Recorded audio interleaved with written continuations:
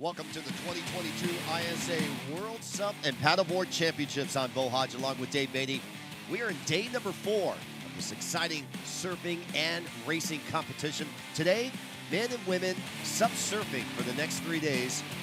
And it's going to be some exciting action happening out here, Dave. We've got a brand new swell. Oh yeah, the waves have showed up for sure in a big way, and the playing field is quite large. I can't wait to see if the rights or the lefts are going to be the top scores, and everyone's warming up and getting ready to go. Well, yesterday you went out to test out the surf zone. Yeah, I finally got out there, and you know what? It's a fun, playful little wave. There's some opportunities for some really long kind of connecting rides, a little quicker left, so it's going to be great. It's quite a bit bigger than yesterday. There's Ricky right now checking in for his heat. You see some of the paddlers paddling out. That's Adam from Israel. So with the low tide conditions and the high tide coming up later on this afternoon, it's going to make it challenging. And see, we didn't have all that whitewater action for the racers yesterday. Yeah, it's quite a bit bigger, and there's a surf report right there, Bo.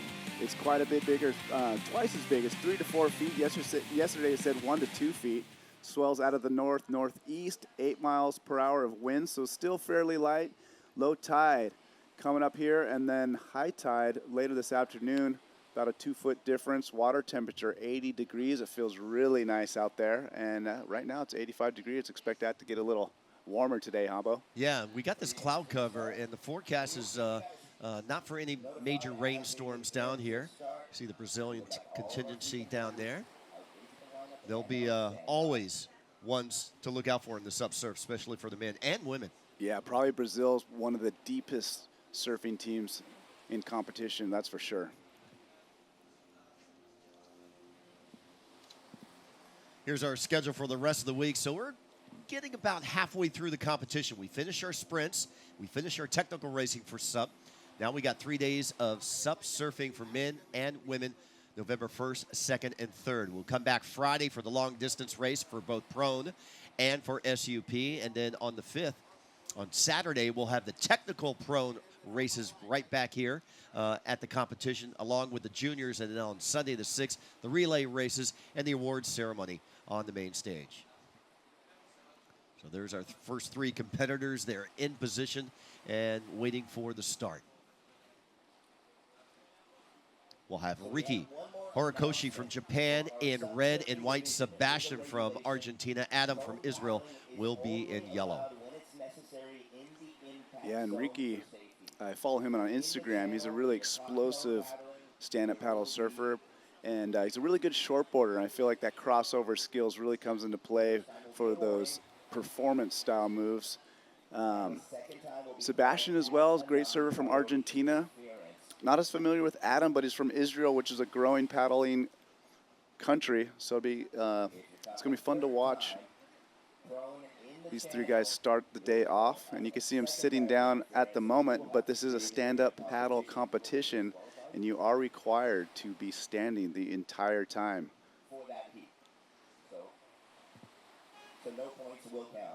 So once the horn goes up, so even waiting for waves, they have to be in the standing position?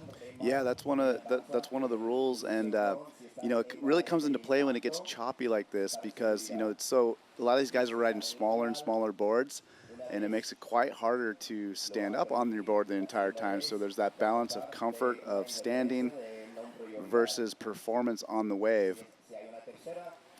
And you can see the lineup right there. The lineup with the bigger swell and the lower tide has really made it a big playground.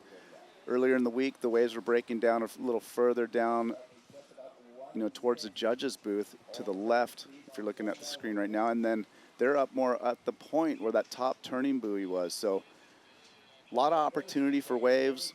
We'll see where they stick around this morning. This looks like the most active peak. A lot of sets coming through. Seems to be predominantly a right-hander with a quicker kind of closeout left. And I've seen a couple waves reform back into the right. So we'll see how these guys are able to navigate some of these set waves. So still not have started yet. You can see some of the competitors. There's Riki just kind of waving his paddle, trying to understand from the judges. So the judges' tower is right in front. There's about, 200 meters down from where we're at, situated from the technical race? Yeah, we got the judges tower down there, so they got a good bird's eye view of the entire landscape of the lineup. Well, I see on the draw here, I recognize 3 past world champions, Luis Denise, Zane Schweitzer, and our defending world champion, Benoit Carpentier. So those are going to be some of the big dogs, of course, Leo and Claudio Nica. We see Giorgio Gomez here, Ricky in the first heat. I mean, there's a lot of great talent here in the men's draw.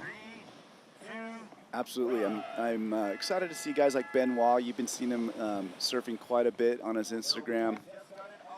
And I know he's fired up for this event. There hasn't been all that many SUP surf events, so a lot of these guys are here and ready to go. Okay, we're underway. They just blew the horn.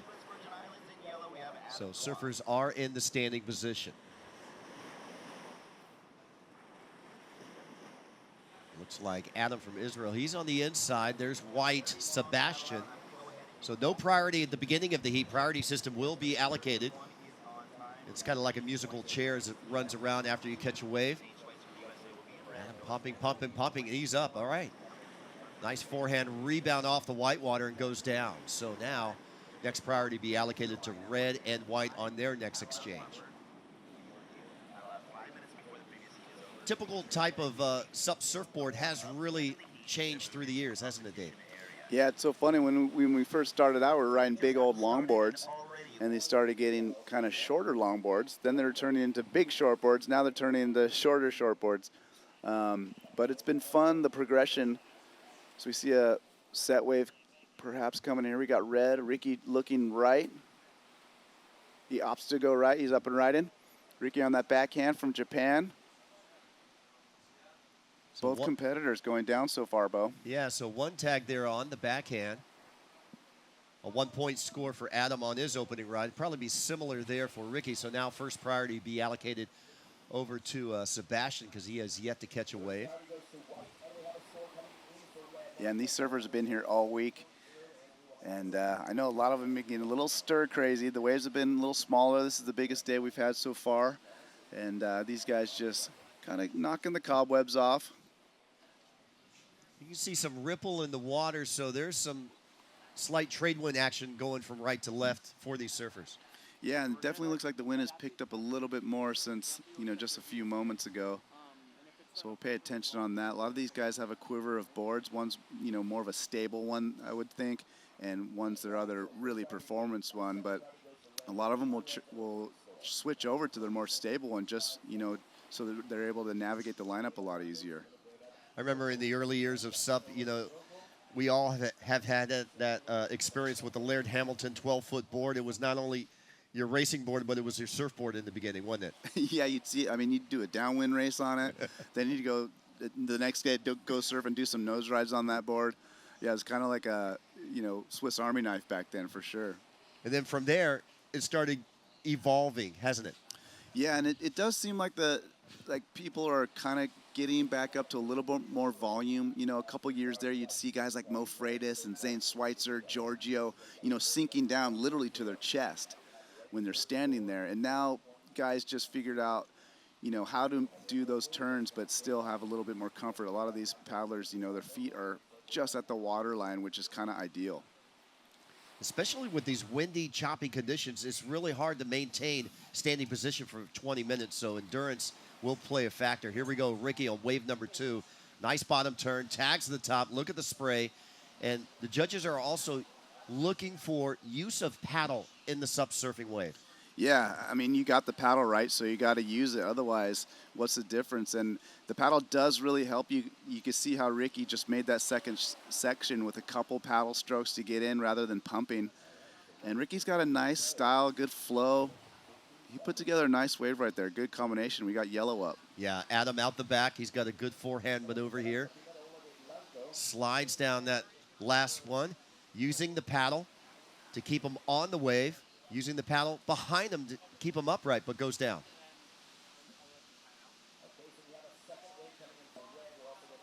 Yeah, and you'll see a lot of that kind of layback style power turn where they just plant the paddle and kind of turn around it. And it really makes it a lot easier to paddle these bigger boards. if you kind of imagine yourself on a board that size without the paddle in hand, you're not able to get that aggressive. So that's what's kind of cool about having that paddle in your hand. Yeah, Adam actually lost his paddle. He had to go paddle prone on his board to go retrieve his paddle. Yeah, that'll happen from time to time. So there's Sebastian from Argentina yet to register a wave. Stand by. I think Ricky's score is going to be above average. It's going to be in that above 6, maybe even 7, maybe even higher. Yeah, it really came together for Ricky on that wave. He had nice sections to, kind of get some work done, and he took advantage of them. So multiple backside turns, nice flow, looked in control, and he was with a lot of speed as well. I really like his style. Okay, 14:50 remaining in this 20-minute heat. This is heat number 1, round number 1. We're going to be concluding all 12 heats in this round. Let's watch a replay. Oh, we've got our first wave for our surfer in white. This is Sebastian. Yeah, and he opted for the left, you can see, Bo. So couple backhand snaps, looking for that reform, climbs the white water there, and it kind of just fiddles out. But, yeah, so it's interesting. Oh, here goes Ricky's replay. Nice turn right off the bat right there. Gets a nice section, too, where he's able to kind of redirect and bash off that white water. Little reform you can see right here. Taking his time, little patience, couple paddle strokes to make that reform. And boom, cracks it again. Nice cutback. And Ricky looking solid right there. I like this wave. Variety, style, especially using with the paddle. Here we go, replay of Adam's last wave. Yeah, and Adam had a good kind of first snap, hung on to that one, so that'll count as 2 turns, and a little standard cutback to finish it off, and just kind of, pulls out of that one.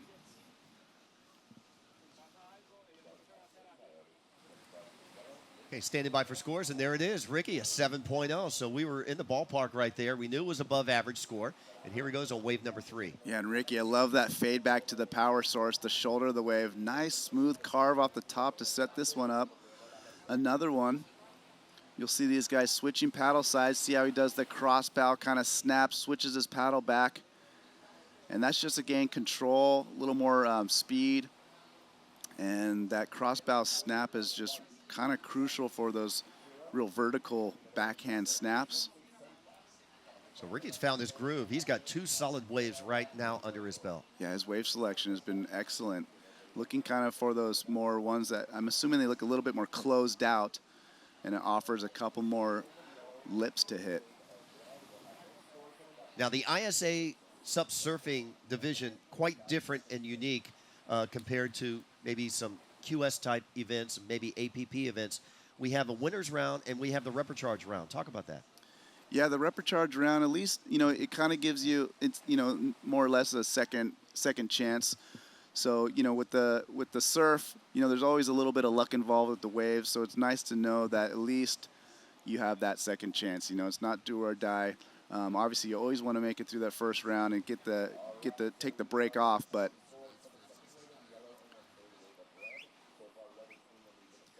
yeah, let's watch a comparison. This is Ricky's first wave again. Yeah, and you could just see just right off the bat, he gets that nice top turn, and that wave offered up that nice little rebound. He does a good job through the business section of this wave, staying patient, reading it nice. He could have gone left or right, opts for right, gets the nice snap again. Nice cutty, virtually the 2 same offerings he had up at the beginning of that wave, and just finishes it off clean, too. So that was the 7.0. This is his 3rd wave, and we've yet to see a score for that one. Yeah, and I just love how his wave knowledge, he's just reading these waves really nice. You saw him fade off the bottom, come back, and getting those nice backhand turns, great backhand style. Little bobbly right there, kind of lost grip of his paddle, but he recovers nicely, and he's, kind of works to the left and back in the channel. He's going to head back out. Okay, we're on standby for scores for that 3rd wave for Ricky, keeping the judges busy up the tower. A 5.5. So there, he's cracked double digits for the 2-wave count of a 12.5 with 11 minutes remaining. So now Adam needs a 9.5 just to get to first place. But remember, in this 3-man heat format, we will have a couple of 4-man heats. I believe all of them will be 3-man. Top 2 will advance into the 2nd round. Yeah, and that's always nice, you know, from a mental standpoint. We see Sebastian Barbero, Argentina, nice power carve, a little bit of a layback. Switches his paddle to get that roundhouse going, cross back with his paddle. So nice technique by Sebastian here. Finishing up down the line. Nice little float tag to end his wave. So Sebastian needs just a 0.4. That's what separates Adam and Sebastian right now. And he's got that and a whole lot more. So he'll move into second place, but still plenty of time, and we're halfway through with 10 minutes counting down. And from a mental standpoint, top two advancing, you know, at least myself, I'd be like, okay, I got to beat one guy, you know, and right. It kind of makes it feel like less of a task, right? Okay, I got to beat this one guy, and I'm off and running to the next round. Okay, here we go on the paddle. This will be Ricky, his wave number 4. He's keeping busy here. Nice backhand slash off the bottom turn. Crisscrosses his paddle. Boom, throws it again. Look at the spray on the tail. He's keeping real busy on this wave. Boom. He's loving these rights. Yeah, he's really has a knack for picking the right waves. They're really lining up for him. You see Sebastian in white switches over for that nice power carve. Gets a little bit of a roundhouse rebound on that one. Working the inside. A lot of reforms out there. Nice little backside transition right there. Sticking with it. And he's going to pull out. So, decent ride.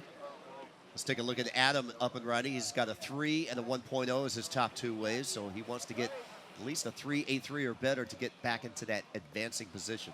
A couple of carving turns, using that paddle to pump down the line, bouncing the board. He's on the open face. The wave's kind of fading away from him, and he'll kick out. So nice exchange there. All three riders getting some decent rides. Ricky's seem to be the most dynamic. Really find those backhand. Shot of our water safety crew. They were quite busy during the technical races. We see Otto Flores there. We see Zane Schweitzer, Mr. Aloha. Yep. Saw his brother Matty. Matty just got in town. Matty's been hired as a coach. You know, usually he's the head photographer at a lot of these events around the world, especially following his brother. But we say hi to the Schweitzer family over on Lahaina, Matt and Shawnee. I'm sure they're up. It's about, let's see. Oh, my God, it's 2:13 in the morning over there. Well, they've been watching their kids do this since day one, so maybe they take the first round off. Probably not, though. They're up. Yeah, there's a great new windsurfing movie featuring Matt Schweitzer and some of the legends of the sport called Broken Molds. If you get a chance to check it out, it is an amazing film. It's making the International Film Festival tour around the world, so look out for it. Broken Molds, check it out online. All right, Ricky still with that lead with a 7 and a 5.5. We got Sebastian from Argentina with a 3.6 and a 3.23. He needs an 8.9 to go into first place. Adam, down in the non-advancing position from Israel, has a 3 and a 1. He needs a 3.83 to go into second place. We have 7 minutes remaining. Heat 1, round 1 of the men's SUP surfing category. A total of 12 heats will make up our first round. Let's watch a replay, last of Ricky. Yeah, and Ricky finds another nice right. Gets a couple snaps. Just love his backhand. He's got really good technique. Nice and low. Boom. Smacks that final section, but goes down. Here was Sebastian's wave. More of a power carve to start his wave off. He's going to stick with this one. A lot of these waves, if you could read them correctly, they got a nice reform and peel down into the cove down there. Yeah, man, cool. And Sebastian goes to work on that wave. So we got another replay here. This is, again, Adam. Let's watch Adam here. Nice carve. Watch the spray. Judges can judge these surfers by their maneuvers as they're watching how they use their board, how they use their paddle. And this kind of wave kind of runs at him on the end, and he'll just kick out. So bringing up yesterday in the SUP technical event for both men and women qualifying for the Pan Am Games. Also the same for SUP surfing for men and women. Yeah, the Pan Am Games for SUP surfing is definitely up for grabs here. And, you know, a lot of these guys are coming from all over the world to get those couple spots. So this event, the 2022 World SUP and Paddleboard Championships, will qualify 4 athletes directly to compete at the 2023 Santiago Pan Am Games. The top 4 ranking men and women, and only 1 per country. As we saw yesterday, the United States qualified 2, but since Candace Appleby beat out April Zilg, April is not eligible to go to the Pan Am Games. And so, as we saw in the SUP Tech, this will be happening at the end. So by November 3rd, 3 days from now, we'll know our 4 representatives going to Santiago, Chile.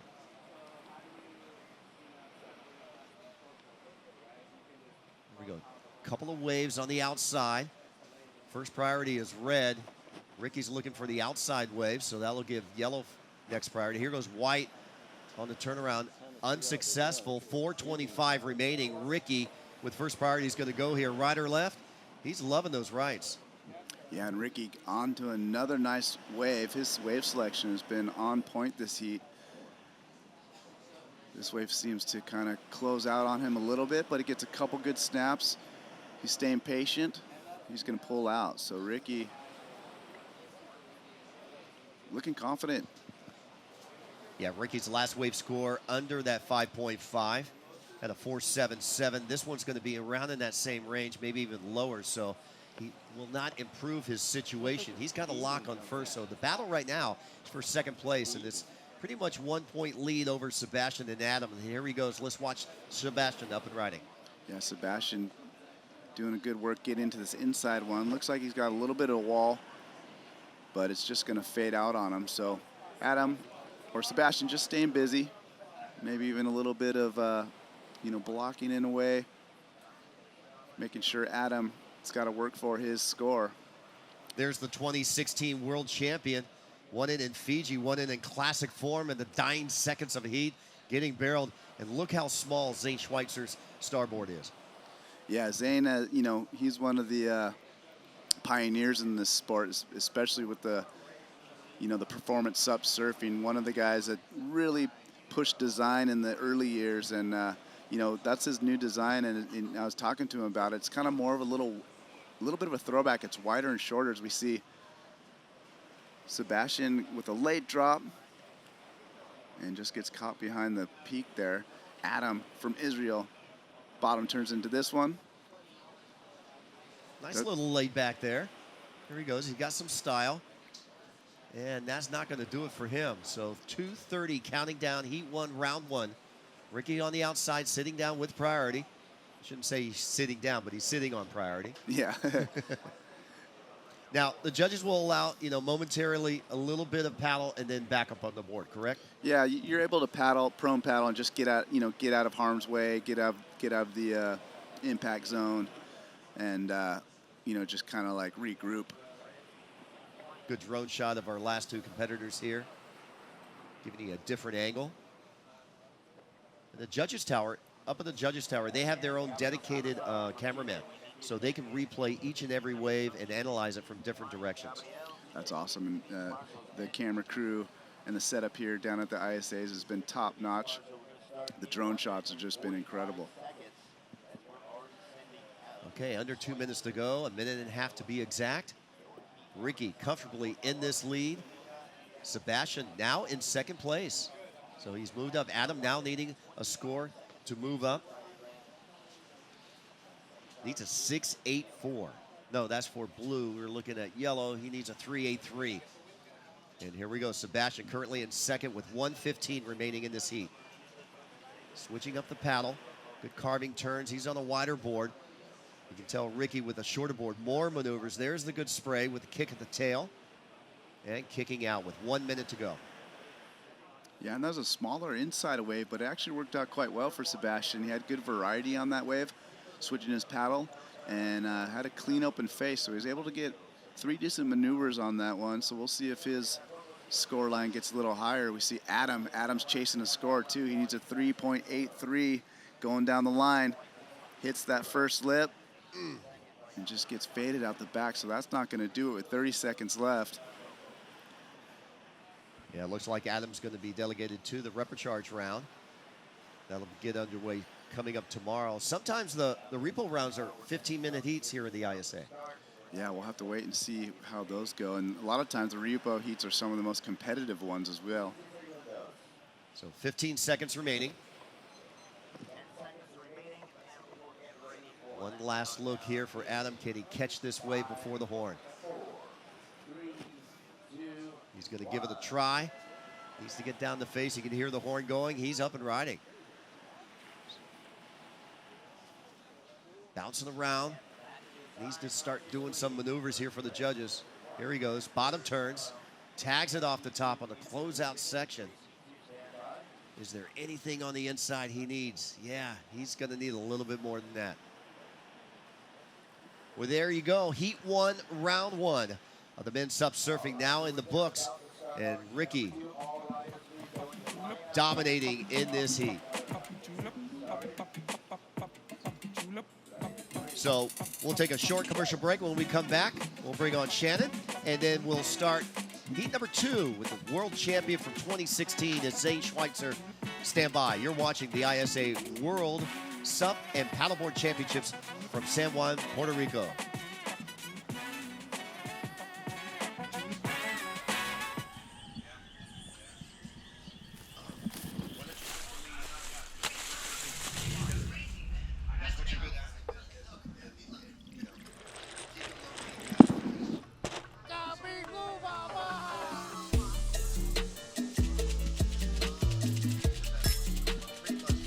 Come visit Puerto Rico and experience the rum route. We are the rum capital of the world. Talk to Jay.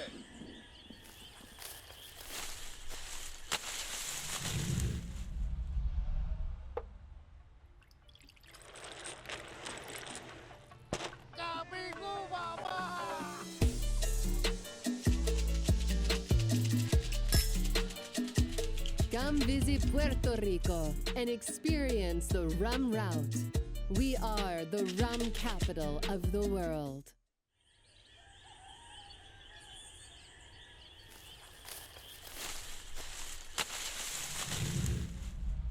In Puerto Rico.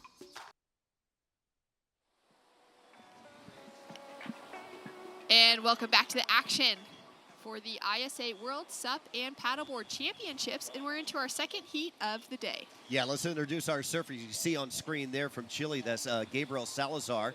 We'll have Noah Stender from Denmark in white, and the 2016 ISA World SUP champion, Zane Schweitzer, out of Maui, representing Team USA, qualified at the U.S. Nationals earlier this summer in June in Oceanside. So there's the lineup. Schweitzer in red, Stender in white, and Salazar in yellow. So we got USA, Denmark, and Chile here.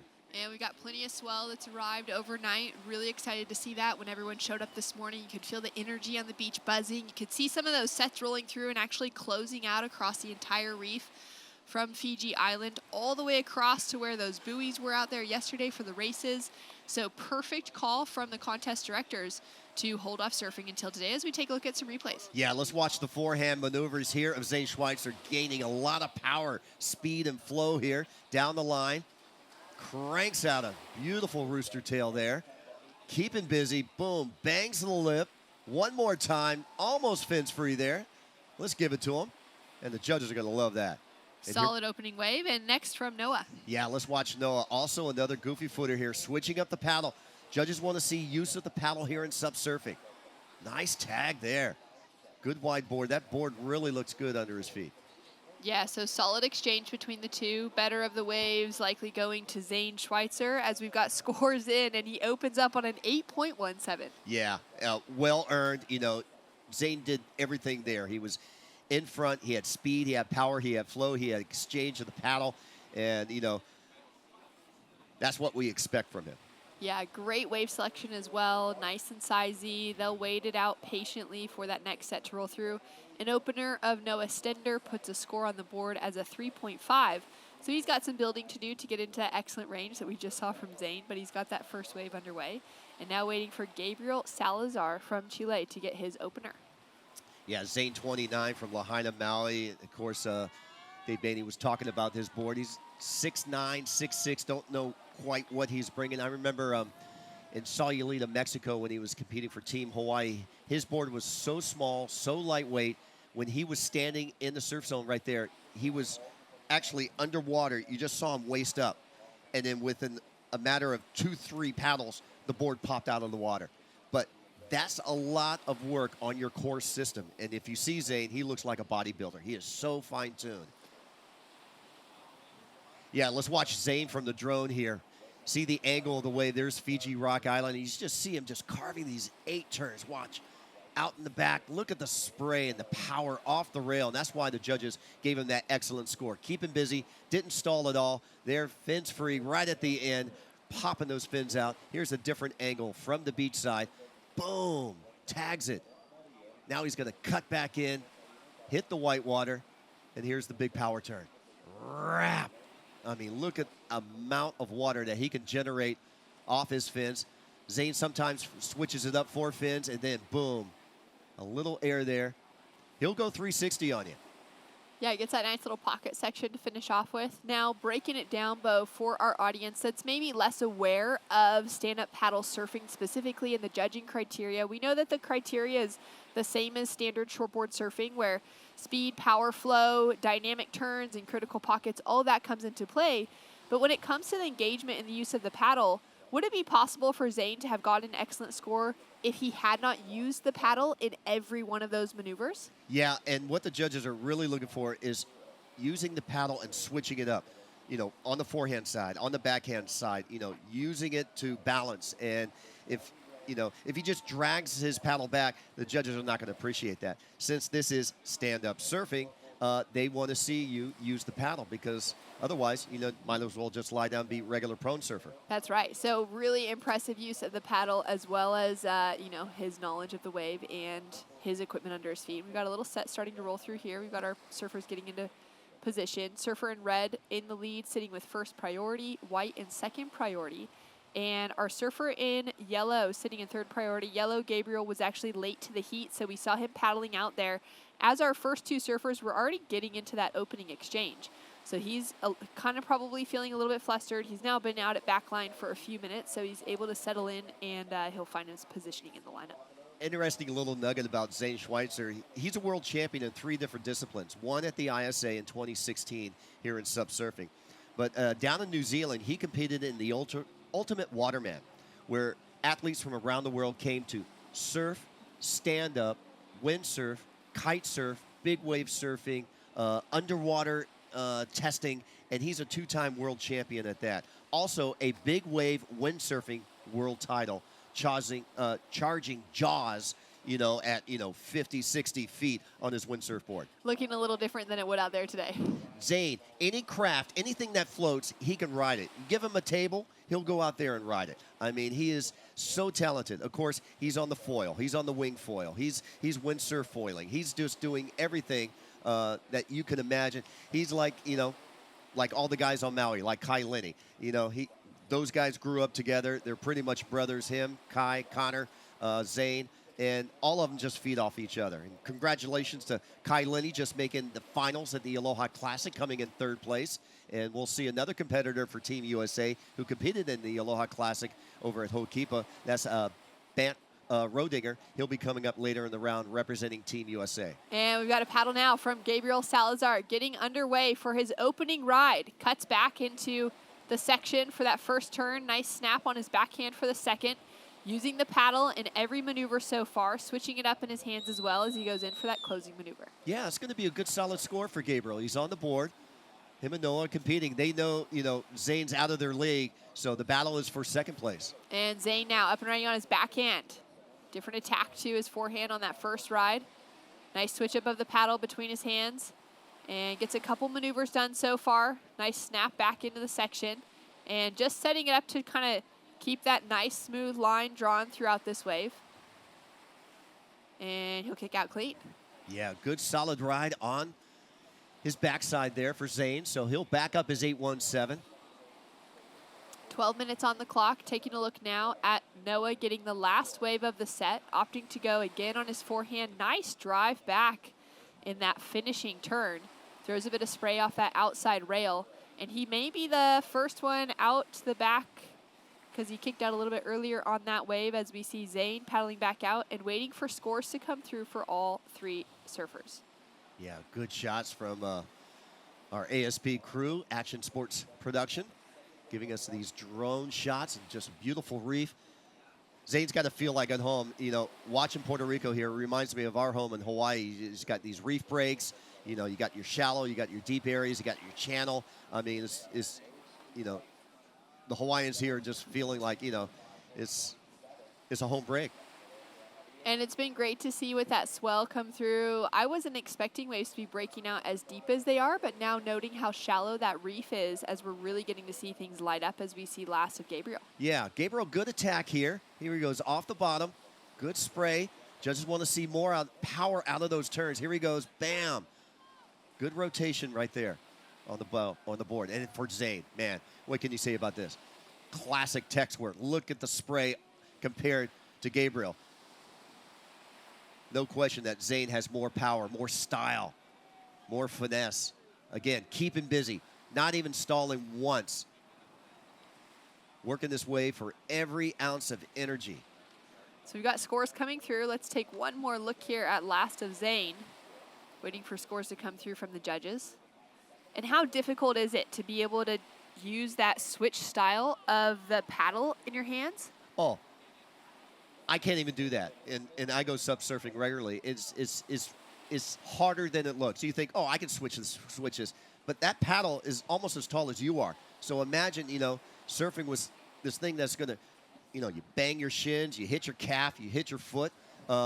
It takes practice, a lot of practice. Team USA watching some of the replays, also getting some of their own, you know, footage. That's Zane's brother. That's Matty Schweitzer right there. Zane. Matty documenting with his camera. And, of course, Matty used to be a photographer for the ISA. And there's all of our social media handlings that you can find us here. Yep. Check it out at isasurf.org. It's most likely where you're watching this event today. Check out ISA Surfing on YouTube, Twitter, and Instagram. Facebook as well. Be sure to tag hashtag ISA Surfing for all of the photos that you're posting if you're down here watching this week, as we take a look at Gabriel now. And he's getting underway on his second wave. First little snap to start. Goes straight for a while here and now starts to engage that rail and cut back strong into the foam. Now looking to draw off the bottom as he's seeing if this wave will actually stand up and offering some scoring potential again. Little cut back into the foam and starts working his way through, and he goes down on the finish, so that'll go incomplete. But his first wave has dropped through as a 5.17. Now last of Noah at 2.33. He's still sitting in that second place position with 2 scores on the board, narrowly ahead of Gabriel Salazar. And he's getting some work done here to try and increase, get himself above that 3.5 if possible. Nice couple snaps so far, good use of the paddle, switching from side to side, and he goes down incomplete on the finish as well.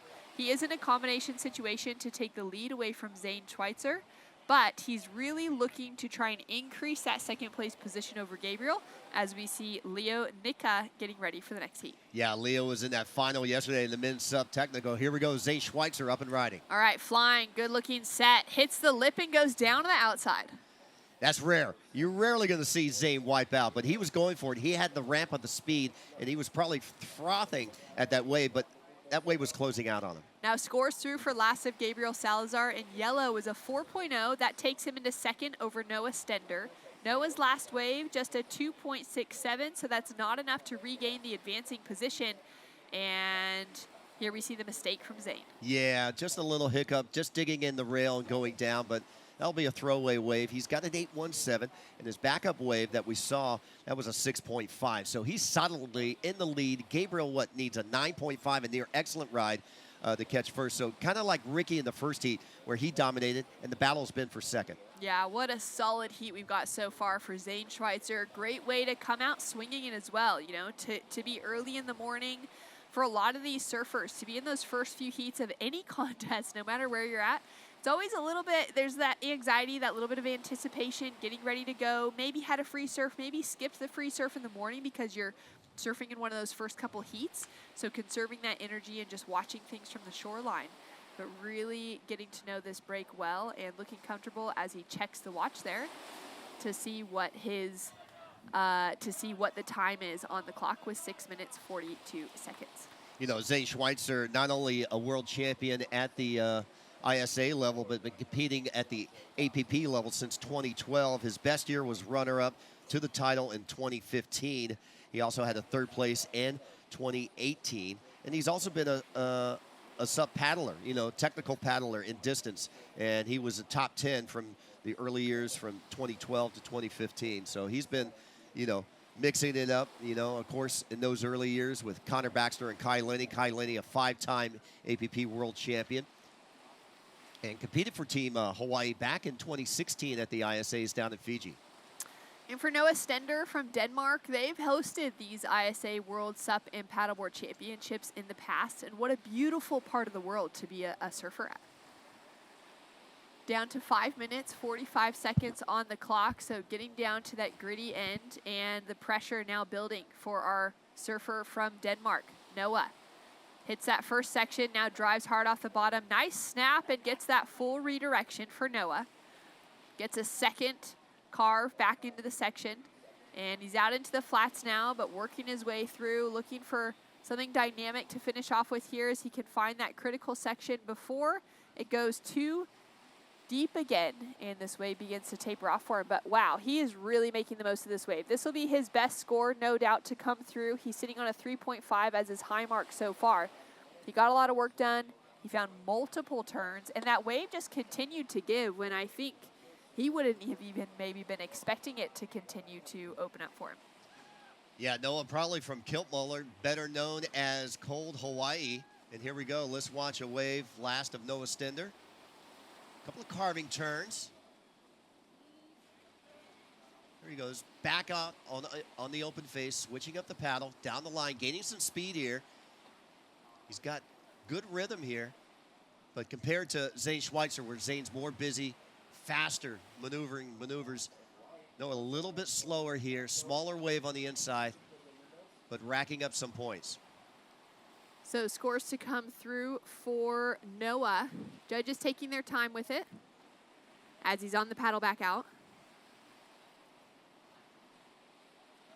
And scores in. So it is just ahead of his highest score. It's a 3.87.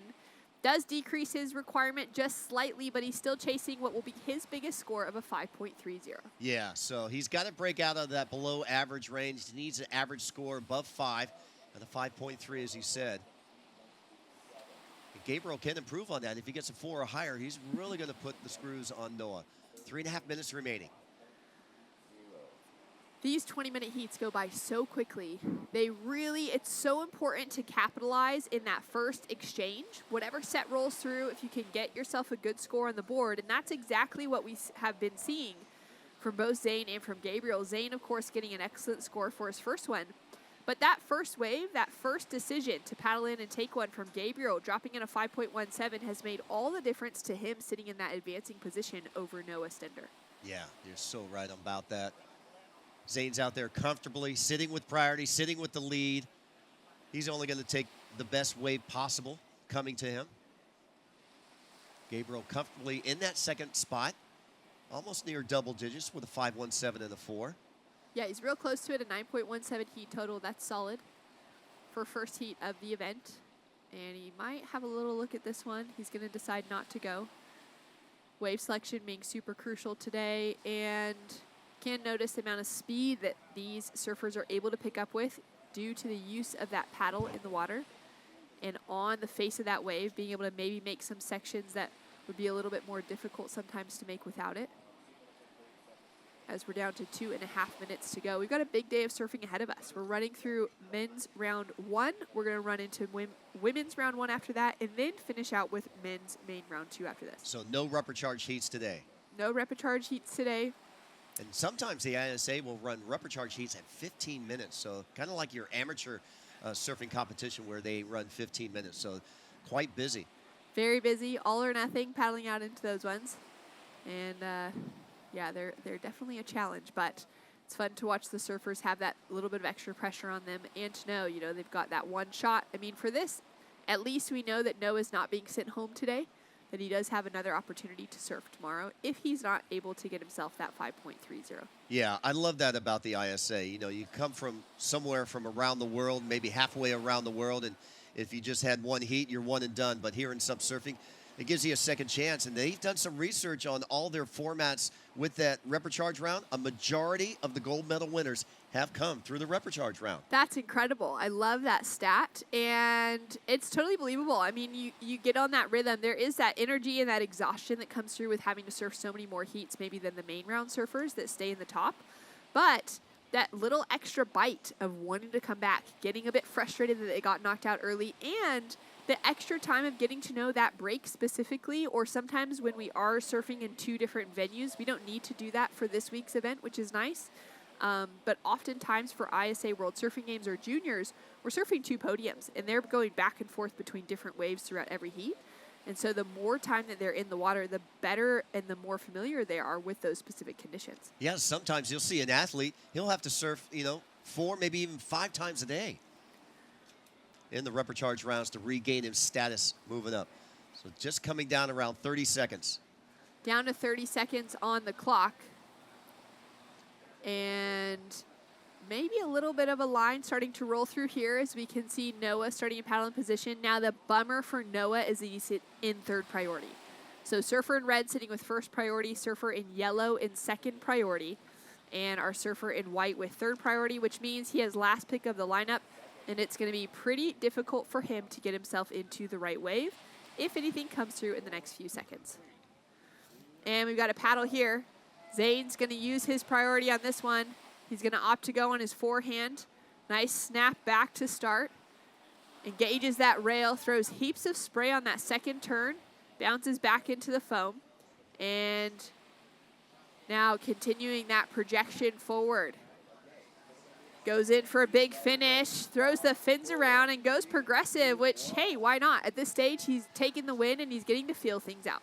Yeah, every time I see Zane surfing, I think he's sprinting. He's running because he's got such fast maneuvers working down the line there, and he's got a solid lock on this, and we'll see him in round number 2.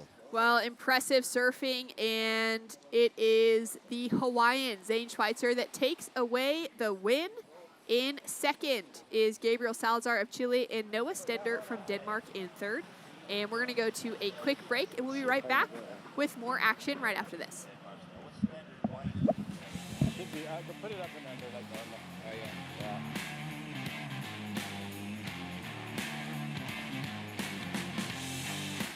In Puerto Rico, we call ourselves Boricua. We're proud, passionate, and full of life. On our island, adventure finds you. Strangers aren't strangers for long. The size of the audience doesn't change the beauty of the music, and we celebrate every last ray of sun. Live Boricua.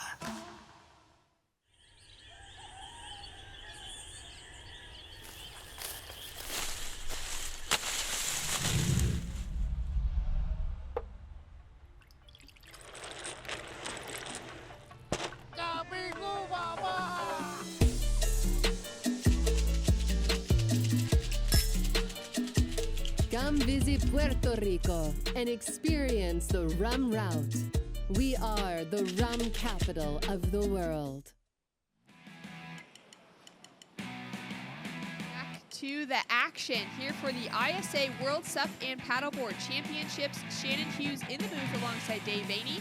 We've just seen a great heat from Zane Schweitzer walking away with first, Gabriel Salazar in second, and Noah Stender in third as we take a look at our next heat with Leo Nica from Italy, Max Torres from Puerto Rico, and Jason Latham from American Samoa. Yeah, this is a good heat, too. We saw Leo Nica in the race yesterday, so he's taken double duties here in the race, SUP technical and the SUP surfing. Leo and his brother have a nice little surf camp going down in Italy. Max Torres, the local Puerto Rican, very good surfer. He's a name on the tour, so you see him all over the world. And Jason Latham, really nice guy, great surfer, resides in Virginia Beach, and you can see him right there in the yellow on a really small board. He was sinking quite far down there. Yeah, what's what goes into the equipment selection for these guys? Yeah, well, obviously the smaller the board, the more performance you're going to get out of it, but then you start taking away the stability. And Max, you can see him just sink right there, basically to his waist. And to stand like that is really difficult to pull off, especially when you got to, quickly turn around and get a wave. You got to crawl out of that hole first before you can start taking that wave. But Max, look at his bounce, and Jason over there in the yellow as well. They're about the same volume right there. Yeah, it's one of those things, you got to balance stability versus performance. Obviously, some of the lighter guys really starts to be a decent advantage able to ride such a small board. You could throw it around so much more, blow the tail out just a little bit more. Harder to catch a wave, so there's trade-offs, but as you can imagine. But when it comes down to the performance side of it, the small, thin ones obviously are gonna have that slight edge. Yeah, that's an excellent breakdown of board selection. I mean, it makes so much sense to be wanting to ride something that's smaller, thinner, maybe sharper rails to have that performance, especially because we're judging surfing here. Just like normal surf criteria, aside from the use of the paddle included within that. And so to be on something that allows you to really drive hard off the bottom, to get that board right in the pocket in those critical sections, but the challenge of it being to actually get yourself paddling above water. Yeah, and there's situations where it is harder to paddle on those boards. So there might be a lot of action going on, swirling. Here comes a set, and you got to make quick decisions. And sometimes you just can't because it's hard to paddle the board and react that way. So when it's such low volume, you kind of got to stay more in your certain spot. You can't roam the lineup as much. And that's one of the advantages of having the paddleboard. We all know that paddleboards can get a little greedy in the lineup because it's so easy to catch waves, but you start taking the volume away, you start thinking about it more like a shortboard. You got to pick your peaks, stay kind of more there, and so it comes into a lot more strategy. So, but they're always going to choose performance over the paddling, I would think. Over the ease of being able to paddle a little bit quicker. As we see our surfer in white, Max Torres, he picked his positioning so well for this set rolling through. Engages that first turn, nice snap. Up into the second as we see Jason have a look at that wave behind, decide not to go, and Max goes down in the finishing section. But that was really good positioning in the lineup for the start of that wave. Yeah, and Max being the local, it's very interesting to see him take a left on his first wave. So he definitely was looking at that peak from the beach, and Max started that wave off pretty well. Max is definitely known of being an explosive surfer, sometimes too explosive. He'll push it too hard when he doesn't have to, but he gets a nice top turn. Second one right there. Just crawls up on that a little late and just gets caught up. But first wave, so he's warming up. But you can just see his technique. Nice carving maneuver. Switches the paddle, give him a little bit more leverage. Switches back, and yeah, went over the bars. And our surfer in yellow, Jason Latham from American Samoa. Into this first wave. Drives back into the section as Max Torres opts to get a quick second wave under his belt. We'll track with Jason now on his forehand. Nice snap up, places that board well into the section and drives through on that last turn. This wave continues to open up for a nice bowly section to hit to finish right over the reef. And he'll stay, well, he goes back down to his stomach, but rides out complete on that ride. And we'll see Max Torres getting himself into the lineup as well. So great couple of waves to come through. We're waiting for scores. And as we do, we'll go down to check in with Zane Schweitzer after an excellent heat. He's with Anthony. Here with Zane Schweitzer, winner of heat number 2. Zane, carrying on the momentum from Team USA, 817 on that left. You got a score on the right. Tell us about the conditions. Yeah, thanks, AV. I appreciate it. It's great to be back at the ISA and to see all our friends and competitors from around the world. And so good to be back in competition in this SUP surf event.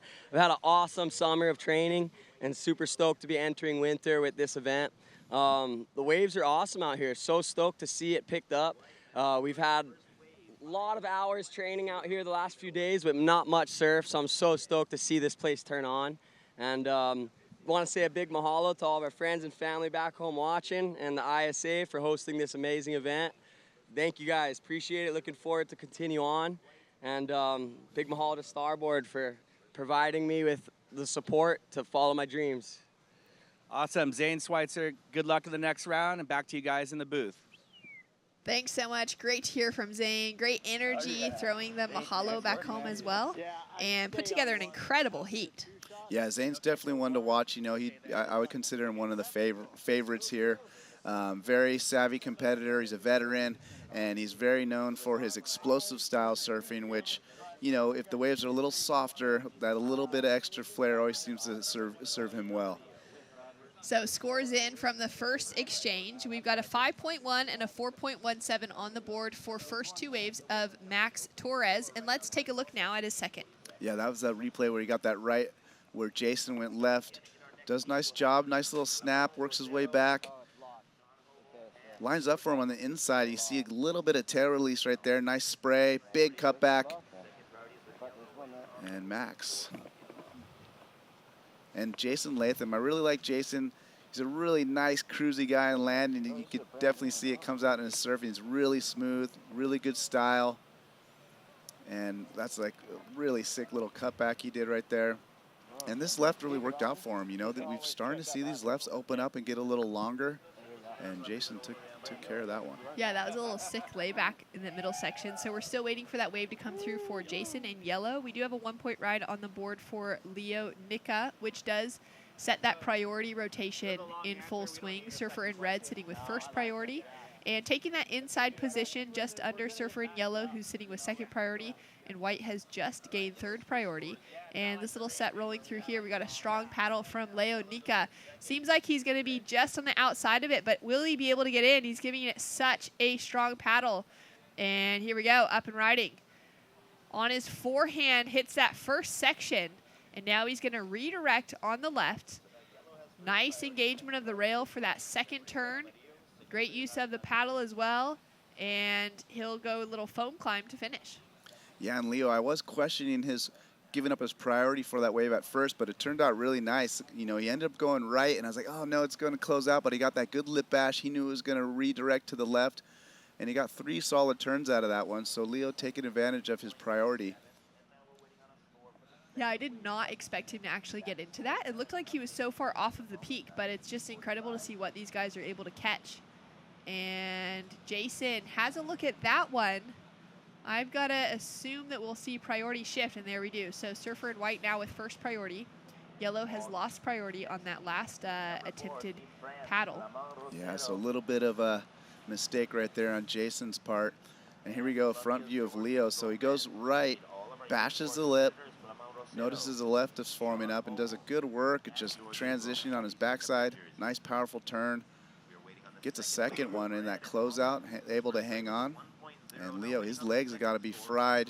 You know, he had those tough battles yesterday in the SUP racing, so it's good to see him loosen up right here.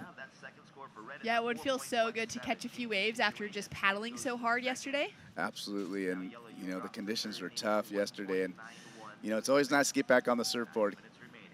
So scores through for Leo. It's a 4.17, has him sitting in second position. Now Jason Latham is chasing just a 1.91 to get that advancing position in the main round. As we take a look now at Max Torres into a huge section, drifts a tail on the opening turn. Leo up and riding on the inside as well, and he'll just go incomplete on that last turn, but Max going straight up through the lip. Nice and vertical, great snap now, and you can really see the performance coming out in the smaller board that he's riding. Goes in for one last hit on the finishing section and gives the claim back for Puerto Rico. Hey, well, rightfully so. I mean, we're throwing out claims from the first round, and Max with the big lip bash out the back. I can't wait to see that replay. And look at his team, Puerto Rico. Standing ovation. They know it. They see it, and they're stoked. That was a really sick wave. Let's take another look at it here. I just love it. He just gets all the speed, times it perfectly, and boom, drifts that tail. So stylish. Able to recover, stayed real patient, letting it set up in front of him. Boom, gets another one. Nice and clean, perfect timing here. Wraps a nice little snap, You see him switch his paddle to get that leverage on a roundhouse. And then finishes off quite clean. And you know what? Why not? We're at home. We're in Puerto Rico. We're feeling good. Throw it up. Goes for the little chop hop on the inside as well. Doesn't right out of it, but man, what a good feeling that would be for Max Torres. He's already got a 5.10 and a 4.17 on the board. And we've got our surfers in the next heat getting ready to paddle out. That'll be our 4th heat of the day. So we're just smashing our way through the heats today. As we'll see our surfer in white, Sean Hovel from New Zealand. He'll be in the water up against Giorgio Gomez of Colombia and Clement Rosoyo of France will be in that next heat. We've got 12 heats for men's main round 1. Then we'll be rolling into 8 heats for women's round 1. And then finishing in our day with men's round 2. So we got a lot of surfing to get through. Yes, and I mean, you know what? The waves are here, so I'm excited to see these. We got some really excellent women's heats coming up a little bit later as well. You see Jason Latham, goofy footer, in yellow on that left. Nice, stylish cutback right there. He's got another section. He's going to bash it. I love just like his low center of gravity, and he just pushes that extra little flare out the tail. Not the most variety of turns on that wave, but very stylish indeed. Yeah, you can really see his style coming through. I like that as well. So scores to come through, and that's only Jason's second wave. So he's been super selective. Taking a look now at our surfer in red, Leo Nika. Cars back into that first section, drives kind of through that middle section of the board, nice slash, and throws heaps of spray off the tail. And he goes down on that outside section of his board. So scores to come through, and a huge score has just dropped in for Max Torres. It is a 9.33 for the Peruvian. Takes away highest wave of the day and puts the field in a combination situation. Yeah, and Max has got to be stoked. He threw a big score in front of his hometown crowd. And a little known fact, Max has been to California and has done some coaching and training with none other than Anthony Vela. Oh. So I know he's been working on his skills, his strategy especially. And here's a replay of that big score. And just watch him go off the bottom and boom, just snaps it above the lip right there. I love the patience, too, because you could come out of turns and get a little frothy. He just waits as it sets up. Nice timing again. And that's the formula. Big turns and nice flow and just good variety. This wave offered it all. And, you know, when he finishes off clean and you got your friends on the beach, let's throw up a claim. I love it. And we saw the beach giving him a standing ovation for the Puerto Rican. And, I mean, how stoked he would be to hear a 9.33 for this wave. Like you said, so well timed, just held back enough and timed everything that he needed to perfectly. Yeah, and, you know, a lot of times you could get caught on the bottom turn and you kind of have to blast through the lip. Obviously, he was over the lip and able to just release those fins and, you know, so much style and raise them up. Let's go. Puerto Rico fired up already in round 1. So situation for the rest of the field.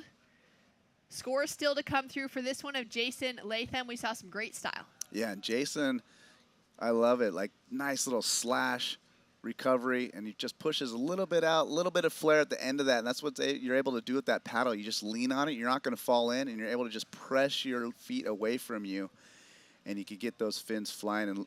And Leo's been staying busy on the inside, kind of getting these, like, reform kind of bowls, and he does a nice power hack right there.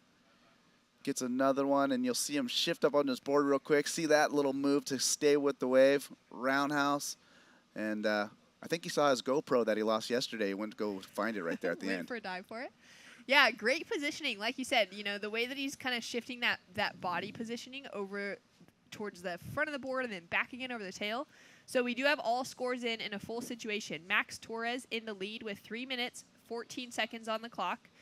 Leo from Italy sitting in second. He's dropped in a 3.70 for his last wave as he's now up and riding again and goes down at the back.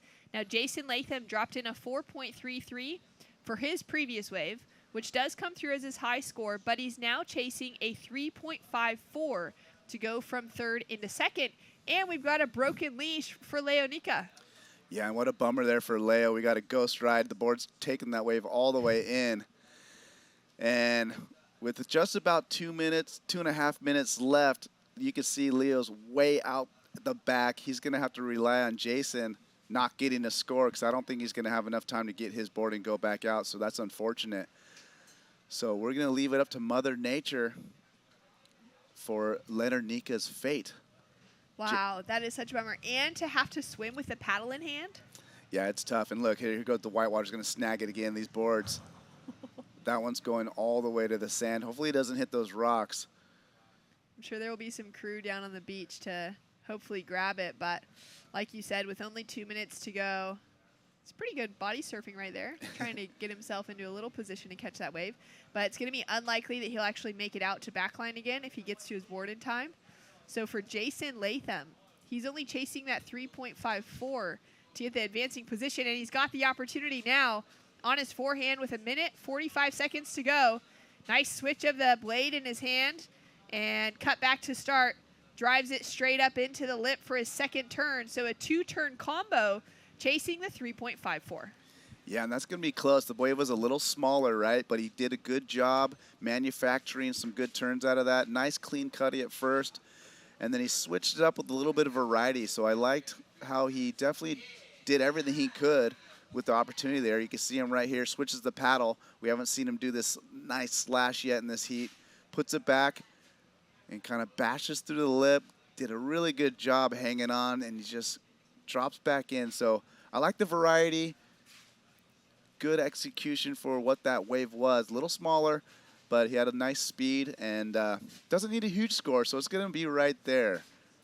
So scores to come through for Jason Latham. Max Torres sitting happily in the lead, having Leo in second in a combination situation of a 14.43. Leo probably still swimming his way in to try and pick up his board on the inside. And now waiting for score to come through for last of Jason to see if he's able to get that score and take the advancing position away with just 25 seconds on the clock. Yeah, and that time is ticking. You see Max, looks like he sees something. This could be a victory lap for Max right here. Little set rolling through. Get one more wave rather than having to paddle his way in, as the next heat will kick off shortly. And beautiful open face in front of him. Races through that first section, goes up into the lip, and he'll go incomplete on that turn. Now up and riding on his feet again as the buzzer sounds. And he's not looking for a score to go anywhere because he's already sitting in the lead, but just looking to find himself a fun wave on the way in and test out his equipment underneath his feet. And scores in for last of yellow. Jason Latham just gets the score, a 3.67 for the 3.54. That was his requirement. Takes him into second. Leo Nica from Italy down into third. We'll hit the repecharge round tomorrow. We're going to go to a quick break, and Bo Hodge will be back in the booth right after this.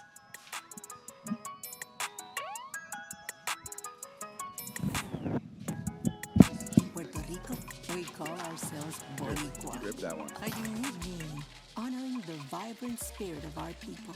When you experience our island, you'll find that spirit in yourself. Live Boricua.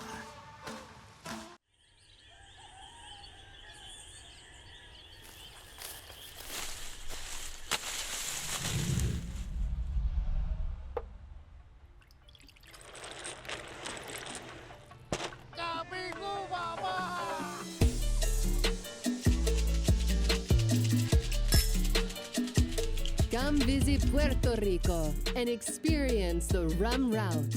We are the rum capital of the world.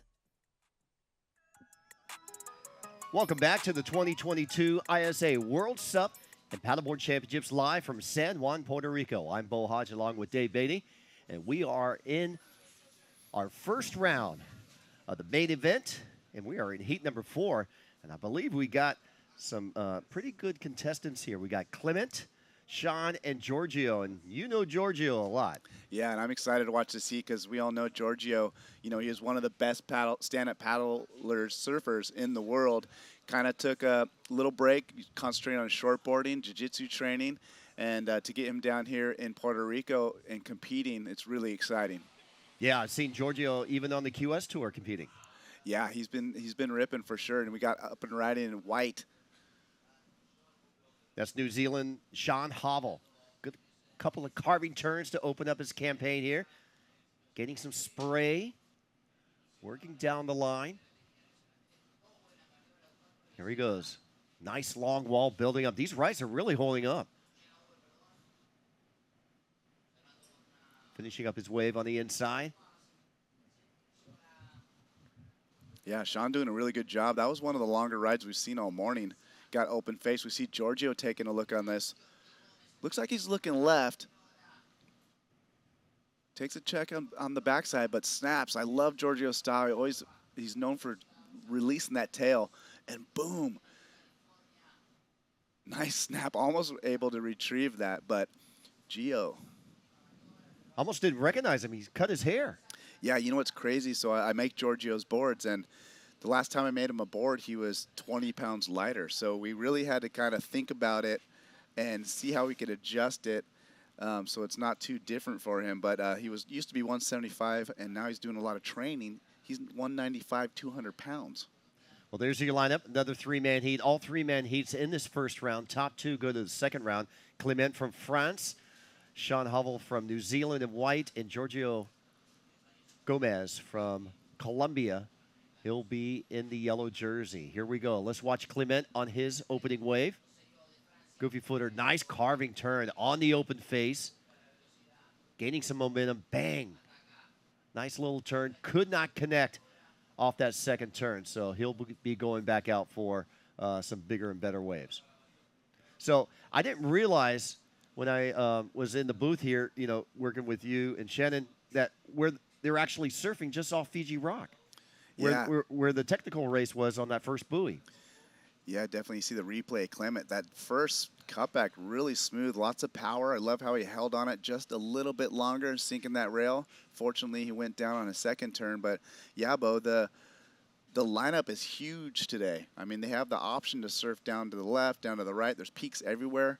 But as you're saying, it looks different today from the racing, and that predominant peak is right out front where they were paddling through the lineup, and it's closing out that bay right there. Yeah, so you see where Clement is in red. That's very close to where the first buoy turn was when all of our technical paddlers were paddling straight out just to the left side of Fiji Rock. 16 minutes remaining, 20 minutes in length.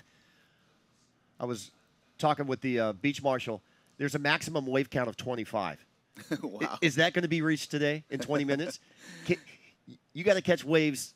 You got to catch 2 waves a minute. Yeah, I mean, look, we all know that paddle gives you a wave catching advantage, and to hear them expand it to 25, it must have been by necessity, right? Well, if anybody could do it, maybe Zane Schweitzer. Yeah, you know what? We should start placing bets right now. Who gets the 25 wave maximum? See the Water Patrol to the left. Chuck Casey and the rest of the crew doing a great job working with the local Puerto Rican water safety crew here. 4.5 opening wave for our Kiwi surfer, Sean Hovell. So he sits in first. Clement with a 3.57. Giorgio with a 3.17. All surfers with 1 wave to their count right now. Yeah, and Clement, if you remember, he got that really long opener. Did a good job navigating that wave. And you can see out the back, Giorgio kind of kneeling, right? So the rules are you have to stay standing. So technically, Giorgio, his butt is not on the deck of the board. He's squatting, so that is technically standing. And we saw Clement. He was standing on his board, and he fell off. Yeah, and you'll see a lot of that. Unless you're continuing paddling, a lot of these boards, you'll just sink and you'll fall in, and that's allowed. You just got to get back up. Can't sit there too long. Judges might deem it an advantage, for a rest for your legs, but these guys all know the rules, and you can see Giorgio with his 195 frame back up. If he stops paddling, this board will sink him all the way to his waist right there. He's already mid-calf, knee deep. Okay, Giorgio's got first priority, so he'll have the luck of the draw here. Will he go for this one? He's kind of putting himself in position. He's not going to go for this one. So second priority, red. Third priority, white. Sean's going to say, I might as well try, but they were just too far out. That wave was breaking too far in. Yeah, and when you have that priority, you can't make a move for that wave or you will lose it. So second and third priority, you might as well give it a go. sneak a wave under priority, maybe get a score. Well, with France winning the 2019 team championship down in El Salvador, the last time the ISA had the World SUP and Paddleboard championships, we're going to see back-to-back heats with both Team France and Team New Zealand in heats 4 and 5. Coming up in our next heat, Benoit Carpentier, the gold medal winner. He'll also have another Kiwi surfer coming up, and we'll have a Costa Rican surfer, Jose, also in that heat. Yeah, we got some great heats coming up. A lot of big names in the SUP surfing world are here competing. Let's go down to AV, checking in with our heat winner for the last heat. Take it away, AV. Here we are with Max Torres from Puerto Rico. 933, the highest single wave of the day. Max, all the emotion leading up to the event, the opening ceremonies, and then you go out there and get that wave. Tell us about how that felt. Pues se sintió súper bien. Estamos aquí en Puerto Rico, estamos en la isla, mejor sitio donde me toca representar a todo el mundo y represento con orgullo. Y la bandera de Puerto Rico es lo que me da ánimo para seguir. So, vamos arriba. Max is super stoked to be here competing for Puerto Rico at one of his favorite waves in Puerto Rico. All right, thanks, AV. Last time I saw Max was, I think, 3-4 years ago at Sunset Beach at the APP Sunset Beach Open. And he was still a teenager, and he was still looked like a young Grom. Now he's a grown man. Yeah, and I remember that Sunset Beach competition too, and I remember him standing out because he was one of the younger Groms, and you know, you wouldn't expect him to charge so hard, and he was really charging that inside bowl section. We see Giorgio going to use his priority. He looks right, but ends up going left. Nice little tail drift. Signature Giorgio kind of snap. He's being patient here, building up some speed. Another nice snap. Lots of power in that turn. You saw the big spray there, and something to think about. Giorgio actually likes a little bit longer board than some of these guys. So he's actually on a 7'6" board. A lot of these guys are under the 7-foot mark, you know, maybe 6'10", 6'11", but Giorgio likes that stretched out outline. See the trouble that Sean's having trying to just stay above the water. Red with first priority. Clement, let's watch him. The goofy footer stroking into this wave. He's on it. All right, he'd open up with a 3.57. He wants more. Nice carving forehand turn to open up. Down the line. Hits the lip. Lots of speed. Boom. Some good spray there. One more wrap into the whitewater section. Solid score for Clement. Yeah, Clement did a great job. Great wave right there. We see White. Sean from New Zealand going up and over that lip. Makes his way to the corner. Switches the paddle over to kind of redirect back into the shoulder. A little cut back there. This wave's starting to reform for him. Gets one more snap. And so far, Sean, definitely part of his strategy is to get the longer waves and kind of ride them out. There's Team New Zealand back on the beach, cheering on Sean. Now all three of our surfers, 2 waves, they got their minimum rides right now, so they'll be building off their lower scores. Here we go. Paddling, yellow, Giorgio Gomez. Yeah, Giorgio looking right, but he doesn't like it, so he's going to pull right out. Waiting for second scores from Clement and Giorgio. Clement had that really nice long left. Lots of speed, was able to connect a few different turns and make some sections. Giorgio, a couple power turns, but not as many maneuvers. So I'll be curious to see the point differential from their different styles. Giorgio looking right. Nice little rebound right there. Switches the paddle over. Little crossbow snap. I just love Giorgio's style. Here we go, another one. Boom. Here we go. Giorgio starting to warm up. Nice roundhouse. He's got a little bit narrower stance, you know, puts him right in the sweet spot of his board. And Giorgio kind of rocking a mullet too. So yeah, from head to toe, the style is here. You sure that's not Izzy's board, that pink one? You know what's funny? Giorgio always requests a pink board. So, you know, I kind of toughen it up. I make sure there's a little bit of black in that. So we did a pink-black resin swirl, and he was stoked. All right, let's watch the replay here.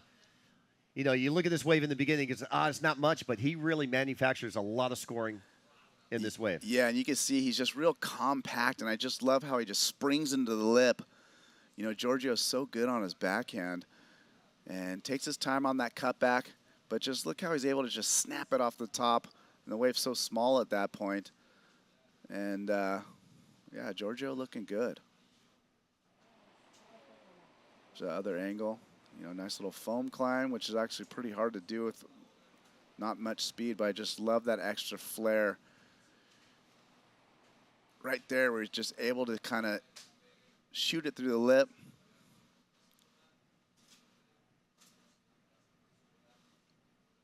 Good exchange with the paddle, too. Judges like to see that. Keep him busy on this wave. Definitely going to be his best score. We're standing by for scores, and here we go. Surfer in red, Clement from France, up and running, currently in third. As you see, 2 4-point rides, one from Giorgio, gets him out of the bottom into the lead. Sean Hubble now in second place, so Clement needs a 3-6-1 or better. This is a very close, tight heat. Yeah, every rider getting some decent scores here. Clement finishes off another great wave. He's picking some good lefts in this heat. Yeah, there's a 5-3-3. That's the previous wave score for Clement. See Sean Hubble there. He's 39 years old, out of Gisborne, New Zealand. Site and host of many surf life-saving events, you know, for the tour, the world's life-saving event. And he's a former lifesaver. And Sean competed at the 2018 ISA World Championships in China, finished in 11th place. Sean's a tall guy, and he's riding a 7-7 right now. Yeah, well, all the life-saving guys are all very talented. You know, they're usually well-rounded watermen. So Sean here competing today down in Puerto Rico. So still waiting for score last of Giorgio Gomez. Score not in yet, but Clement has regained the lead with that 4.47. Combo that with his second wave of a 5.33 with a 9.82 wave total. And it looks like Giorgio might be trying a different peak unless he's making his way back out, but he's a little further down there in the lineup. And it looks like there's a wave kind of heading his way unless Clement. Well, white has priority, so Sean will have first dibs on this wave. He's going to go for this, so red will paddle out. Priority system working here. And he'll go on his backhand, so let's watch the attack. Carving turn, digs in a rail and going down and on the shoulder. Yeah, and then look, Gio picks the right up down the beach. So kind of looking for those walled up rides that we saw earlier. This one's starting off pretty slow, though. He's having to kind of work for it and be patient. And you notice he took off on a right, but now it's a left, so it's reforming inside there. Don't think Giorgio's going to like that wave, but Clement back on his backhand. Couple good turns. This one's shouldering out, but he's doing a good job getting the cutbacks in. Another cutback. And he's going to pull out of there. Look how close this heat is. Every time a score gets registered, you know, judges are playing catch-up here. We've got a different leader. Now Giorgio's back in the lead. Yeah, and I think that was that original right that we saw. We're just waiting for that to drop. So, as expected, Giorgio with that right takes the highest score of the heat so far with that 6.17, and he's still holding on to a 4.5.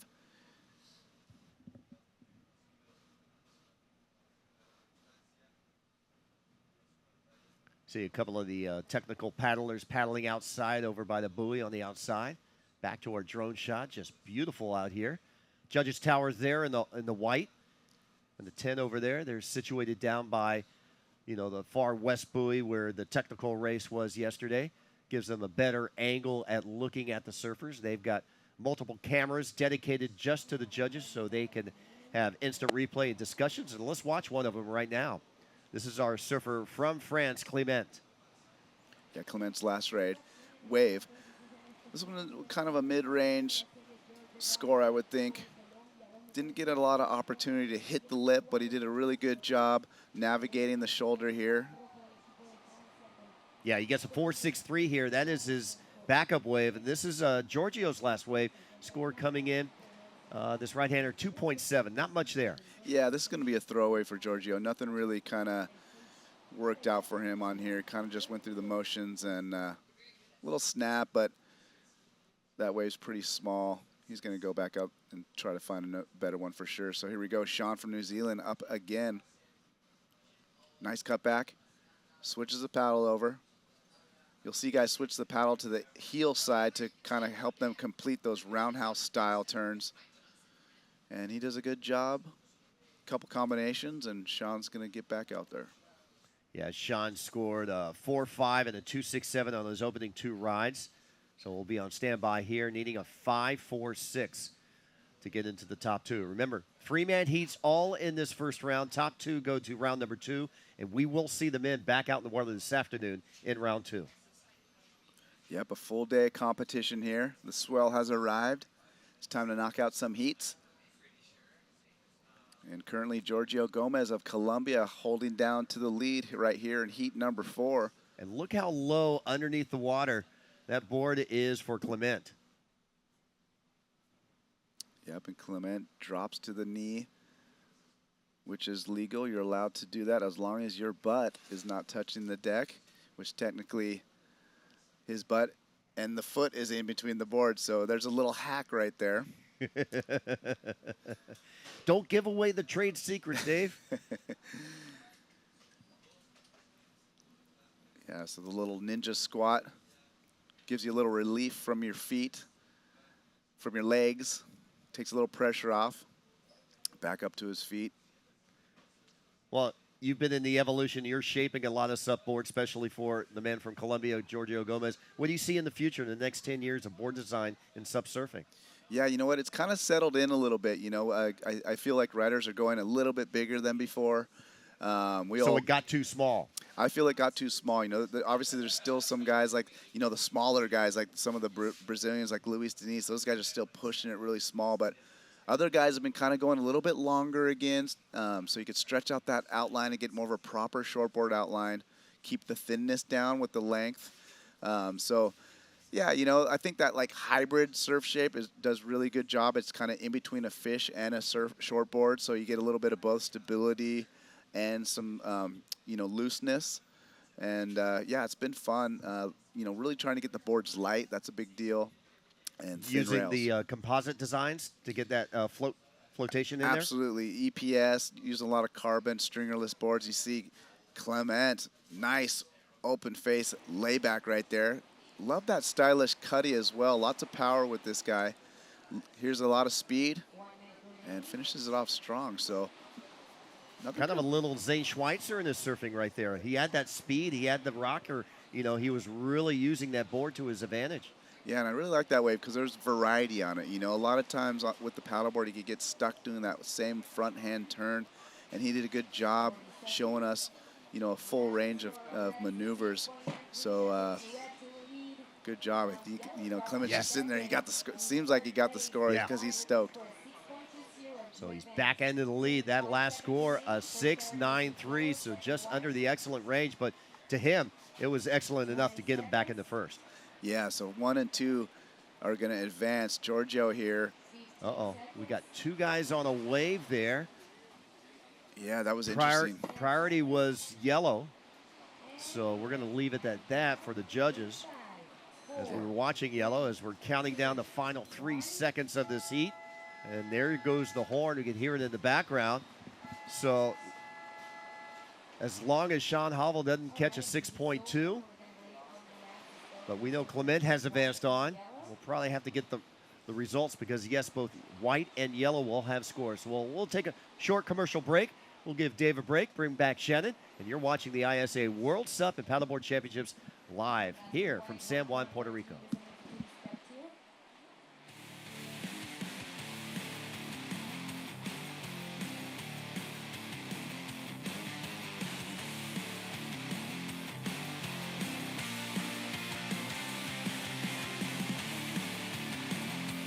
In Puerto Rico, we call ourselves Boricua, a unique game honoring the vibrant spirit of our people. When you experience our island, you'll find that spirit in yourself. Live Boricua.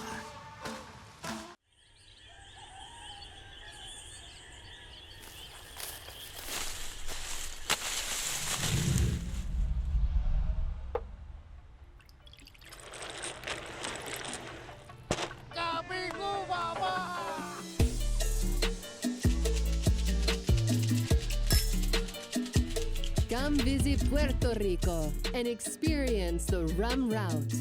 We are the rum capital of the world. Welcome back to the action here for the ISA World SUP and Paddleboard Championships. We've got SUP surfing running all day today, tomorrow, and the day after that, 3 days total, as we take a look at heat number 5 with Benoit Carpenter from France, Atelier from New Zealand, and Jose from Costa Rica hitting the water. Shannon and Bo in the booth. Yeah, we've got the defending gold medal champion in the water, Benoit Carpentier, winning down in El Salvador in 2019. And I know that was a breakout for Benoit. He's been knocking on the door. He was a finalist in Denmark, taking the bronze medal there. So exciting for Benoit. So happy for him. He's such a great kid. Love his surfing style. But let's watch Jose here opening up for Costa Rica.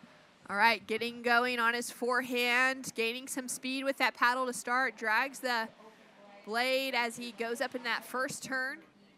Nice little snap into the second in the pocket as we've got another rider up and riding out the back with a quick in and out, gets caught behind the section, and our surfer in yellow to put a score on the board. Yeah, that was Benoit in that closeout whitewater, so that'll give priority to our Kiwi surfer. I'm going to give it a try here. Moa Ananui. Great work. Yeah. So the Kiwi in the water, wearing the white jersey, and he's maybe positioning himself now for this good-looking right-hander rolling through. And a couple of strong paddles to start himself off. Is he going to be able to? He can't quite get the momentum and the speed up to get into that ride. Benoit now up and riding quickly on his backhand again. Yeah, he'll kick out there. Not much working there for that wave. So these guys know what they're looking for. They've been watching the earlier surfing heats. You know, we're in heat number 5, so there's been 4 heats before them. It's always good to see how the other surfers are attacking, especially if you're a goofy footer like Benoit, and watching, you know, Zane and some of the other guys, Clement, earlier in the heat. And Team France coming up with a win at the last heat. They are the defending team champion. And let's see what Benoit can get here. So quick paddle to get into it. Sets himself up well already in the pocket. Nice snap to start. And just gaining some speed as he comes through into the next section. Great hit off the top, goes in for a second hit off the lip, and he'll kick out with 3 maneuvers. Yeah. All right, here we go. Wide up and riding. Moa Ananui. And quick couple paddles here to gain some speed on his forehand, and he'll get a first score on the board. Scores coming through for first of red. It was a 4.00. He's got a 0.50 on the score behind that. And we're now waiting for his last wave score to come through for first of white, and a 3.5 on the board for Jose Aviles from Costa Rica. 17 minutes on the clock. We've got 20-minute heats running throughout the day with men's round 1 to open up with. We're going to be rolling into women's round 1 after this, and then finishing out the day with men's round 2. And we can see Jose putting himself in position for this little set rolling through. Yes. Conditions are ideal. You know, there's a little bump on the water, but the winds are kind of, you know, maybe about 5 miles an hour, so a little texture there. And here goes Jose on the paddle. All right, great looking section. He's going to go on his forehand. Takes off deep. Races through, drives now hard off the bottom to the top of the wave and cuts back. Gets a second big cut back into the foam. Now setting himself up here for this inside section. Nice little slash, throws a bit of spray. And you can see how much energy, how much aggression he's putting into each of those turns. Just bites that outside rail and goes down on the finish. But he'll put another score on the board. Yeah, Jose's got his game face on. He's got the sunscreen on there. He looks like a warrior out there. Love the board design, the checkerboards, half on the board there. Kind of pinkish red on the other side. And with 16 minutes on the clock, we've got scores to drop through, and we'll check in now with Anthony Vela and a winner from that last heat. We're here with Clement Rosero from France, winner of that last heat. You've been here for a few days, almost a week. Tell us about the conditions and your board choice. Yeah, so we arrived maybe 4 days before the heat, and we get just no swell. It was super smooth, and this morning the wave was here. And this morning I tried another board, and just before to go on my heat, I changed board because I was like, I don't know, because I never tried a spot like this, and it worked very well. So yeah, I'm super happy to make my hit with this board. Well, congratulations. Good luck in the next round, and back to you guys in the booth. Thanks so much. Great to hear from Clement and Levin is board selection. Yeah, I saw him go into the water, and he's a tall guy, and look how small that board is. This board is about as tall as he is, and it's very narrow, but it's got a lot of flotation on there, and he was still, sinking that board when he was standing up on the outside. And the French Federation, for this past week, over a week, almost 10 days, they've had their national championships over in Biarritz.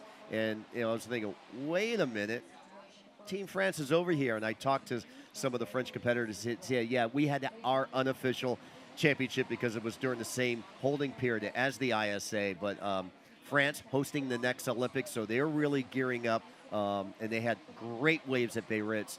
And it was, I've been following them online and following, who's been getting through. And Justine Dupont, the defending champion, not able to come out, but she was there for that. So she's one of the vice presidents of the ISA and head of the athletes committee. And they just recently had a meeting of all their international athletes over in France prior to their national championships. Yeah, amazing to see everything that's going on behind the scenes with the ISA and getting those athletes involved, getting the voices of the athletes as such a crucial part of how the organization is running, and to be able to speak for what their feelings are on how events are going and that entire Olympic journey from an athlete's perspective. Yeah, it's going to be great, to see the Olympics back in Paris. Of course, last time I was in Paris, we weren't even born. So, but the surfing is not going to be in Paris. They thought about having it in a wave pool they were constructing up, but they were saying since Tahiti is a French colony, let's go to one of the best waves in the world, and they are. Incredible. Well, we get to spend a great week here in San Juan, Puerto Rico with some beautiful conditions, and we've seen that swell arrive overnight. We saw some glimmers of it yesterday, but none of those sets really actually coming through in yesterday's paddle races, except for maybe through the evening, and so it's been great to see some good conditions today, and we're going to be running 3 days of surfing here in San Juan. Yeah, you see a couple of our prone paddlers on their knees, training on the outside the surf zone. They'll be coming up with their competition coming up on Saturday with the prone technical race. Same course as the SUP paddlers had yesterday. Down to 12 minutes on the clock, and we do have scores in. Last of red for Benoit, a 5.17, sets himself up in the lead with a heat total of a 9.17. Jose in yellow sitting with a 3.5 and a 3.57 on the board, and just a 2.83 to start out for Alan from New Zealand for getting his opening ride.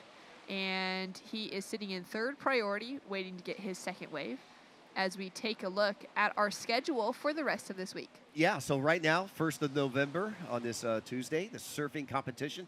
Next 3 days will be right here at La Ocho. And then coming up on Friday, the long distance race. We're going to have two. We're going to have one for the ladies.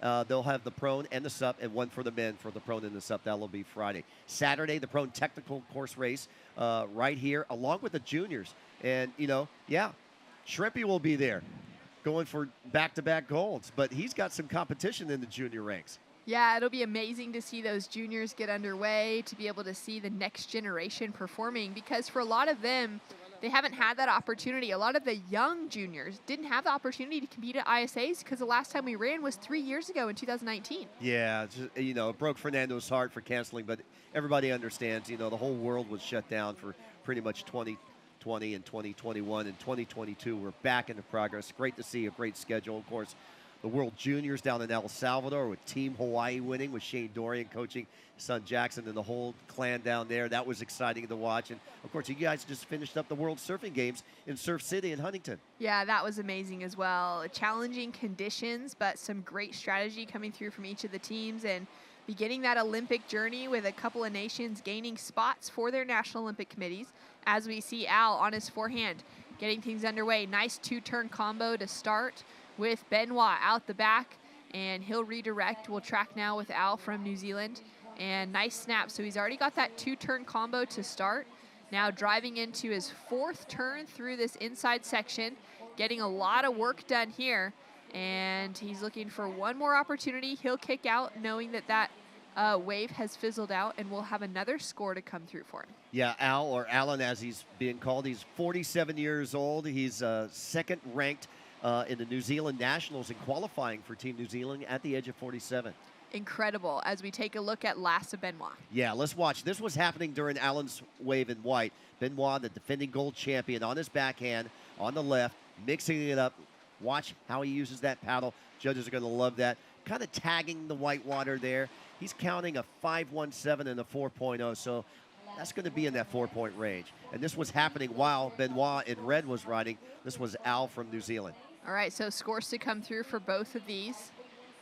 And looks like Al here gets a 3.3 and Benoit gets a 6.33. all right, so scores in. Benoit increasing that lead, getting himself into the double digits. And this last one for Al comes through as his highest wave, and it's just his second. He is sitting in that third place position, though, still now chasing a 3.77 to gain the second place position. As we see Benoit have a look there and decide not to go. Smaller size wave, would have had to take quite a concerted paddle to get himself into that one. And it's our Costa Rican in yellow, Jose, who is sitting with first priority. About halfway through this heat, 9 minutes, 15 seconds on the clock.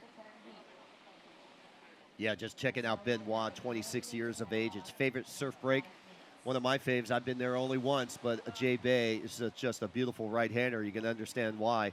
And for Benoit, he's a world champion at El Salvador. He was 9th place in China, 3rd place in the final in Denmark in 2017, and 9th place again in Fiji in 2016. So always in the top 10 in the draw there. So he's very consistent. Incredible. He'll be looking for another podium finish this week, and specifically looking for that gold medal, getting those valuable points for Team France, and getting himself one of the best results of his life if he can. He's put together a great heat so far, and he's sitting on a 6.33 and a 5.17. Yeah, we got another gold medal champion coming up, a 2-time ISA world champion, heat number 11, Luis Denise. So we'll be on the light. So we saw Zane Schweitzer in heat number 2. So 3 former world champions in the ISA of world SUP surfing in the draw in the men's first round. Incredible. Love seeing them return to competition, still hungry to win even more medals if possible. And they'll really be the ones that will kind of set the tone, set the standard. I mean, we saw that for the scores that were coming through, the excellent scores that we saw from Zane Schweitzer, as well as the local Puerto Rican, Max Torres, dropped in the highest score of the day, a 9.33 in his opening heat. So we've got a few of those surfers that are already finding those excellent scores and really showing how high performance stand-up paddle surfing can be. Yeah, Max Torres came to Sunset Beach in Hawaii in 2019 on the APP World Tour. He won the junior event there, and he won actually the APP Junior SUP surfing title that year, and he was only about 16, 17. Now he's 20. He's a man. He's taller than, he was smaller than me 3 years ago, and he's turned into a large man right now, and he had a 9.33 in his opening heat. Yeah, it was really incredible. Also, his local knowledge paying off, surfs this spot, more often than anyone. And that sort of thing really comes into play. Love seeing, these ISA World Surfing Games move around the world. And when we get to see those host nations really shine, and for their athletes to be able to show how much, their local knowledge of certain breaks comes into play with wave selection and everything. As we see Al there on screen chasing a 3.77. And there, just even with that fall off the board, you can tell how narrow, how thin, how lightweight these boards are. It's not the standard SUP boards that you would see, rental boards down at your local beach for tourism and everything that are massive, 12-footers, super wide, as easy as ever to balance or even to learn how to surf on. These boards are so narrow, so lightweight that my mind is blown at how they can actually stand and balance on these boards when they're not riding waves. Well, you got to be in shape. And Al, he's a judo expert and MMA, so, he's got a good core working in his body. And look, he's in that kneeling position as we see Jose in yellow and also Benoit also in that kneeling position. And so much easier for these surfers when there are a lot of waves, because then they're able to catch waves, continue paddling, keep themselves in momentum. Where when they're just standing there, that is a lot of work. That's a lot of back work, a lot of leg work. And I did hear the beach announcers, communicating out to the surfers during my last break that they're not allowed to sit on their boards for any extended amount of time in between, because this is stand-up surfing. So they have to be up on their feet, and those beach announcers are probably communicating that to Al right now in the lineup. Yeah. Hey, just checking out a little bit history of Benoit. Not only is he an ISA world champion, but he is a SUP surf longboard junior champion in his career, French national champion, European champion. I mean, you know, he's checked off everything that he could win. And, of course, that world title in 2019 was his pinnacle. Oh, just incredible. And then we've got Jose now having a paddle, sitting with priority, the 28-year-old. And up and riding. Going for that first maneuver. Nice, big open face carve back into the foam. Gets a little bit stuck up here. Uses the paddle. He's going to try and progress through that foam and out into the open face again, and he does. Gets another cutback and snap as he drives through here, just trying to gain some speed for this finishing section, hoping that this wave will also stand up and give him something critical to work with rather than those kind of softer sections that he's had so far. As we're down to 4 minutes on the clock, and he's looking to increase on those 3.5s that he's got on the scoreboard to really try and put some more pressure on the Kiwi. Time remaining in this heat, 4 minutes, so we're in crunch time right now. Especially for our Kiwi surfer in white, needing a 3.77, a very makeable wave for him. Right now he has second priority. And there's the New Zealand flag on the beach. Team New Zealand supporting their own. And there, I'm going to say that Kiwi team member is pointing that flag to the left for positioning specifically. Wow, Could be just kind of waiting. You're giving away all the trade secrets. Could definitely be a bit of positioning, a bit of coaching out to the lineup for those surfers. As we're down to 3.5 minutes on the clock, we can see some of those paddleboarders going by out the back. Yeah, a little bit of training. Maybe some of the guys were competing yesterday, getting a warm down workout. How exciting was yesterday? Oh, that was unreal. Crazy cool to be able to witness the technical races and to be able to see those champions crowned. Imagine we had the surf today yesterday. Yeah, that would It would have so changed difficult. all the results. Yeah.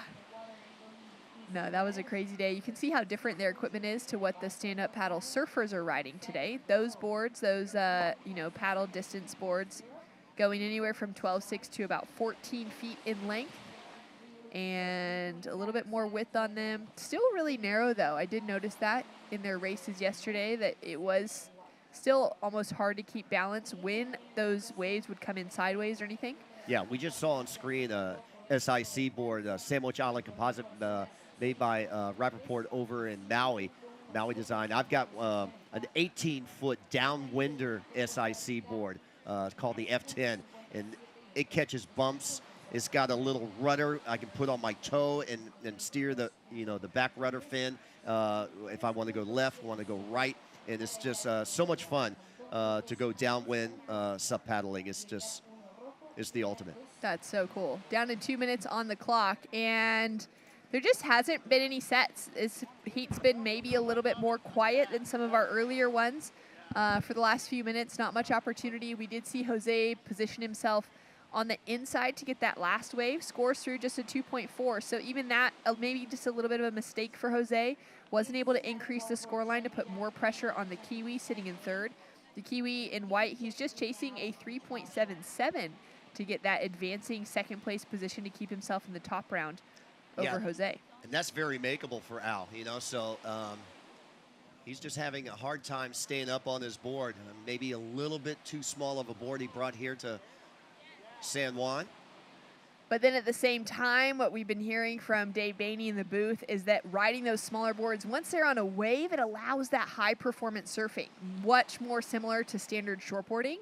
But the difficult part about it is actually keeping that balance while standing on it for long amounts of time. So we've got one little set rolling through here with a final minute. We could have an opportunity, Bo. Yeah, let's see how Benoit, the defending gold medal champion, uses his priority over Allen's. Allen sees something. Benoit has priority, red over white. So no takers there. That wave just not cooperating. A little bit of a double up there. 45 seconds remaining. Yeah, they're not quite sitting on the peak for where this wave's going to break. And you can see them both moving into different positions. Benoit moving closer towards Fiji Rock and maybe over that more shallow section of the reef. Down to 30 seconds on the clock. Surfer in red with first priority. White now with second priority, and yellow with third priority. As they're just really trying to keep themselves in position if there is any last opportunity. But at the moment, it's looking very favorable for the Frenchman to be taking the win and for the Costa Rican to walk through in second place. And there we go. As the buzzer sounds, no more opportunities. And it is France and Costa Rica in first and second, New Zealand in third. We'll have another opportunity tomorrow in the rapid charge rounds as we see one last paddle effort from Al from New Zealand. And we're going to go to a quick commercial break. We'll be right back with more action after this.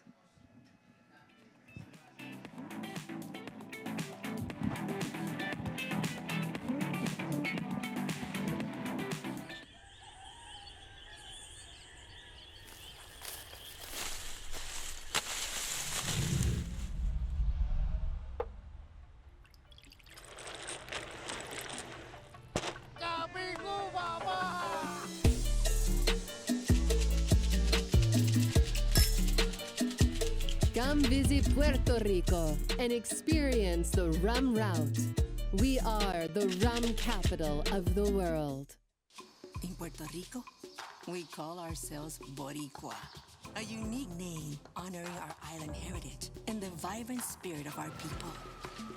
When you bask in the warmth of our beaches, when you taste the love in our food, when you embrace the call of our adventures, you'll find that spirit in yourself. Dare to live every moment. Live Boricua. And welcome back to the ISA World SUP and Paddleboard Championships here in San Juan, Puerto Rico. It's been a great day of surfing so far, and we're now into heat number 6 with Claudio Nica of Italy, Dave De Armas of Puerto Rico, and Yan Ming Chen from Chinese Taipei hitting the water and looking to get their first opening rides. Shannon Hughes here in the booth alongside Dave Bainey. And Dave, it has been a great day of surfing so far. How have you felt with the conditions? Yeah, you know what? The waves showed up, and, we got some of the top names already in the draw, so it's been really fun to see guys like Zane Schweitzer and Giorgio really get off to a good start. And, it's been insane. The weather's epic, and we got lefts and rights, so very contestable. So good. We've seen a couple of excellent scores coming through already this morning in those 8 to 9 point ranges, so we've got so much anticipation and excitement for the rest of SUP surfing over the next 3 days. Yeah, absolutely. We got the women coming up a little bit later, too, so some more big names all throughout the day, so stay tuned here live at the ISA World SUP and Paddleboard Championships. Beautiful conditions, as you mentioned. Little bit of texture on the surface, but really just hardly anything in comparison to what we had yesterday. Would be expecting that wind to pick up through this afternoon, though. Yeah, it's kind of been doing that each day. So, cleaner conditions in the morning, a little bit of a wind as the day goes on. And in this heat, you can see Dave De Armas right there in white, local Puerto Rican. Know Dave quite well. He comes down to California. He likes to compete in the Santa Cruz event. Very explosive young surfer. And there's our forecast right there. Swell height 3 to 4 feet. It's been 1 to 2 all week, so we got a little bit of bump in the action here. A little bit of wind, 8 miles per hour. There's your tides. Water temp, so nice. I got to surf last night. No suit, digging that, because back in California, we're kind of in those 4.3s already. And the air temp, 85. It definitely feels hotter than that. And, lucky we got the AC right here in the booth. Yeah, and we've had some of those rain squalls already rolling through this morning. I'm sure we'll have a few more before the end of the day. But that's nice because it does cool things down and give a little protection from that hot, hot sun here in Puerto Rico. High tide will be later this afternoon around 3 o'clock. We're already off the low tide, which was at 8 a.m. So we'll see how that really affects the conditions, although we've got that bigger swell, which is great to see. As we're taking a look at the first rides now, Claudio up and riding on his forehand. Nice snap in the section. Smaller wave, but it's really starting to draw off that reef to give him a little bit of something to work with as he starts to get himself back to the lineup. And Dave De Armas already has a couple of scores on the board. His high score, 4.17, just a 0.5 behind that. A 1-point ride on the board for the Italian and Claudio with a 1.77 for that last one. And now looking at Dave as he starts to paddle into his second ride for the local. Nice wave selection to start, foam climb for that opening maneuver. Drives back and engages that rail on the second. Hard off the bottom into the lip. Great layback snap for his third turn, and he'll kick out with control. Yeah, Dave DeArmas, Dave DeArmas, like I said, I've seen him compete in California. He's a very explosive young surfer. You can see he has that little extra youthful flair at the end of his turns. He's definitely known for being, he likes to stay busy. This is his first ride, which we missed. I believe it was a 4.67. Opted to go left. Couple backhand snaps. Dave, the local Puerto Rican right here. I saw his dad on the beach. Very proud father of his. He's got a good support crew here. And then Claudio Nica. Claudio Nica, known more for his racing. We saw him racing in the sprints earlier this week, and we also saw his brother competing in the surfing and racing as well. So brothers double duty for Team Italy. And it's interesting, Leonard Necker, his brother, is a regular footer. Claudio obviously is a goofy footer. And then we saw this last one from Dave. So scores to come through. Yeah, and I love this snap right here. You can see him kind of under the lip, lay back, and boom, just slides that tail, lays back. And that's that extra flair you're going to get with the help of that paddle. So scores in for Dave DeArmas. He's sitting in the lead with a 4.17 and a 4.90.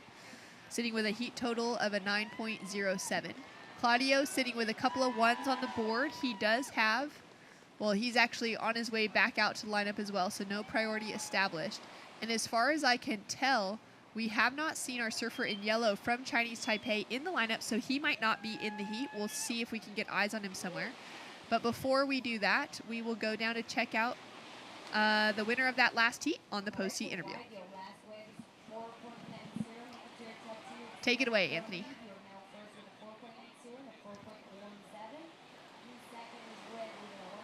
And we'll get back down there as soon as we can, as we've got our surfer, Dave DeArmas, paddling back out to the lineup, and Claudio Nica now in a pretty good position as he's setting himself up out there. Yeah, it'll be interesting to see if Yan Ming actually is in this heat, because if he's not, it's top 2 advance, so this is, could be just a nice warm-up heat for these guys, a lot of pressure off, actually. And, a lot of times if the pressure's off, you use that to explore the lineup maybe a little bit, feel out your board a little bit more. And a little set starting to roll through here. We won't see anyone take a look at it, so let's go down to catch up with Anthony. Here we are with the winner of the gold medal at our last World Championship in El Salvador, Benoit Carpentier from France. Tell us, going into this event, do you feel any pressure as the reigning world champion? Yeah, first time at that place, I would say, in my life. It's been 3 years since we haven't competed in the ISA, so I feel a bit of pressure for sure. But well, feeling good right now. My equipment is great, so just gonna go forward. Hopefully I get some wave in that heat. It was really slow, so couldn't really show my surfing. I know how tough it is right now because it's just really slow, as I say it. You gotta be in the first exchange. That's what I did, but I wasn't in great position to get the best score, but I already get a couple waves, so I'm happy with that. But yeah, I wanted more, and I guess I got some more waves during the next heat, so yeah, all good. Awesome, well, congrats. You advanced to the next round, and back to Dave and Shannon. Thanks so much. Great to hear from Benoit. Great performance, like you said, just making sure to get the best of the first exchange. And it does seem to be a little bit slow between those sets, so it's super important to capitalize when you have the opportunity. Yeah, and Benoit's been competing obviously a long time, so he's got his strategy set. And, he executed, did what he had to do, win the heat, get through, get his campaign rolling. So the defending gold medalist looking stoked. Yeah, reigning world champ, that does carry a bit of weight coming into competition. The rest of the athletes kind of noting that, getting a little bit worried maybe when they have to paddle out against him, but also that kind of personal expectation of wanting to match that again, wanting to put on a good performance. And it's been a few years since we've been able to run these ISA SUP and Paddleboard World Championships. And so there's been a bit of time in between for maybe some of that younger crew as well to grow and to develop and to become really lethal threats as we see Dave DeArmas go down in the opening turn. Yeah, it's interesting you said the personal expectation. And that's something you don't think about a lot. And, it's like once you reach the top, what's next, right? So how do you keep that motivation? How do you keep, keep winning? How do you, there's nothing else to do better than be the best. So, Yeah, well, it's good to see Benoit here. Looks like he's in a good frame of mind, and he still seems pretty hungry. So maybe that little weight of the couple years off actually did him well, and he's ready to go. Coming up in the next heat, Christian Andersen from Denmark has the white jersey. He'll be up against Nick Kredenind from Sweden and Bernd Rodiger from the USA. Yeah, I always love it when a new person comes and sees Bant's name, because I wouldn't consider it Bant, calling it Bant, but it's Bant Road Digger. Took me a while to learn that one, but Bant's a good friend of mine. Yeah, it's pretty funny. I love that. Oh, great re-entry on the inside section from Claudio Nica. He's going to be feeling good with that one. Checks behind to see if Dave got himself into a wave as well. And well worth the time to wait out that last wave. Yeah, Claudio coming alive right there. Nice big section for him. Went at it with a lot of speed, and he smacked that lip and pulled it off. Here's a replay. So drops in a little late, but comes around that corner. A lot of speed setting him up, and boom. Nice re-entry, able to hang on, so Claudio's got to be stoked on that. Solid. So just the single maneuver scores in as a 3.5. If he'd been able to get a turn in before that, he could have easily been looking at least a 5-point ride. Yeah, no doubt. And you know, that shows you good idea of the lip maneuvers really scoring compared to those open face kind of carves. So if you can combine a couple lip maneuvers with those open face carves, I mean, that's the formula for an excellent score. Right. Looking at that speed, power, and flow, as well as utilizing those critical sections of the wave and doing those maneuvers in critical sections being so important. And so when that wave starts to stand up on that inside, you're really getting that critical bowly section. We've seen a few waves that have had that real bowly section on the outside as well. Yeah, and the judges really like to see you go through the lip as well. So if you could go up and over the lip, that's always going to be a good thing. And, the variety, I feel, plays a lot into it, how you navigate that whole, that wave from point A to point B. And, there's been some good scores today. So difficult to get those boards out through the whitewater as well, because there's no duck diving in stand-up paddling. Yeah. I mean, that's another thing with the smaller boards. I mean, you get 5 waves in a row, you got to be really fit, really skilled to not fall down on these small boards for sure. So you see Christian Andersen getting ready to go for his next heat. That's what's fun about this event, right? You get to see guys like Christian and the Nica brothers both racing and surfing. A lot of these guys like to do 2 events. Obviously, Candace Appleby, really looking forward to her surf heats. I know she's putting a lot of time in on her SUP surfing. Now that she's got her gold medal out of the way, she could concentrate on hitting the lip. We see Dave de Armas, the local Puerto Rican, in white, bottom turning. Through that lip, nice turn, very similar to Max Torres earlier with that tail drift. And Dave setting it up here again, gets a nice reform. Snap, I love his style. He's really low, pushes hard.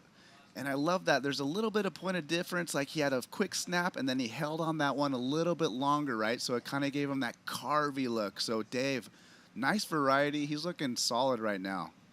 Solid. I love that reference to the point of difference. And something that really can catch the eye of the judges being those nice, clean lines throughout an entire wave. Yeah, and you saw Team Puerto Rico going nuts on the beach, rightfully so, because watch this first turn. Boom! Right through the lip, like we were saying. The tail drifts. The spray goes flying. That is textbook surfing right here. And here's where he gets busy. Nice snap right here. A little quicker now. Watch him hold on a little bit longer, so it's more of a carve. So he had a through the lip, a nice quick snap, and then a stylish, powerful carve. So that is a great variety, and I just love that up and over. Puerto Rico looking solid this morning. Yeah, they are so dominant. Scores in for this wave, a 7.17. Now puts a big ask on the Italian into the 8-point range for him to take the lead away. And Dave just looking so comfortable out here at home. Yeah, and Dave, like we said, likes to stay busy. Sometimes it works against him, and I've seen it work against him in heats, but he's out in front. He's feeling good. He knows this break. Couple carves, couple snaps. Didn't really go through the lip on this one, but here it's forming up again. So he does a good job with that wave. We'll see if it's better than his 4.9. Yeah, looking to build on a 4.9. And Claudio now sitting patiently with priority. And we do not have our third surfer in the water from Chinese Taipei. So these two surfers will both be advancing through into the next main round. Like you said, pressure is off. They're able to fill out the lineup. And Dave De Armas definitely taking advantage of that so far. Claudio Nico with a little bit of work to do to get himself a better score. He's had a few opportunities. His high score just a 3.5 coming through, but it was for that one single big reentry. Now, if he can tag that or combo it up with one more maneuver, he's looking at similar scores to what we're seeing from Dave De Armas. Yeah, exactly. And Claudio, I think he probably knows that. He's seen the scores come through. So now you can tell he's being a little bit more patient, so probably searching for that more walled-up wave to serve up some more opportunities than one turn. Looks like he's going to look at this one. Let's see if he actually goes backside. This will be his first right, I believe, of the heat. Gets into this one, fades back a little bit. Nice little snap, waiting for it to set up. Deep bottom turn. Another little snap there. Cross bow style. It's a nice technique. You know, if you keep the paddle on that one side, you're not able to rotate all the way around. So you got to pick up the paddle and actually put it over the board onto the other side to you know, get at those angles. You know, just like you're surfing, if you're backhand surfing, you notice that technique. You got to really, you know, twist. And you have to pick up that paddle and put it on the other side of the board to be able to do that. Oh, I love that breakdown. Now, what happens with the score of a wave if the surfer was to drop the paddle, say in one of those switches back and forth, accidentally slips out of his hand? Yeah. Is it better to continue surfing that wave without the paddle or to actually just kick out? Yeah, I'm almost positive that if you drop the wave, you might as well pull out of the wave because I don't think you get further scores. Even though you could surf a wave and not move your paddle or take a stroke, you will get a score. So I would like to check on that, but I just by thought, I think if you drop your paddle, the score ends there. Well, we'll get that official call from our technical side. But some great surfing coming through from Claudio, and he's dropped into 3.03, so he is increasing his heat total. His requirement stays the same to take the lead away as an 8.57. We're down to 3 minutes, 11 seconds on the clock, and Claudio is 26 years old. He's from Rome, loves surfing at Supertubos in Peniche in Portugal. That is a great wave, some solid barrels I'm sure he's able to find there as well in the beach break. And Absolutely. yeah, he is the 2019 ISA Sprint 200-meter gold medalist. Yeah, and a lot of these racers, you know, who live by the coast, they're also surfers. You know, we're always kind of ready to get back into the waves. But yeah, Claudio, known for his sprint racing. Him and his brother have been long-time, you know, paddlers in the race scene. Very successful over there in Italy, and they have a nice surf camp in Portugal over there as well. They do some coaching. And I've seen some of the waves from their Instagram, and it looks amazing over there. Lots of waves in Portugal. So many beautiful waves along the coastline. And really cool to know that they've got that surf camp pouring into the next generation as well. Absolutely. And it looks like Claudio's going to take a look at this one. So he's got a good-looking wave standing up in front of him for Claudio, chasing an 8.57 to get the leading position. But he's also just getting to have another opportunity to feel out the lineup here. He'll be advancing through into that next round regardless. He'd be really hungry to increase that score line. And he's got a good section opening up on his backhand, snap on the lip, and he'll be through clean on that one with 1 minute, 45 seconds on the clock. Looks like he's going to come in. He might have this little reform on the inside section as well. Maybe not any scoring potential on it, though. Yeah, Claudio, I think knowing there's only two people in this heat, he knows he needs the 8.5. You know, 2 minutes left. Let's regroup. You know, save the energy. Job is done. And yeah, so he's going to take it to the beach. Stoked, and he'll have round 2 coming up later today. So for the men's division, for the main division, they'll be surfing twice today. So it is a good call, especially with the heat. It's only 10 a.m. here, and it is so hot outside. The sun is really extreme. So for these athletes to be monitoring how they're feeling throughout the day is really important, as we've got a great-looking wave here for the local Puerto Rican. And Dave De Armas, nice slash to start on his forehand. Drives into the lip on the second, throws the tail, manages to keep control coming out of it, and he's got a huge smile on his face. Yeah, and that was a big turn. You saw his back foot actually come off the board. And, you know, the whitewater he was able to crawl back up, and that was a very explosive turn. And Dave knows this heat's done. He's happy with that, so he's going to take it in as well. So nice showing from Dave de Armas, the young local here in Puerto Rico. We'll be seeing him again. One to watch for sure, these Puerto Ricans, Dave and Max, fielding a very competitive team here in their local waters. Very competitive. I mean, great scores coming through. Dave's high score was a 7.17. His backup score, that 4.9.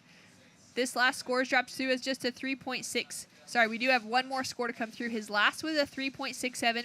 But either way, Dave de Armas takes the lead for Team Puerto Rico, and he's got a long paddle in.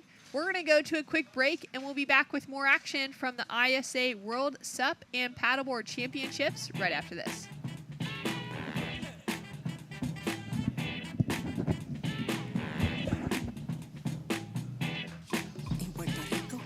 We call ourselves Boricua. We're proud, passionate, and full of life. On our island, adventure finds you. Strangers aren't strangers for long. The size of the audience doesn't change the beauty of the music, and we celebrate every last ray of sun. Live Boricua.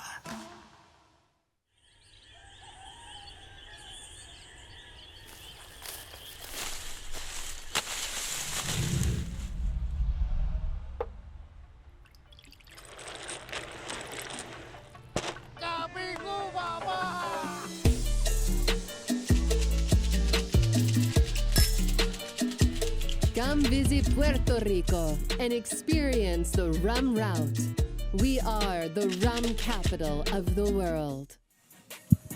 Welcome back to San Juan, Puerto Rico. Day number 4 action at the 2022 ISA World SUP Paddleboard Championships. Men's surfing round 1. We're in heat number 7, and we're watching the polar bear in warm weather. Yeah, he's not in a wetsuit anymore. That's Christian Andersen from Denmark. He was in the final yesterday of the men's technical race. He's doing double duty today, and he's actually a very accomplished SUP surfer. Yeah, a lot of these guys are accomplished in many disciplines. You know, we also got in red right there, Bernd Road Digger. He is an accomplished windsurfer, downwind paddler in his own right. And Nick Crittenod from Switzerland. And another one of your team riders with Bant, right? Yeah, Bant's awesome. One of my good homies. Make his boards, and you know, he's just a fun, cruisy guy, and I'm stoked that we got him motivated enough to try out for the team this year, and he actually got the job done and qualified to be here in Puerto Rico. So I'm looking forward to watching Bant. Bant's one of those crazy guys too. Since he is a windsurfer, he'll go switch stance. You know, he's a regular footer, but he'll go and switch left. So you never know what you're going to get with him. And you see Dave de Armas, the local Puerto Rican, coming in from his win. We'll get a word with him with Anthony here in a second. You see Nick there from Switzerland in yellow. There's Bant in red. Opening wave for Christian Andersen. Possibly a throwaway there at a 2.83. Yeah, Bant just coming off an event over at his home break, Hokipa Maui, the Aloha Classic. Didn't get the result he wanted. He's won that event before. Yeah, I talked to him a little bit about that. I'm like, hey, man, you been SUP surfing or what? He's like, oh, gosh, I had the windsurf contest. So he's got to get back in SUP mode. We see yellow, Nick Crittenod, opting to go left right here. Got a ton of speed. Let's see what he can do with it. Flatter section, able to rebound that whitewater closeout. So good job by Nick to make something happen there. Oh, nice carving turn to open up for Bant Road Digger. Tags the whitewater section, still not done here. Switching up the paddle, cuts back into the pocket. This wave's going to have a little shallow section right here. Nice turn, rotation, beautiful. Kind of stalls up there, little style.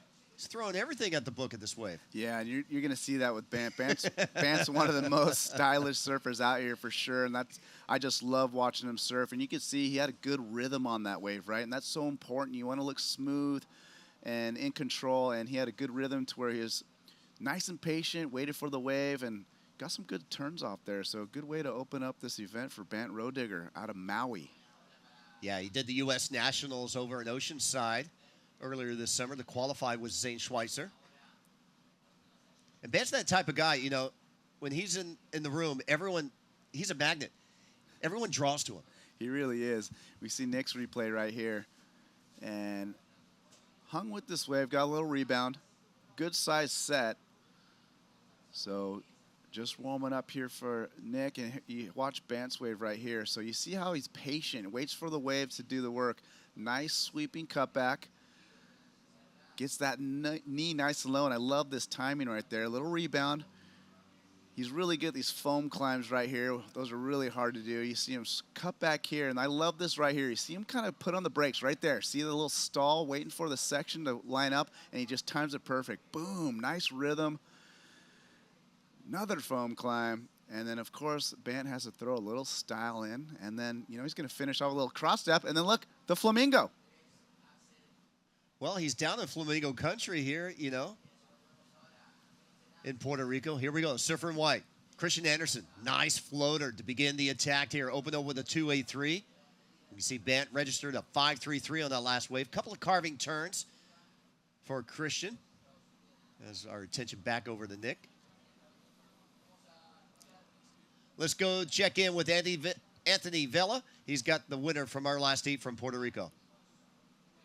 Dave DeArvis from Aguadilla in Puerto Rico. Dave, tell us about what it means having an event of this stature, the ISA World SUP and Paddleboard Championships, here in your home country. Man, it really feels awesome. I don't think I've ever seen an ISA here before, so seeing that here feels really cool. All these teams and all these countries gathering on this beautiful venue. It's honestly a great venue. I don't think there could have been a better venue for this contest here in the island. Man, we got awesome weather. We got really gifted with the waves, man. And honestly, it kind of feels weird.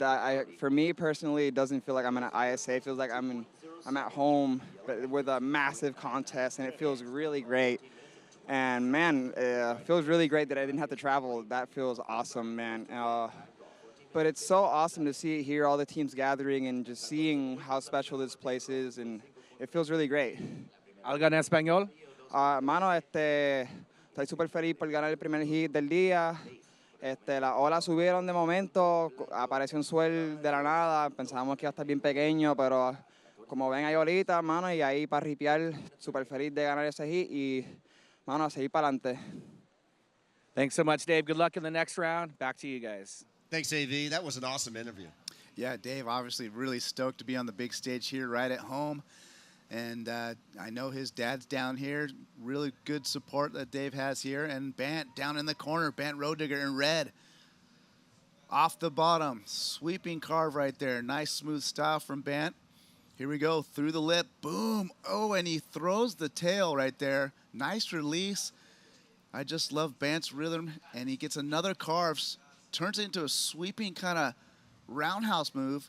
Unable to hit that rebound, but you know what? The work was done before he fell. Two excellent turns. Watch him drop in right here. Bant loving this carve right here. And I just love his patience. He just seems to be waiting for it. And I love the tail drift. Releases the waves. And this was an interesting turn. I just love the flow. Carves it off, comes back. Unable to hang on right there, but I just love the variety Bant's showing right now. You know, Bant was runner-up to the world title on the professional SUP surfing tour back in 2017 with fellow Maui surfer Kai Lenny winning for the 5th time of the APP. So, you know, he's been competing in the SUP rankings, at least with the APP, since 2014. Yeah, and I remember that battle him and Kai had at Sunset Beach. And that's when I really started taking notice of Bant was at Sunset. And he was going blow for blow with Kai Lenny. And yeah, that was some fun action at that time. Was that the year Kai got that wave at the end? Yes, and Bant was in good position to win that thing, and Kai ended up getting it from him. We see Nick Krittenod from Sweden trying his backhand. Yeah, back in that whitewater section, opened up with a 207. Rodigger in the lead with a couple of good above-average scores with a 6.83 and a 5.33. Nick now registering his second wave, needing a 2.99 to go in the second place to outpoint Christian Andersen from Denmark. A couple of good carving turns on the inside. looking for that open face. Paddle, using that paddle successfully right here on the Mistral board. And finishing up his ride. There's the polar bear, Christian Anderson. Hailing from Kiltmoller, side of the 2017. And going back to Dave's interview earlier from Puerto Rico, it always seems the host country, when they compete as a team, whether it's the ISA Sub, whether it's the World Adaptive, the World Surf Games, or the Juniors, always the host team does better than if they would have traveled because they've got so much pride that the ISA is in their own country. Yeah, good point. It always seems like the host country, rises to the occasion. We saw that with Mexico down in Sayulita with Bicho, almost with the biggest upset of all time, almost beating Danny Ching on his home waters. And it's always fun to see that, their passion, their excitement, and their support is so good. It just kind of raises the level of all the athletes. In 2017 in Denmark made the podium as 4th place and medaled in the team. Yeah, and that was an insane competition down there. And we see Nick, probably the longest ride of the competition so far. He really kind of decided that he's going to try to go for length of ride and did a good job sticking with this one. Fortunately, it was kind of flat for him, but you know what? He deemed it worthy to keep going. You see right here, he's got to work for it. Gets a couple snaps through there. Well, the judges only gave him a 1.97. I think the size of the wave, the inside that he caught, he didn't catch the outside peak.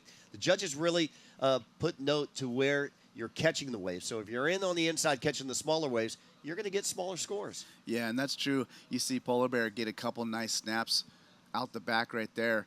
Yeah, wave selection is a big deal. You got to get the right waves, and that's where the little bit of luck factor comes in. But there's also, there's a skill to that. You got to pick your lineup. You got to know where the reef is. You got to go out there with a game plan. Anyone who goes out there without some sort of game plan, is not going to be successful. So wave selection, definitely. All right, Dave, I'm going to take away your microphone, put on your competitor's hat, because you competed at this event down in 2015 in Sayulita. What was your preparation to all these events? And that's the rainbow from earlier this morning. As don't forget to join us on our social media platforms of Facebook, Twitter, Instagram, YouTube, and tag us with ISA Surfing, ISA Worlds too. Also, yeah, that was earlier this morning when we came down here. The boys did a great job sending out the drone as the rainbow hitting here on the island of Enchantment. Okay, I'm putting on that competition hat on you. Yeah. What's your preparation when you come to a World Championship event? Yeah, well, I mean, you definitely want to spend a lot of time in the lineup, get to know every bit of that reef, see what's happening, see what, the potential of score is, work out your equipment. Hopefully you come down here with confident in your equipment already. You might try a couple different fins just to get a different feel out there. What's nice about this venue, it's a right and a left. When I competed down in Sayulita, it was pretty much a right, so it makes it a lot harder with the, jockeying and the priorities and stuff. So it does free you up a little bit here to roam the lineup and kind of do your own thing. Yeah, I mean, just get acquainted with your surroundings, I think, is the most important thing. And, make sure you get a lot of rest. Don't party every night, young people out there. There's Taka from Japan. Oh, he's excited. He is stoked. Yeah, and we saw the Japan team rallying right before here on air. So, yeah, Taka, a lot of support here on the beach. They're coming off that high of the gold medal of Shuri Arakaki yesterday. So, Japan fired up. Well, we saw Ricky in that first heat this morning, just throwing buckets of water. And, of course, Ricky was in the final in 2019, the last time we had the ISA World Sub down in El Salvador. He took the copper medal in 4th place behind Alex Salazar in 3rd. Cozzolino from Italy in 2nd, and Benoit winning his first gold medal, his first World Sup Surfing Championship in 2019. Yeah, and Japan has a very competitive surfing team. There's about 2 or 3 guys that are really good that didn't qualify this year, and obviously led by Ricky.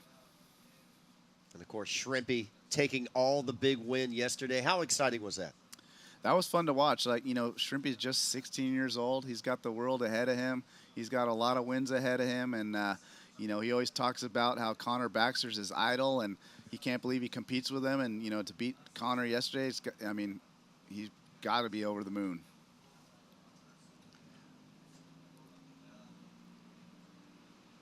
We got Nick kind of circling around. There's a little set. We'll see if he gets in there. A little bit of wind on this one. We'll see if he goes left or right. He's looking left. And this is a bigger wave than the wave that he caught earlier. Yeah, absolutely. Unfortunately, it goes down. It's probably a little harder to go into that wind on the left at the moment. We see Christian Anderson stroke in real early. Yeah, going on his backhand, using the paddle there on the face of the wave, switching here. Nice carving turns, gets hung up just a tad, but has the momentum on this left. And a good scoring wave for Christian. Definitely his best ride. Yeah, and that's a sick little foam climb at the end. Foam climbs don't generally score all that well, but very hard to do. See our competitors getting ready for that next heat. That's a surfer in white. That's from Maximilian from Argentina.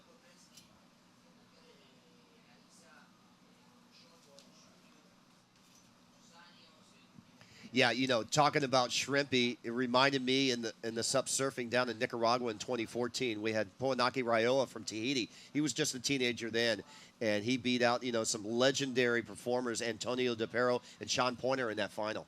Yeah, talk about some veterans right there, and Sean Pointer and Del Perro. Those guys are very, very well seasoned competitors. And they're past world champions at this event. Absolutely, and Pointer, we're missing him this year. He rips.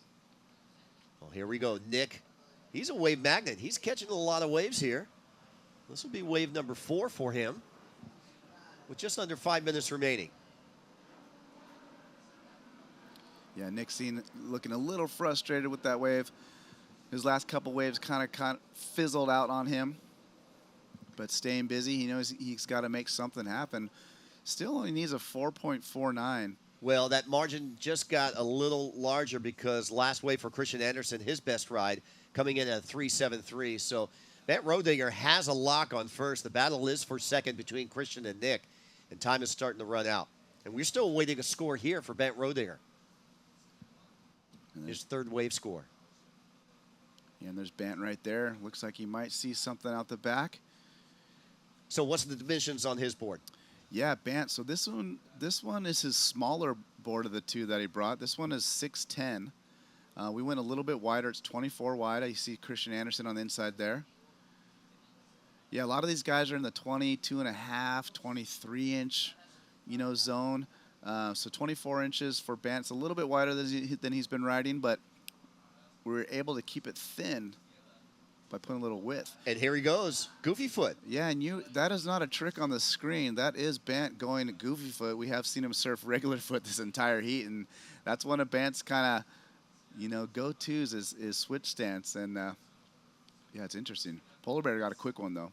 Yeah, nice carving turn. Only a couple maneuvers here. Works this wave. This wave kind of runs away from him. He finds the open spot here, gets back into it, tags the whitewater. There's the closeout section. There's that float that you liked. Yeah, it's just, it's hard to do, right? They're always kind of fun to watch. A stylish little maneuver, but, not necessarily scores that high. 3 minutes remaining in this heat. Priority sitting with red, Bant Rodinger. Yeah, we talked about, Bant going regular foot and goofy foot, and you mentioned it early in the beginning of the heat as a professional windsurfer. You're locked in. If it's, a certain degree, on the wind direction, you're either goofy foot and regular foot while you're surfing, riding the waves over at Hokipa. It is a starboard tack, so you're in that regular foot position, but going out into the waves, you're in the goofy foot position. Yeah, it's an interesting skill to have in surfing. Does it score more? Do the judges take in consideration how hard it is to go switch stance? That's yet to be seen. So we got Polar Bear staying busy. He knows Bant's got priority, so you might as well try to get a couple waves, keep building at that lead, and he does another good job. Solid turns, finishes off clean. All right, Nick's looking at a closeout paddle through, gets right over the whitewater. Just under 2 minutes to go. Yeah, and last night I paddled out right before dark, and I see Bant and Zane Schweitzer paddling towards me, and I'm all, something looks a little funny with these guys. What is it? And they come up, and they had this black sunscreen all over their face that they made it look like a mask.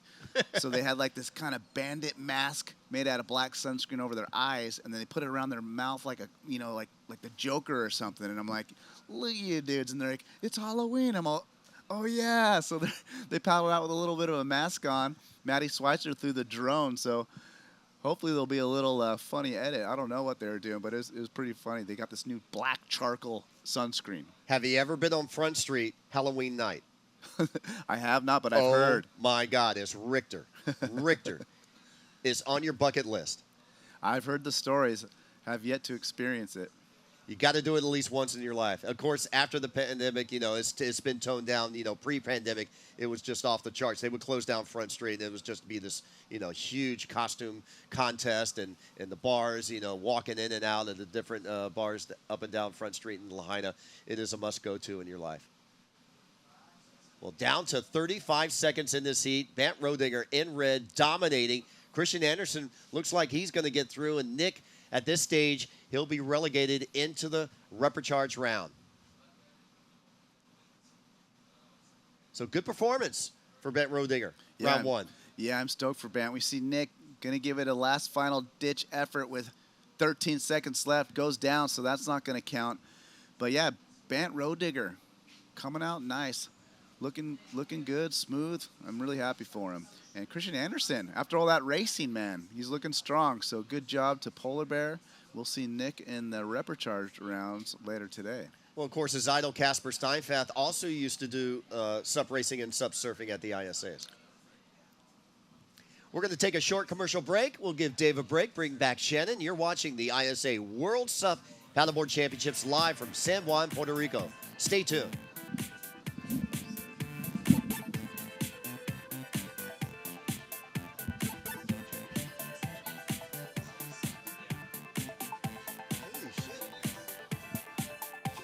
Puerto Rico, we call ourselves Boricua. We're proud, passionate, and full of life. On our island, adventure finds you. Strangers aren't strangers for long. The size of the audience doesn't change the beauty of the music, and we celebrate every last ray of sun. Live Boricua.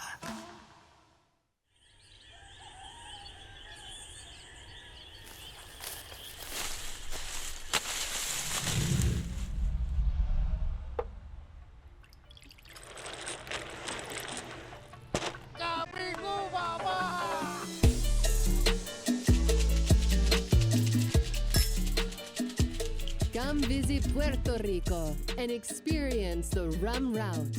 We are the rum capital of the world.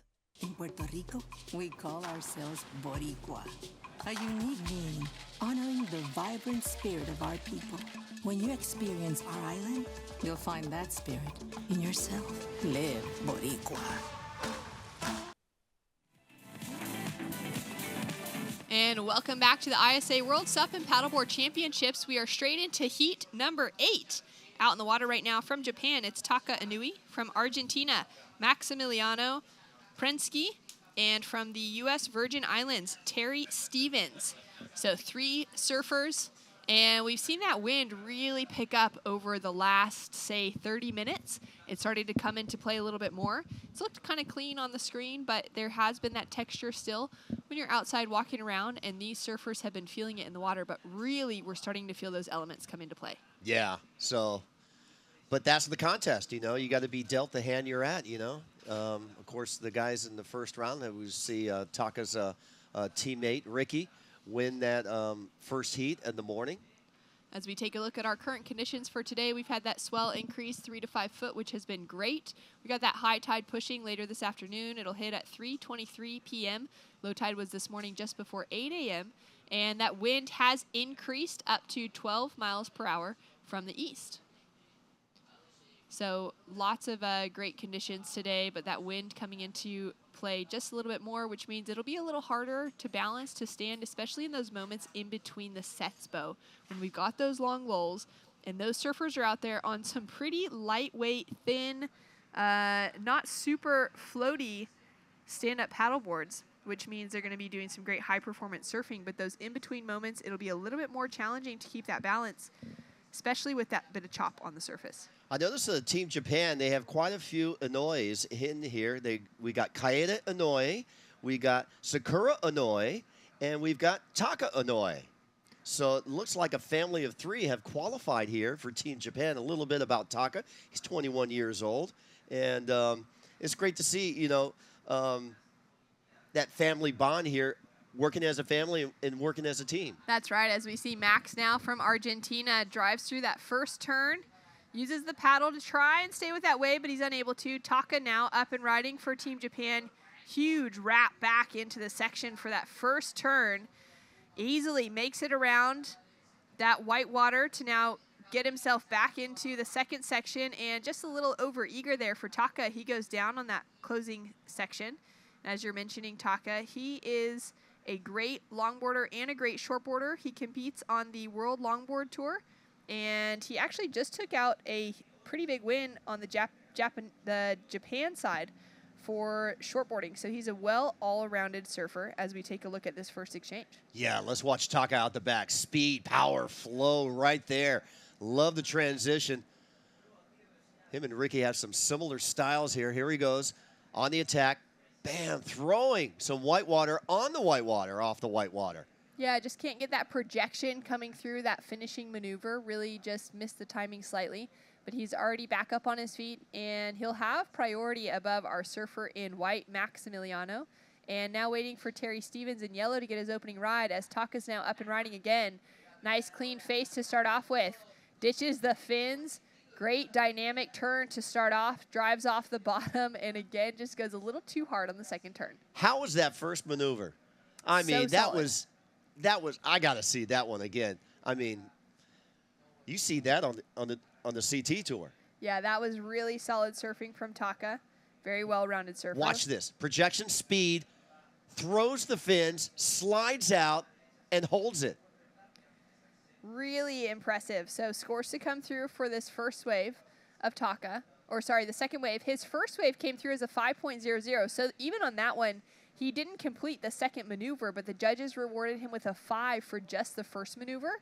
Now we'll see where they go with his second wave. Yeah, and I think, you know, that maneuver could be worth a 5, that first maneuver, even though he fell on the second for his second wave. So the judges are looking at replay right now as we speak. I walked over to the judges' tower to see their setup and their formation, and there's like, you know, 15 different people working just in that little zone because they've got dedicated cameramen for their instant replay. They've got scores, tabulation. They also have priority judges over there. So it's a big, well-oiled team worked and headed up by Marcos from Brazil. And they also have a specific spotter. So there's always a spotter on the judging panel that's looking for who's catching a wave, right? Just to make sure all judges are aware.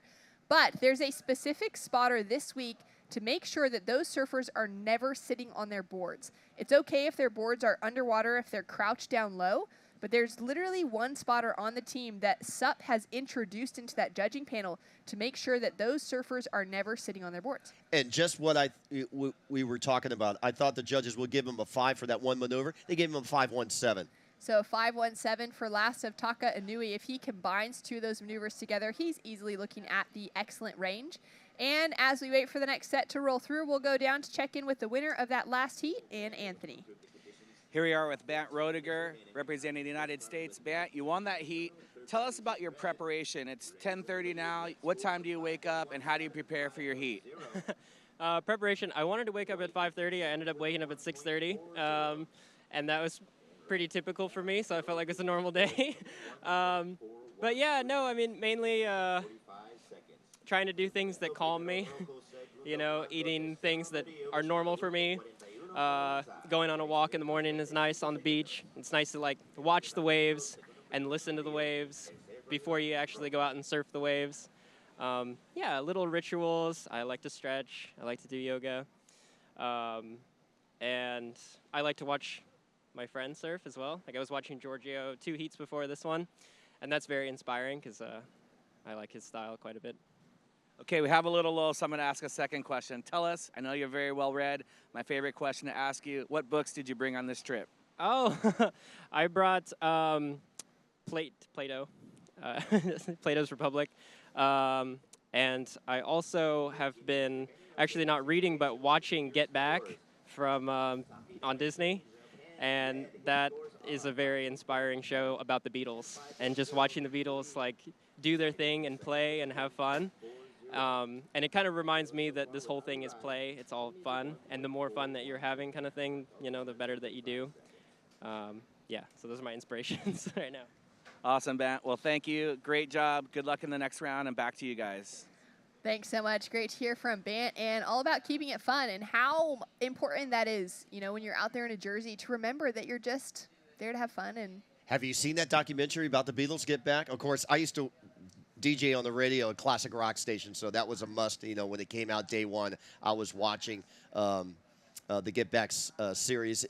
It's about the time that they were recording their last few albums, and of course, it just captures Paul and John and how they work together, and kind of a little bit of, you know, the Beatles riff, because, you know, they did break up a year after the Get Back sessions in the Apple Studios. And I got a chance when we were on the APP World Tour in 2018 and 2019. My wife and I took the rock and roll tour in London, and we actually got to walk across Abbey Road. And I thought this could be the only time in my life I can walk on Abbey Road. So I made sure I was third in line. Paul McCartney's my favorite Beatle, and I was barefoot. If you look on the album, Paul's barefoot. And to see the Apple Studio, we got to go to the actual rooftop concert, but they wouldn't let you on the roof where they performed at the end of the Get Back sessions. It kind of gave you a little chicken skin because you were in rock and roll history. oh, that's amazing. Bant would love that story. Yeah. Well, we got to tell him. I'm sure he's walked on Abbey Road. There's Team USA. There's Maddie Schweitzer. There's April. There's Zane.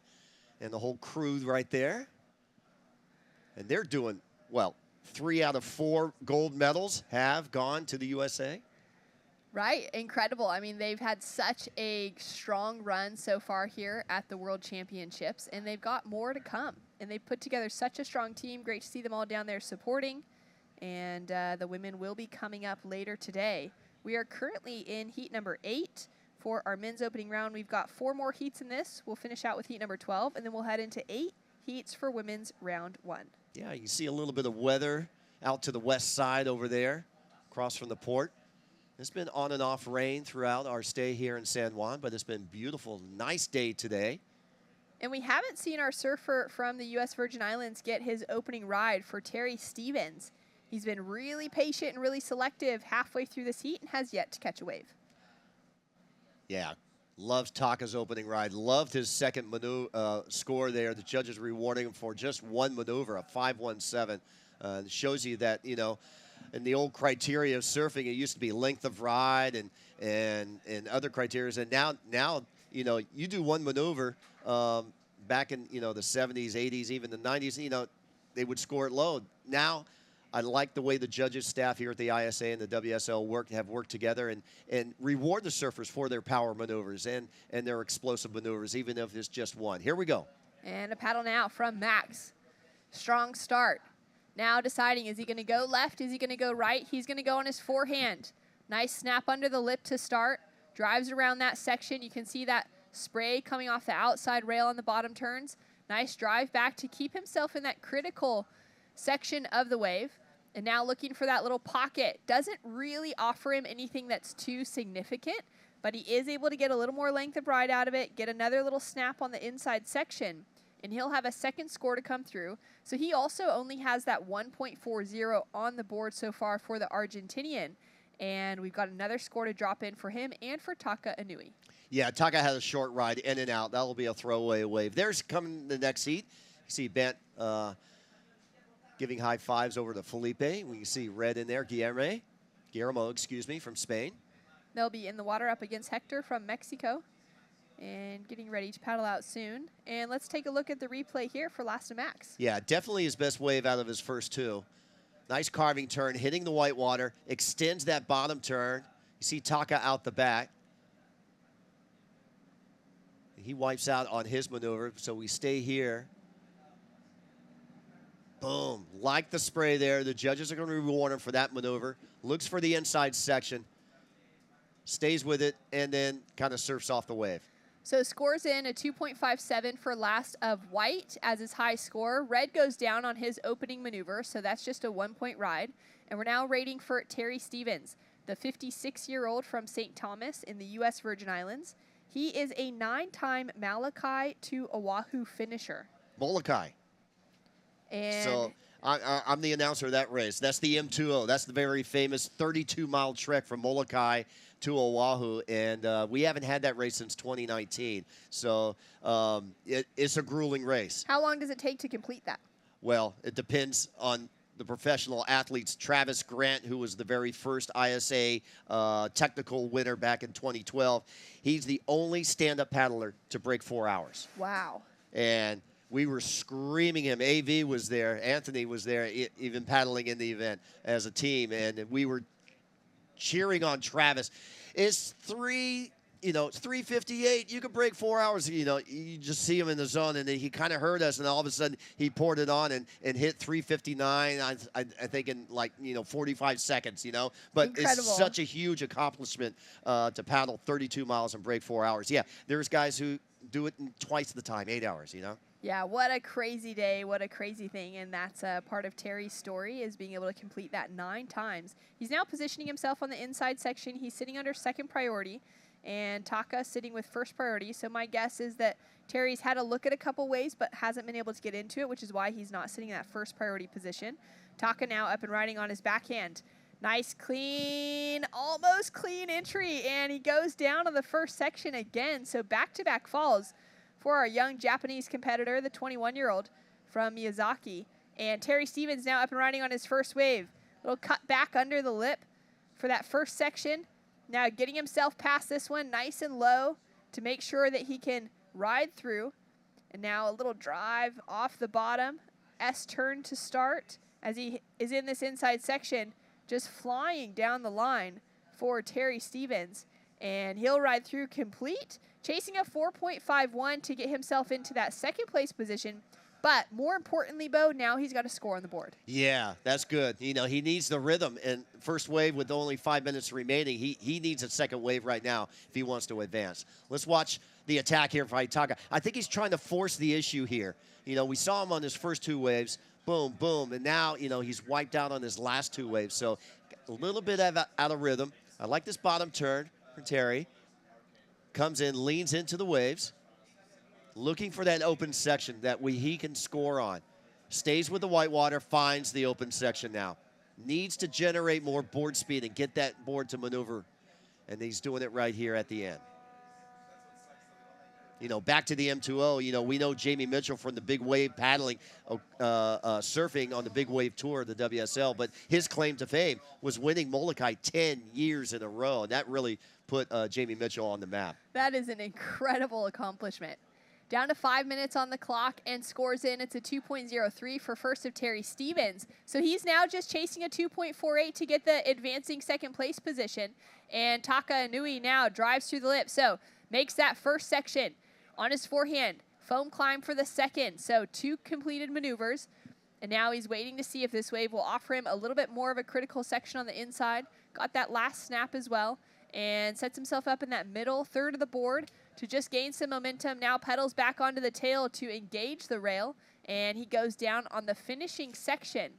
But he was able to get a few turns connected together as we take a look at the replay. Yeah, here he goes, slides the tail. Now he's in rhythm. You can see the bounce in his step right here on the board. So that last 2 waves where he wiped out, now he's thrown that away. Now he's going for this, trying to get better than a 5.0. That's his lowest scoring wave, his opening ride of this heat. All right, so scores to come through for Taka as he went really aggressive here on the inside, just caught that rail and went for a little body surfing action as well. And his highest score has dropped through as he was able to get those combos connected together. So maybe not the best single maneuvers overall, but combining it together, he's gotten himself a 6.17, and he's now sitting with a significant lead as we take another look at this one. Yeah, love the tail throw here, and then I love the jump in his step. Look, boom, fins out of the water with that hop. super aggressive, gets a little air off that bottom turn, which is not something you see too often. And Taka is such a well-rounded surfer. Excellent shortboarder, excellent aerialist, as well as one of the top performers on the WSL Longboard Tour. Just competed for the World Championships at Malibu a few weeks ago in California. So he has had a crazy busy season. He's been competing on all different levels of craft and has had a lot of time away from home. But for this event, he gets to have his 2 younger sisters traveling alongside of him, and we'll see them coming up in the women's rounds. Yes, great to see longboarding really getting a second breath now these days. You know, the WSL Tour, of course, the ISA held their last longboard championships in Bayreuth, France in 2019. So hopefully the ISA can reschedule their next longboard event somewhere around the world. Down to 2 minutes, 30 seconds on the clock, and a paddle for Terry Stevens. He's really got to dig in to get that one, and he'll be unable to. Decides not to really force the issue, seeing that it wasn't quite going to stand up for him.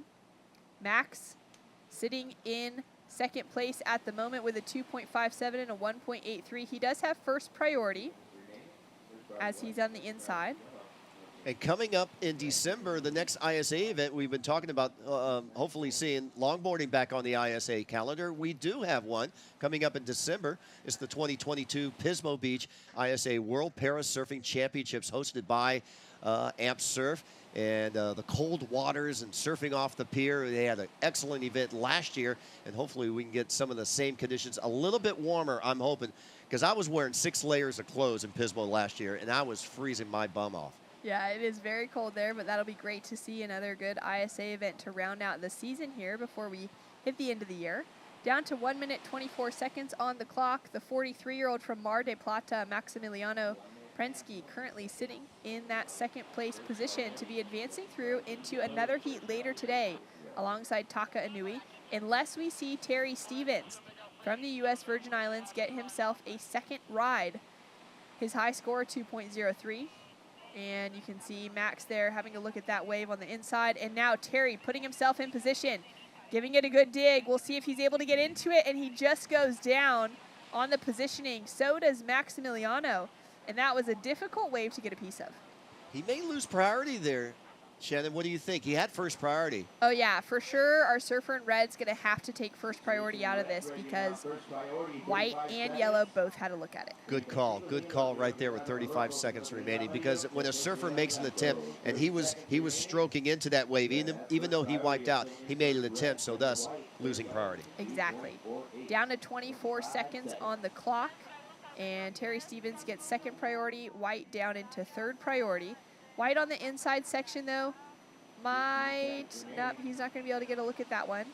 And this may be about it as we come down to 10 seconds on the clock, and another great heat has rounded out our opening day of SUP surfing for this year's ISA World SUP and Paddleboard Championships, with Taka Inui of Japan taking out the lead and Maximiliano Prensky taking out second for Argentina. We're going to take a look at the opening ceremonies and what a great celebration it was before we got our competition underway. Ready. 5, 4, 3, 2, 1. Good morning, everybody, at the ISA SUP and Paddleboard World Championships in beautiful Puerto Rico. Send my best regards to everybody, to the government of Puerto Rico, to the Puerto Rican Olympic Committee, to the Puerto Rican Surfing Federation, to all the private sponsors that made this possible. We're so happy to be back in Puerto Rico after many years.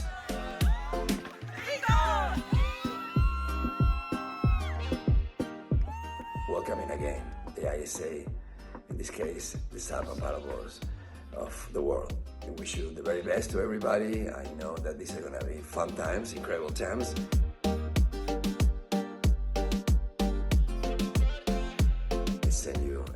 My best wishes for a great competition, for friendships in these tropical waters and tropical weather of Puerto Rico. And to the people of Puerto Rico, thank you for welcoming the ISA once again to your beautiful island.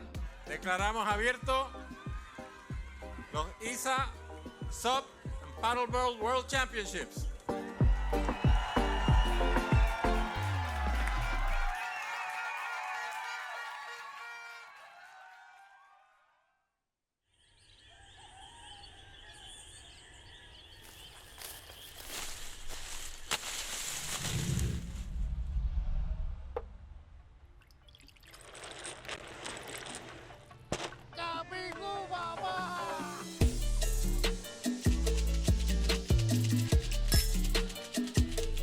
Come visit Puerto Rico and experience the rum route. We are the rum capital of the world. In Puerto Rico, we call ourselves Boricua, a unique name honoring our island heritage and the vibrant spirit of our people. When you bask in the warmth of our beaches, when you taste the love in our food, when you embrace the call of our adventures, you'll find that spirit in yourself. Dare to live every moment. Live Boricua. Welcome back to the action for the ISA World SUP and Paddleboard Championships here in San Juan, Puerto Rico. It is a beautiful day. We've got some swell on the horizon, and we've been stoked to be able to see our surfers get some good waves to kick off the morning. Shannon Hughes and Dave Bainey here in the booth to call the action.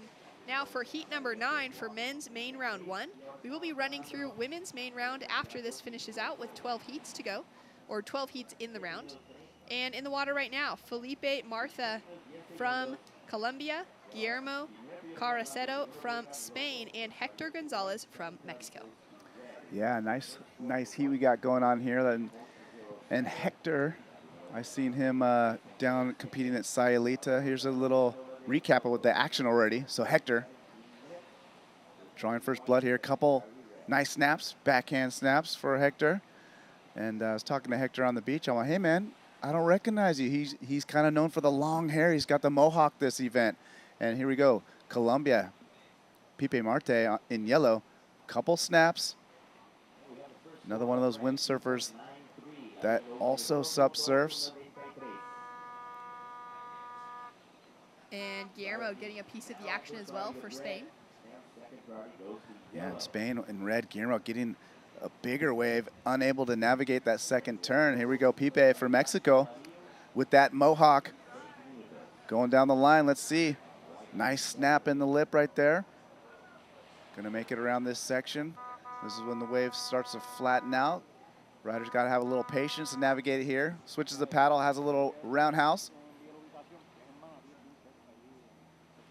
Reforming pretty nicely for Hector. So he gets another rebound there. And decent ride for our surfer from Mexico. All right, so gets a second score on the board. He's got a 3.07 and a 3.5 now, sitting in the lead for Mexico in white. And our surfer from Colombia, Felipe, opened up with a 4.33, so he's got the single highest score of the heat so far in yellow. And Guillermo in the red jersey for Spain, sitting on a 2.93 for his opener. Down to 15 minutes on the clock. And we've got that set that rolled through, probably right off the buzzer for them, able to get a piece of the action. Now they've been sitting for a few minutes, waiting for that next set to come. Surfer in red currently sitting with first priority. Yellow in second, and red having a dedicated paddle for this one. We'll see if he's able to get into it. He won't, but our surfer in yellow is going to take the opportunity under second priority for Felipe. Drives back into the section, and now is really waiting for this wave to stand up to give him something to really punch with. Gets that second turn. Nice foam climb for the third, and showcasing his surfing skills. Yeah, Felipe getting some nice speed on that ride. And Felipe, really good competitive windsurfer as well. And it's interesting to see some of the windsurf crossover guys, their style, they tend to keep their arms up a little higher. You know, it's almost like they're holding that boom in the sail. And you can see when Felipe goes and hits that lip, he kind of gets that arms up. And there goes Felipe.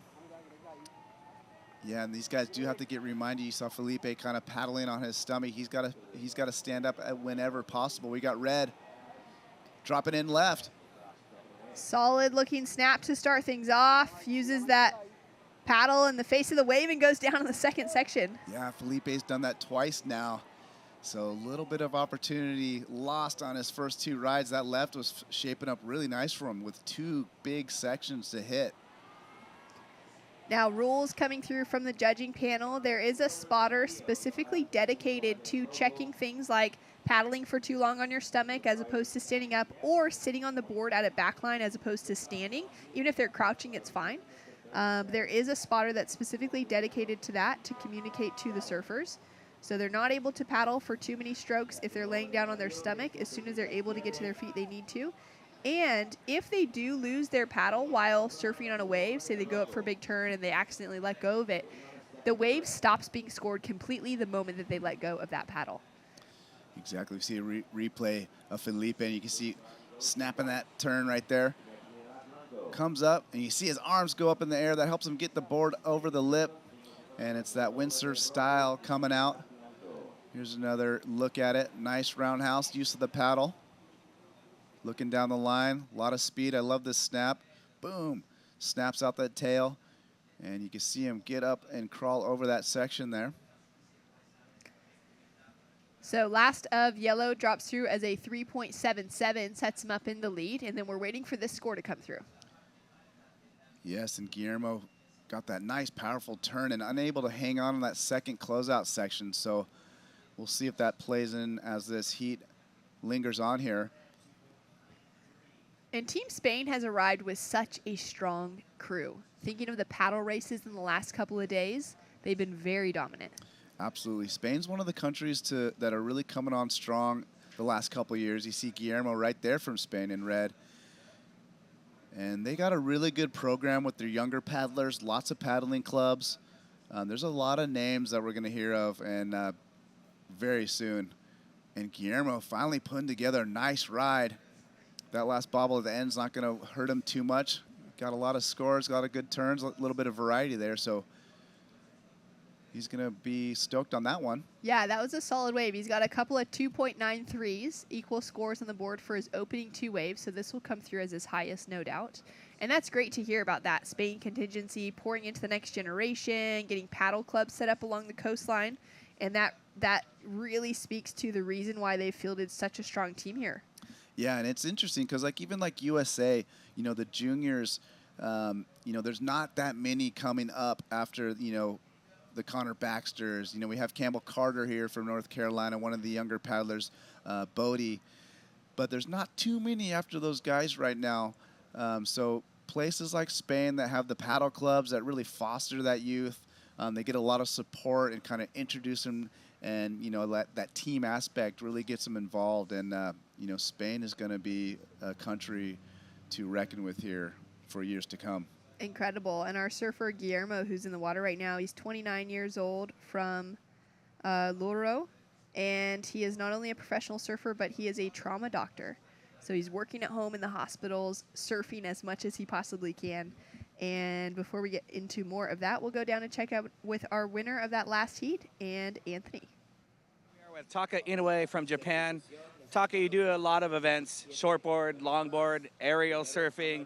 But what does it mean to be here at the ISA World SUP and Paddleboard Championship representing your country? そうですね、サーフィンは個人競技なんですけども、この ISA はチーム戦としてね、団体でやる戦いなので、初めてですがすごい、いい感触を得ています。日本のチームの皆さんありがとうございます。Although surfing is like individual sport, Taka is very happy to be at the, competing as a team, and he's so happy to be here. Awesome. Well, we're happy you're here also. Great job. Can't wait to watch you in the next round. Gambate, and we'll see you later. Back to you guys in the booth. Great surfing from Taka. We see him competing on shortboard and longboard tours as well. But for him to be able to represent his country and to see that team dynamic that comes into play for ISA World Championships of all different disciplines is really special. Yeah, absolutely. In Japan, I mean, they've been doing great so far. Shuri Arakaki taking out the big dogs, the 16-year-old paddler Japan yesterday in the SUP technical race. That was awesome.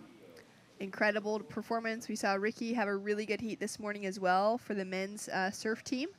And we'll see Taka's two younger sisters, Katie and Sakura, who will be paddling out in the heats coming up later today on the men's side. That is awesome. So we got just under 9 minutes left in this heat. Felipe Marte from Colombia out in the lead with a 4.33, 3.77 as his two highest scores. Guillermo slides into second place with his last score with a 4.73. And Hector Gonzalez looking for a 4.17 from Mexico, currently in third place.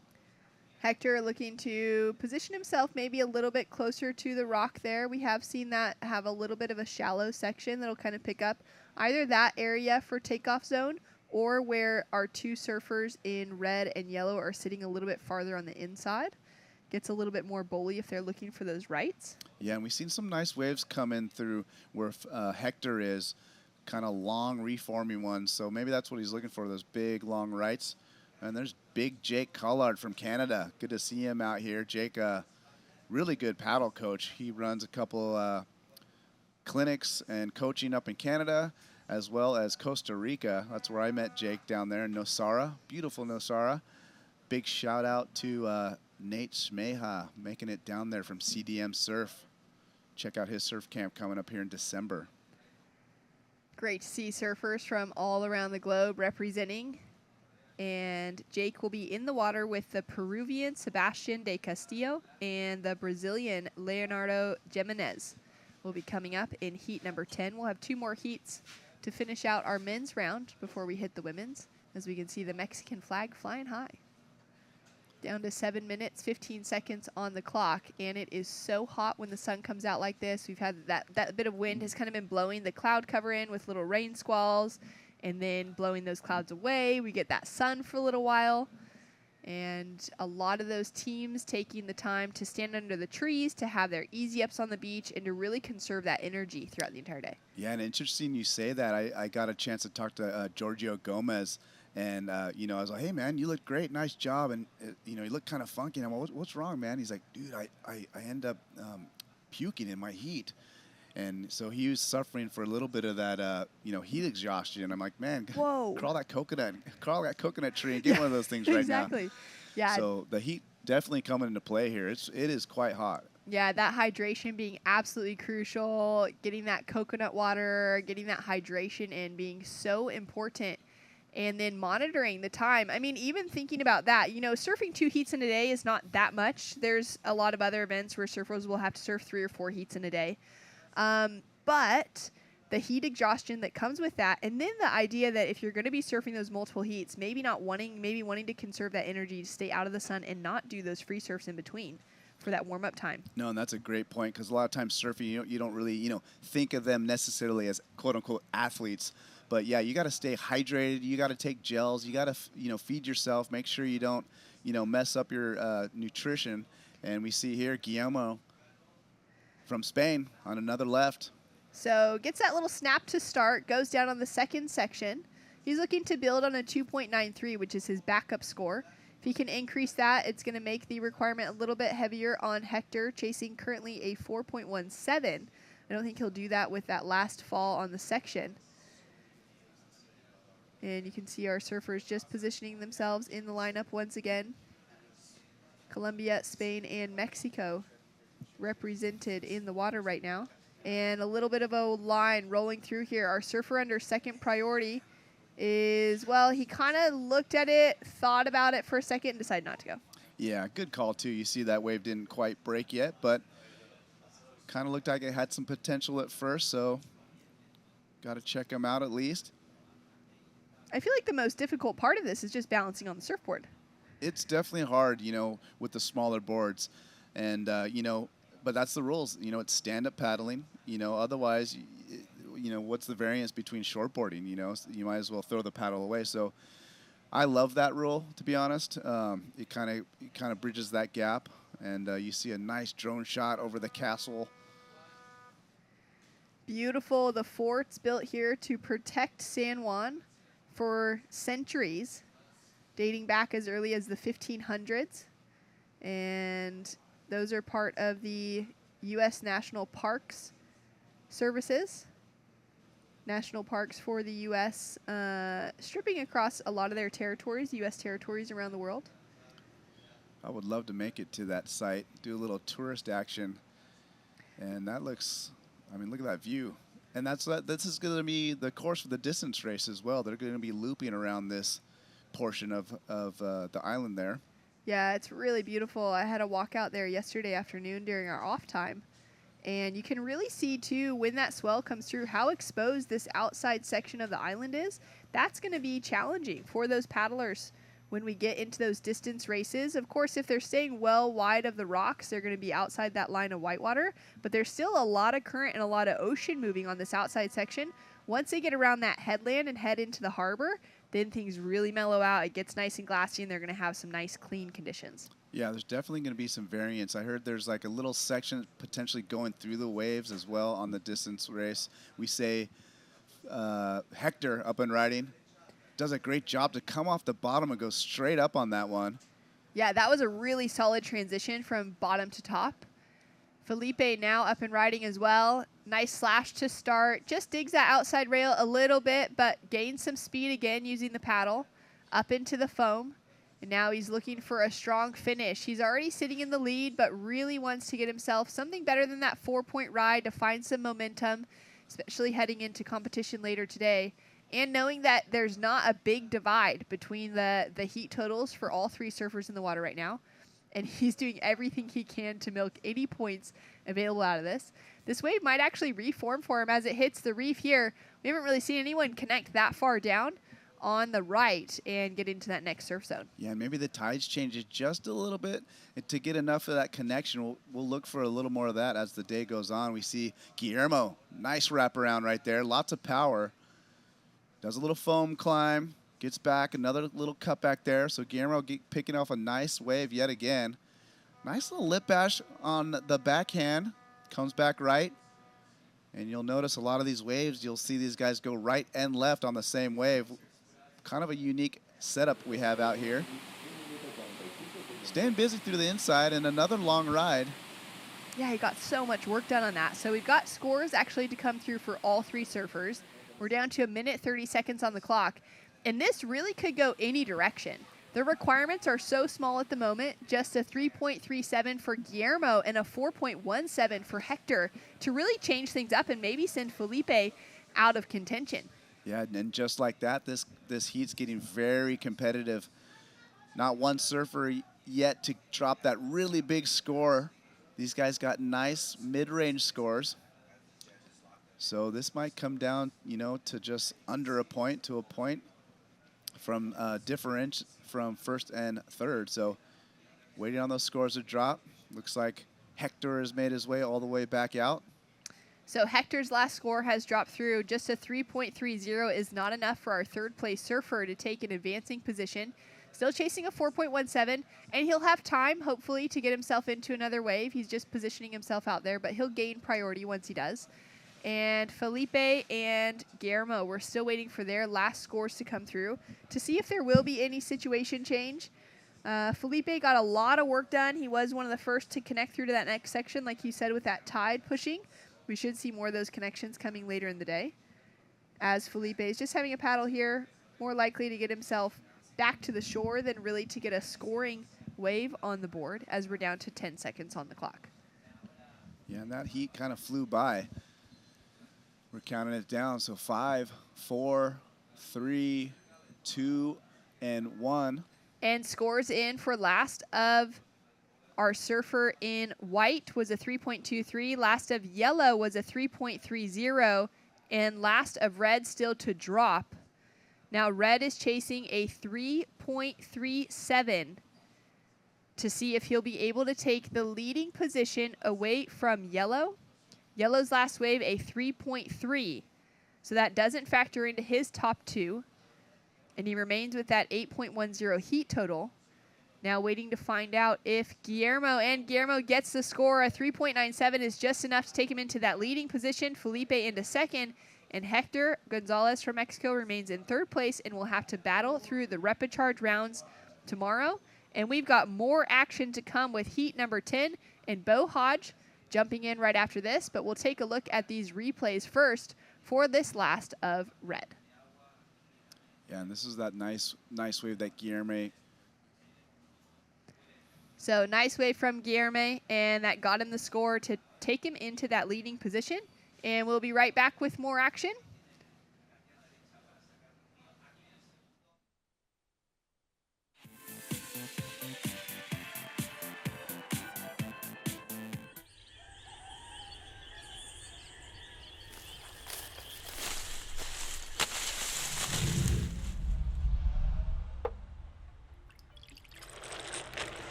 Come visit Puerto Rico and experience the rum route. We are the rum capital of the world. In Puerto Rico, we call ourselves Boricua, a unique name honoring our island heritage and the vibrant spirit of our people. When you bask in the warmth of our beaches, when you taste the love in our food, when you embrace the call of our adventures, you'll find that spirit in yourself. Dare to live every moment. Live Boricua. Welcome back to the 2022 ISA World SUP and Paddleboard Championships. We are live from San Juan, Puerto Rico, and glad to be here. I'm Bo Hodge along with Dave Bainey, and we're moving on into heat number 10 of the men's first round. 12 heats make up this round, so we're at the bottom end of this heat, and let's see who's in this heat. We got Sebastian Delacosto from Peru in white, Leonardo Jimenez from Brazil in red, and Jake Carlard from Canada in yellow. Another 20-minute heat. Top two waves for these surfers. We'll advance them into round number 2, which will be conducted later on this afternoon. And coming up after heat number 12 of the men's first round, we're going to move into women's. The Wahinis will be getting out in the water for their ISA first round. And here we go, Dave. Yeah, looks like we missed a wave of Jake Collard from Canada. Big Jake. I know Jake pretty well. He comes down and does some SUP surf retreats with myself in Nosara, Costa Rica. Here we go, Leo Jimenez. Little bit of almost a collision there, but Leo, known for his backhand surfing, you can see right there, 3 big turns. Looks like Leo in red started off with a great ride. Works it all the way in there. He's got that black project paddle. And yet to strike is Sebastian. Oh, it looks like Sebastian got a small score, but that's Sebastian Gomez from Peru. So nice heat here, right here. 2 regular footers, 1 goofy footer. Big Jake from Canada in the warm water. Yeah, I was just down beachside talking to Shannon Bell. Shannon, the former winner in the Mira Flores 2013 on SUP technical and medal in distance. And now she's switched over to prone paddleboarding. She'll be doing the prone tech coming up this week and the distance for Team Canada. And, of course, Gary, her husband, used to be a competitor competing in the tech and in the SUP surfing. So we say aloha to Gary back in British Columbia. And here we go, surfer in white, Sebastian. Open up with a 193. He's got a better choice of wave here, mixing up the paddle. Judges love to see that. Out the back, we can see Jake in yellow. And we'll get to his wave. Oh, look at that last maneuver, Dave. A lot of power, a lot of speed, and a lot of whitewater in that maneuver. Yeah, Sebastian's a very explosive surfer, and I'm really amazed he's here. He snapped his foot practicing for this event, and he's been in a cast for months and, you know, literally got out of that thing a couple weeks ago. So to see him surfing that well is really promising. So Sebastian Gomez bringing some flair, and we saw Jake and perhaps even Leo getting another wave behind him. Was it his back foot, his front foot? That I can't remember, but I just remember seeing on his stories that, I mean, it looked pretty painful. And he was, you know, he's updating with the rehab and everything like that. And I was like, oh, well, that's a bummer. He probably won't see him at ISAs, but here he is ripping it up. And here's the replay of Sebastian right here. So you see him set this one up off the bottom. Nice snap, lets it release at the end right there. Leans on that paddle, which allows you to get those fins free. Nice rebound. He's got a good rhythm to this wave. Smooth carve back. And up and over. So Sebastian, nice surfing right there.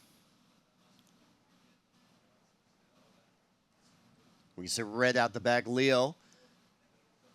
This is another angle for Sebastian on the inside. Yeah, and it's really about this turn right here. He sets it up perfect. Good timing and whack. Just lets it fly. Straight into the lip. Good paddle exchanges as well to get that roundhouse. And then finishes it off on the closeout section.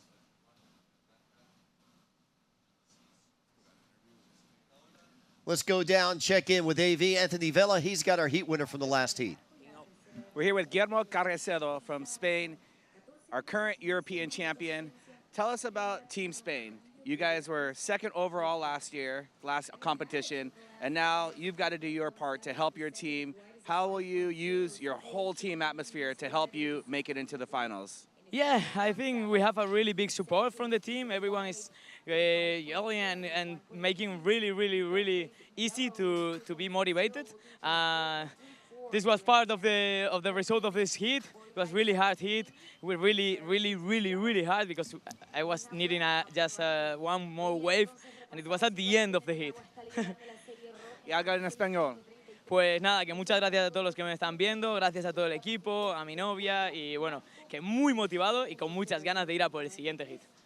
Awesome. He's very motivated to do well. Thanks to everyone and his girlfriend. Back to you guys in the booth. Thanks, AV.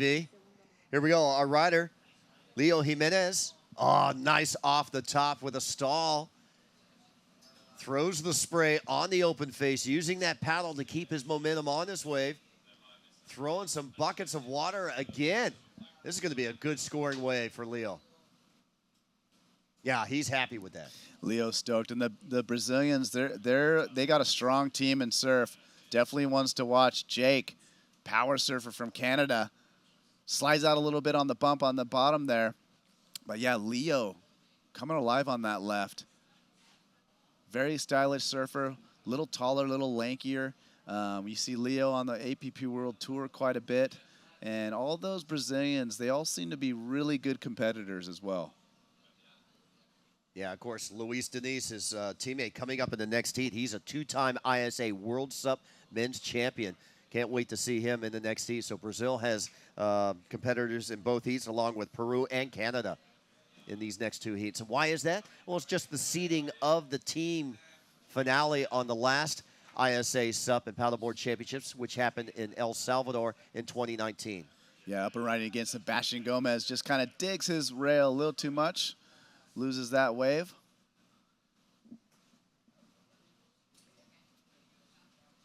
$11 minutes, 50 seconds, 20-minute heat.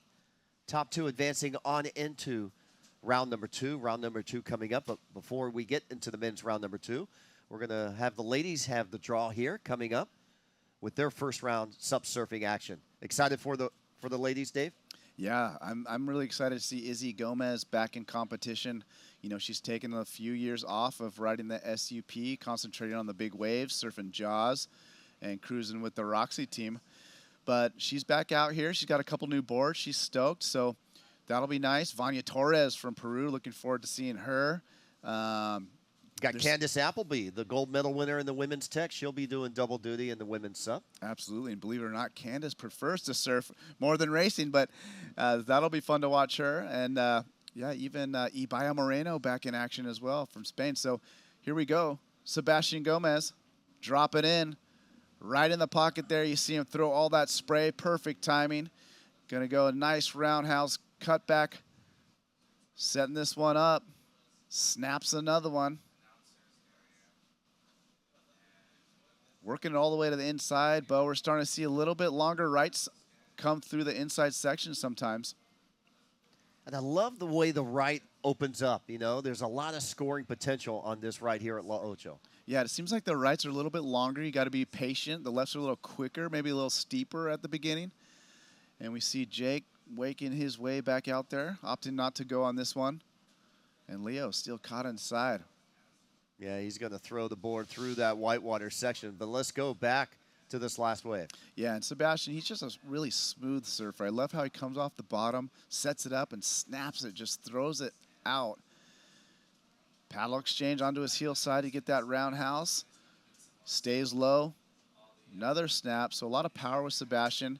Not a lot of lip to punch through, so we'll see how the judges go after this score here, because he did surf it very nicely, but those big scores through the lip is what we've been seeing all morning. Yeah, and you would never know he just broke his foot. Absolutely. I'm honestly still kind of baffled with that one.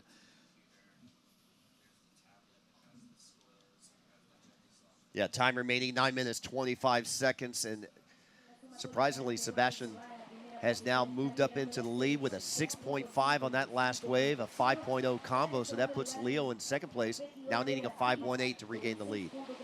Yeah, so Sebastian's got a couple good scores. Here goes Jake. Jake with a little cross step. I love that. Good paddle technique from Jake. Jake's known for his coaching. Very knowledgeable paddler. So there you go. Look how close it is between Sebastian and Leo. Just fractions of a second, of a point. Yeah, it looks like Sebastian got the highest score of the heat so far on that last one, the 6.5. So Leo getting a 6.33 coming from the left, and Sebastian scoring on the right with that 6.5. Jake still looking for just a really nice wave so he could open up and get a bigger score. Yeah, Jake needs a excellent scoring wave of an 8.66. Not to go in the first, but to go in the second, because top two advance into the second round, and third place will be delegated into the repecharge round coming up tomorrow. Here we go, another bigger set. Swell still building up here at La Ocho. On this wave, here we go, Jake from Canada. Nice carving turn, switching up the paddle. Transition there. Love the drone shot. Gives you like a 360 view of this wave coming down. Section out in front, needs to attack. It's going to close out on him, and he'll kick out. Yeah, and Big Jake, nice smooth surfing right there. Did what he could with what was offered up to him. You know, there wasn't too much potential to hit the lip, but he did a good job navigating through the wave. Nice smooth cutback. Love the style right there. Works his way back, looking down the line. So he gets another cutback right there. Jake with that little drop knee kind of style he has. And he kicks out, so Jake can make his way back out. What's up with Sean Porter these days? How's he doing? Yeah, you know what? I haven't heard from Sean that much, but I know he really committed to you know, his job. I think he's doing some real estate. He's out there in Florida. I think he bought a property of his own, so just kind of settling in, getting his situation, you know, taken care of. And I know he's been surfing a lot. I see on his Instagram he's getting barreled on one of those hurricane swells. So he's definitely having fun. I think, you know, Sean's just trying to, you know, he was a little bit of a nomad there. So planted his roots back home in Florida. But it'd be great to see Sean here and check in with him sooner or later. I miss the guy. Yeah, former two-time ISA world champion, also 2018 APP world champion. Yeah, Sean, one of my favorite surfers. You know, he's just that classic, you know, he's got that powerful style. He's a great competitor, you know, lots of flair, and a very passionate guy as well. So, you know, it's good to have Sean Pointer around. Time check, 6 minutes, 10 seconds remaining. A very close heat for first and second between Sebastian and Leo. Just fractions of a point separating. Let's see, 0.24 separating first and second. Yeah, it looks like we might have a little set coming in here. Leo's been a little bit more patient, knowing he needs a big score. And he could be looking at this left, opting to go, but here goes Sebastian Gomez in white from Peru. Yeah, Sebastian with a nice takeoff. Good floater section, wave breaking fast. He's got to get to the open section, and does. On the attack right now. Completed his first maneuver, bam, right through the white water. Good rebound on that second maneuver closeout. And there goes Leo, nice layback snap. That signature style that he's known for. Throws the paddle around to get a nice swooping carve. Gets it up above the lip again, so Leo looking pretty solid here. Okay, Leo trying to catch Sebastian. Sebastian trying to give him some separation from Leo. Now we're at crunch time. 5 minutes remaining in the heat. Yeah, Jake's got to get to work. Got to get to work if he wants to advance and skip that repecharge round. You know, how important do you think that is, Bo, to be able to skip a repecharge round and kind of, you know, rest up and soak it all in? Well, it's great that you got a second chance. Usually at a normal amateur or professional surfing event, you're one and done if you lose out. Here in the ISA, you come halfway around the world or just one other country nearby, you know, you get at least 2 shots at moving through. And, you know, in the past history of the ISAs, a majority of our gold medalists have come through the repecharge rounds. Yeah, and then interesting. And, you know, it does kind of come into play, the fitness level and everything. You wouldn't think, because if you got to battle back through the repecharge rounds, you really have to compete in a lot more heats to make it to the finals. 4 minutes, 10 seconds remaining. Still no change. We're still waiting for the last waves of red and white, so that means the judges are looking at replay. So you got a regular footer with Sebastian, a goofy footer with Leo. So we'll be on standby for those scores. How beautiful is the reef here at Lo Ocho? Well, a day like today when we finally got like really good waves, you know, you can see how many peaks there are. You know, you come to this break and there's a peak for everybody. There's like kind of the low rolling longboardy spot. There's the off the rock kind of wedgy shortboard zone. Then there's the long peeling right. There's a foil reform. I mean, it really is a playground right out in front here. So many peaks to choose from. And when the wind gets good, you know, that trade wind that blows in here, you know, you can see some foil surfers. You can see some wingers too. Yeah, I know part of the rescue crew been chomping at the bit, you know, right when the last horn signals, they're already setting up their gear and they're out there wing foiling. So it's a great spot for all these sports, and what a layout we got here for the competition today. So score coming in for Leo, a 4.83. Let's see if Sebastian can improve on his 5.0. Judges still dissertating right now in the tower. Taking their time, and usually when they take their time this long, it could be a good score. Yeah, and we got Jake right here getting into this one way out the back. Let's see if it gives him some opportunity. He's got a little cutback so far. He's staying patient with it. He's out on the shoulder. You can see him stepping back on the tail. He doesn't like it, so he's going to get back out with just 2.5 minutes left for Jake. Shaking his head a little bit there, showing a little bit of frustration. You know, sometimes you get the waves and they just don't cooperate the way you want, and that's a little bit of the luck that comes into competitive surfing, unfortunately. The Team Brazil stoked. Leo Jimenez sitting comfortable in second place. See Aline Arasaka sitting there with the hat on. She hurt her shoulder. You can see all the tape on her shoulder there. I'm curious to see how she does later today in the surf event. That was during the sprints, wasn't it? Yeah, and I talked to her a little bit, and it happened right from the skim. She kind of jarred her shoulder when she went for that skim a little bit there. And happened to finish the race, but barely. She came up the beach holding her shoulder, so it looked super painful. Well, the last wave for Sebastian Gomez, we thought it was going to be a bigger score, but it was a non-keeper for him. It's a 4.47, so you don't see it on your screen. So he's still keeping the 6.5 and the 5.0. So Gomez in first, Sebastian in first, and we've got Leo Jimenez in second, still requiring that 5.18 to take the lead, and Jake needing an excellent score of an 8.66 to go to first. Time check, 1 minute counting down. You see out the back here, Sebastian falls down in white. Looks like red's going to spin around. I wonder who's got priority here. It looks like it's red because Sebastian's let him go. So let's see Jimenez on his backhand. Off the bottom. Nice carve out the top right there. Switches the paddle. Another good sweeping turn.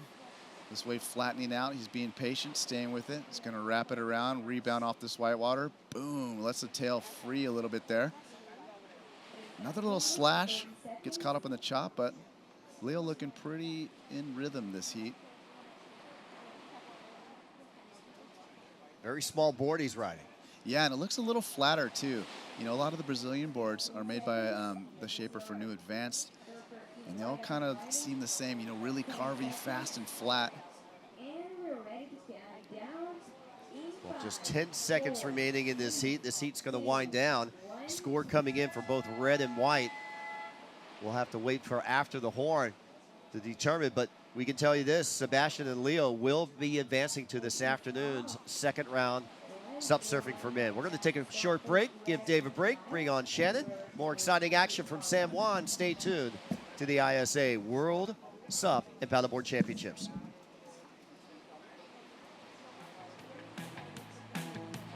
In Puerto Rico, we call ourselves Boricua, a unique name honoring the vibrant spirit of our people.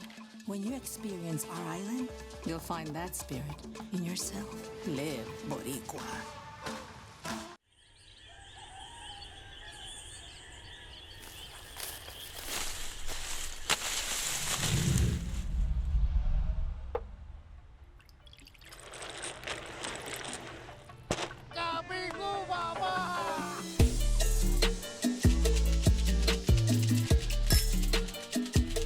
Come visit Puerto Rico and experience the rum route. We are the rum capital of the world.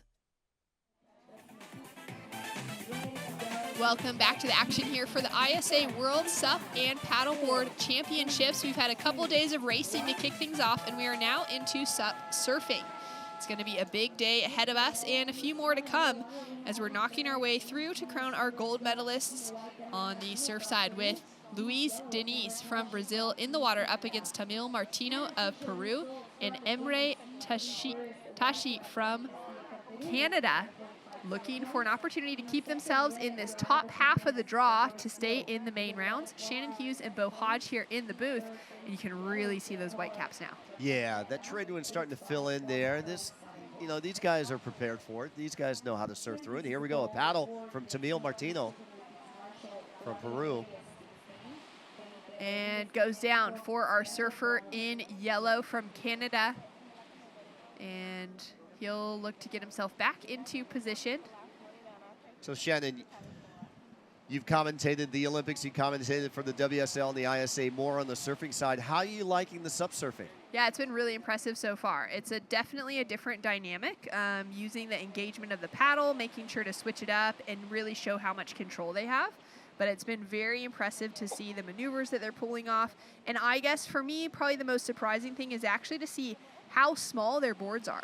How close they're trying to get to riding a high-performance shortboard, because the surfing essentially itself is just like high-performance shortboarding with the engagement of the paddle. But I've been very impressed to see the strength, the agility that it takes to manage such a small board, where I would have expected them to be just a little bit bigger, a little bit more float to them, but understanding that they really want to be able to do the most aggressive and progressive maneuvers. As we see Tamil get his opening ride, just one quick carve, and he'll be right out to backline again, and we'll start to see that priority roster come into play as our surfer in yellow is now out the back as well.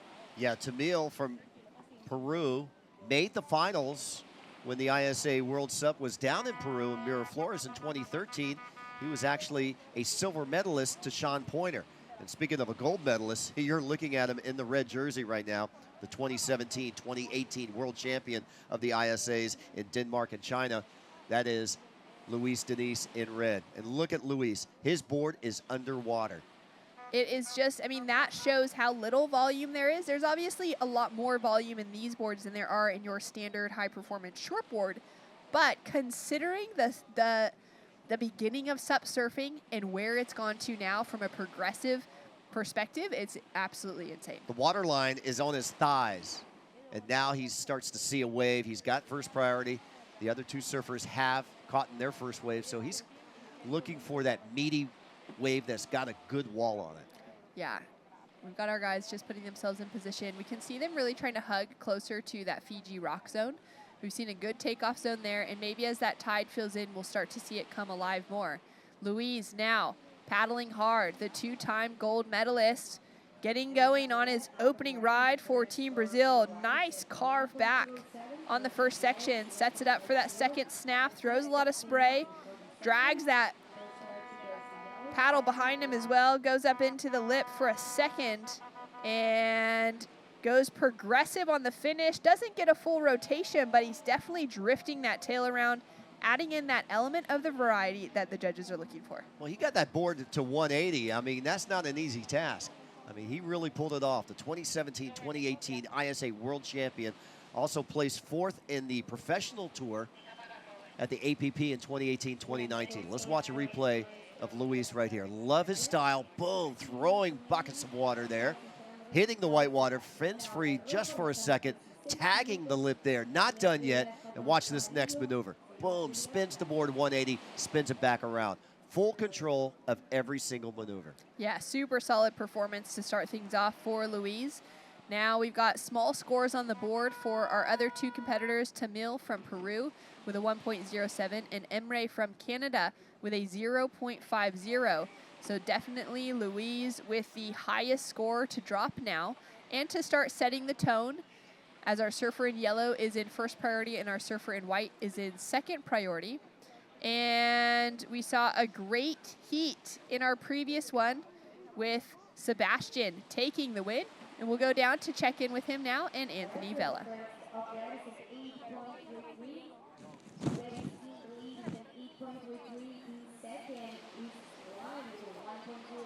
And we'll get back down to Anthony in a moment as we see Emre go for a quick paddle. He's unable to get into it, our Canadian surfer. And now Tamil setting himself up on the forehand. Nice wrap. Love that little drift of the tail for a second as well. Gets it second snap thrown through. And just switches the style or the side of the paddle. Nearly loses it there as well, but manages to hang on to it. Snap of the tail as he comes through to this inside section. Great length of ride he's getting out of this, throwing in heaps of variety for the judging panel. And he'll have a score to drop through. And as we wait for that first exchange, we'll go down to check in with Anthony Vella.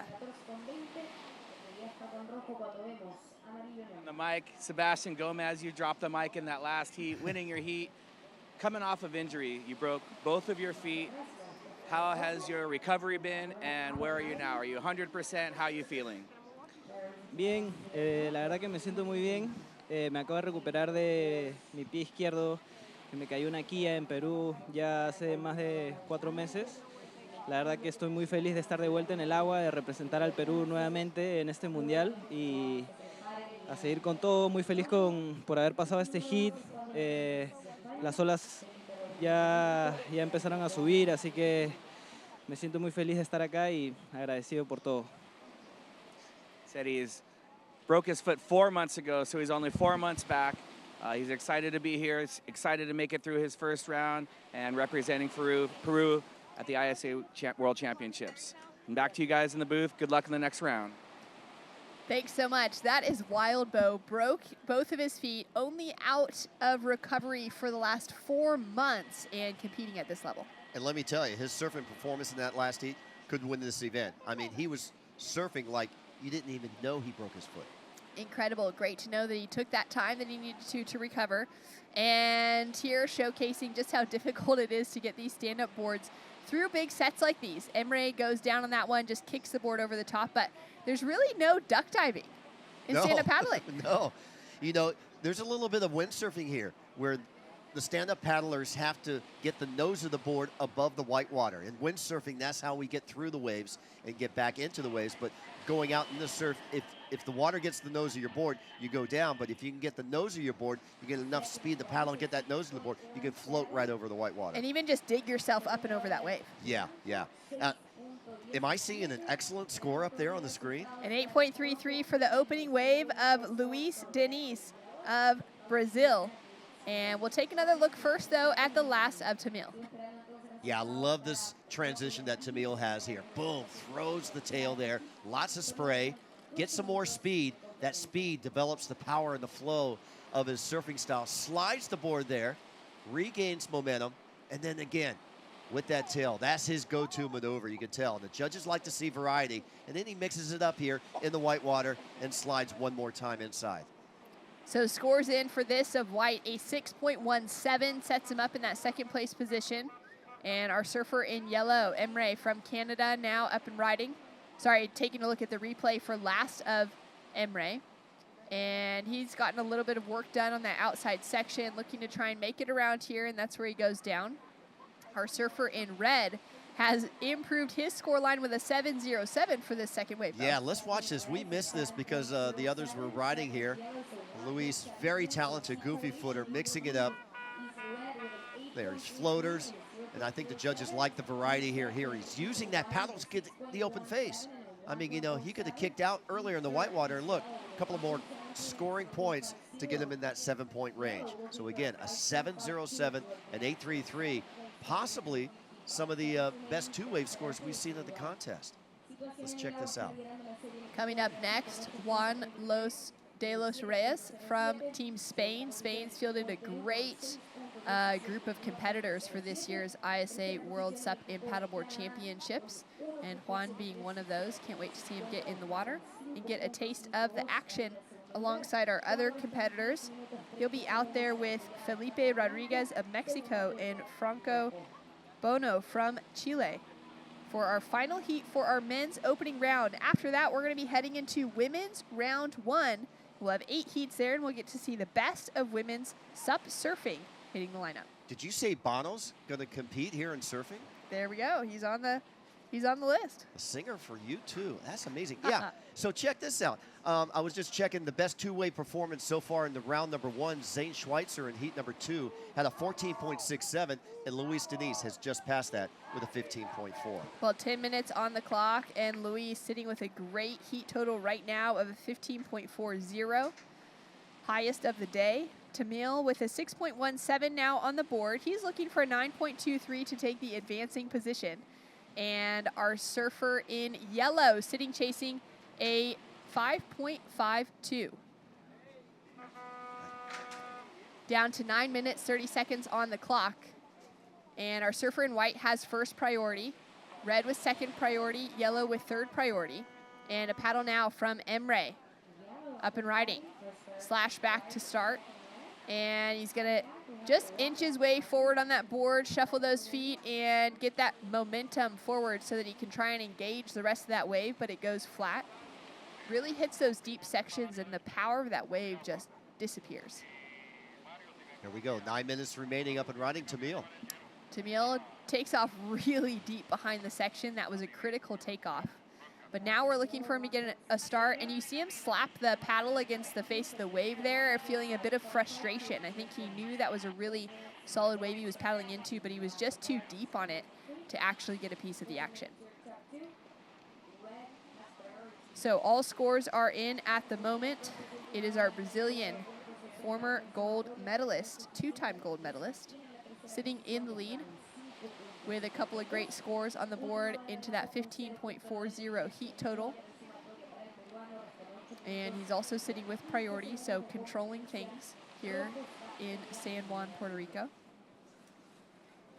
8 minutes, 10 seconds remaining in this heat. And yeah, more Whitecaps coming through the lineup here. So those trade winds are starting to fill in.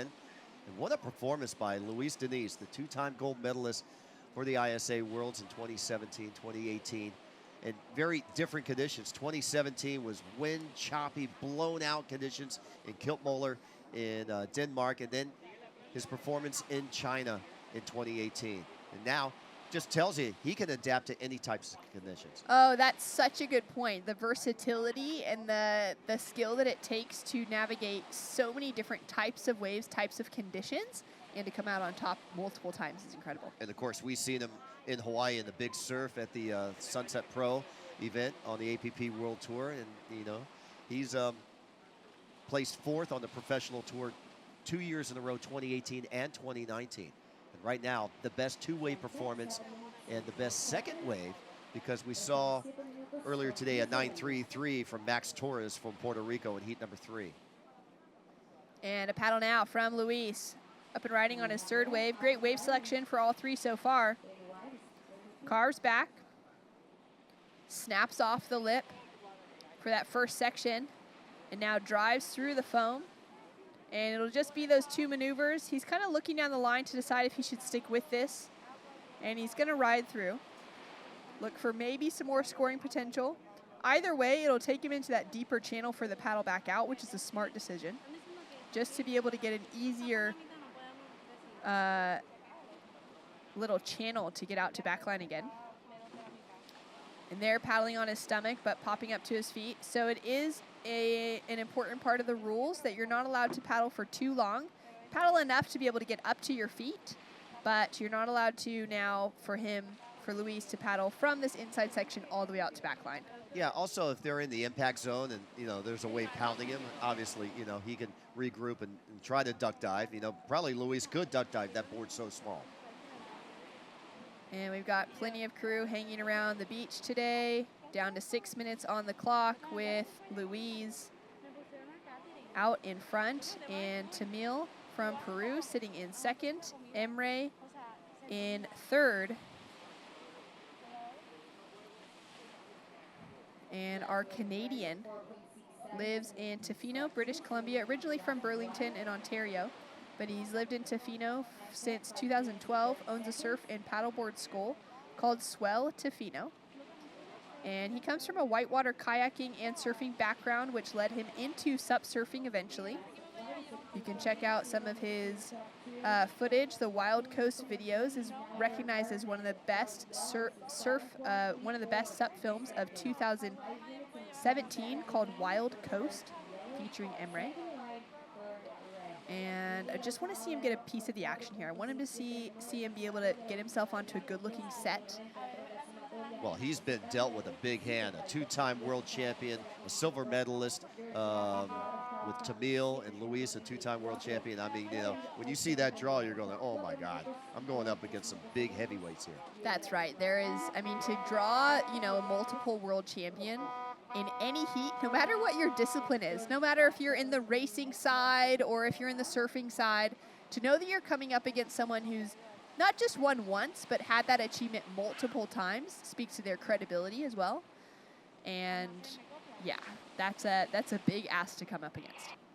And Tofino, where he's from in British Columbia, that's kind of the Canadian surf capital right there. Yeah, so many good waves there, thriving surf culture, very different climate than what we're currently dealing with today. Yeah. What do you think the wetsuit size call for him in Tofino? They've got to be wearing like 6 mils is my guess. Oh, I would say maybe 5'4s or 4, you know. Unbelievable.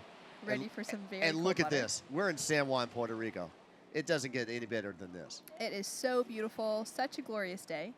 Sun's back out, a lot of those clouds just being blown away. We've had those rain squalls rolling throughout the day. That has provided some shade and a little bit of a little moment of relief from the extreme heat. And these are the things that these surfers are taking into consideration today, especially the ones that are advancing through in that first and second place position. They've got to surf again today.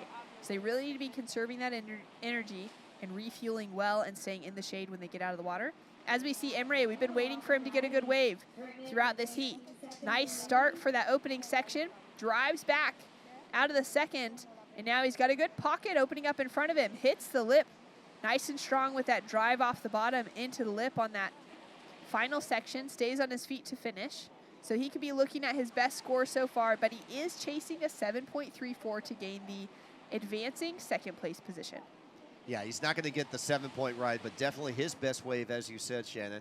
And we're getting crunch time right now, 2:45 counting down into this heat. Paddle now from Tamil. Martino from Peru. A lot of speed driving off the bottom into that first turn. Nice little flick of the tail as well. Gets a nice snap for the second. Sets himself up in pace. Drives through the rail on that second turn. You can see the placement of that back foot really allowing him to get some progressive turns thrown in. Just missed times. That last turn, unfortunately, doesn't find that projection out to go complete. But he's sitting on a 6.17 with only a 2.9 for his backup, so this is going to help that situation. Yeah, let's watch the replay here. I love his style, his flair. The combination of maneuvers that Tamil does, switching up the paddle, roundhouse back into the whitewater section, gaining some more speed, throwing the tail again, getting those fins to work on the board. This is going to be possibly near the excellent range. He's kind of disappointed in himself, but I'm very impressed with his surfing style. So scores to come through now for Tamil. Currently sitting in second. He is chasing a 9.23 to take first.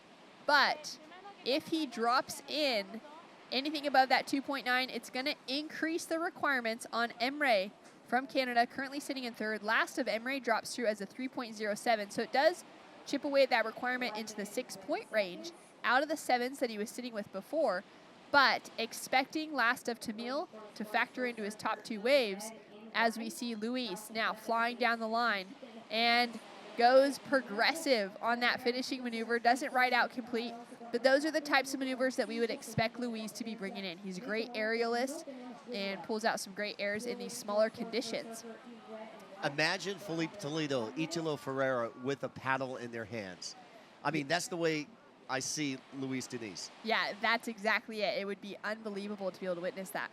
As we see scores still waiting to drop through for Tamil in the white jersey, Emre in the yellow jersey, both now paddling out as well to try and gain priority. So no priority established as they're getting themselves back into the top of the lineup.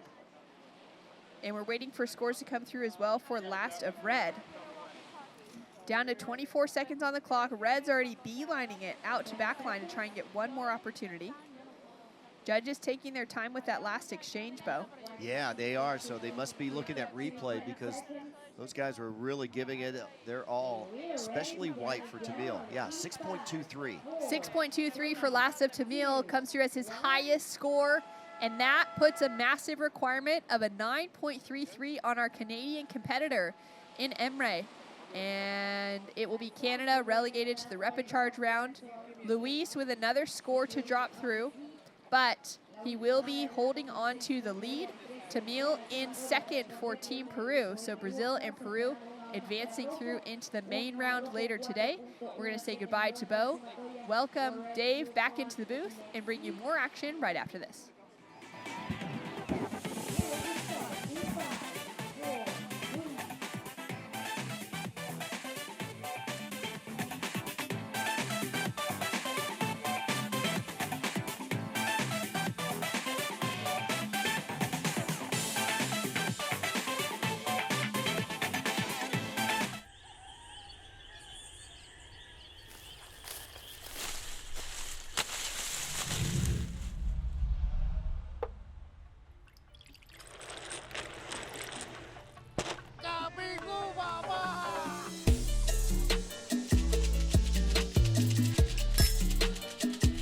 Come visit Puerto Rico and experience the rum route. We are the rum capital of the world. In Puerto Rico, we call ourselves Boricua, a unique name honoring our island heritage and the vibrant spirit of our people. When you bask in the warmth of our beaches, when you taste the love in our food, when you embrace the call of our adventures, you'll find that spirit in yourself. Dare to live every moment. Live Boricua.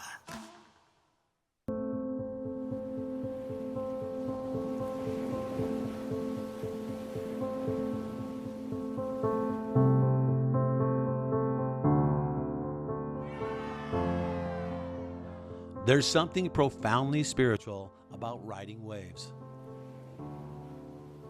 Water is transformative, healing. You're at the mercy of Mother Nature, the ever-changing movement of water. The ocean is the great equalizer.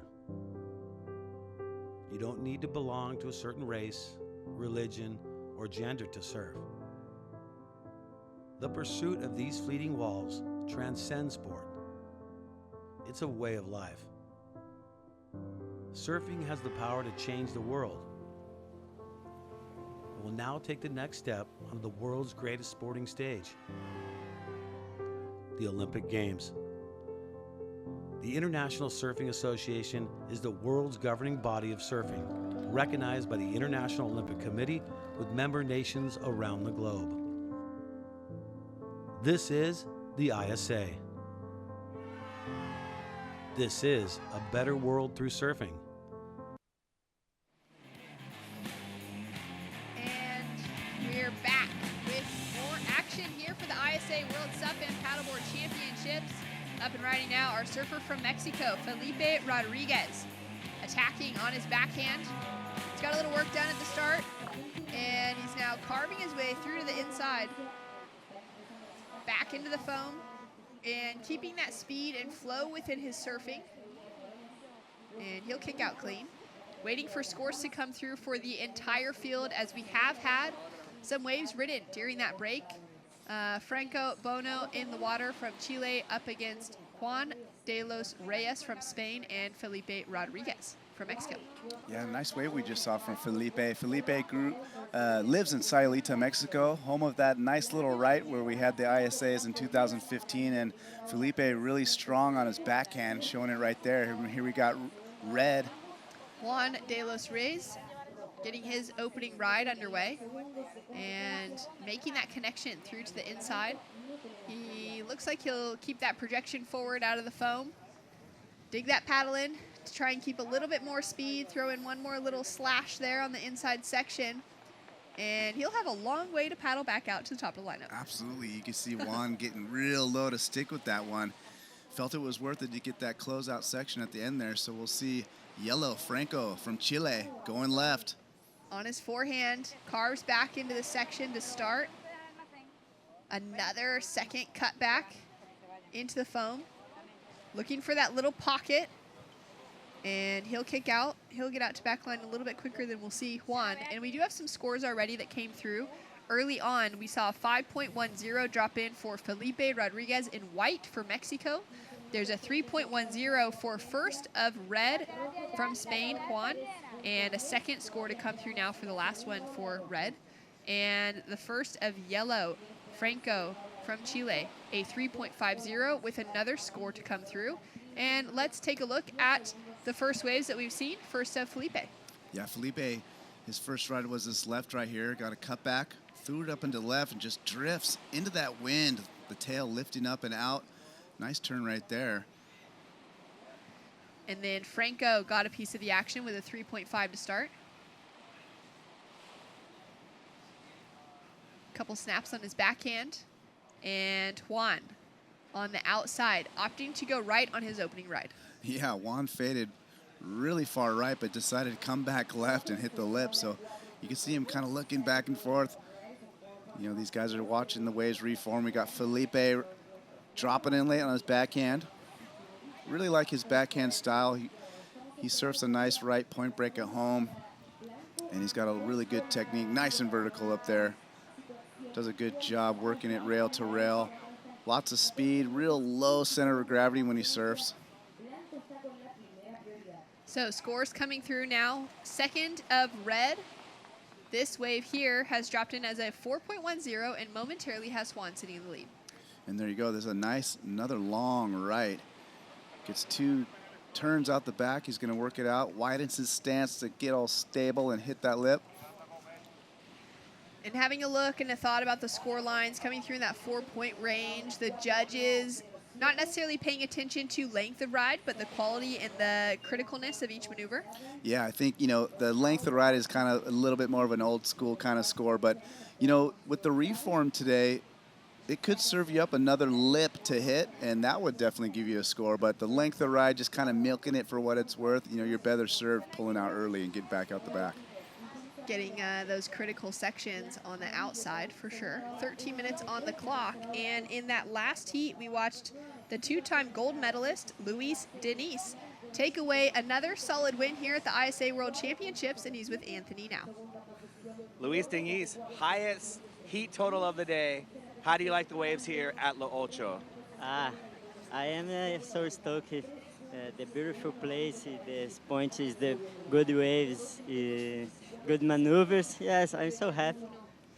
E agora, pô, tô muito feliz, galera, falar um pouco de português, tô aprendendo aí no inglês. Uma hora eu vou falar bem. E é isso, bateria por bateria, tô aqui, nação brasileira, vamos aí. E é isso, glória a Deus. All right, well, congratulations. Moving on to the next round. And back to you, Dave and Shannon. Thanks so much, Luis. Just on fire. And looking happy, feeling stoked to be here for Brazil. Yeah, and Luis, you know, really pushing the progression of SUP surfing. If you follow him on Instagram, he's doing full rotation airs. You know, he's a smaller rider, so his boards are really small and light. So that's definitely an advantage. And, you know, when it's mushy, he's just so fast in that stuff. And you can see on the replay, I mean, just tail drifting and everything. So Luis, gold medalist, look out for him. Definitely one to keep your eyes on through the rest of the week. We will be running 3 days of SUP surfing. We'll be finishing that out on Thursday. It's now Tuesday here in Puerto Rico. And we've got 3 big days of surfing, and then we'll get back into the racing side of things here for the SUP and Paddleboard Championships. As we see Juan just take a look at that one, decide not to try and stick with it. And on the outside, looking for those critical opening maneuvers, it's our surfer with white who has priority, Felipe, so he's going to take off and decide to go for that second maneuver, just comes unstuck. Yeah, and you can see Felipe just a little bit behind that section. And with priority, you know, you don't want to try to go for that wave too much. Yellow was right there, and sometimes you could crumble a section, so we got to watch that. Juan now has a look there, decides not to go. It seems like a very difficult position to be in on quick decision making because it takes a bit of time to whip that board around. And so you've really got to be maybe knowing the wave that you're going to be going for a little bit earlier than standard surfing. Yeah, you're absolutely right because they're so small and so thin. You see those guys, you know, the maneuverability, I mean, you could fall just at any instance. You see those guys fall around. So, like a quick reaction to flip around, like, you know, if a guy's missing a wave, you want to get that one. It's really hard to turn that around and climb out of that sunken hole to catch that wave. So, yeah, with the smaller volume boards, you definitely have to pick a position and kind of stick to it a little bit more rather than roaming the lineup that you would normally do if you're free surfing on a bigger board and just having fun. So, you can see these guys that they have some of the smaller boards we've seen all day. They're all kind of sinking to their waistline, which is, you know, scientifically that's as low as you could get. You know, the volume versus weight ratio, you can't get much smaller than that. So, highly skilled paddlers, very fit. Takes a lot of energy to paddle these things through the lineup. And talking about that with board size and dimensions, will we see a lot of these surfers, if the conditions were a little bit bigger, still riding the same equipment? Would they change up that equipment at all given different conditions? Yeah, I think depending on how steep the wave gets and stuff like that, these guys definitely have 2 or 3 waves in their quiver. We see Red, Juan de los Reyes from Spain, getting a nice left. He's going to throw the cut back down, banks it off, comes into another section, snap. That's a nice turn from Juan. Good timing there. Carries his momentum in to finish it off. So Juan looking strong. Currently sitting in that second place position, chasing a 5.80 to take the lead away from Felipe Rodriguez. And talking about that, you know, if they're surfing a wave that has a lot more, if it is a lot steeper, what are some of those differences that you'd see in their equipment? Yeah, it's not too dissimilar from surfboards, really. You know, like I was talking to Sebastian Gomez after his heat and just kind of checking out his board, and he had more of a flat, kind of old school board with just a little bit of V. And I know his other board has a nice single concave through the whole thing. So he was saying that he chose this board because it's a little flatter, gets a little bit more glide in between, you know, speed sections, and he will definitely ride his other board if the wave gets better. So these guys definitely have a quiver. They know their equipment well. And, you know, even the paddles get really short. If you see these guys on the sand standing next to the paddle, I mean, they're below their chin line. And where you see the racers, it's about head high or maybe a little bit above that head. So, and that's just compensating for how low you are in the water. You know, if the paddle was so long, all of a sudden you're stretching your arm above the sky, and, you know, then you could get injured. Yeah. And then it's just really hard to get that quick stroke. So a lot of these guys have multiple paddles, multiple boards, and you gotta know your equipment, that's for sure. That's so interesting. The equipment really is so different from what we see on the surfing side as Felipe just goes down on that takeoff. Well, he was sitting in second priority, so Franco will continue to hold on to first priority. And talking about the size, we'll get back to that in a moment as we see Franco trying to get into that one. He decides to just let it go. Talking about the size of the blade, what kind of differences are we going to see in blades that these surfers are using for competitive heats as opposed to our paddle racers from yesterday? Yeah, in general, when the boards are lower volume, you want a smaller blade. You know, it's just like a quicker, I call it the first gear. So you really want to do that, get that first gear, get out of the hole and catch that wave. You know, you're never really taking these long, sweeping, beautiful strokes when you're surfing. So you want a small attack style blade. So smaller, a little more, maybe not as rigid. So you don't want it to grab all that hard. You just want to get it through the water real quick and get it out of that first gear. The racer's like a little bit more catch to get in that rhythm, hold a little bit more water and project you forward. So these guys are really just trying to get out of that hole you see them sinking into and then basically have it be minimal in your hands to execute maneuvers. Incredible. So down to 7 minutes on the clock. And there you can see Juan just jumps back up to his feet quickly, holding that balance. Boards sunk very deep underwater. And current situation in the lineup, Juan de los Reyes has taken the lead. He dropped in a 5.1 for his last wave. It has him sitting in first now. Felipe Rodriguez of Mexico down into second, chasing a 4.10 to take first. And Franco from Chile is sitting in third place, chasing a 5.67 to get himself out of the repecharge rounds, which will be running tomorrow. Great to see, at least on the surf side of the scheduling, not the same for the racing side of scheduling for this year's World Championships. But on the surf side, always the ISA includes those repecharge rounds, which gives everybody a second shot.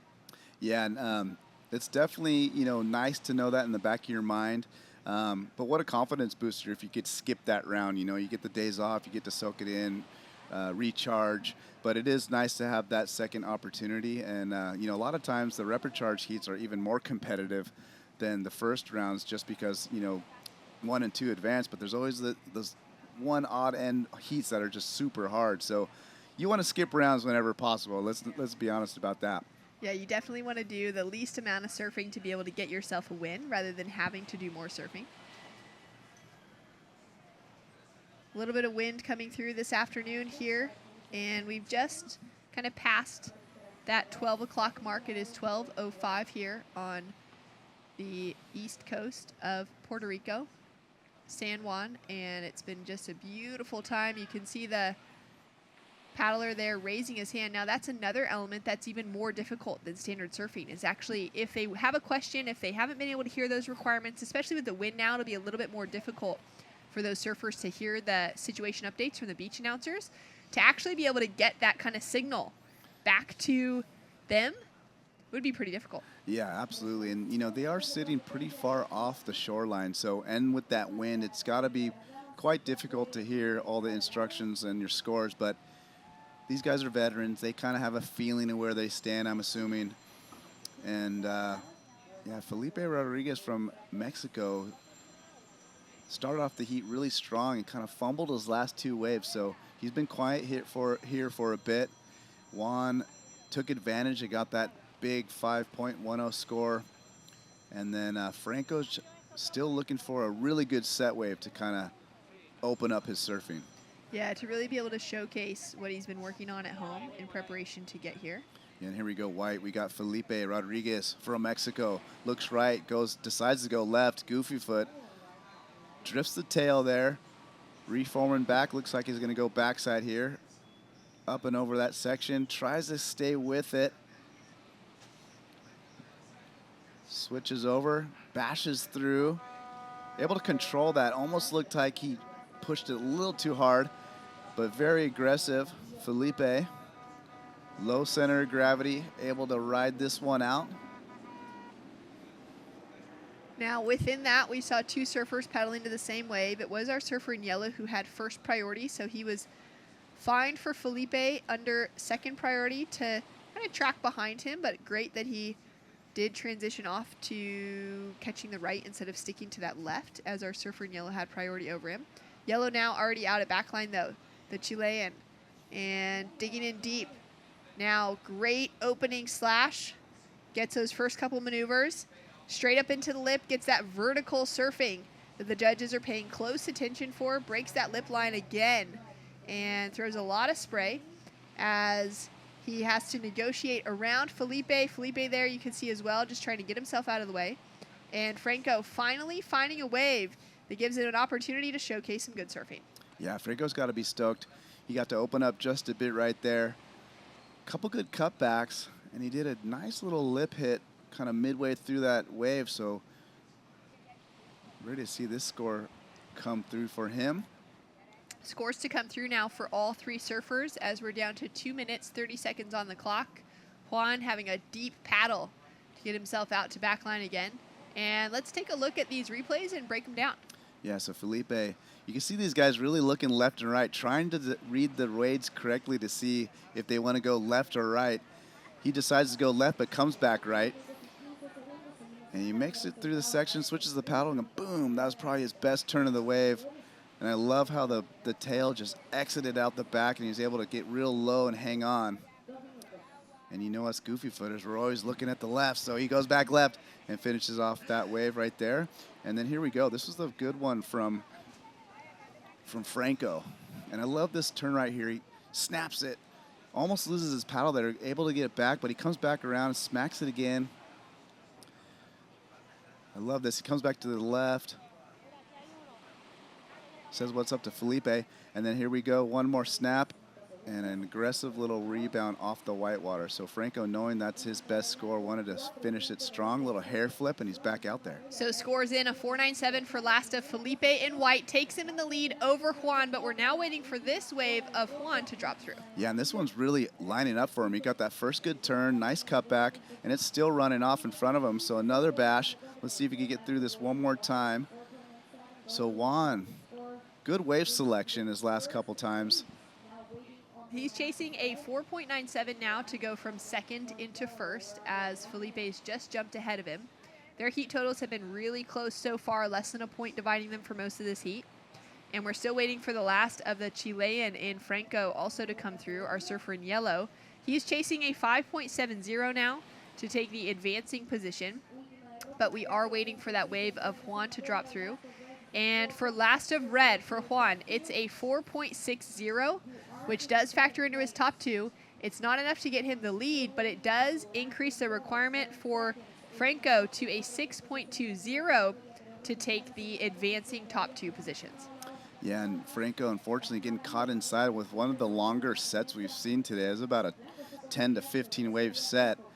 So he's going to make his way back out there. We got Felipe in white already back out there, and Juan de los Reyes, so 1 and 2 have priority. We've got Juan checking a look out here. He's been liking these lefts. Let's see what he does.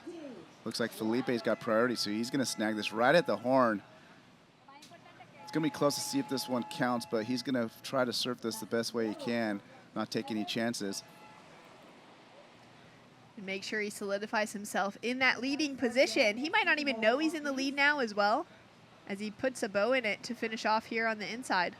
So a great heat from Felipe Rodriguez of Mexico in the lead, with Juan de los Reyes in second, and Franco Bono from Chile drops out in third place.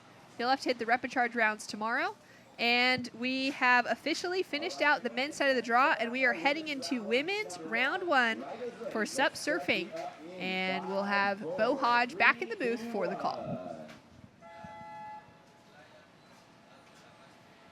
In Puerto Rico, we call ourselves Boricua, a unique name honoring the vibrant spirit of our people. When you experience our island, you'll find that spirit in yourself. Live Boricua.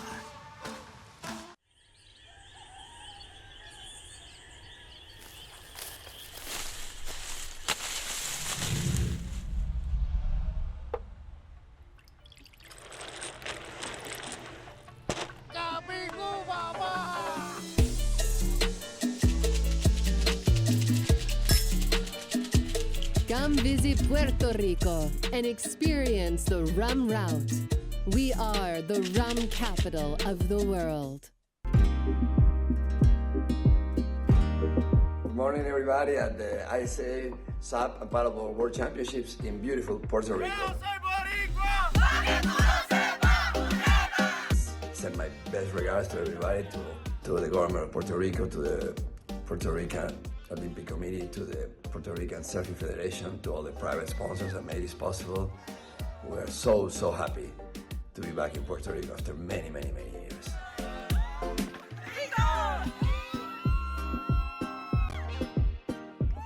Welcoming again the ISA, in this case, the SUP and Paddleboards of the world.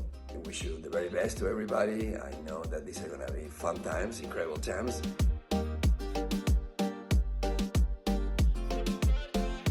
I send you, everybody, my best wishes for a great competition, for friendships in these tropical waters and tropical weather of Puerto Rico. And to the people of Puerto Rico, thank you for welcoming the ISA once again to your beautiful island. Declaramos abierto los ISA SUP and Paddleboard World Championships.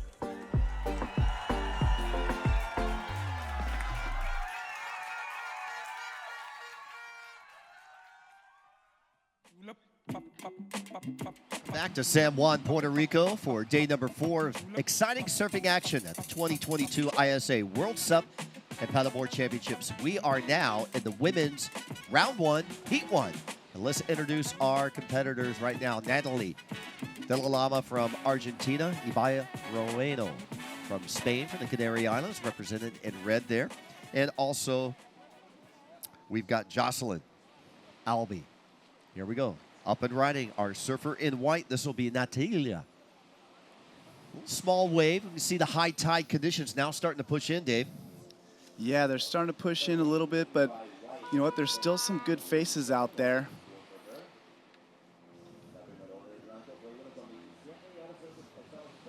There's our lineup. Natalia from Argentina in white, Ibaya from Spain in red, and Jocelyn. ESA. Trying to draw what ESA stands for.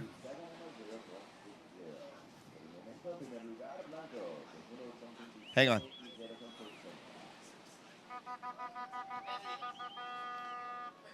Yeah, you can see Ibaya in red out the back.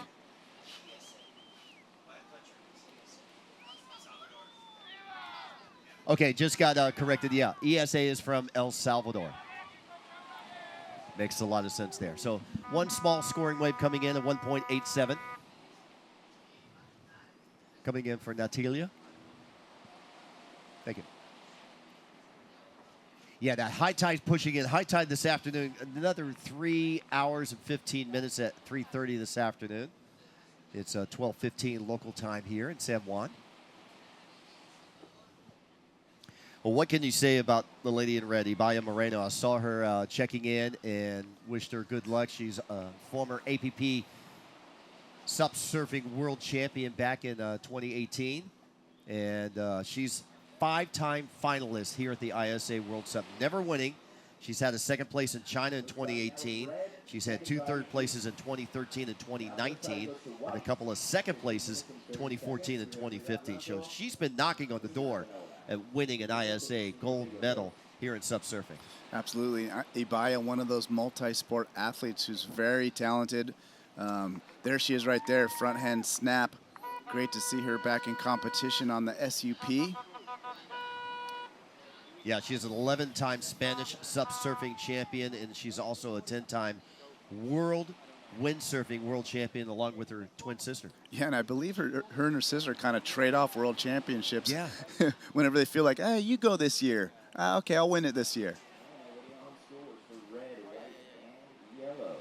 Originally from the Canary Islands, still lives out there, represents Spain, so she's proud to represent yet one again. And she said it's always good to see familiar faces, so it's always good to catch up with her. Yeah, and she was such a good host when we were out there for the Canaries event. You know, very helpful showing all the local spots, and you know, very stoked to have lots of friends there. We see the replay. Jocelyn on the inside, Ibaya on the outside. Jocelyn fades left from El Salvador in yellow right there. Working the paddle, working the wave. You see Ibaya dropping in on the outside. And Jocelyn did a good job sticking with this one. Got her leash caught up in the paddle, but she got it free there. Yep, and that'll happen from time to time when you're paddle surfing. Watching the replay of Ibaya Moreno. She drops in on this wave. Comes across on her forehand for the regular foot. So all three ladies, look at this, catching waves at the same time. Boom, throws the tail. There's a good maneuver there. Switching up the paddle. Good transition maneuvers from Ibaya. Yep, so we got a quick exchange. All riders getting a wave in this set as we see White. That's Natalia from Argentina on her backhand. Couple nice turns. So we'll see this exchange go down in the scores. It looks like Jocelyn's score has come in with a 2.67. Natalie, that was a first ride of 1.27. Still waiting on Ibaya to see what she got scored for that one really nice snap.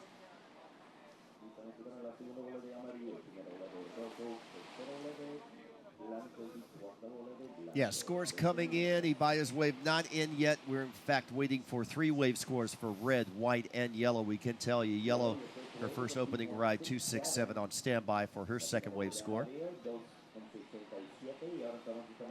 Natalia getting a 1.27 and a 0.6 standing by for her third wave score. And the opening ride for red, also on standby. This is live action. Ibaya with a nice bottom turn, tags it right onto the whitewater and surfs on the back side of that wave, so she will not be able to continue there. See, a lot of the competitors do that. They throw their paddle out in front so they can paddle towards it. Yeah, I mean, yeah, because it's very hard to paddle, you know, with the paddle in your hand, of course. You'll see the little technique. They'll tuck it under their chest real quick to get through the surf. Sometimes guys paddle with the paddle grip and kind of do that. So yeah, it's just another element of equipment you got to worry about when you're in that impact zone. I got a good question for you. Sure. Has the paddle changed in SUP surfing? What type of paddle do they use? Do they use a racing paddle, a standard racing paddle, or do they use something else? Yeah, so in general, they're using smaller blades these days, a little bit easier on the joints and, a lot quicker first gear, we like to call it. Because you want to be really quick and out of the hole and catch that wave. You don't really need those long, beautiful, heavy catching strokes. They're full carbon in general. Sometimes there'll be a blend of fiberglass in there to make them a little bit more durable, add a touch bit of flex.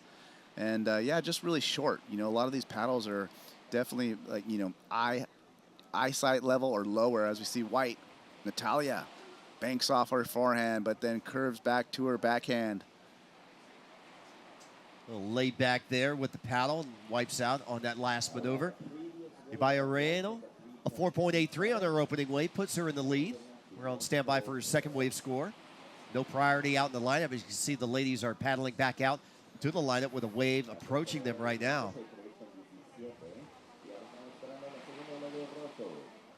She'll paddle over this section, and even more swell coming in. There we go. We'll see how they negotiate this full whitewater. She'll just kick the board over. Yep, a lot of times you'll see paddlers just ditch the board rather than, try to battle through and burn out your legs. A lot of times it's a lot easier just to ditch it out. Yeah, let's go down beachside and check in with Anthony Vela with our heat winner from the last heat. Down here with Felipe Rodriguez from Mexico. Exciting waves that you had out there, and it's really cool to see Team Mexico bringing such a great mix of experienced and young competitors. Tell us about your team working together. We're working like one thing. We all of us take decisions about the heats, about signals, which wave to choose, how to start, and be focused. Don't give up. Doesn't matter if you're in third place. Look for a good one. And I feel pretty good with the team. Awesome. ¿Algo en español? Claro. Saludos a toda la gente de México que nos apoya. Muchas gracias, Puerto Rico. Thanks, Anthony Vela, to shoot this. And this is incredible. This is my fourth World Championship. And I feel awesome competing on here in Puerto Rico. Finally, we got good wave. And, there is a good challenge to be out here and make all the way to the podium. Great. Thanks so much. Good luck in the next round. Buena suerte. Back to you guys in the booth. Thanks, AV. Congratulations. Yeah, Mexico was a great host back in 2015. In fact, you were not commentating, you were actually competing in Sayulita. Yeah, and that was a fun experience, just like he's saying, the team atmosphere and just being able to represent your country. It's just a different feeling, you're competing for something more than just yourself. And you had a really, really rad opportunity to compete in the surfing along with Sean Pointer. Sean Pointer won the gold medal that year, along with Team USA. So, what a year to be a part of something so special. Team USA winning that gold medal. Up until then, it was just all about Australia. So, we were able to pull off that upset, and that was really cool. There's actually a movie about it by Brent Deal called Chasing Gold, which you could find on iTunes, which is that journey of the U.S. team winning the ISA gold. So if you could check that out, it's available on iTunes. It's called Chasing Gold. Definitely a really good watch. Well, you had Danny Ching winning the distance. You had Candace Appleby winning the women's tech. And, Team USA really had an all-star team that year. Yeah, we had Jack Bark was even there. Sean Pointer doing his thing. Candace, Slater Trout. It really was just it really came together. We had Brody Welty being our coach, from PaddleFit. And here we go. Ryder White, Natalia, Argentina, trying her luck on the left. Gets one turn before it closes out. She's sticking with this one. Wants to make her way to the channel. A little bit quicker paddle over there than when you get a long right. That'll be a good scoring wave for Natalia. Currently in second place. Ibaya up and riding. This will be wave number 3 for her. Opened up with a 4.83, backed it up with a 3.07. Here she goes on her forehand, redirects. Back into the whitewater, digs in that inside rail, the toe side rail, and going down. So that'll leave yellow with priority. Jocelyn.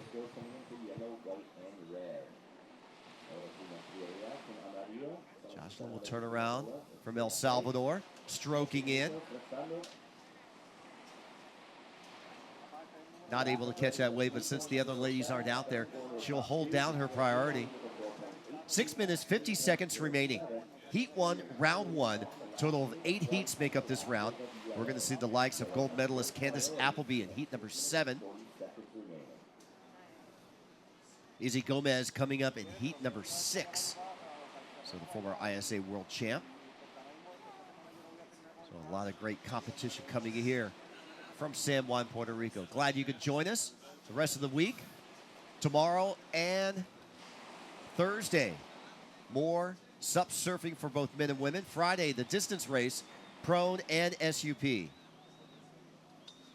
we go, Jocelyn riding. Yeah, Jocelyn taking this right, redirects, little cutback, using her paddle, looking both ways. She's looking for that reform. Sticks with this one. Jocelyn from El Salvador. Spent some time in Dana Point. Actually got a couple sessions in with her. We surfed Doheny and San Onofre. And she's pulling out of that one. So we'll see if Jocelyn, she needs a 3.18. Talking about our schedule, today is the first day of November, so our first day of surfing competition in the SUP surfing division for both men and women. Tuesday, Wednesday, Thursday, then November 4th, Friday. Long distance racing, both in prone. It'll be the first time the prones will be in the water here in San Juan, along with the SUP. About an 18K, 11 miler scheduled. And then we've got the juniors and the prone technical coming up on Saturday. The relay races and the award ceremony on Sunday, November 6th to wrap up this year's ISA World SUP and Paddleboard Championships. Yeah, and speaking of the distance race, there's a good look at a nice portion of it. They go around this island here. It's going to be a hot one, Bo. Yeah, a lot of hydration is going to play a factor out in the water. It's an endurance race. Yeah, but look at the sights. They get to go by. I mean, that's what's cool about the distance races. They always seem to go by, you know, national monuments and all these historical kind of landmarks. And it's no different here, down here in Puerto Rico. The opening of the harbor there, so they're going to be paddling around. There will be downwind runs, upwind runs, sideways of the wind, side chops. So all paddlers will find unique conditions here in San Juan. Yeah, and that's what makes a really cool distance race is different elements throughout the event. And here we go, Ibaya setting this one's up. She fades back to get a little bit of speed. Switches the paddle over, nice roundhouse. Waiting for the wave to form up again. Goes up and above that lip right there. Nice smooth style of Ibaya. SUP surfer from Spain. 3 minutes, 47 seconds remaining. Heat 1, round 1. And Ibaya Roeno dominating in this heat. This will be her 4th wave surfed in this heat. Natalie from Argentina currently in 2nd place, needing a 5.66 to go to first. And Jocelyn from El Salvador needing a 3.17 to go into 2nd place. Remember, same format for the women as the men. Top 2 advance to round 2. Yeah, and we see a replay of Ibaya's last ride. Good navigation on this wave. You know, it kind of didn't stand up for her as much as she'd like, but she does a good job fading back and getting to that lip right there. And what I like about Ibaya, she uses the rail. She's really smooth, and she's got a good pace. She doesn't look like she's trying to do too much. She kind of goes with the flow of the wave, and it's very nice to watch. Well, a lot in common with Bant Rodinger, professional windsurfer. You know, you can see the windsurfing, the rail work that they use on wave sailing. There's Team USA. Yeah, we got Riley Jaggy and April Zild right there. Going to cheer on their surfer in the next heat, Kanani Yachman. What can you tell me about Kanani? Yeah, Kanani, she did really well at the qualifiers. You know, a little bit of a new name on the international stage, but she's been surfing for a while. Powerful surfer, and she did really good to qualify. So, you know, we'll get a first look at her in this next heat, which I'm looking forward to. Well, just 2 minutes away from the start of that next heat. Right now, that lady in yellow, she's all alone out in the lineup. You got the whole lineup for yourself at La Ocho. Yeah, Jocelyn out the back. And that's a shot of Natalia from Argentina. And you can see the white caps. Wind is definitely up, creating some chop and a little bit of leg burning, trying to stay upright on these small SUP boards. 140 remaining, heat 1, round 1.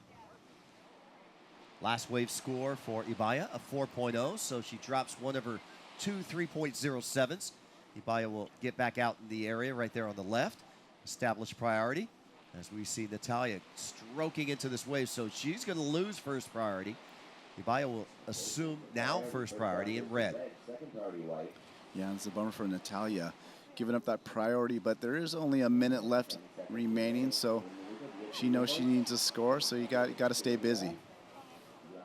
1 minute remaining, 1 minute counting down here in heat 1, round 1 for the ladies here at the ISA World SUP Paddleboard Championships in the SUP surfing division.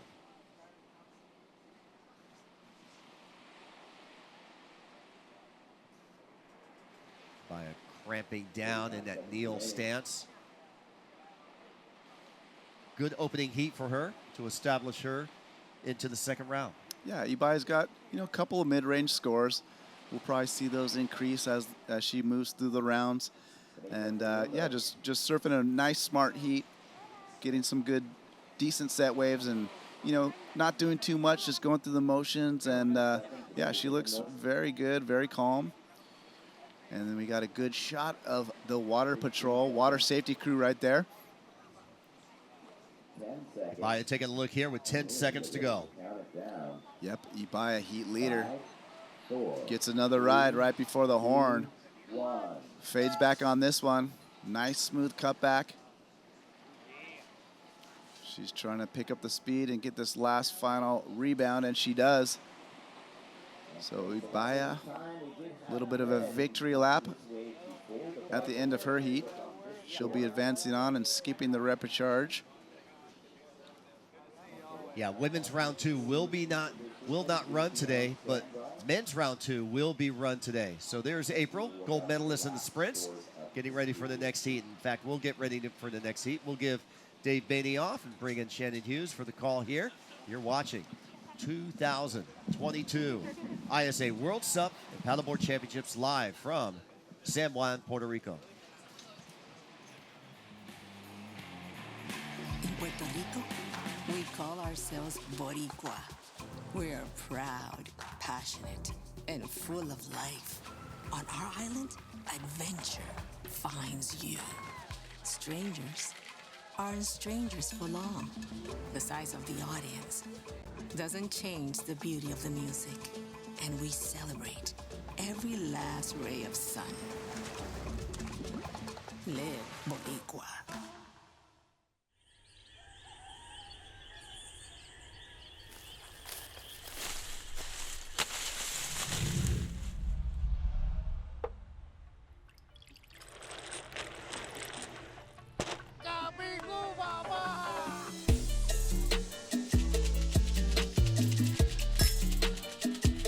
Come visit Puerto Rico and experience the rum route.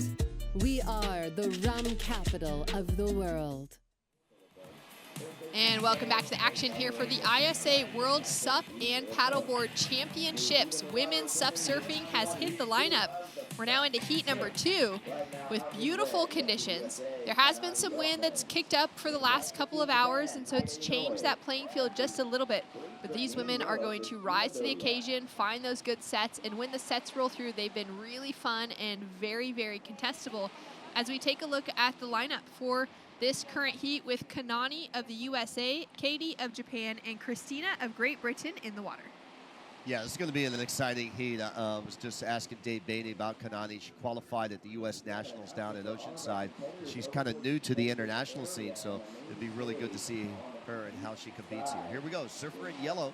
This is going to be Christina. Christina Doviak from Great Britain. Kaza paddle doesn't quite get into it. Surfer in white now, Katie Inui from Japan. older brother, Taka, already competed and took out a win in his heat earlier on, and she's going to get some damage done here. Couple quick little maneuvers out the back to start.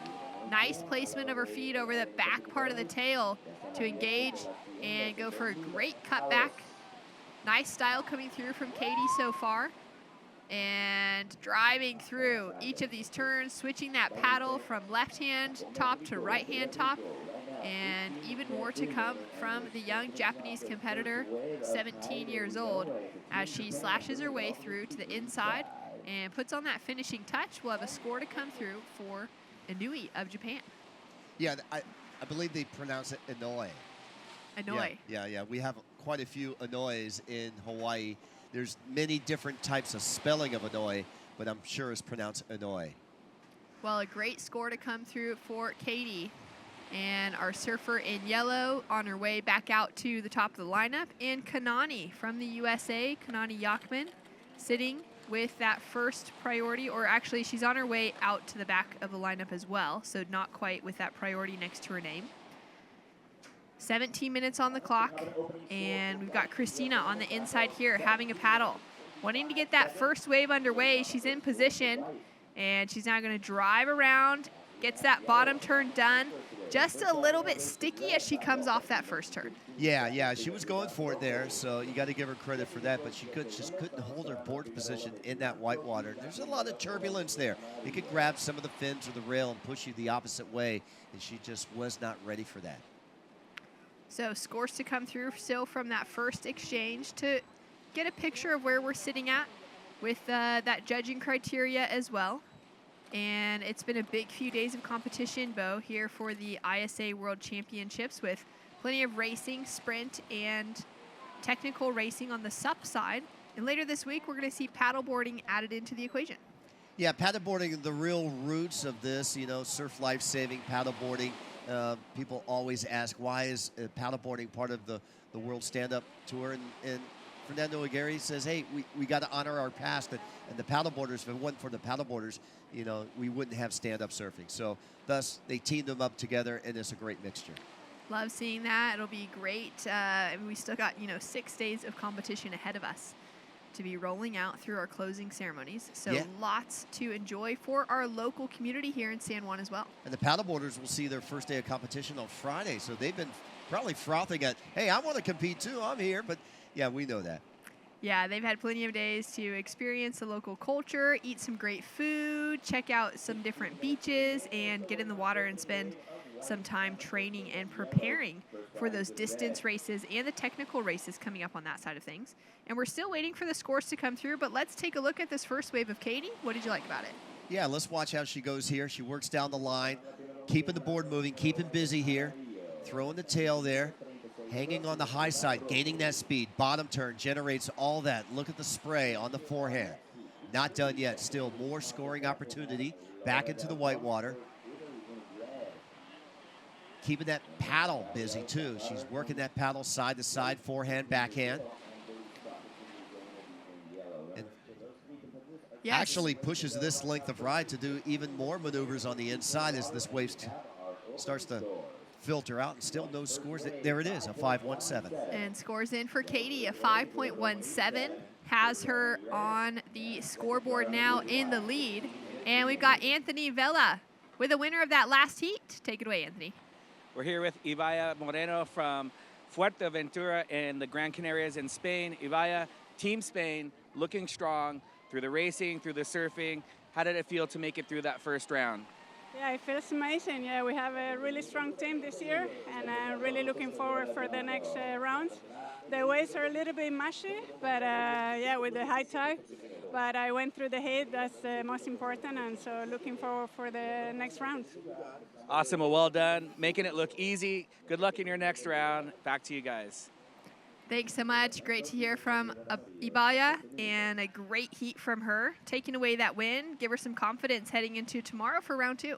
A 5-time finalist in the ISA World SUP Surfing. That is some great consistency. Never won the gold. She won the silver in China in 2018, third place twice in 2013 and 2019, and fourth place twice in 2014 and 2015, but she did win the professional world tour of the APP back in 2018. And oh yeah, she has 10 world championship titles with her and her twin sister in the professional windsurfing tour, and she's an 11-time Spanish SUP surfing champion. So she's on the verge of winning gold for herself. Oh, she is one of the greatest of all time to come out of Spain.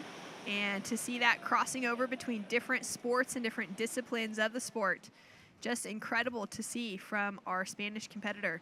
And now in the lineup, 13 minutes on the clock, we've seen Christina from Great Britain take a paddle at a couple of waves. She's got a 0.87 on the scoreboard for her single score at the moment, waiting to get her second ride. She is an interesting one. She's 39 years old from Newquay in Cornwall, and after getting into an accident where she tore the ligaments in her ankle, she wasn't able to pop up to her surfboard. Too much impact on the actual pop-up. So back in April of 2022, she started riding stand-up paddle boards because it meant she could still be active and in the water, and now she's competing in a world contest. Wow. From April to November, I want to get on her program. So cool. That's our surfer in the yellow jersey who's currently looking for some waves on the inside section. And the women getting ready to paddle out next. Yeah, that's Gabriela from Brazil. She'll be in the water with Billy Scott of New Zealand and Laura Del Ponte from Italy. Good vibe amongst all the athletes. A lot of these athletes know each other from different tours. Of course, the stand-up paddle tour, very big in Europe every summer. Professional money being awarded to different events all over Europe. And the SUP tour, you know, not as big as the racing tour, but still exciting. Yeah, really great that there is a tour that's developed. SUP is not a very old sport. It's pretty fresh on the horizon. And so for them to already have an established world tour is incredible. And to be able to give these competitors the opportunity to surf more and more heats, to spend more time in that jersey, getting used to this competitive environment, is really important and speaks to the future of the sport for many generations to come. Yeah. Coming up next, that's our surfer in the yellow jersey, will be Billy Scott from New Zealand. Getting some stretching in, getting ready to paddle out and take down some big names in her heat. So we've got 8 heats for women's round 1. 3 surfers in the majority of those heats. The only heat to have 4 surfers in it will be heat number 6. The rest of them will just have those 3 surfers, which gives that nice advantage. Top 2 advancing through just the 1 going down to the rapid charge. And we haven't really seen too much coming into play with priority today. There's been a couple of times where someone with priority did decide to go and someone else had to kick out of a wave. But for the most part, it's been a pretty spread out lineup. As we see Katie Inouye now up and riding again, and opting to stick to her forehand. She'll cruise past as Christina just gets her way over that wave. And Katie hasn't actually done any maneuvers yet. She's just been cruising along here, trying to gain some speed. Maybe could have had that section to hit where Christina was going over the wave. Kanani now up and riding on her backhand. And she's also looking for that wave to steepen up. Nice carve back. Sets herself up in that straight line again. And she'll kick out, staying on her feet. So just chasing a 0.88 right now to get herself into that advancing position as we hit the halfway mark. Yeah, halfway through this heat, Team Brazil getting ready. Nice to have your own personal board caddy, right? Oh, great. Always a nice thing. Great to have that team environment, to have, you know, the coaches down there, as well as other competitors who, I think in a lot of events like this, especially for ISAs where we've got such big teams and so much experience available for different surfers to share with each other, that you'll see some of those surfers coming out of their heats and they'll put on their coaching cap and they'll go and help, you know, maybe someone that they're close with. And we've kind of got that little transition between roles on a lot of those teams. As we can see Christina here on screen, just been stand-up paddling since April of this year. So not a lot of time necessarily getting used to riding a stand-up board, but she's a great surfer coming out of Great Britain. And it looks like that ankle injury is doing just fine as she is here competing at the World Championships. Picked up the sport nice and early. There's April waving the American flag for Kanani. She'd open up with a 2.67. She's in the advancing spot, needing a 4.34 to go into the lead. All right, so she got that requirement that she needed to put herself in there. And even that, I mean, it's such small scores at the moment, and it's just her first wave. But that mental break of being able to hear it from the beach announcer, to know that she's sitting in second, and now her requirements are to take the lead rather than to take the advancing position. All of that is really good for the psychology of a surfer, of a competitor, of an athlete. So for Kanani now, she's sitting in a better position, chasing a 4.34 to take herself into the lead over Katie. And let's take another look here at last of Katie. Yeah, I love her style here. She negotiates around her fellow competitor. Whitewater wave, no big opportunities on the open face here on this wave, so a little bit of a poor wave choice, but you know, she didn't know that paddling into the wave. That's right, and even on the first look with that different angle from the camera, I was thinking maybe that section where Christina was trying to paddle her way to get over that wave was actually a little bit more stood up, but having a look at the replay, it really just crumbled down all the way across. And this is what's so great about this International Surfing Association event, where you know you got people from around the world with big smiles watching and supporting everybody out in the water. Yeah, it's really, really incredible. It's been great to have our newest addition to the ISA World Surfing Games from Egypt there on camera. It was Norhan, and this was her very first time competing at the SUP World Championships, but she's also the very first Egyptian to be competing on the ISA level. So it's been amazing to have Norhan on the beach this week. Yeah. As we take a look at Christina now, digging that paddle in, now looking to redirect that board. She's going to opt to stay on her forehand, just paddling along, trying to gain some speed and momentum. Nice bottom turn there, and unfortunately goes down on the rail. Okay, well, that's her second wave. She improved from her first wave. We see Kanani back out in the lineup. She assumes second priority with Katie with first priority. 6 minutes, 40 seconds on the clock. Still plenty of time for both of these women to get another score. Katie with the highest score of the heat so far with that 5.17. She'd be looking, though, for another wave to ditch that 1.83. Now, had that wave offered any sort of face, any sort of lip bow, we definitely would have seen Katie going pretty progressive. Yeah, yeah. But it's crunch time right now, you know. If she doesn't catch another wave, you know, Christina very capably could pass her on two waves. She's only 0.6 behind her because her last wave of 1.2. Team USA now waiting for Kanani to get her second ride, just a 2.67 to start. You'll notice the boards of both Kanani and Christina being a bit bigger than that of what Katie is riding. Now, Katie looks like a surfer that's a bit smaller in stature and in build, but Katie's also a surfer that's been surfing stand-up paddleboards for so many years. It's the bread and butter of her surfing. She's a great progressive surfer on them. So for her to be riding that small equipment, really comfortable, where for Christina specifically, somebody a little newer to stand-up paddling, she's on a high-performance board, but over the years now, and maybe in preparation for next year's World Championships, she'll be looking to get herself just maybe a slightly smaller board that will allow her to be a little quicker off the bottom, a little quicker off the top, and to add that progressive element into things. Yeah, Justin, your speech right there, we saw Katie fall not once but twice. So it shows you how difficult it is to stand on that smaller board equipment. Coming up next in white, that's Gabriela from Brazil. She'll be paddling out next. And the surfer that we saw wearing the white jersey a few moments ago on screen, who was actually turning her jersey, and that was the Argentinian Natalia de la Lama, who walked away second place in her heat. So now the Brazilian getting ready to paddle out and hit the lineup. With that 5-minute paddle, they would have been told from the beach announcers that they're now allowed to hit the water. So this is crunch time for Kanani. You know, a 1.8 or 1.81 from Christina can get her into second place. Yeah, so it's here comes a very wave right small now. Score right now. That's so true.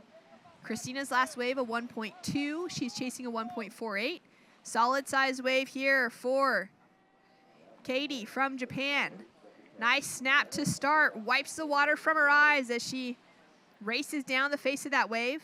Starts to set herself up here for this next section. Drives through the tail and uses that paddle as well, but goes down And that'll leave Kanani with priority out the back, chasing a second score. And any score she puts on the board will increase that 1.48 requirement on our Great Britain surfer. Yeah, there she is right now. Surfer in red, sitting on first priority. Yellow was second priority. 3.5 minutes remaining in this heat. Here's our other competitor, up and down, Christina from Great Britain, hailing from the surfing capital in England. That's Newquay. It's on the far western end of south of England. Of course, they're famous for their Board Masters event each and every year. Here we go, a replay last of Katie. Love this first turn, closeout section. Wraps around her, but she's not done. She can see that wall building out in front. And she'll get the momentum. More crashing waves around her, so she goes down. So basically one maneuver there. Here's a different angle. Love the takeoff. First maneuver is clean. Bottom turn, wraps the tail around, and then she battles just walls and walls of whitewater and unable to do a second turn. That was a really good dynamic first turn, though. Sick, in the pocket, super controlled. So I'm curious to see where the judges will go with the single maneuver. And, Bo, it comes through as her highest wave of the heat on the one turn of 5.5. Yeah, we saw that with the judges of the men. You know, really rewarding the power turns, maneuvers, the rail turns there, the tail slide. And I like the judges doing that. That is a great job from our ISA judges staff. 5.5 for Katie, so she's got a lock on the lead.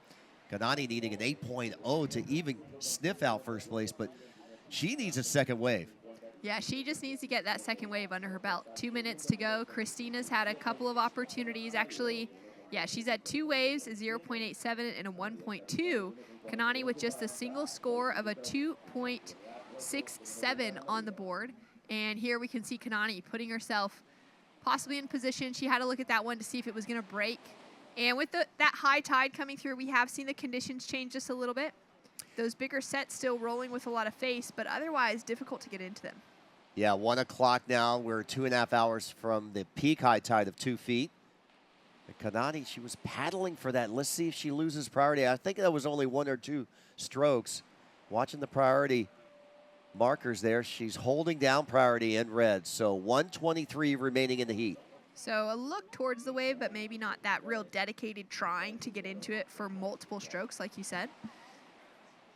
Down to 1 minute, 15 seconds on the clock. And it looks like we could have another Inouye taking away a win. Taka took out his heat earlier today. Katie looking to take out her heat now. Team Japan, Team Inouye. There's 3 of them on that team. 3, their mom as well. She travels with the crew every contest that they go to. She films every heat. She breaks it down. She takes notes in a notebook of every single heat that the kids surf. And she's a great kind of coach behind the scenes as a mom as well. We got some great compliments from Shrimpy's dad. They all watched the webcast last night and so excited for their young 16-year-old Shrimpy for winning the gold medal. And he said it was just as much fun watching the rebroadcast as it was watching live. Oh, that's amazing. Well, Shrimpy did an incredible job yesterday, 16-year-old gold medalist. And his dad used to be a competitor at Doheny Beach at the Battle of the Paddle, so he really liked the way the course was set up. And it reminded, here we go, Kanani looking at this wave. 12 seconds on the clock. She's paddling hard. Is she going to be able to get into it? She's just stuck at the top of the wave, but she is putting all the effort in. And with priority, she is now up and riding and driving through that first section, gets a turn. She's going to be putting a score on the board, which would increase that 1.48 requirement on Christina Doviak. And Kanani waited until about as late as she possibly could to get herself a second ride. And I think she'll be feeling it, but great to see her get a couple waves, and she'll be advancing through in that top round as we take a look at this wave from our surfer in white on the split peak. Yeah, the boys in the booth said Katie tore apart this wave as we were watching Kanani, and her opening maneuvers, setting her up here. Boom, wrap around into the whitewater section. Real progressive style here. Boom, a lot of power, using the paddle, switching hands, and really using that rail to her advantage. I mean, she's on the toe side, the heel side, and really mixing it all up. And a great heat for her for winning this heat. Scores through a 4.7 for last of White. Doesn't factor into her top two. Judges loving those big maneuvers out the back more. And a 1.93 for last of Red secures her in second. And we'll be going to a quick break with more action for women's SUP surfing to come right after this.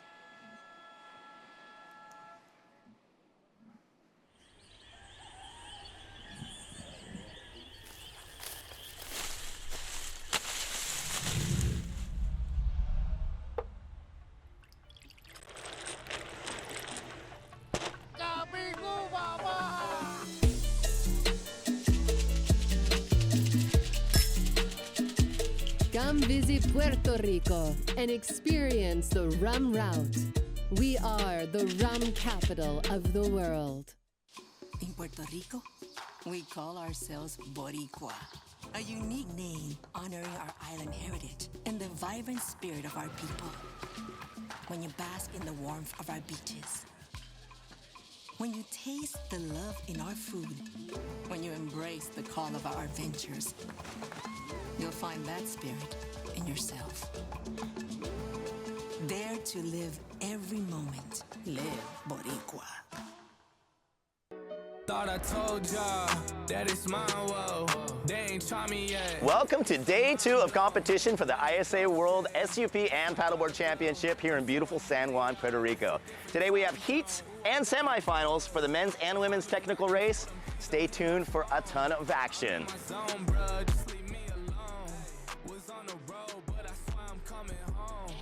Now the drinks on me, I think we need a toast. See, I did it for me.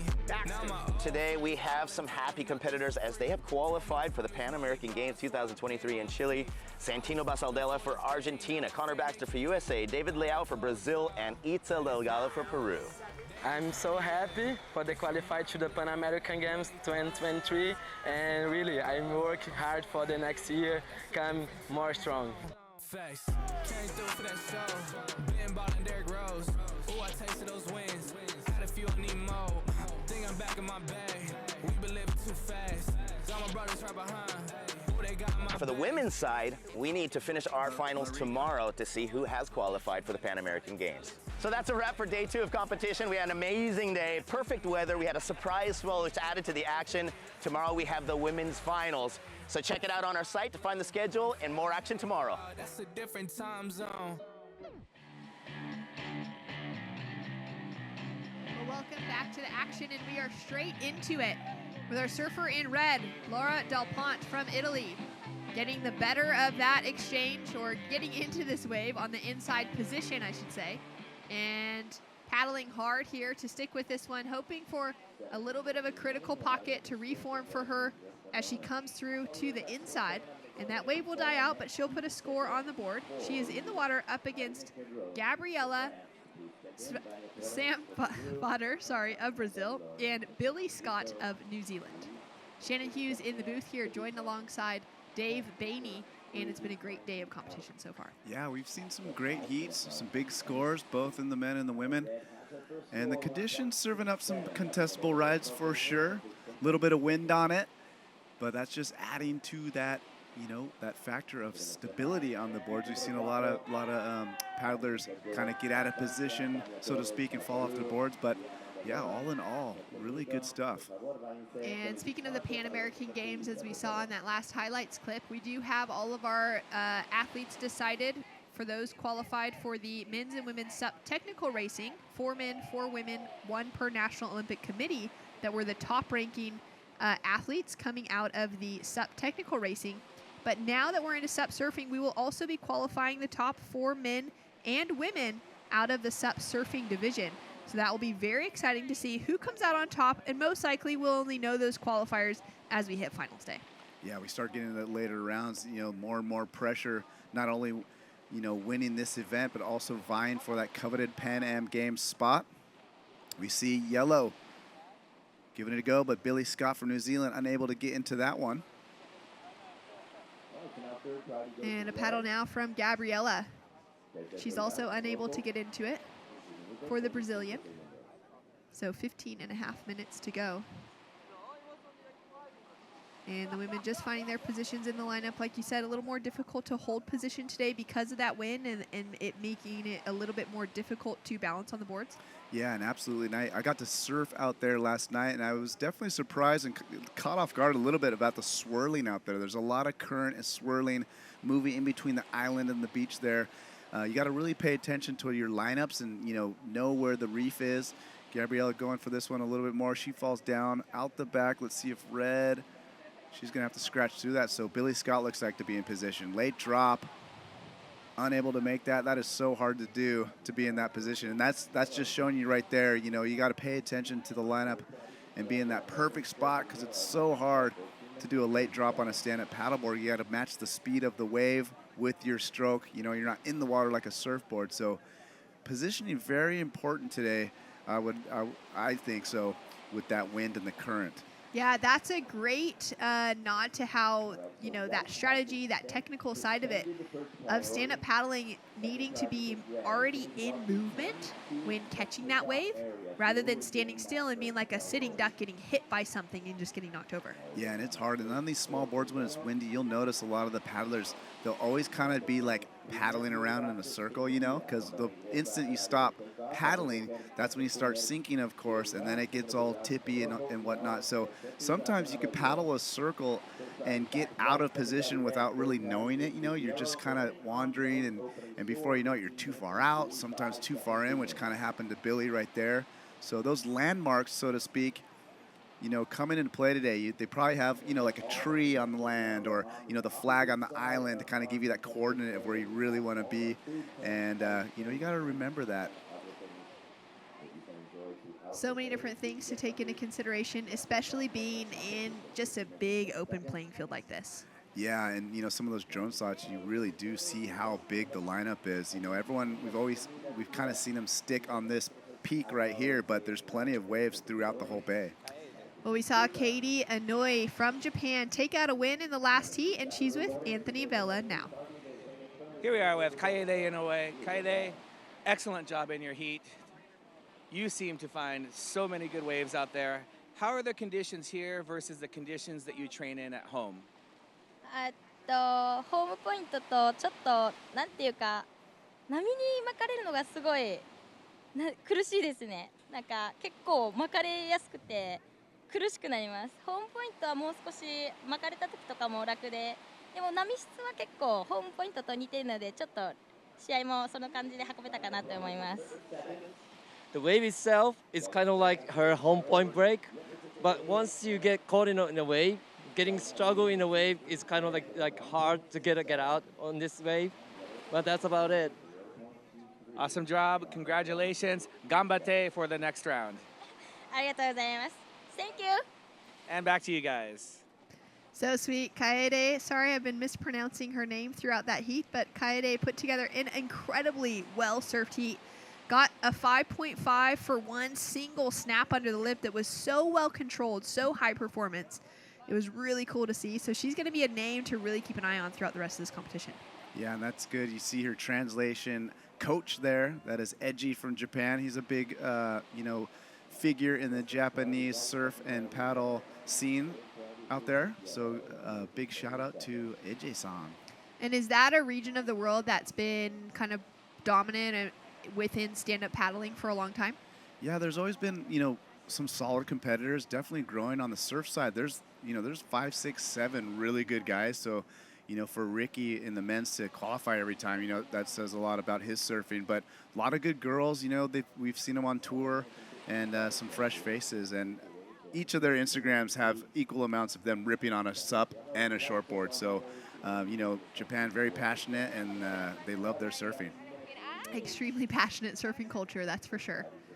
Billy Scott currently sitting in second place, just a 0.23 on the scoreboard so far, having, fallen on that first wave. Same for Laura Del Ponte. And waiting for Gabriela of Brazil, our surfer in white, to get her opening ride. No score there yet for her. She is sitting with first priority. So when the right set rolls through, she'll have pick of the lineup. But coming down to that halfway mark, as a former competitor yourself, Dave, it's always a bit nerve-wracking if you haven't had a wave yet. Yeah, especially for Gabriela, I would kind of consider her the top seed in this heat. She's a really good surfer from Brazil. Really clean style, and she's just, she's ready to get going here, I would imagine. And she's looking at this one with priority. Hopefully Billy knows that. And up and right in, here we go. Our first look at Gabriela Steinfader from Brazil. Nice clean cutback there. Another little carve, so Gabriela serving up a couple turns, getting her campaign started down here in Puerto Rico. Nice 2-turn combination for Gabriela. Worth the wait as well. Got herself a piece of the set. And Laura having a look at this one. Works her way through that first section. Board gets a little bumpy on the bottom turn, unfortunately, and she'll go down. Now Billy Scott from New Zealand will be sitting with a score to drop through as well, possibly. So just waiting for that situation out in the lineup. And Gabriela's already on her way back out. Yeah, so Gabriela's, now she's settled in, right? She's got her first score down. We're waiting on what that is, but now she can kind of take a sigh of relief. She's on the board. It's her first wave of the event, so she could settle in. You saw Laura Del Pont, kind of get bucked off there, unable to get the fins to grab, so she goes down. So not much of an exchange going there, so I'm curious to see where Gabriela's score puts her in after it drops. Crew supporting on the beach. It's a beautiful location here on San Juan Island. Some great surf out front, some great little spots to have a swim and cool down through the day. And some palm trees for the teams to be able to set up their easy ups and just create a little home on the beach for the day. Yeah, it's super nice. And, I was surprised as well. I went for my first swim, and before you know it, me and Izzy Gomez are out there. We're like, wait, what was that? This big thing swam by us, and I'm like, wait a minute, was that? I kind of thought it was a human for a second, but Izzy actually had her goggles on. She's all, that's a manatee. And, I'm from the west coast of the USA, so I've never seen a manatee. So I was like, well, where'd it go? I want to see it again. So that manatee, they're a little bashful, but I wasn't expecting to see a manatee so close to shore. I'm probably just clueless of what's going on. I would be exactly the same. Would have probably been freaked out for a moment there, but that's incredible. So much wildlife here in the ocean. And fun to be able to experience that once you know what it is exactly. Exactly, yeah. No, Ben Way, one of our co-hosts here, he mentioned how big the sea urchins are, and I definitely don't want to get too close to one of those. Yeah, that is not a nice feeling when you get an urchin stuck in your foot, no matter where you are in the world. Especially if you're a competitor, though, and you come in close contact with the reef at any stage, being on a tropical holiday. So many different things that these surfers have to keep in mind throughout a big week of competition for the World Championships, as we see a set approaching now. And it's our surfer, Billy Scott from New Zealand, who is sitting with first priority. She's 23 years old, and she's going to stay out at backline as our surfer in white, Gabriela, has a look, and she goes down on the paddle. Yeah, and Gabriela, you can see, dropped a 5.17 with her first ride. So she jumps into the lead with a nice mid-range score. Got to feel good to start off your heat with a nice, well-rounded score right there. So she's going to be making her way back out. And our surfer in yellow, sitting with first priority still, Billy. She is a water sport enthusiast, kite surfing, foiling, surfing, and more recently, SUP surfing. This is her second ISA event. She competed in El Salvador for the very first time, and she plans to start competing on the APP in the coming years. She's a 2-time New Zealand champion, which is why she is representing her country here. And it's been great to see her around the contest site this week. Down to 6 minutes on the clock, and she's now positioning herself. She spotted this set rolling through, and they're just outside of it a little bit. There is another little line starting to roll through here.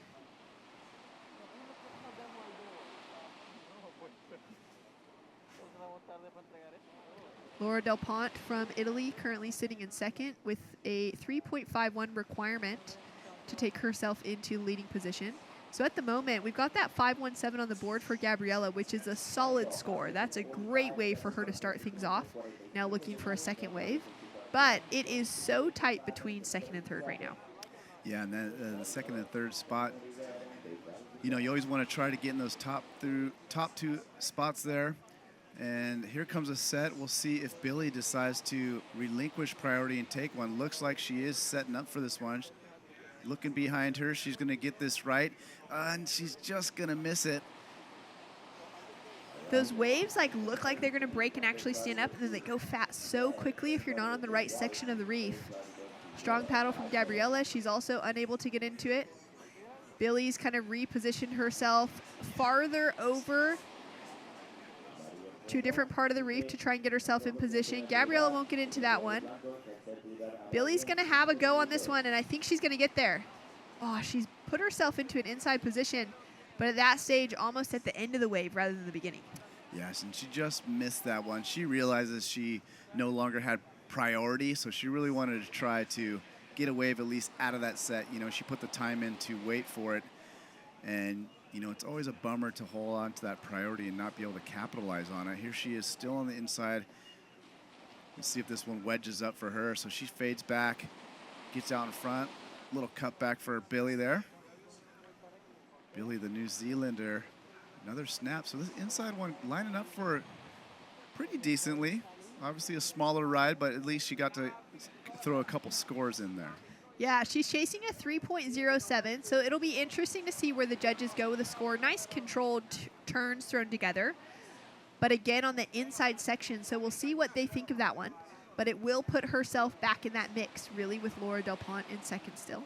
Yeah, and a lot of times competitors like to just stay busy, right? You know, you get a little nerves, a little jittery, and, you know, there's different styles. You see people, you know, there's a little more, you know, strategic kind of competitors, and there's ones that just like to stay busy. And here we go. We got Gabriella, heat leader from Brazil, on the backhand. Nice rebound there. I love her low style. You know, gets real low to the board. Nice compression, and it just helps her, you know, navigate the bump and kind of stay real tight and compact through those turns that she likes to do. Yeah, she's got a great form, great style. Checks her watch there as she pops back onto her board. And down to 3 minutes on the clock, now waiting for scores, and there it is. It's a 3.07 for Billy Scott, is enough to take her into second place. She now has a requirement of a 2.11 to take the lead away from Gabriella, though we do have a score to drop in for Gabby. And Laura from Italy is down into third, chasing a 1.64, as we take another look at this Rio from Gabby. Yeah, I like that. I like that she went for it. She knew it was going to close out, but she saw the opportunity to hit the lip. And here's that previous ride, the inside ride that actually worked out for the New Zealand paddler, and she got the score to move her up into advancement position. Yeah, really smart decision from her. And she'd waited for so long on the outside. I mean, she had priority, and we saw her sitting as the farthest surfer out for quite a while, waiting for one of those sets. Made that adjustment, came to the inside, got herself the score of a 3.07, and now that puts the pressure, although it's not big pressure, it is pressure on Laura Del Pont now, chasing a 1.64. And that means she's going to need a wave, and she's going to need to complete probably one turn at least in order to get a score of that size. Yeah, and that could also be a little bit of a mind bender. You know it's just so easy to get a score like that. But if the wave doesn't come, you just start panicking more. And I've been in positions as a competitor where I need less than a point, and, you know, the clock is just ticking down, and you're like, come on, I just need a whitewater or something. So, you know, yeah, she's got every right to be a little nervous, that's for sure, with only a minute and 45 seconds left here. Laura is a former technical world champion from the ISA Juniors, and a former third place finish on the technical side, so a bronze medal for Laura Del Pont of Italy. And she's been competing across all divisions in SUP, in surfing, in technical racing, and in distance racing, so just not in the sprint side of things, as we see her make it over that wave. Yeah, and just talking about the time now, that was a interesting decision to maybe let that one go by. A little bit risky with just a minute, but she's found another one, so let's see if she could get that score. Only need a 1.64. Laura fading left. She's got to stick with this one. She's looking for some open face. Really having a little bit of trouble sinking the rail on that board. So she's navigating the wave quite well. Gabriella, heat leader, behind her with a late drop. Maybe kind of using that more as a ride to get in. And she's got this heat pretty locked in. She did drop in a 4.5 for her last wave that we were waiting for. So she's going to get a little work done here, but she's already sitting in that significant leading position, as you said. Billy Scott was having a look just behind, didn't get into it, so she's still chasing a 6.6 to take the lead. And Laura DuPont got a little bit of work done there, so chasing a 1.64. And we'll see where the judges go with her last wave. And there it is, a 2.23 for Laura is enough to take her back into second and put a requirement onto Billy Scott, now chasing a 0.83. All she needed to do was catch the wave to get that requirement, as we're down to 5 seconds on the clock. And our surfer in red having a little dig into that one as well. So we'll likely now see Billy flip back into second and Laura DuPont drop down into third. Yeah, and good awareness by Billy right there. She only had a few seconds left to try to get a less than a point score. She was able to snag that one, and like you said, all she basically needed to do was ride it and maybe do a little wiggle. So she should get the score. You could see she was kind of not too sure, kind of her head kind of like a little bit of a prayer right there. And there it is. It's a 2.27. It's well enough for Billy Scott to get the score. She moves up into second, and it is our surfer in white, Gabriela from Brazil, who will take out the win. And we've got more action to come with much more surfing to go through today before we finish out. And we're going to have Bo Hodge jump in the booth right after this, so stay tuned.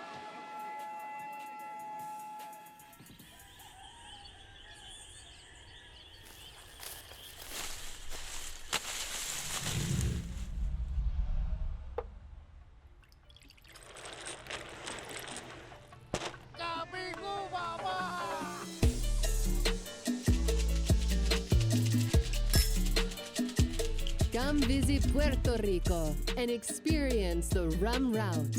We are the rum capital of the world. In Puerto Rico, we call ourselves Boricua, a unique name honoring our island heritage and the vibrant spirit of our people. When you bask in the warmth of our beaches, when you taste the love in our food, when you embrace the call of our adventures, you'll find that spirit in yourself. Dare to live every moment. Live Boricua. Welcome back to San Juan, Puerto Rico. We are in day number 4 of the 2022 ISA World SUP and Paddleboard Championships. I'm Bo Hodge along with Dave Beatty. We're moving on into heat number 4, round number 1 of the SUP surfing for women. Dave, just a beautiful day of competition for both the men and the women. Yeah, there's been some great surfing already, and here we are, our heat number 4 in the women. We got Marine Quedru from France. That's Vania Torres in white from Peru, and Amanda Loren from Puerto Rico. So we got one local surfer in this heat. Yeah, we got a French surfer in red with the top seed, and Vania Torres. I've seen Vania been surfing. She's part of your team, right? Yeah, Vania is definitely a fun one to be around.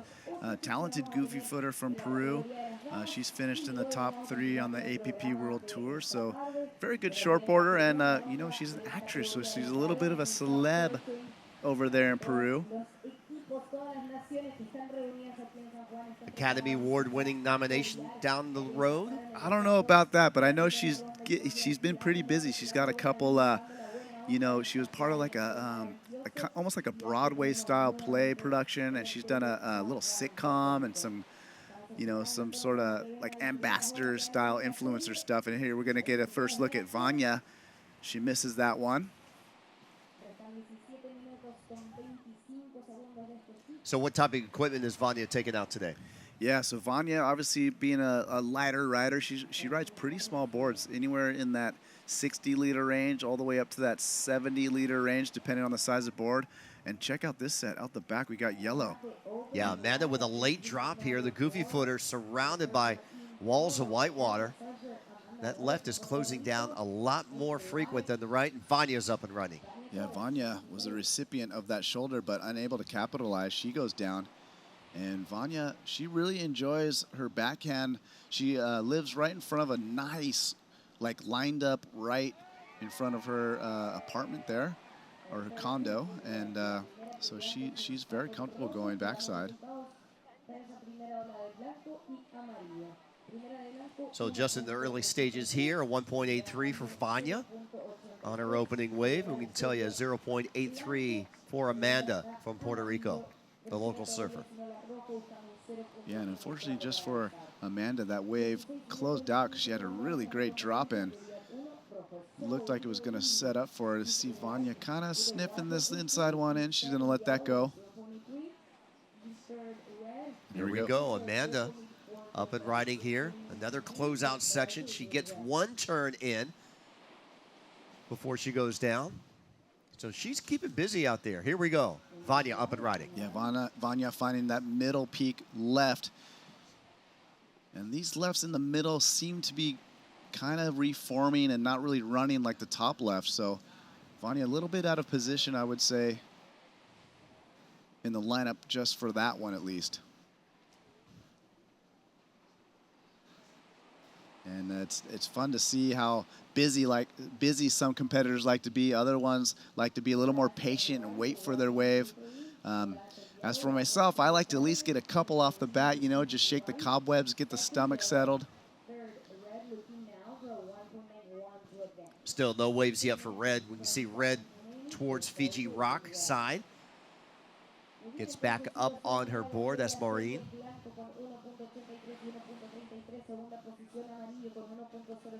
Bonnie getting back out there, so priority will be with Red. She is yet to catch a wave right now.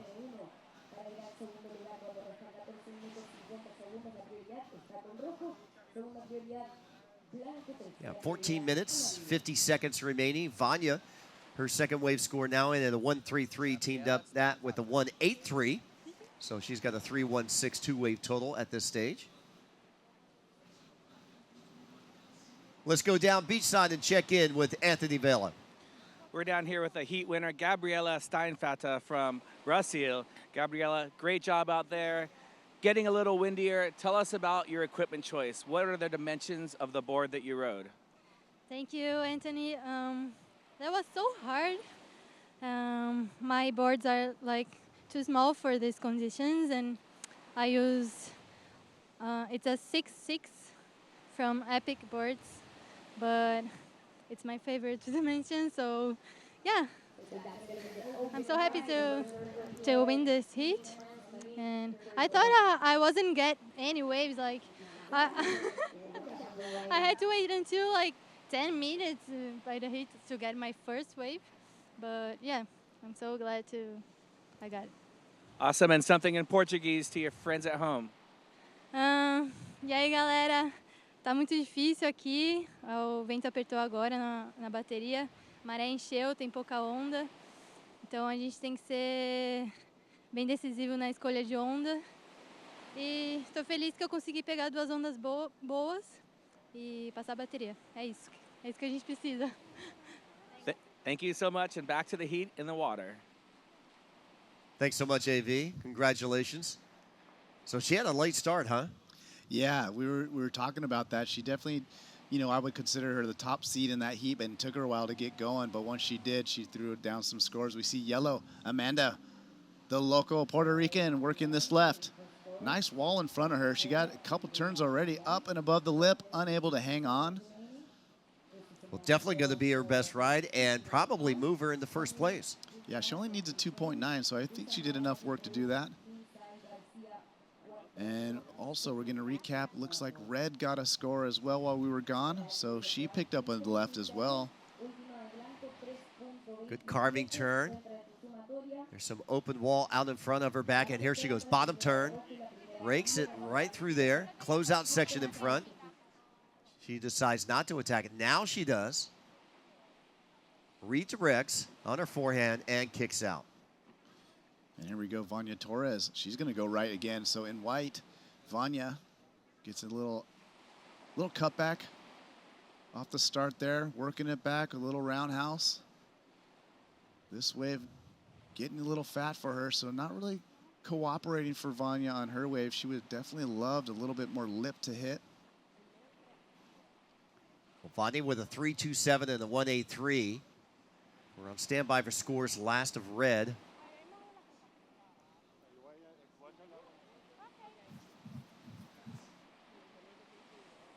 And Marine, a 6.17. So that score puts her from third to first place. So our French surfer on the board, Marine Coudot, Beautiful wave score there for a 617. And we're on standby for third wave of Amanda. Yeah, and that left for Marine really walled up for her towards the middle end of that wave, and she took advantage. There's one snap in particular that was timed really well. So fitting some maneuvers in the pocket, dropping the big score, 617. France out in front.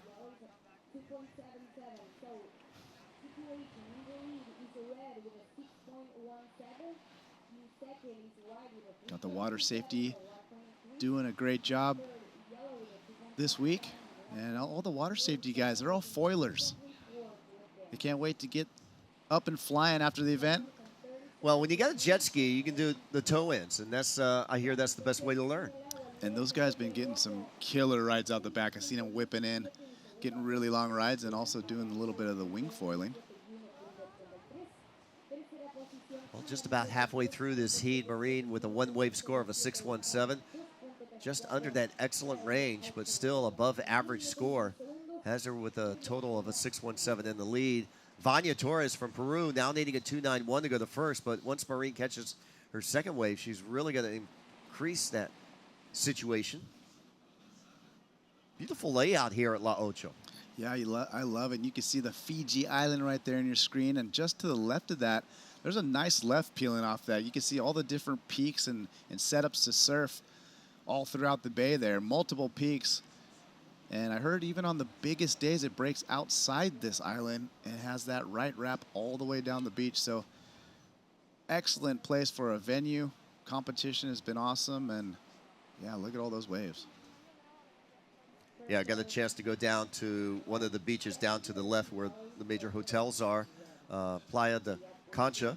And we did some body surfing down there with Ben Wee and Sean Evans, and it was quite fun.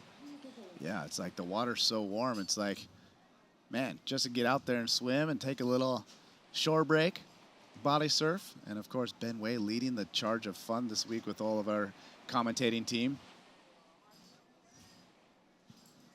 9 minutes remaining, 9 minutes counting down. Vanya Torres needing a 291 to go to first. Amanda Loren from Puerto Rico, the local surfer, needing a 234 to move up into the top two. And remember, of these three lady heats, top two will advance on into the second round. And men's second round has been seeded. We're going to have four-man heats in all six heats of the second round.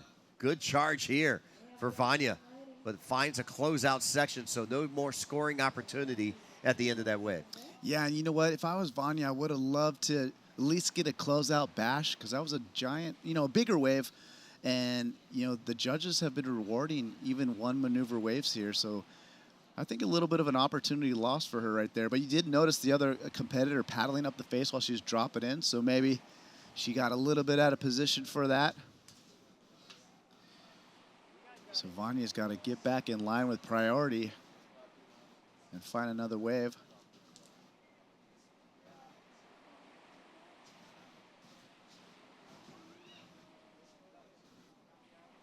We got the Puerto Ricans getting ready. Yeah, they're going to be going back-to-back. That's Nimse Garcia getting ready for her heat number 5. Also, same seeding for France, Peru, and Puerto Rico coming up as we see here in heat 4 along with heat 5.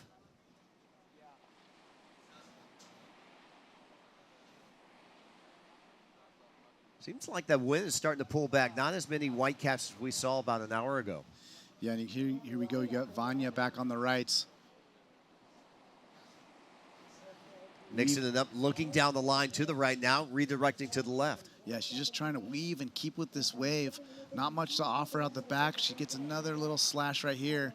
Now it starts to wall up a little bit for her. So Vanya, you can see her nice, clean style she has. And did well to kind of manufacture something out of that, but I know Vanya's got to be looking for a little bit more lip, a little more of a wall to work with. Yeah, here's the replay. Working on her backhand, kind of looks on the forehand, just kind of stitching her way through this wave. Using that paddle, keep momentum on the wave. Now she sees the wall on her backhand. Good wraparound right there. Redirects the paddle, boom. One more time, the judges are going to love that. Yeah, and you can see the concentration on her face. You know, it's hard to stick with those ones when the wave doesn't start off, you know, how you would like it, but she stuck with it, and she got to business further on, and I think she's going to manufacture a decent score out of that. Yeah, 4.5 takes her in first place. Now Marine just needs a 1.6 to regain first. There's our Peruvian surfer coming up in the next heat. Yeah, that's Brisa. Yeah, Brisa, no stranger to competition. She's been on the Peruvian team many times. Great surfer.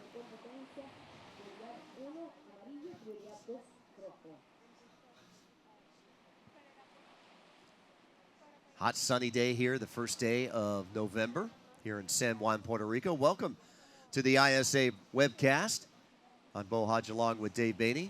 Shannon Hughes along with the webcast. We've got had to pry him out with the interviewing Anthony Vela, our contest director, doing double duty today.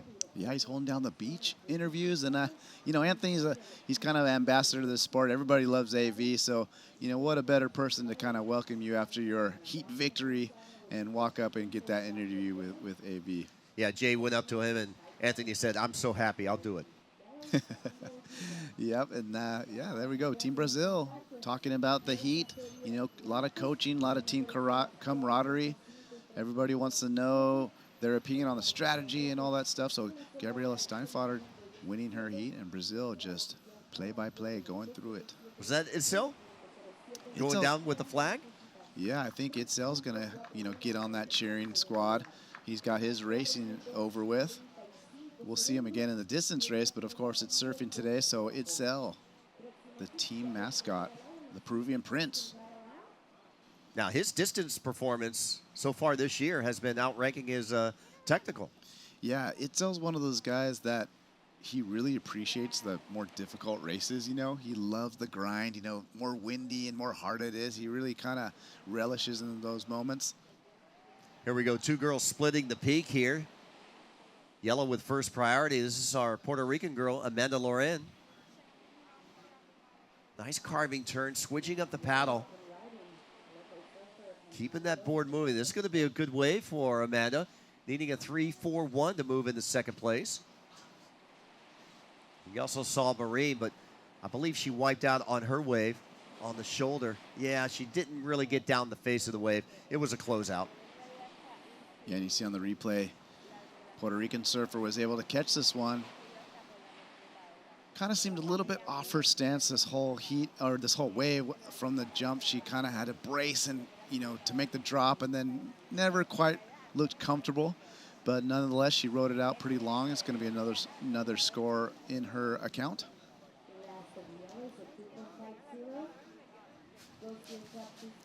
Score coming in at a 2.5, so she'll maintain third place. Still needing a 3-4-1 or better. Yeah, for Marine, vulnerable there with just one wave score, so the judges deemed that not a wave because she never got down the front face of the wave, correct?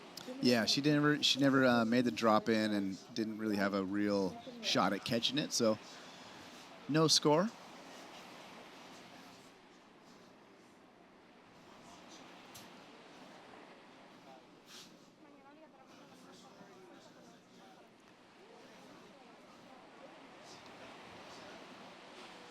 Time remaining 2 minutes 30 seconds. Well, the APP World Tour will get back going again in this month of November. So the Gran Canary Pro-Am in Spain, November 19th through the 27th. That's actually stop number one for them in the SUP series side, surfing side. Yeah, the way the calendar worked out, unfortunately for the APP, with all the dates having to change, you know, with all the stuff happening around the world. The Canaries is going to be the one and only event, I believe, for 2022. So they'll start again for 2023 at Sunset Beach.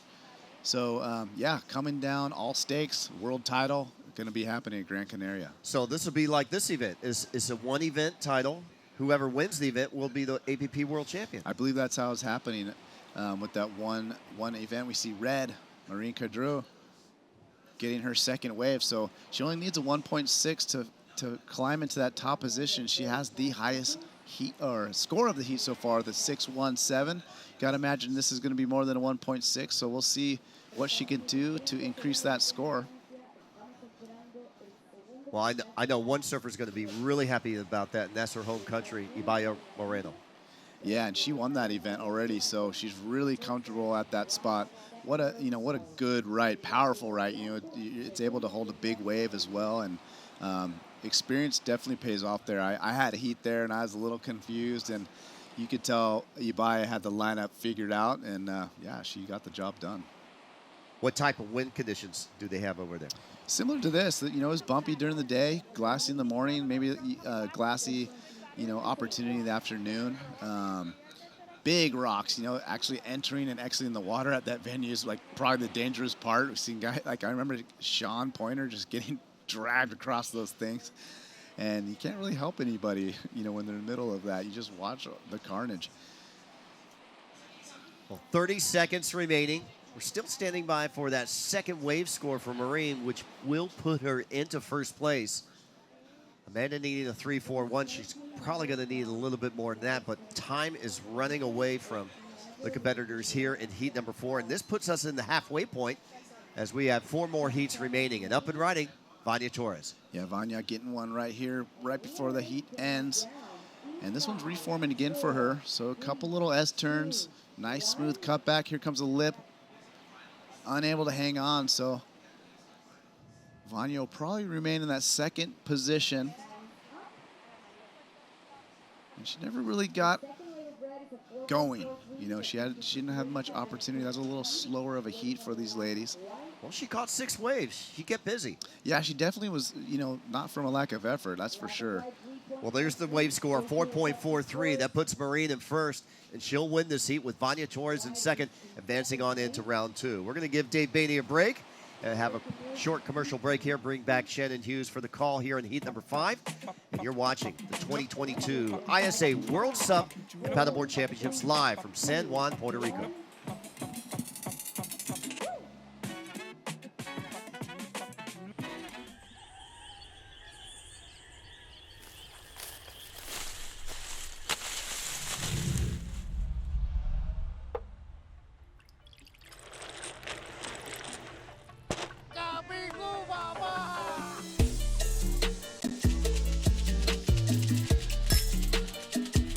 Come visit Puerto Rico and experience the rum route.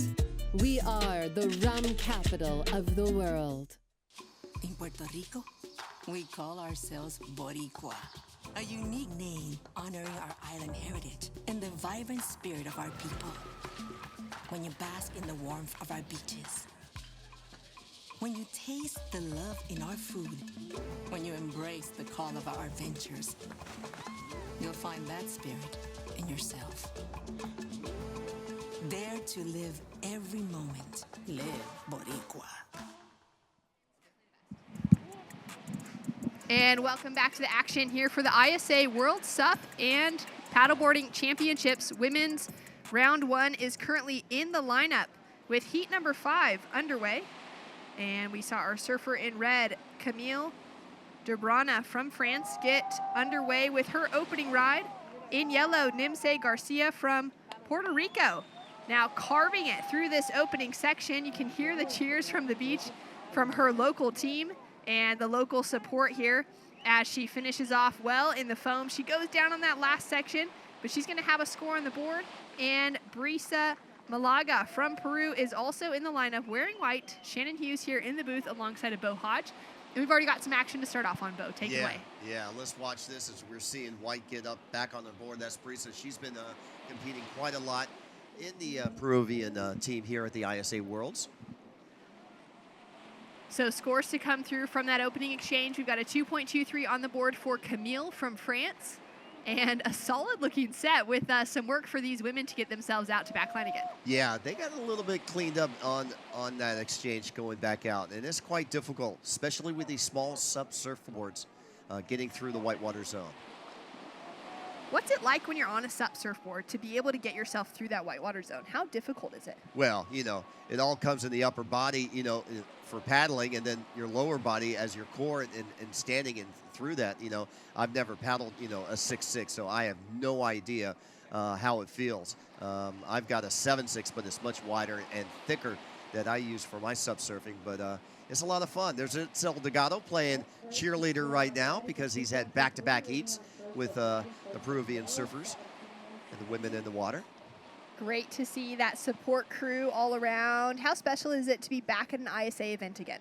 Oh, it's always great. You know, it's been 3 long years for the stand-up community to have the ISA World Championships. And, of course, the ISA is the official ambassador of the sport of surfing, getting surfing into the Olympics. And Fernando Aguirre really pushing hard to get SUP surfing, SUP racing, you know, all the disciplines. He wants longboarding. He wants to see boogie boarding, body surfing. He wants surfing to be treated like swimming, where all the disciplines get into the sport. And I believe in the next couple of decades, we're going to see all the disciplines of surfing into the Olympics. I would not be surprised in the slightest. It was such a successful first opportunity for Tokyo 2020.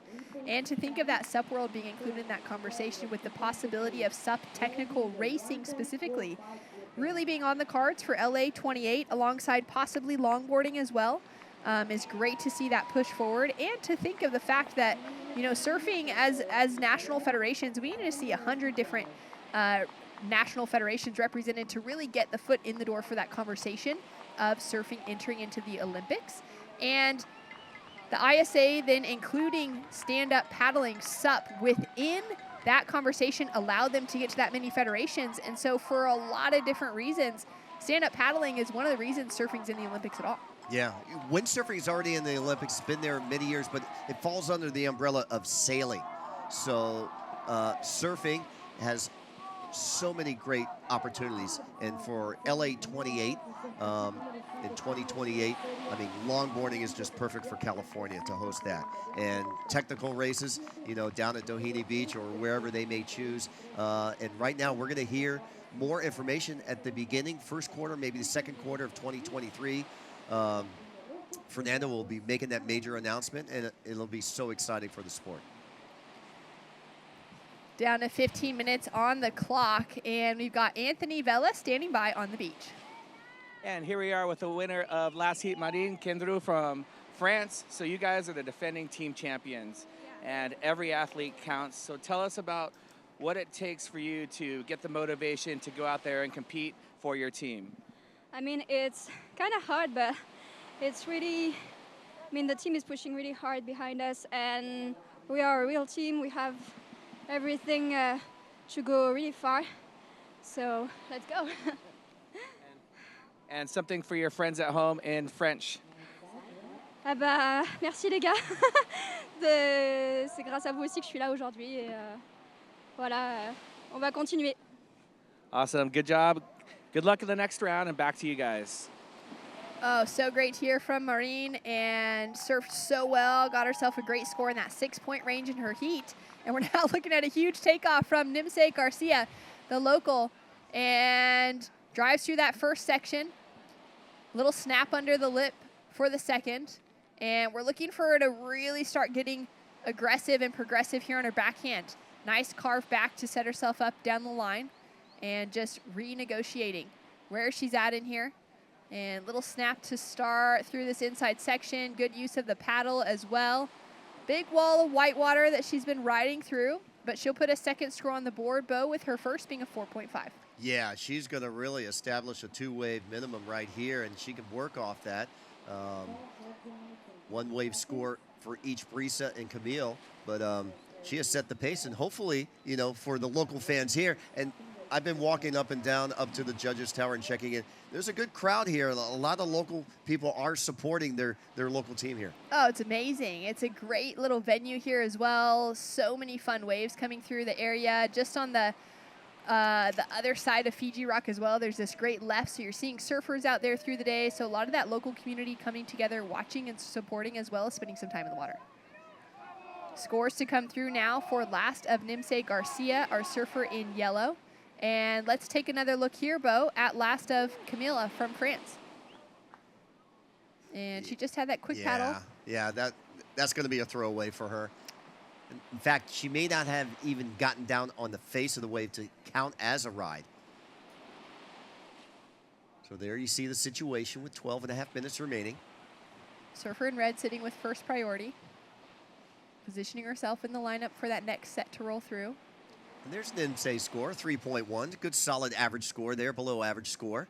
So 4-5, 3-1. Building her house right now and setting out in the lead. All right, getting herself into a good position here. Brisa just looking at the results in 2019 in El Salvador, when the last time the ISA hosted the World SUP and Paddleboard Championships. Brisa placing equal 11th place overall for Team Peru.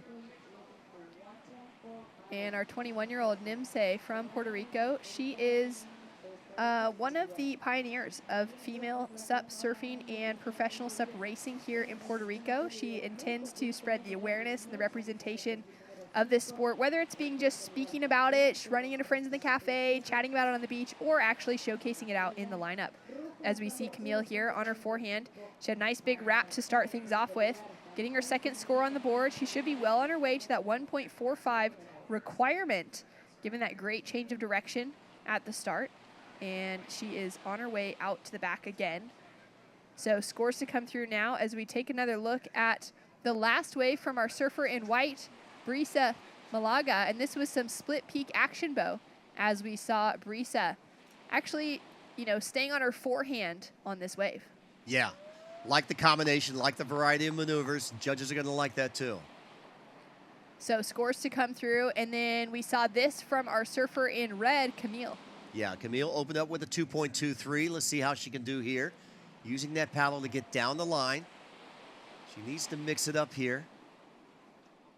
Small flat wave at the end, so she'll probably get a similar score or lower. So on standby for last of white, last of red. And red was chasing just a 1.45 going into that wave, so we'll be getting that sort of score, but we're not sure where the score line will go for Brisa. And that could be increasing that requirement significantly, as she's just got that single score of a 3.67 on the board so far. And we can see what a beautiful area of the world we get to spend this weekend here in Puerto Rico. Yeah, taking a look at the past history for Brisa, she did get on the podium in Fiji in 2016, winning a bronze medal behind Izzy Gomez and Shakira Westor. So that's been her success here at the ISAs. That's incredible to feel that podium finish, to return to an event of this level, knowing that you've already been there before. You've made it through, to the gritty ends of competition and walked away a medalist, and now wanting to do that again. And we do have a score in for Camille. Our surfer in red dropped a 2.47 for her last wave, so takes the lead. But it's just a 1.03 requirement for Brisa in white, so we're waiting for that last score of hers to drop through to give a proper situation update. Surfer in yellow currently sitting with priority way off to the left-hand side of the screen. And scores in, it's a 3.9 for last of white, and she moves back into second with red down into third. And a good-looking set maybe coming around the rock here. Yeah, and this tide still pushing up here, so we'll see who has priority. Yellow first priority, Nimse. She's down the line, but red was second priority, kind of sniffing this wave out. Opts not to go. Those waves are so tricky because they look like they're going to peak. They look like they're standing up really solid, and then there must be a bit of a deep spot in the reef right there where it just backs off enough to where with a really strong paddle, maybe they can get into it. But a lot of those kind of fakey situations. Yeah, especially with the tide getting fatter and higher, so harder to catch some of these waves on the outside. We are currently in heat number 5 for our women's round 1 for SUP surfing. We've got 8 heats within this, and then we will be finishing out the day with men's round 2. We'll have 6 heats in that main round. And so those men that have already surfed this morning, they're getting ready, maybe catching some waves somewhere else, getting back in the water for a paddle, but most likely just staying in the shade, staying cool, and getting ready for their heats later today while supporting their teams. With Nimse now currently sitting in the lead, up and riding again. Staying off to that left side of the screen really helped out her situation to get into this wave. She goes in for a big re-entry under the lip to finish, and the Puerto Ricans on the beach go crazy. Yeah, that's a good scoring wave. A keeper wave, if it's a 3.1 or better, she'll improve her situation. And look how close Nimse and Brisa, just separated by 0.03. So tight at the moment. Now with Camille with an opportunity. Paddling hard, but digs that outside rail just enough to throw her off balance. And she'll have to kick out of that one. Now our surfer in white is also out at backline, and she is up and riding.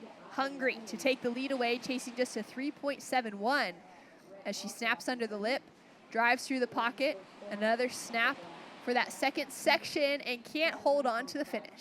Yeah, little rail turn right there, wipes her out, but she'll regroup, paddle back out. Scores to come through now for all three surfers as we take a look at the action from last of Nimse. Yeah, Nimse, I love this wave selection. She holds it tight here. She gets even more maneuvers in at the end of the wave. She stays with it. And then here we go. Brisa, big bottom turn, nice carve, using the paddle. Looks down the line again for the goofy footer. Wraps a turn there and stays with it, and then the wipeout. So waiting for those scores to come through to give us that situation. Small requirement for second to take the lead, just a 3.71, but a bigger requirement on the board for our surfer in red to get that second place position out of third, chasing a 5.10. And it would be the highest score of the heat so far that Camille would need in order to get that leading position. Yeah. As you can see, those shallow spots in the reef bow where that water goes kind of milky white. Yeah. And you can see the left side of the island is so shallow there, but even though the tide is coming in, it's still breaking over there. That shows you the swell still healthy, still coming in out of the northeast. So exciting to see, especially considering that we've got a couple more days of surfing ahead of us, that we really want this swell to hang around. Yeah. And in fact, there's even a bigger swell next week after the competition. But some of the lifeguards and the water safety are saying a lot of wind's going to be coming in with that swell too. Oh, that'll be so hectic, but great to see. And it does add that extra level of excitement. But we've had some really fun conditions through today. Small between the sets, so there is that sort of strategy that comes into these athletes' minds, these surfers' minds, as they're, focusing on that positioning and also being on a stand-up paddleboard already standing. It's a little bit harder to actually have those quick turns to get into a wave last minute. You've really got to position yourself where you know you want to be sitting when that set rolls through. Otherwise, you miss out on the opportunity. Well, here we go. 5 minutes remaining. Scores coming in. Camille getting a 0.93, Brisa getting a 2.77, and winning that exchange, Nimse, the local surfer, the Puerto Rican surfer, she gets a 4.57. All right, there we go. The 4.57 increases that score line in the lead. Now means a 5.17 is the requirement on our surfer in white. Last of white, a 2.77, does not factor into her top two. And last of red was just a 0.93. So the situation remains the same for second and third, aside from the fact that second now has a much bigger requirement in that 5-point range. Yeah, so Nimse is saying, okay, I'm going to be the leader of this heat. The rest of the women have to score that average score of a 5-point or better to move up in their positioning. Remember, top two of these three ladies will advance into second round action, and that second round could come tomorrow. And just looking at the seeding for the second round of the men, all 6 heats coming up this afternoon will be 4-man heats. A little bit more pressure there, less waves available for everybody, adding in that extra surfer. Priority will likely come into play just a little bit more. Down to 3 minutes, 43 seconds on the clock, and the local positioning herself a little bit farther inside. Surfer in red is sitting with priority, chasing a 5.10. Now that last set that rolled through, Camille was in position, really good position for one of those waves that could have had her sitting with the requirement that she's chasing, but she just dug that outside rail a little bit, couldn't quite keep that balance and that momentum to get into it, which just shows how hard it is to get that speed built up at the start of the paddle. And she's putting herself into that position now. And our Peruvian, Brisa, actually resides now in Australia, in Manly, in Sydney. She works as a surf coach with a university and with private clients. And she's starting her career as a psychologist in Australia. She wants to work in sports psychology with high-performance athletes from around the world. And there's really no better people to fill those kind of positions than those that have been there themselves, that have been athletes and have been tested at such high levels of performance. And so for her to be pouring back into the community, into her career that way is amazing. Yeah, and she can, dwell on her past competition history. Here we go, red paddling. Red with the paddle. She's chasing a 5.10, but we'll track now with Brisa, the Peruvian. Couple paddles here to stay in that trim line. Looking for that rail. Oh, great snap on her forehand. Just twist that full tail around. Inches forward on her board a little bit just to keep that momentum, and she'll kick out. And we can see that our surfer in red is paddling back out a little bit farther, so she didn't get into that set. And now the local Nimse showing her knowledge of this break. Makes it through that first section. Nothing real dynamic though, no huge scoring potential for the start of that wave. So good scoring waves for our women out here with time remaining, 1 minute 40 seconds remaining. Let's watch the replay. First up, this will be our surfer in white from Peru, Brisa. Like the attack here. Here she goes, gaining some speed. Boom, throws the tail, almost over-rotates, but she maintains. That's going to be a good score for her. Not done yet. Second attack, and the wave just kind of fizzles away. All right, so scores to come through, and talk us through this one from Nimse. Yeah, Nimse, I just love her style here. She never gives up, going down the line, possibly her home break, so she knows this break. All the years she's been surfing here, and that wave just kind of runs away with her. So 0.93 for Nimse, excuse me, for Camille on that last ride. So we're waiting for standby for scores, last of white, last of yellow, with just under a minute to go. Yeah, 50 seconds on the clock. Scores to come through. There you can see the judges tower underneath that red easy up. Actually, judges tower is to the left of that. That's one of the photographers there from the beach side area. Good vantage point for that crew to be sitting just up a little bit higher than what the Yes. beach here offers. Yeah, they have a great view, and they're kind of positioned, they're looking towards Fiji Rocks, so they've got this angle going that way, and this is really good. Some of the crew, different teams supporting from the sand. Everyone's got that shade up around them today with the sun, and especially with the rain coming through as well. Down to 15 seconds on the clock, and we're still waiting for scores for last of yellow and last of white. White will need a big score of a 5.17 to take the win, which would be the biggest score of the heat. So waiting for scores to drop through now for that last exchange, but what we can tell you is that Camille from France was unable to get herself another wave, so she will not be advancing through the main round. She'll have to surf her way through the repechage tomorrow, and that leaves Brisa Malanga of Peru. She's just dropped in a 4.80 for her last wave, which comes in as her top two, but doesn't make her requirement. And Nimse Garcia takes the win for Puerto Rico. And we've got more action to come, so stay tuned. We'll be right back after this.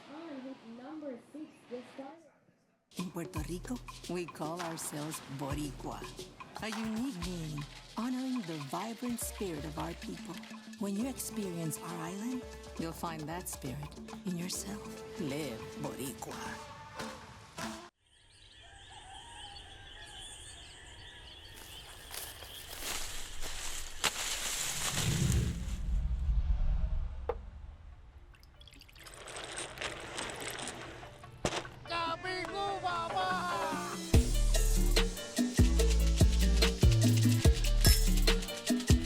Come visit Puerto Rico and experience the rum route. We are the rum capital of the world. Thought I told y'all that it's mine, whoa. They ain't try me yet. Welcome to day 2 of competition for the ISA World SUP and Paddleboard Championship here in beautiful San Juan, Puerto Rico.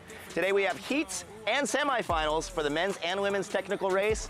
Stay tuned for a ton of action. Zone, bruh, just leave me alone. Was on the road, but I swear I'm coming home. Now the drinks on me, I think we need a toast. See, I did it for me. Today we have some happy competitors as they have qualified for the Pan American Games 2023 in Chile. Santino Basaldella for Argentina, Connor Baxter for USA, David Leao for Brazil, and Itzel Delgado for Peru. I'm so happy for the qualified to the Pan American Games 2023, and really I'm working hard for the next year, come more strong. Face. Came through for that show. Been ballin' Derrick Rose. Ooh, I tasted those wins. Had a few on Nemo. Think I'm back in my bag. We been living too fast. Got my brothers right behind. Ooh, they got my For the women's side, we need to finish our finals tomorrow to see who has qualified for the Pan American Games. So that's a wrap for day 2 of competition. We had an amazing day, perfect weather. We had a surprise swell which added to the action. Tomorrow we have the women's finals. So check it out on our site to find the schedule and more action tomorrow. That's a different time zone.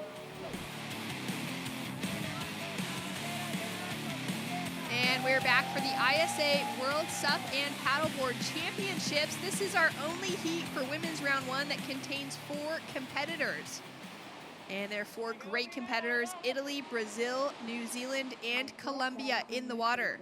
Isabella Gomez for Colombia, Stella Smith from New Zealand, Aline Arisaka from Brazil, and Cecilia Pompanella from Italy are all in the water. And taking off first is our surfer in yellow. That is Stella Smith, dropping in her first wave for Team New Zealand. And great style, great form, great carves together so far. Throws a bit of spray off that last bottom turn, checks into the lip for that big re-entry. And she is looking so comfortable on her equipment for her opening ride. Yeah, and a funny thing you say how this is the 4-person heat. It's also one of the most competitive, not only being with the 4 people, but each one of these ladies definitely known to be very strong SUP surfers. Most importantly, Isabella Gomez, your 5-time APP world champion, back in competition this year after 3 years off. But here we go, yellow strikes first. Had a good look at this wave for things to start off for her, the replay for that first one. So we're waiting for scores to come through. What are your thoughts on this one, Dave? I really like this wave. She's got a great style. Her board looks really nice. It seems to be holding the face really nicely. So she got a couple good little S turns. You see out the back, that's Aline Arisaka from Brazil in white. And if you remember, Aline got injured in her SUP technical race. So I'm very impressed that she's out here able to surf. I know they were questioning if she was going to be able to give it a go or not. I think she had a little bit of a shoulder separation, something like that. So nice to see Aline. She's a very strong surfer and signaling for something right there. Yeah, that's such a shame to hear. I missed that in action yesterday. There was so much going down in those technical races over the last couple of days. So great to see her back in the water. Hopefully she's feeling okay. I'm sure she's got some tape on the shoulder, but just signaling to the beach. And we can see her there already paddling back out. So maybe change something up with a paddle or something along those lines as we're waiting for scores to drop through. So the only surfer yet to catch a wave in this heat is Isabella Gomez. Izzy representing Colombia, originally from Florida, resides in San Clemente, and is such a good all-around surfer. Yeah, Izzy's really been so dominant in the sport of SUP surfing. You know, we like to compare her to, you know, the Stephanie Gilmore of the sport. You know, she's got 5 world titles, really nothing else to you know, achieve. And you could just see right out of the gates her nice signature, powerful style. You know, she's with the Red Bull team, so they got a great training facility for all their athletes. She's a Roxy team rider as well, so spending a lot of time with the top-notch surfing athletes, and you can see right there the experience. And Izzy just coming off where she left off. Nice opening ride. Oh, I love that. You can really see the flow that comes through in her surfing as well, like style, speed, power, and flow. And she's got all 3 of those just so well linked together.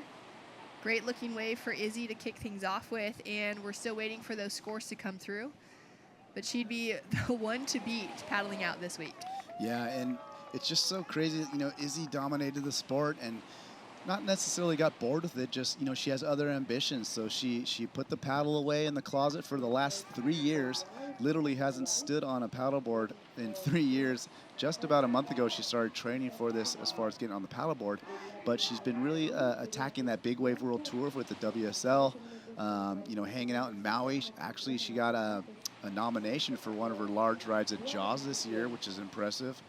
And yeah, she's just super cool, and I am so stoked to see Izzy back in the mix. So good. And did you say that she's got 5 world titles for SUP?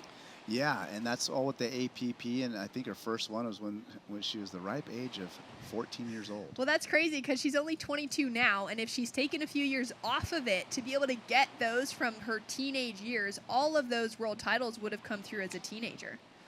Down to 13 minutes on the clock, and that last heat was a good one.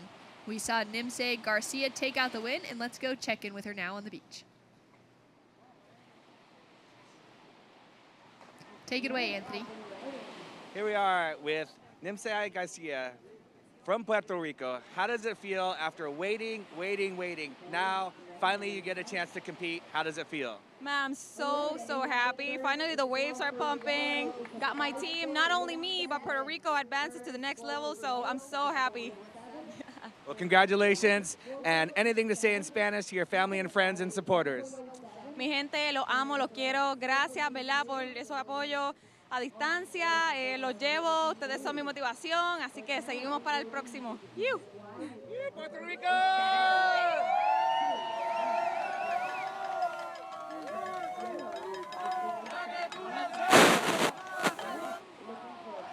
Puerto Rico with another win with the cheers on the beach, the cowbell going, and it's been some great energy coming from that team this week, Dave. Yeah, nothing better than, doing well on your home turf. All the support in the world, and she's stoked. Puerto Rico, they're looking really good in the surf divisions. Yeah, they've had a very strong showing so far for this year's ISA World Championships. And let's take a look at some replays here for last of Cecilia. Yeah, and Cecilia, the Italian surfer, we saw her in the tech races, finishing super strong. And look at that. What's that score you see under Izzy Gomez? 8.33. So Izzy coming out of the gates with a huge score. So well deserved. All of that speed, power, and flow within her surfing. Great use of the paddle as well, which is an important part of the SUP criteria. It's judged the same way as traditional shortboarding is, but it's also including the paddle and having to engage the paddle throughout. Absolutely, and we got Aline Aresaka in white from Brazil in that second position. She got a 4.87.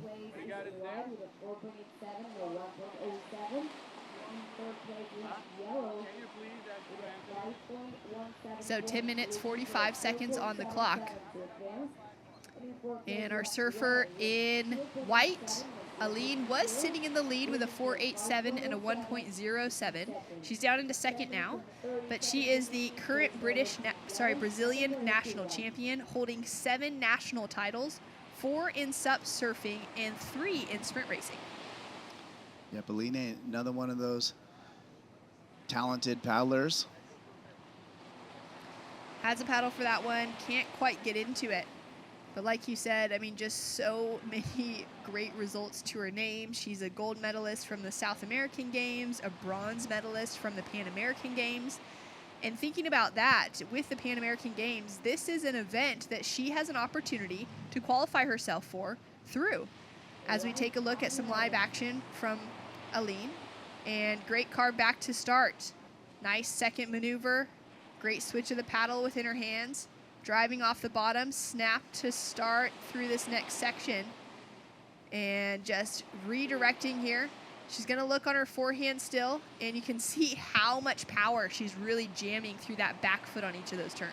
Absolutely, and Aline known for that powerful style. As you see, Candace Appleby put on her surfing hat today. She got a gold medal yesterday in the tech race, kind of, her pet event. She's been dominating the tech racing over the years, and Candace Appleby, a surfer at heart, and she's stoked to be representing USA here this year in the surf event as well. So it's going to be fun to catch Candace in the next heat. Yeah, that'll be really fun. Great, well-rounded surfer, shortboarder, SUP paddler, longboarder as well. And has been putting in a little bit of work the last few weeks, the last 6 weeks approximately, to prepare herself for this event. And it's been great to see her walk away with a gold medal, and that work really paying off as we see a strong paddle now from Cecilia. And she's looking to get a better score on the board, sitting with just a couple small scores so far. Maybe needs to get herself repositioned in the lineup. And as an athlete yourself, as a competitive surfer from years past, Dave, what's it like to be in this moment in a heat where, you're coming down to that back half and you haven't really been successful in the wave selection so far? What do you do to reset? Yeah, it is easy to get rattled, especially when you got Izzy Gomez in your heat. But Cecilia just needs to be patient, take a deep breath, get back out there and really think about where she's going to find those scores. We see New Zealand surfer Stella Smith, some great style as well. And connecting with the lip after that opening maneuver. Now driving off the bottom through that turn, and she'll kick out. Leaves Izzy Gomez, I believe, with priority out the back. And pretty good playing field between Izzy, Aline, and Stella. Similar kind of styles. Izzy getting the best of the wave selection and really executing the best turns so far, but I'm really liking what I'm seeing from these other two women. Yeah, here's a replay of Aline right here. And Aline and Izzy has competed over the years, so they know each other quite well. And Aline, she was in California just not too long ago, so I got to share a couple sessions with her. And, you know, she's got that low style, really powerful. You can see the passion she has in each and every turn. And she comes from a big family of surfers. Her brother's Rip, her dad's a surfer, and yeah, she's got a lot of support. I know at home watching as well as here on the beach. Brazil, always one of the most passionate teams. And Cecilia, you know, known more for her racing, so thumbs up to her, battling out with Aline and Izzy Gomez out in the surf heat. So she's getting on the board, and Stella Smith still sitting on that 5.17, and I'm liking her style. She has that lower style as well, really smooth, uses that rail nicely. So I'm anxious to see more from her. Yeah, I really like her style as well. So waiting for the second score of yellow, the third score of white, and the third score of red to drop through to give us a good picture of where we're sitting. Down to 6 minutes, 20 seconds on the clock as Aline is up and riding again. Great combination, big wrap back and then up into the section to finish on the inside. Already sitting with a 6.33 for her high score, which was her last wave. A 4.87 was her first, and let's take another look at this. Yeah, and here's a replay. You can see her really use that paddle. And I'm wondering, because she is kind of grimacing on those turns. That's either, you know, a lot of passion, or it could be a little grimace from her shoulder. So I'm curious to see if there's a little bit of pain in there. So, you know, a gritty performance so far from Aline. And she's going to love that score because she surfed that well, and the wave offered up a nice closeout section, and that usually translates to a high score. Now she's looking to replace a 4.87 as her low score. For Stella Smith in yellow, she is still waiting for her last wave to drop through as well, which will be her second. She's chasing a 6.04 to take the advancing position in second. Team USA with the flag in the water. Yeah, and it looks like Izzy got a second ride. That was a 5. We might have missed that one. It'd be nice to see if we could get a replay and see how that wave went. And that's April Zilg, cheerleader for the day. Her work has been done thus far. Gold medal in sprints. Finalist in the tech race. She's got the distance race coming up. You can see her. She's going to be cheering on Candace Appleby. Candace paddling out next against Sakura Inouye and Sophia Feiner. Japan, Mexico, and the USA. There's Sakura paddling out. The 14-year-old, her older sister and older brother have already competed today. Both took out wins in their heats as well for Team Japan. They'll be into the second round. And check those scores. Aline dropping an 8.10. That shoots her into first place. So great surfing from Aline. Super impressive. I love that first big turn and then that combination for the second, and keeping it kind of simple, just those two big maneuvers. As we see Stella Smith now chasing an excellent 8.24. Getting some work done here, sitting on that 5.17 as her high score for the Kiwi. Nice cut back into the section, and just hoping that this wave forms a little bit more of a pocket for her. She knows it's not going to, so she'll kick out with control. And she's sitting in that third place position right now, looking to head to the rapid charge rounds. Unless she matches the excellent 8-point rides that we've already seen from first and second. And then Cecilia, the 16-year-old from Italy, from Tarquinia, is sitting in a combination situation to get herself into an advancing position as we take a look at the replay. Yeah, in yellow. Nice navigation on this wave. I love that first cutback she did straight from the drop in. And just does a good job getting out to the shoulder. Nice clean style, not forcing anything. And yeah, another smooth ride. So with that 8.10 of Aline, it really set this heat apart. Isabella Gomez also with an 8.33 on the scoreboard as the highest single wave of the heat. Both sitting with great heat totals and looking to increase their backup scores, but putting a lot of pressure on Stella Smith anyways. Stella's previous wave dropped through as a 3.37, and now waiting to see what her last wave comes through as, chasing down that 8.24 for the Kiwi to take the second place position, and it's just a 5.13, so it does factor into her top two, gives her a more solidified third place position, but it does not chip away at her requirement to get into that advancing position and avoid the repecharge round. Yep, 2 solid mid-range scores there, 5.17, 5.13. That would have been enough to take a couple of these heats this morning. And yeah, Izzy just out the back. Gonna try to get a 6.10, but dropping 8s. Aline and Isabella both with those huge scores. And it's really fun to see Aline kind of surf so passionately with that injury. Yeah, it's really impressive for her to come out, decide, you know what, it's worth risking maybe a longer recovery time if she actually uses that shoulder today or the rest of this week, I guess. But it's the World Championships. She's got a lot on the line this week. Yeah, you got to do it. And, you know, like you said, I did see her shoulder had a bunch of K-tape on it. I'm sure she's been getting some work done on it while she's been here. And, hey, goes to show she's ripping right now. Down to 1 minute, 25 seconds on the clock. The women standing back up to their feet, finding that balance, getting a couple paddles in just to keep themselves in position. And Izzy's been really patient. She's only taken off on 2 waves, her opener an 8.33, her backup score of 5.07, which has her well in an advancing position.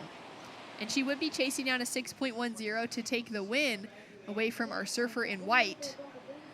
Down to 1 minute on the clock. Blue does have first priority. If we see another set roll through here, she'll be taking a piece of it. Yeah, but I would love to see one more ride from both Aline and Isabella. They've been so fun to watch this heat. Yeah, it's been really great to see those 2 surfers getting some solid-sized waves as well, because some of those sets have been a little bit, some of the heats have had a little bit more of a sleepy roll through with the sets. They haven't had as consistent, where this heat's had a lot of waves. Yeah, absolutely. They had, you know, good sections on the waves as well. If you remember Aline's wave, she got those nice power hooks, and then it closed out with a big smash, where we've seen a lot of these other waves kind of drift out and kind of peter out. That was the difference on that 8-point ride she got. So here goes Izzy, 5 seconds left. Going so fast, she's out of focus. Yeah, can't keep up with her. She's going to look on that backhand attack, snap to start, now back to her forehand. And looking for a 6.10, also looking to just get a better feel of this lineup. It's the first time that there's really been proper waves since the crew has been in town, so they're getting a feeling for what they're going to be competing in for the next couple of days. And Izzy Gomez will definitely be advancing through this heat, as we've got a score to drop through for her. We'll see if it's enough to meet that 6.10, but that's a decent requirement. Yeah, here's the replay. And, you know, just kind of that wave took a little bit of time to get going, so she got that little rebound. Here's a nice snap, little hook cut back right there. Good paddle technique, although, and then she gets another little snap, but, you know, the wave kind of peters out on her. I don't think she's going to get up into that first position, but, you know, she's got a shorter paddle to get in.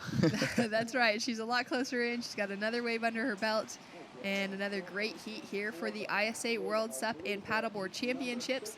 We've got more to come, more action in the lineup, and we're just waiting for that last score to drop through for Isabella Gomez.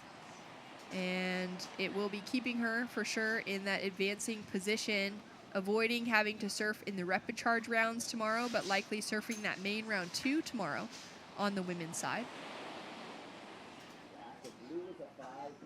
And just waiting for the scores to drop through from the judges, and it's a 5.30, so it does come through in her top 2 scores.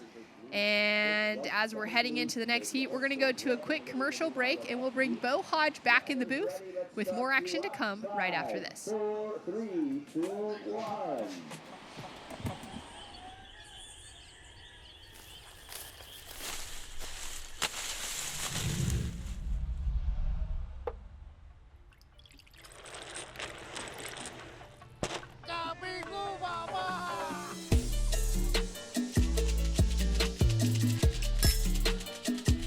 Come visit Puerto Rico and experience the rum route. We are the rum capital of the world. In Puerto Rico, we call ourselves Boricua, a unique name honoring our island heritage and the vibrant spirit of our people. When you bask in the warmth of our beaches, when you taste the love in our food, when you embrace the call of our adventures, you'll find that spirit in yourself. Dare to live every moment. Live Boricua.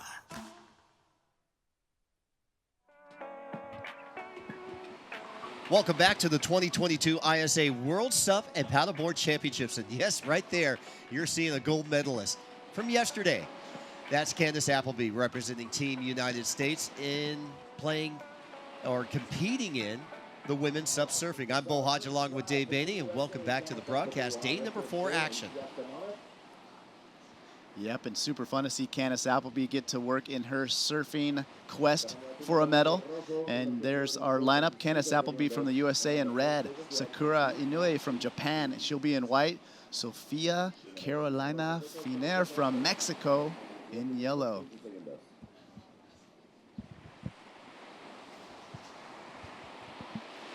How exciting was it for Candace yesterday, winning her 3rd women's technical SUP race? Yeah, she was obviously very stoked. You know, she's been in the sport for so long. It's kind of a bookend for her, right? She won a gold medal so long ago, and to come back all these years later, be one of the older women in the event, to accomplish such a feat, you know, it's got to feel good. But Candace has been more focused than ever than I've seen her. You know, her fitness level's on an all-time high. She's finally injury-free, so you know, she's got a clear mind, and she's feeling great. And also her surfing has been reinvigorated as well. We're going to see a replay. So she caught this one way outside. It gets this right hand. She drops in red. There's Candace. And she likes to use the rail. She's known for her nice carving style. She waits for this one to set up, carves back into the shoulder there. She's got really good, you know, awareness of the waves, knows how to read them quite well. Surfing all her life, and you know, Candace is coming off a stateside win at the Carolina Pro-Am in Riceville Beach. She was able to edge out Vanya Torres for that victory. Fun times out there in North Carolina with Rob and Haywood and all the North Carolina crew. What's up, Bubba? Score coming in for Candace, a 2.83. She's starting out her campaign here in the women's round number 1, heat number 7. So this heat and the next heat will round out the women's first round. Then we'll move into men's round 2, 4-man heat format, and a total of 6 heats remaining for the men in round number 2. So that wind line starting to fill in back in this afternoon. Yeah, we've seen that kind of come and go a little bit, and it looks pretty windy right now. And Candace as well kind of rides a little bit larger board than some of the women. You know, a little higher volume. She doesn't necessarily sink down all the way to her waist. Here's the beautiful rainbow we saw this morning. Don't forget, more exciting surfing action continues tomorrow, and on Thursday we'll be crowning gold, silver, bronze, and copper medals coming up on Thursday. And then Friday we'll have the long distance race on November 4th, both for prone and also for SUP. And then on Saturday, we'll have our juniors and our prone technical race. And then coming up on Sunday, final day, we'll have our relay and our award ceremony. So still lots of action here in San Juan, Puerto Rico all week long as we celebrate the return, the 9th edition of the ISA World SUP and Paddleboard Championships. Up and riding, Candace Appleby. Yeah, Candace Appleby straight into a cutback. She's working this wave, forming a little bit of shoulder for her. Nice power carve right there. Candace staying way back on the tail, slashes another one. So 3 turns on this wave so far for the tech champion. Nice roundhouse. So Candace putting together a nice ride. She's gonna keep working on this. This wave is serving up another little closeout section. So boom, Candace able to hang on the end right there. She's stoked. You see her throw out a little woo.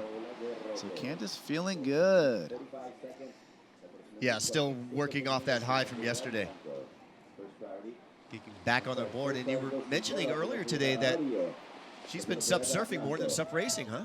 Yeah, you know what? She's been doing this program where she goes to San Onofre early in the morning, and what she'll do is she'll do a beach workout, and then she'll go for her race training, and then she'll do a full SUP surf session. So Candace in really good form this event, and I really like what she was able to do on this wave. She really read it well and linked a lot of maneuvers here. Yeah, it would be a dream come true if she could win a gold medal in SUP surfing. Yeah, I know she'd be really stoked on that one. And you see her, she gets a cutback here, and it almost looks like the wave could be over, but she looks ahead, and you can see her put a little effort to make this section. She sees this one final opportunity, and then boom, almost the best turn of her ride comes at the end right there, and there she goes, woo! Taking another view of this ride, same ride, but from the drone. Working in on the inside, love the flow, love the combination of maneuvers there, mixing it up. That's what the judges want to see.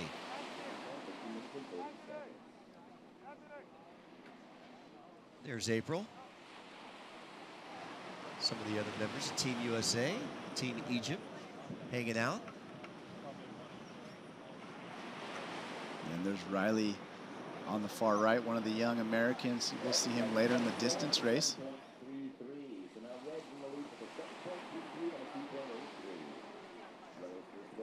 So just falling down right there, that's our competitor in white, Sakura Inouye.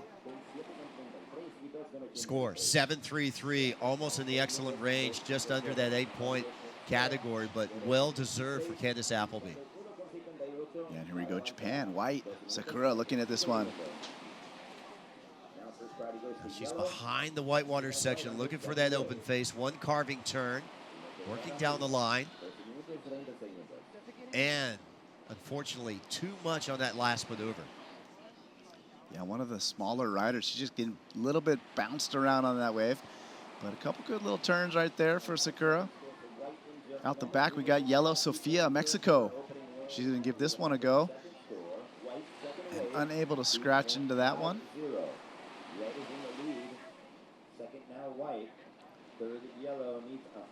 She'll get up on her board. Let's go down beachside and check in with Anthony Villa. Alini Arisaka, you had a stacked heat on paper. Stella's been in the finals before in China. Izzy's been in the finals in Fiji. You've been in the finals before. You came out on top in that heat after being injured in the sprints. How did you feel out there with your injury, and what was it like to come out with the win?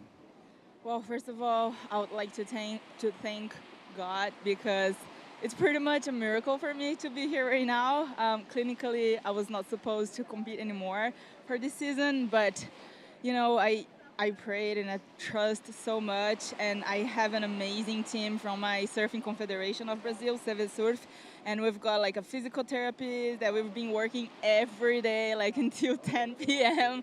And you know, the work behind the scenes pays off, and yeah, that's because of this work with my other coach that is like Alain Menashe, that is right now in Saquarema.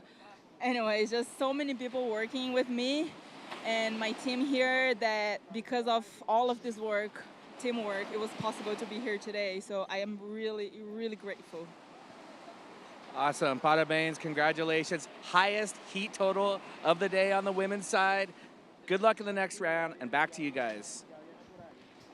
Thanks so much. Yeah, I was talking to Anthony, and remember on day one, Aline was at the start of the sprints, and when she ran in, she hurt, I believe it was her right shoulder, and she still powered through that sprint race, but when she came back off the beach, you could see she was in agony and pain.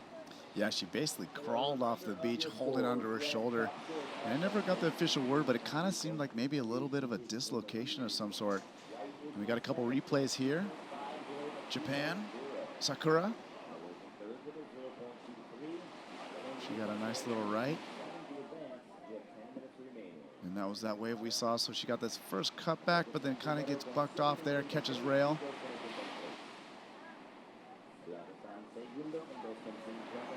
So score coming in for her, that was a 2.5. Match that up with her opening ride at 2.0. She's in second place right now, but needing a 7.66 to go in the lead. Sophia Now needing a score of a 4.27. There she goes over that bump. On the outside, taking a look at this wave, Candace Appleby stroking in and up and riding. Fades to her backhand, redirects on the forehand. Good wave selection here. This wave is holding up for her. Working down the line, top to bottom, bottom to top now. Boom, carves a nice forehand maneuver there on the open face. Gaining some more speed. Again, a bottom turn, a slash there on the open face, mixing it up, and just jumping off the back. So good scoring wave. She'll definitely improve on that 283 on that ride. So what type of board is she riding today? Yeah, so Candace, she's riding the Infinity Blur V2. It's a full carbon board, super light. It's a thruster. That board's pretty cool. It's got a single concave throughout, and it's a little bit bigger. So Candace, I believe she's on a 7.8, and it's 26 and a half wide, I believe. And so she's got a little bit more stability, a little more length. And we see Japan up and riding. Sakura working her little board, and her board looks nice and loose. She's getting a couple snaps throughout this wave, and she's going to pull out. And look at that, full 360. Whoa. Now, not everybody can do that maneuver. Well, Sakura just getting after it right there. Not only a nice ride, but also the nice kick out. We're going to get a couple replays here. And here's Candace way out the back. And you know Candace isn't going to miss a wave. Look at her stroke in on that one. Nice fade in. Looks a lot like the wave she surfs back at home. Dog Patch gets that first wrap around. And she races down the line here. I would have liked to see her get a little floater or something right there, but she comes around the corner, gets a nice little slash. Does a good job keeping with it, though. Looks down the line here. Same thing, sets up that cutback and a little bit longer, a little more power in that one. And just gets a little ahead of herself and a little twirly bird out the back. Here we go on the outside. This is a surfer in white, as we're seeing Sakura Inoue. Carving turn. One more slash on the inside section. Kind of repetitive here. Judges like to see some variety. Here we go. Open face building up. Uses the paddle, and then she does the 180. That 180, I'm going to practice at home. That is looking sweet. And Sakura, she's back out there already. We'll see if she can get another nice set wave.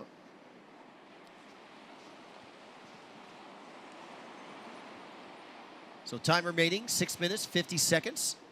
We're in heat number 7, round number 1 for the women here in San Juan, Puerto Rico for the 2022 ISA World SUP and Paddleboard Championships.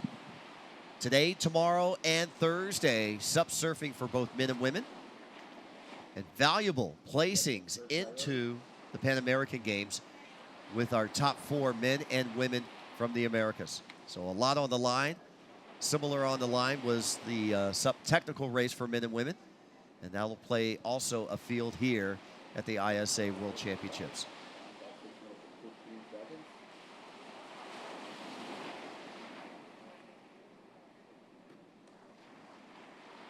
Beautiful shot. You can see the sun now more in the afternoon glare coming in.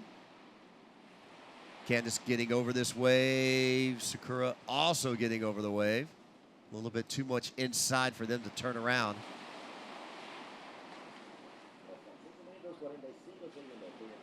So these waves go through. Trying to find where Sophia is. Yeah, she might be down the line towards Fiji Rock. Yeah, this is a great shot here. Candace knows this lineup well, obviously, racing it the last couple days, and this is right around where that outside buoy was. As we see, that's a Lasne from Spain. We see her in the next heat in the red. Also yellow. Ida Ramez. There's the lineup for our next heat.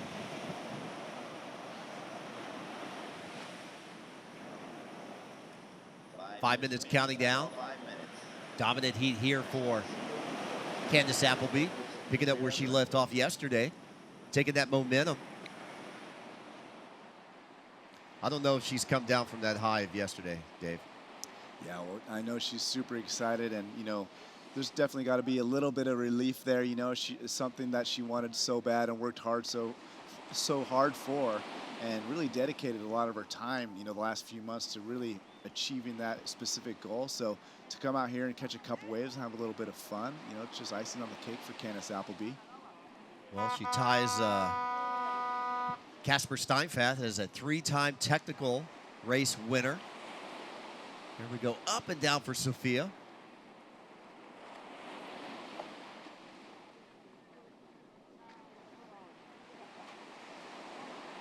Looks like Japan's going to give it a go. We got Sakura up and riding. Takes the drop. Nice cutback. You see her front foot lift up, and she really dug in the heel to kind of get that cutback off. Sakura still riding through the inside. Working hard to make this reform. Let's see if it opens up for her. Still giving it a go. Unable to connect, but she got a couple nice turns before. So we'll see where that score ends up falling.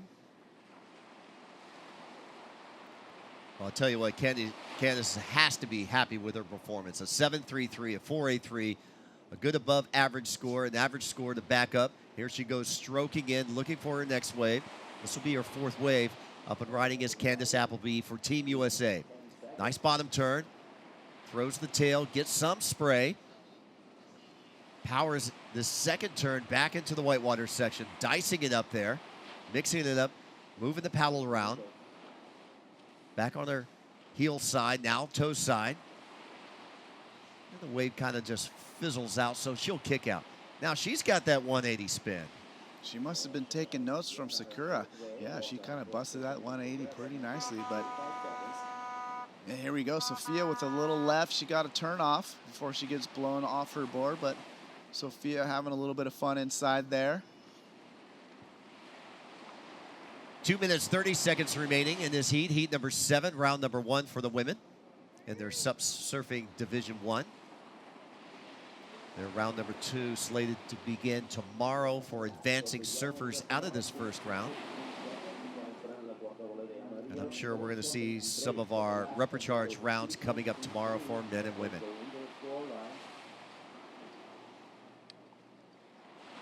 Yeah, a lot of set waves this heat.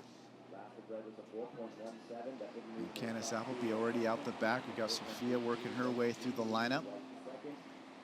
Yeah, no priority at this stage. Candace leading the campaign to get back out there. Let's watch a replay. Yeah, and this is the wave Sophia got. And a little bit of a reform. And gets a little closeout section. And she pulls it off right before she loses her balance. So we'll see if she gets a nice little score. Looks like Sophia getting a 2.23 for that 1 maneuver wave. So she's crawling her way, trying to crawl her way back into this heat, with Candace Appleby leading the heat with that 7.33. Just down to about 1 minute remaining. You see Sakura and Candace trying to paddle out to the competition area. There is a dedicated judge establishing priority for our surfers. Once they're in the start zone, the takeoff zone, there you go. So that's where Sakura is. So she has now established first priority. Candace, just over this wave, will establish second priority, meaning the hassling of surfing is kind of being taken away with the priority system. Yeah, you know, it seems to, you know, just give a better opportunity for the surfers to, you know, get those good waves and not have to hassle, and perhaps a good wave goes by. So you get a lot of better waves ridden throughout the heat. And we see Sophia, the young competitor from Mexico, working this inside in the yellow, trying hard to get with it, and the wave just fizzles out, and she goes for the sit down pull out. Here we go, Candace Appleby. You know, she's not going to miss a wave. Nice carving turn. Here she goes, gaining some speed down the line. On the open face. Final seconds of this heat.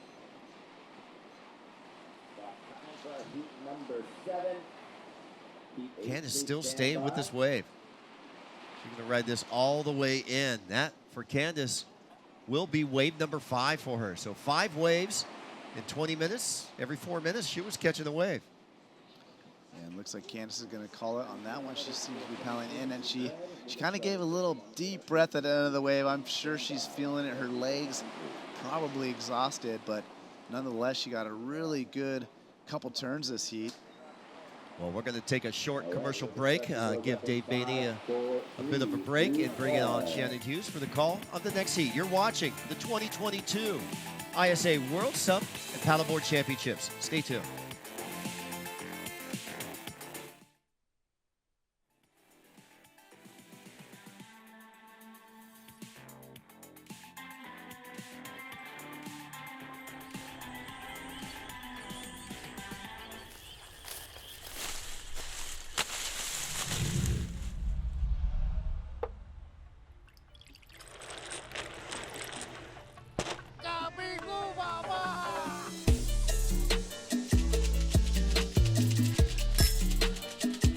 Come visit Puerto Rico and experience the rum route.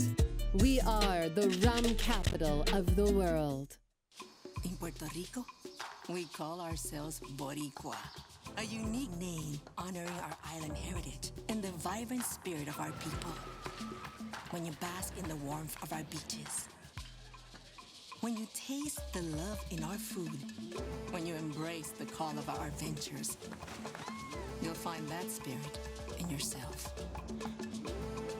Dare to live every moment. Live Boricua.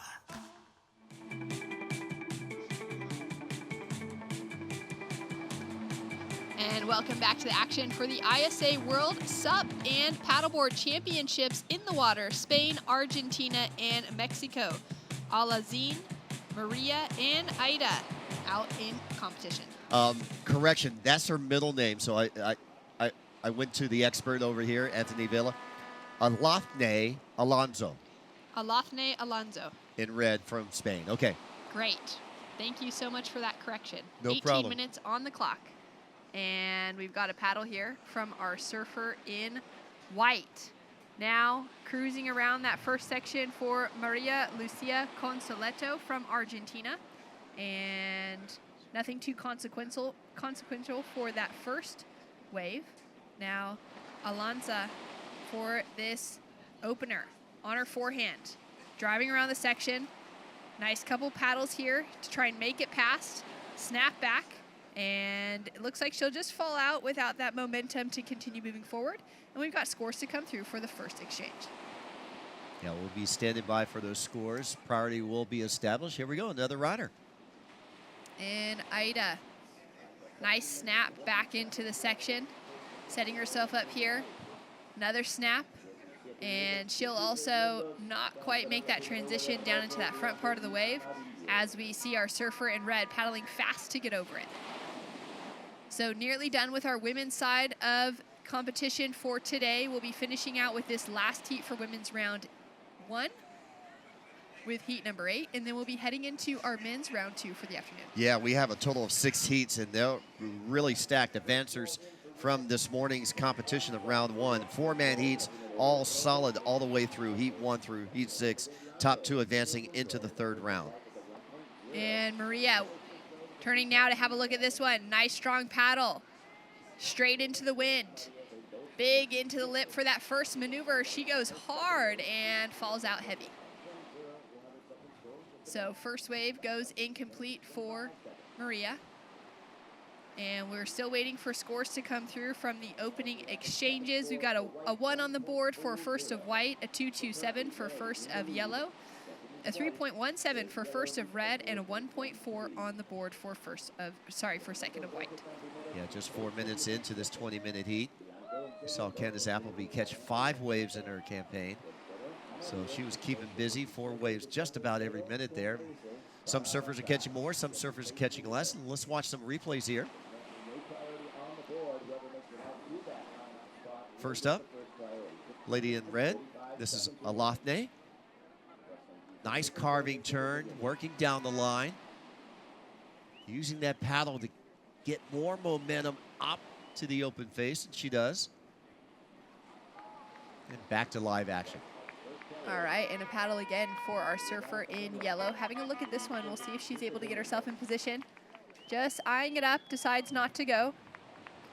And just a best score on the board so far being that 3.17 for Alathne, the 26-year-old from Sopalena.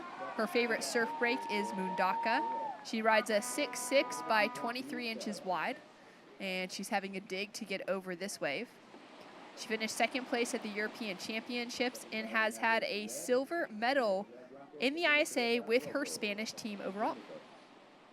Yeah, Spain has a really stacked team this year. As she is now up and riding again. Nice snap to start. Sets herself up for this next maneuver. Snap under the section. And she'll just dig in that paddle one more time. Aida now getting active, representing Mexico. Nice couple of digs here as she comes through to the inside section, hits the lip, and she'll go down. So second score to come through for Ramos out of Mexico. And she's already got that 2.27 on the scoreboard. As we take another look here, Bo, at last of Aida. Yeah, let's watch Aida. She gets slowly into this wave, now down the open face, using that paddle to keep the momentum. Tide still moving in here.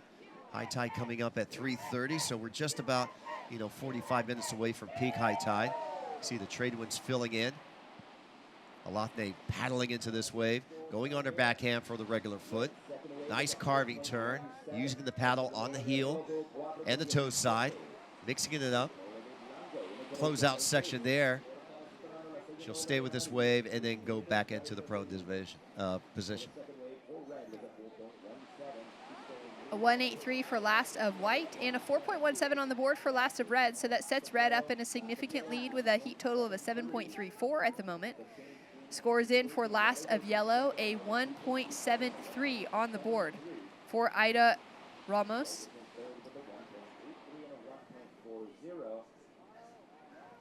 She is a 23-year-old from Sayulita in Mexico. Competed in her very first ISA event at just 15 years old and has been in the top 10 before. So she's looking to get herself back into that position, competing in SUP surfing and in tech racing on the women's side.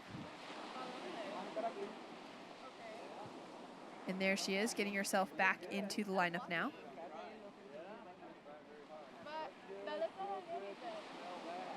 Here we go, Maria up and riding.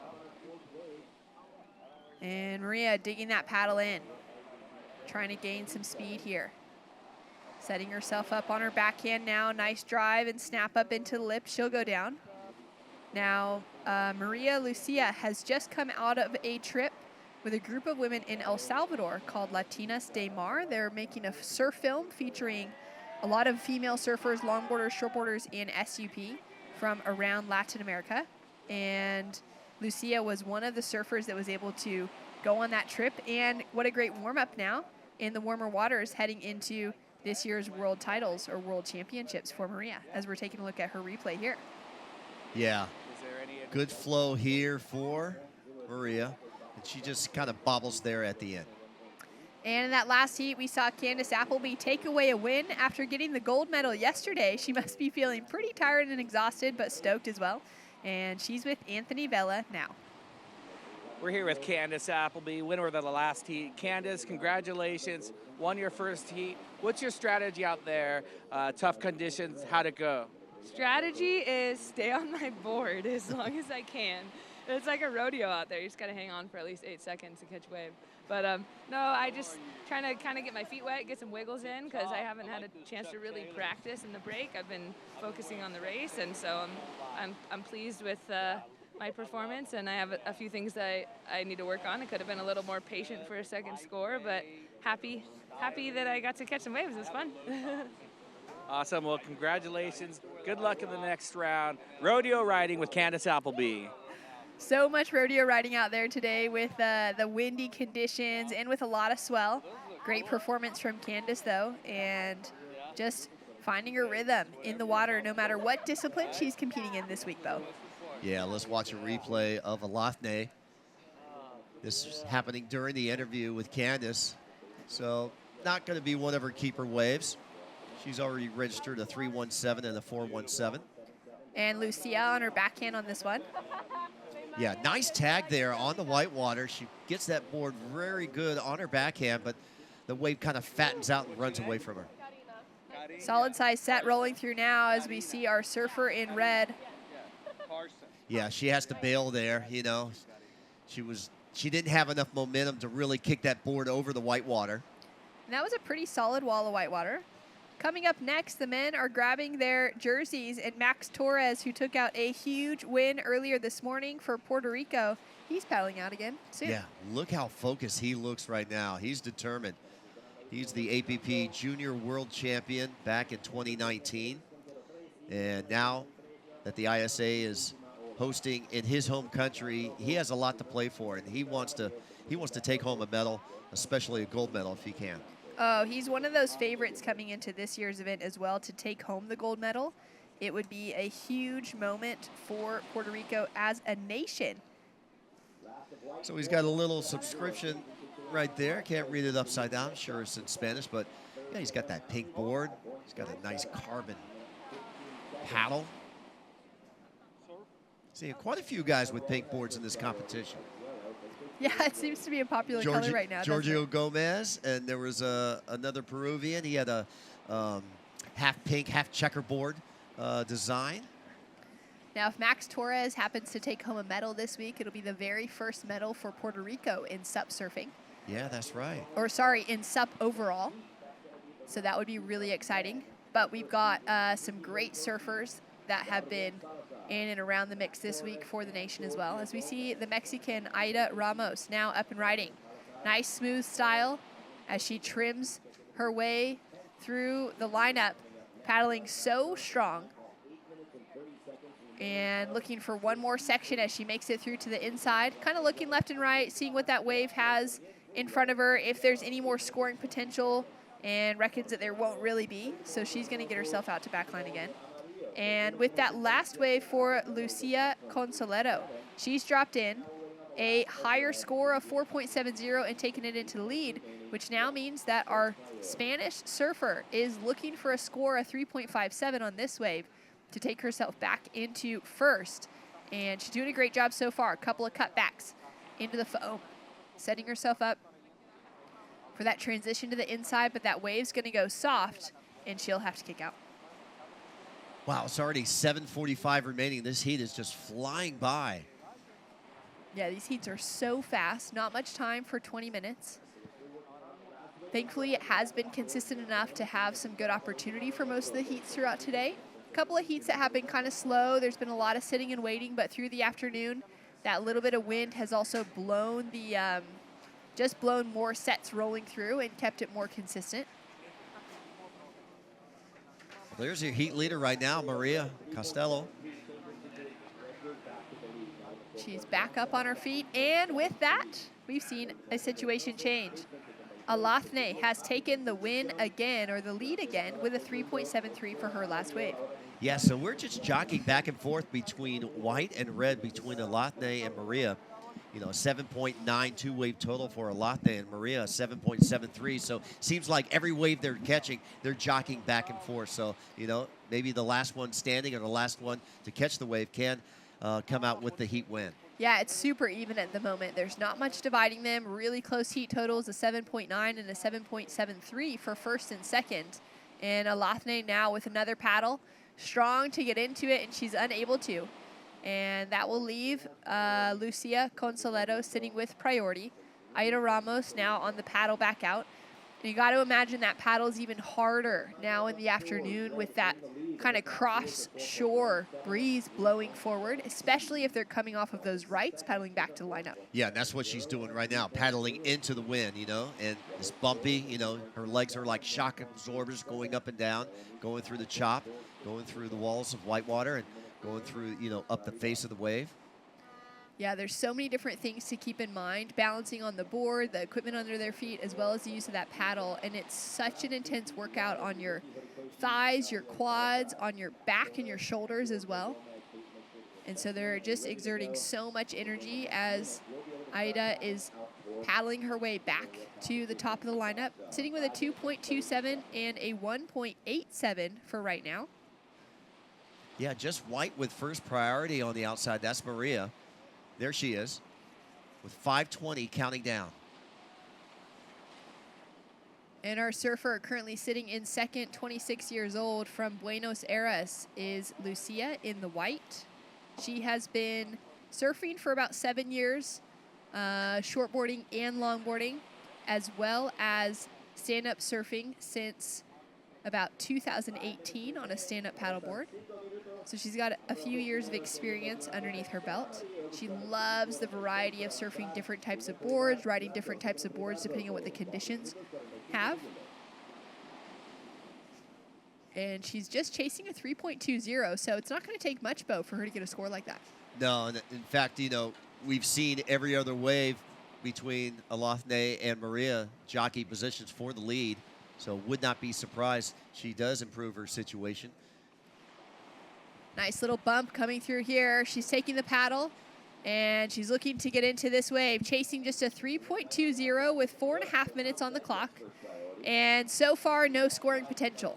Now starting to get that first change of direction, trying to gain some speed, drags that paddle in the face of the wave to set herself up for that top turn. Nice change of the paddle now, and here we go. Finally engaging that proper change of direction, gets that first carve to snap combination through the inside, and she's paddling so hard to try and make that transition to that more shallow section again, but can't quite get there. And she was spending a lot of time with the paddle just to stay on that wave. That's right. She did get a few good turns thrown in the mix there, so I'm curious to see where the judges will go with it. She will be chasing her second highest score, a 3.2, to be able to take herself into the leading position over our surfer in red.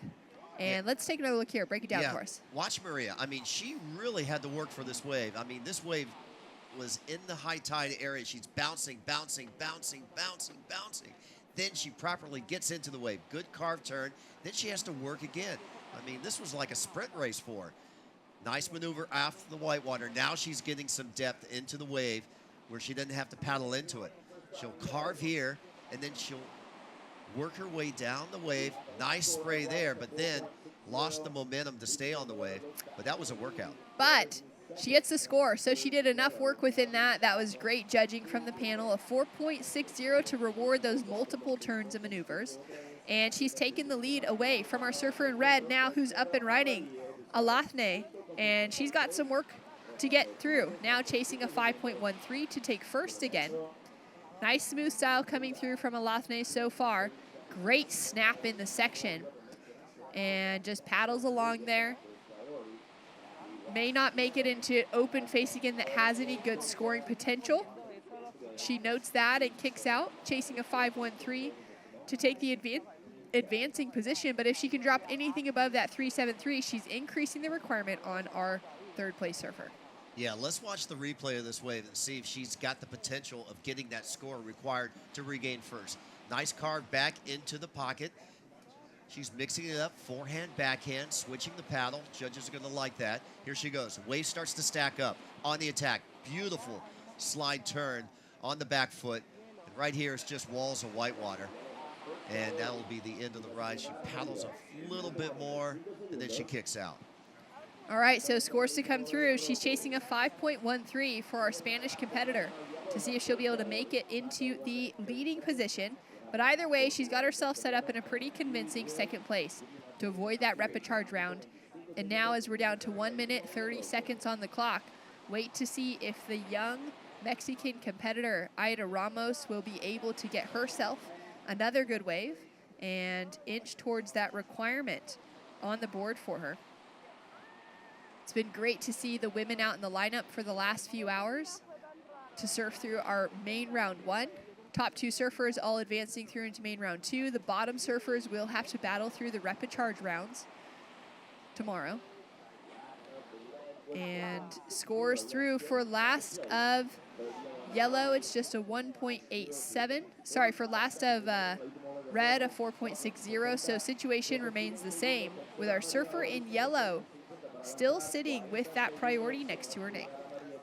Yeah, but Lothe now needs a 4.7. She needed a 5-point rise, so she did get a keeper wave score, and still requiring, but 30 seconds remaining in this heat. And with that, she's chipped away at her own requirement, but she also increased the requirement on third place, up into the 6s, the 6.5 on Ida, in order to take that advancing position. And maybe one more opportunity with 15 seconds on the clock. Ida Ramos is having a strong paddle. She can't quite get into that wave, and it will go unridden underneath her, as we see Lucia now with a strong paddle as well, trying to get herself into it, and she's not going to.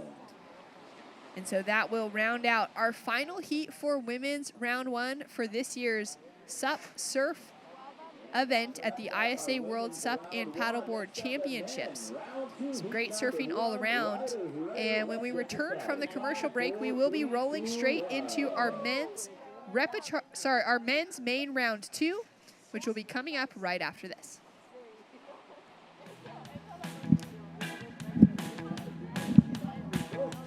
In Puerto Rico, we call ourselves Boricua.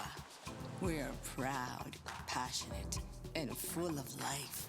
On our island, adventure finds you. Strangers aren't strangers for long. The size of the audience doesn't change the beauty of the music, and we celebrate every last ray of sun. Live Boricua.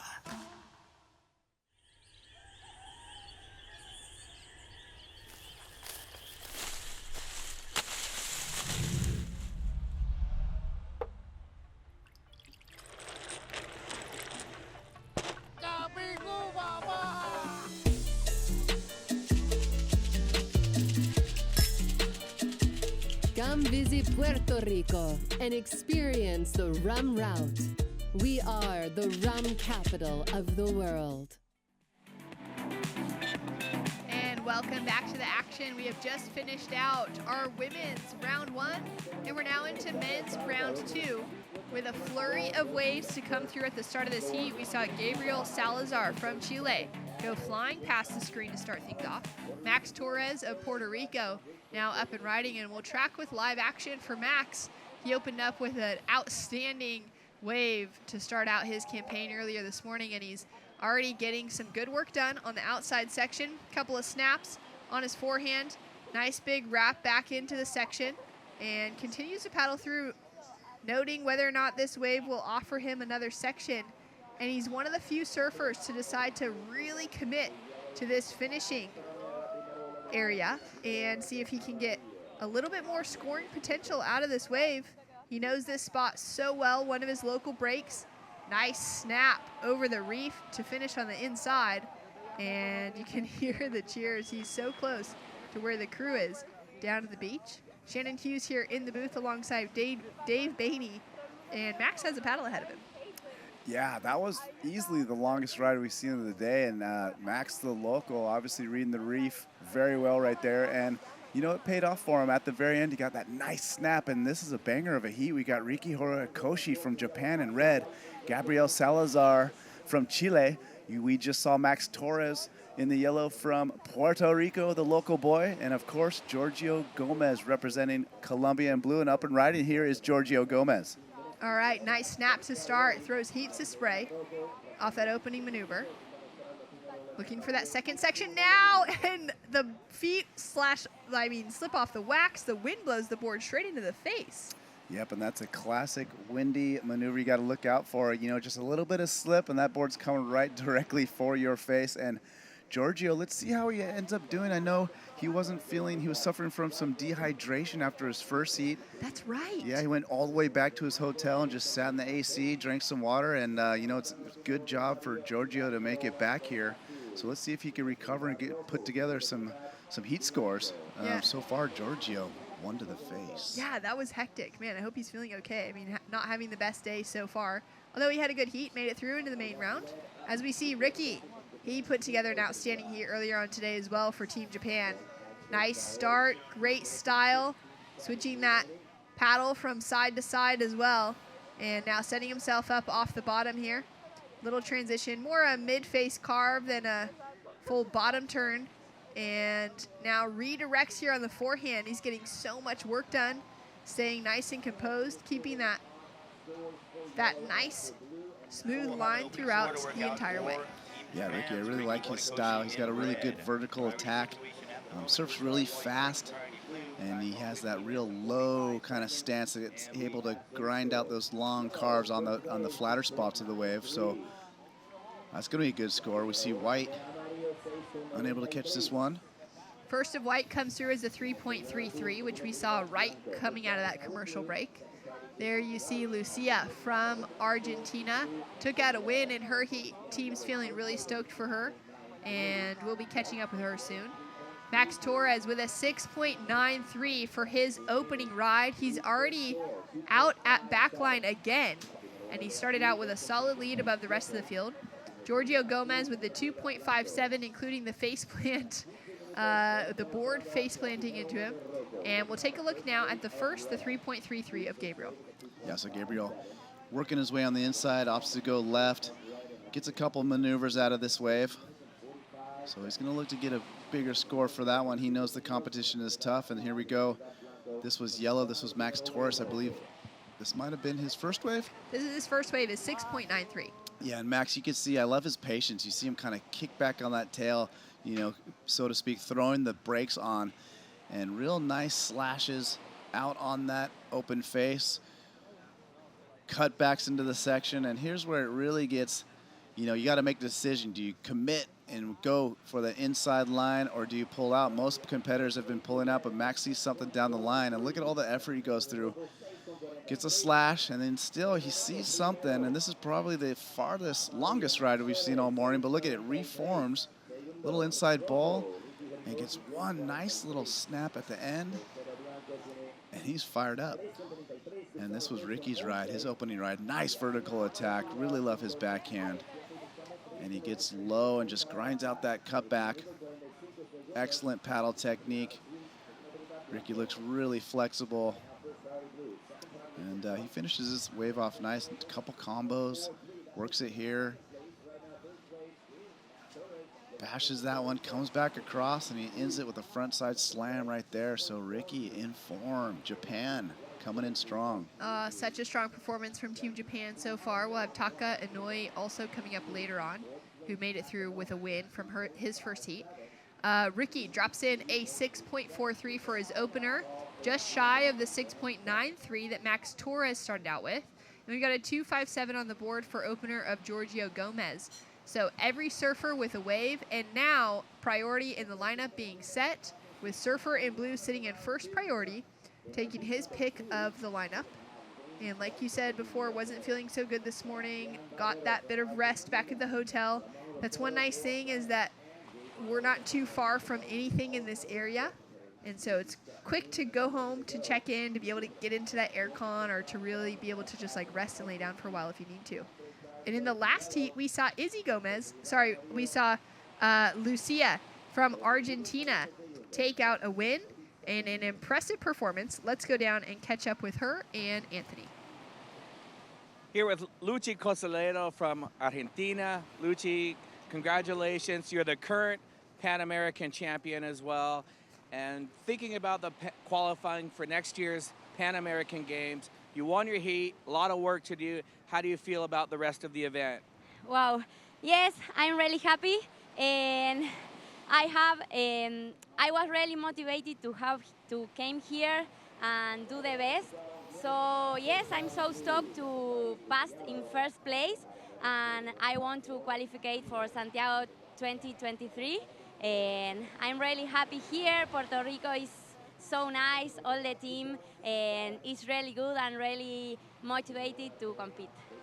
Y haga en español. Ok. Bueno, quiero agradecer a toda mi familia que me apoya desde siempre. Estoy súper contenta con el equipo. Acá estamos súper motivados y con muchas ganas de dar lo mejor. Ya tenemos un competidor que está dentro de los Panamericanos en Santiago 2023. Y bueno, ojalá que seamos más, así que con todo también quiero agradecer a todos los argentinos que nos están mirando, a la Asociación de Surf Argentina y a Lenar que me apoyaron para estar acá, y vamos con todo. Awesome, congratulations, good luck in the next round, and back to you guys.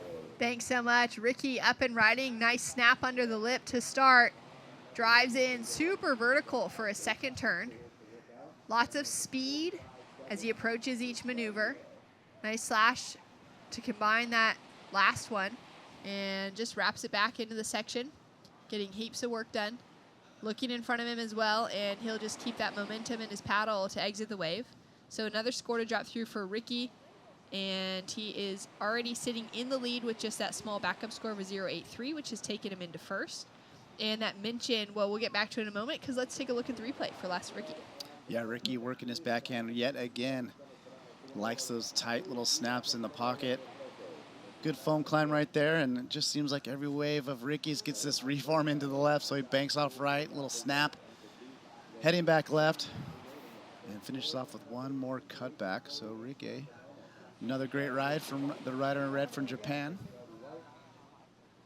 Scores to come through now for last of Ricky. And that mention from Lucia about wanting to qualify for the Pan American Games. We will be qualifying 8 athletes in total from this year's ISA World SUP and Paddleboard Championships. And we've already qualified 4 out of the SUP Technical Racing. And we will be qualifying 4 more out of SUP Surfing as well on the men's side. And we've got the same on the women's side this week, which is exciting. As we see Giorgio Gomez finding some rhythm now on his feet. Nice backhand attack for those first couple of turns up into the foam. And banks it off the section, finds that reform as well in front of him. And that's been one great thing about this wave is how many little opportunities and nuggets continue to open up as it rolls down the reef. Yeah, and Giorgio stoked to finally get something going. Probably his best ride of the competition so far. Really smooth, connected backhand surfing.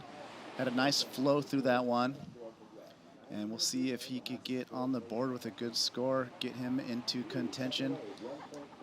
But Giorgio coming back from dehydration as we see the local Puerto Rican, Max Torres in yellow. Snap, nice front side turn to start this wave off. Foam climb. And I love how he just kind of held onto the rail and kind of turned that snap into a roundhouse. Super creative there. And Max stepping back on the tail, just kind of staying busy through here. He's looking for that reform again. That was the difference maker, almost cracking 7 points with a 6.9 on his first wave.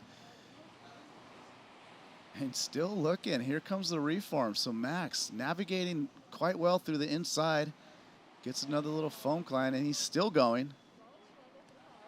And he's stoked. And he's stoked. Subtle claim back to the beach and back to the judges. Yeah, and it's fun. I got to keep, you know, you start hearing a large scream from the beach and you're like, oh yeah, there's a Puerto Rican up. Such support in his hometown. And watch this first snap. Wrap. Max just tags that section right there. And I love this kind of creative little, you know, cutback style foam climb. Super creative right there. And then Max just waiting this wave out and, you know, gets another long ride. Yeah, another really long ride, great wave selection, and got some of that gritty work done on the outside, which has been really, the judges have really been taking that into consideration when wanting to give out a bigger score. We've seen some great surfing coming through from surfers that have caught something a little bit more on the inside and finished off with some good moments like this from Max, but it really takes those outside sections to be able to even start putting a question up on a 6+ ride. Yeah, here's another look from the land view with that big snap, and watch this tricky little sneaky cutback redirection off the foam. Yeah, nice super style. Fun. And he'll continue to work this one again. Puts on the brakes on his tail pad there. And you'll see Max not using a full traction pad, opting for the wax. Some of the riders like a little bit more feel on the deck. And talk to us about the use of the paddle when he's doing these turns. You can see that he's positioning in different places to try and like jam that paddle into the wave. Yeah, absolutely. We got rider in white real quick right here. White now up and riding, paddling as fast as he possibly can for Gabriel Salazar, currently sitting in 4th position, chasing a 4.92. Nice front hand snap, now redirects on his backhand, and he will fall out of that wave. Huge wrap around for Giorgio Gomez, one of the better turns we've seen throughout the entire day. Wraps it straight into a second as well, looking composed, And together as he finishes off with the third.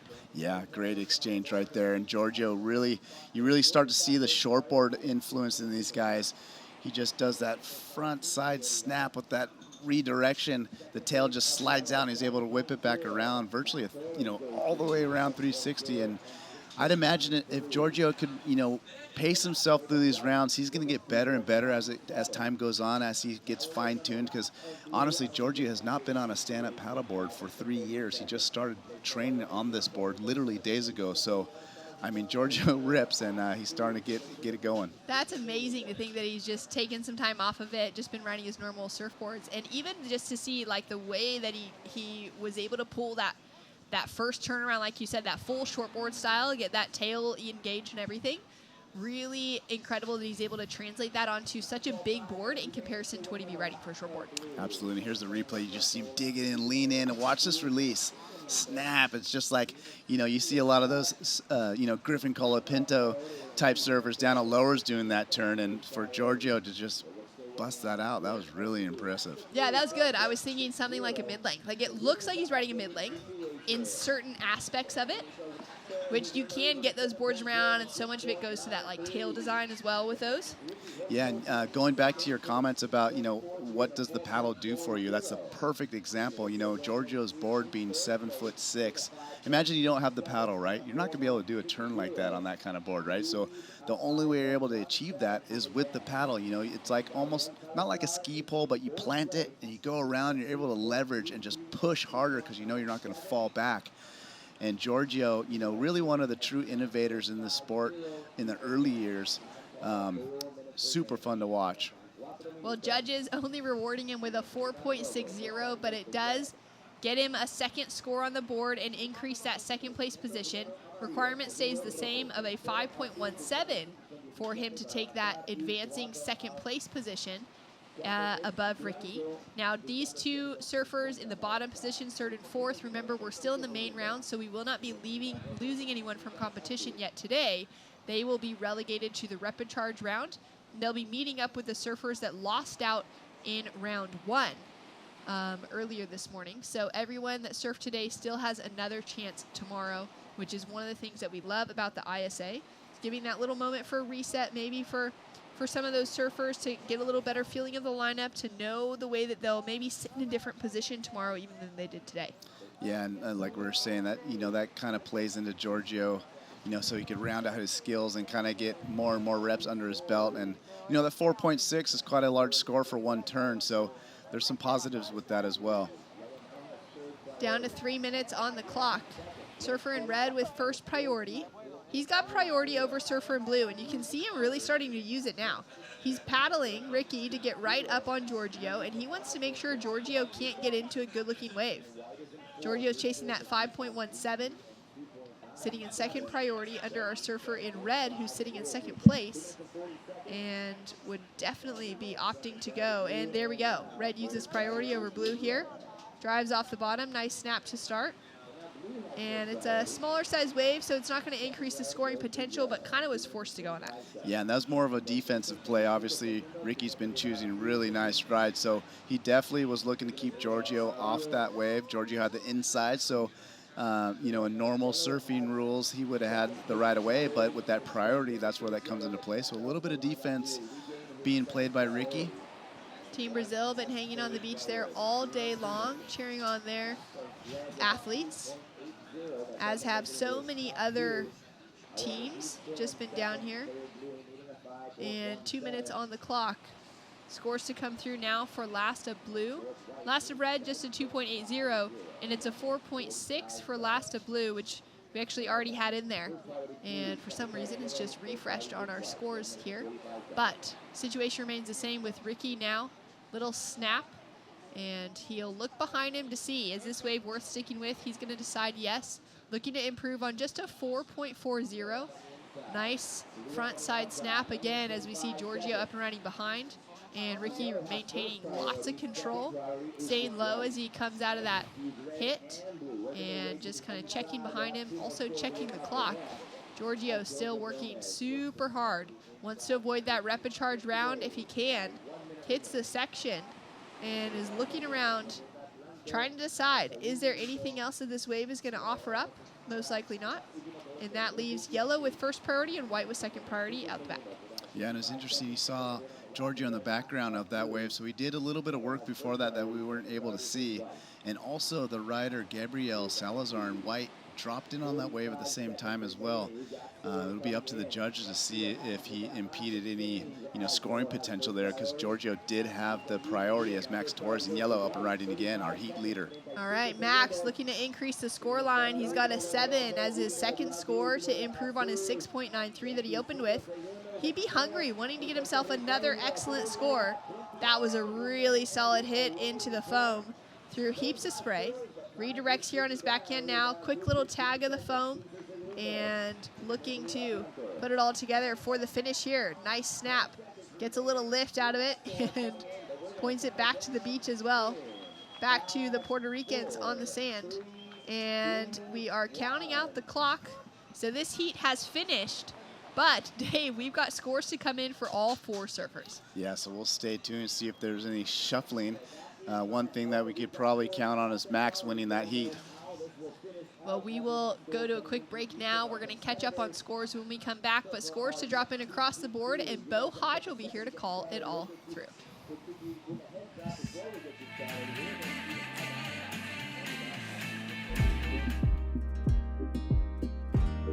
Good morning, everybody, at the ISA SUP and Paddleboard World Championships in beautiful Puerto Rico. Send my best regards to everybody, to the government of Puerto Rico, to the Puerto Rican Olympic Committee, to the Puerto Rican Surfing Federation, to all the private sponsors that made this possible. We are so, so happy to be back in Puerto Rico after many, many, many years.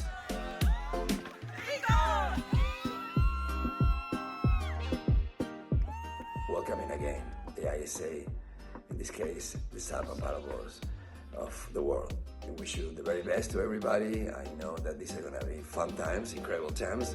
I send you, everybody, my best wishes for a great competition, for friendships in these tropical waters and tropical weather of Puerto Rico. And to the people of Puerto Rico, thank you for welcoming the ISA once again to your beautiful island. Declaramos abierto los ISA, SUP, and Paddleboard World Championships.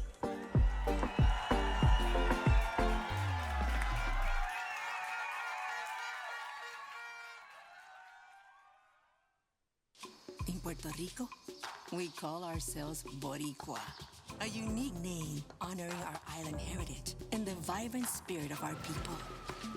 When you bask in the warmth of our beaches, when you taste the love in our food, when you embrace the call of our adventures, you'll find that spirit in yourself.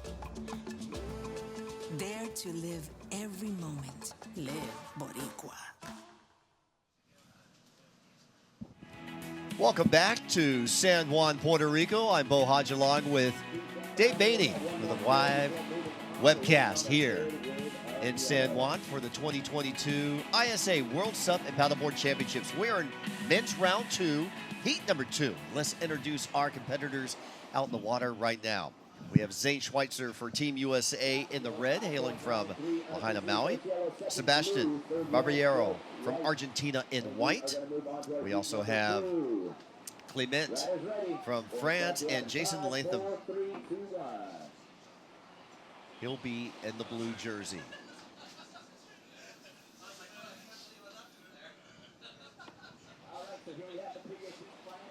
So unofficial results from the last heat. Wave score for Giorgio Gomez, needing a score to get into the top 2. He gets it, Dave. So unofficial results, Max Torres takes first, Giorgio Gomez second. Ricky Horiguchi will be delegated down to the repechage in third, along with Gabriel Salazar from Chile in fourth. So there's the lineup as the official finish from heat number 1. What a performance this morning Zane Schweitzer put on. Yeah, Zane, always one to look for in these surf events. One of the innovators in the sport, one of the longtime SUP surfing legends in this sport of stand-up paddling. Zane's still getting after it. One of the best we've ever seen, all the way from Maui, Hawaii. Of course, he won the 2016 ISA World Championships in historic form in Fiji. And the waves were pumping for that. That was awesome to watch. And he had to come from behind to win that world title. There's Zane in red. Here we go. White, Sebastian taking a look here. Blue, also Jason.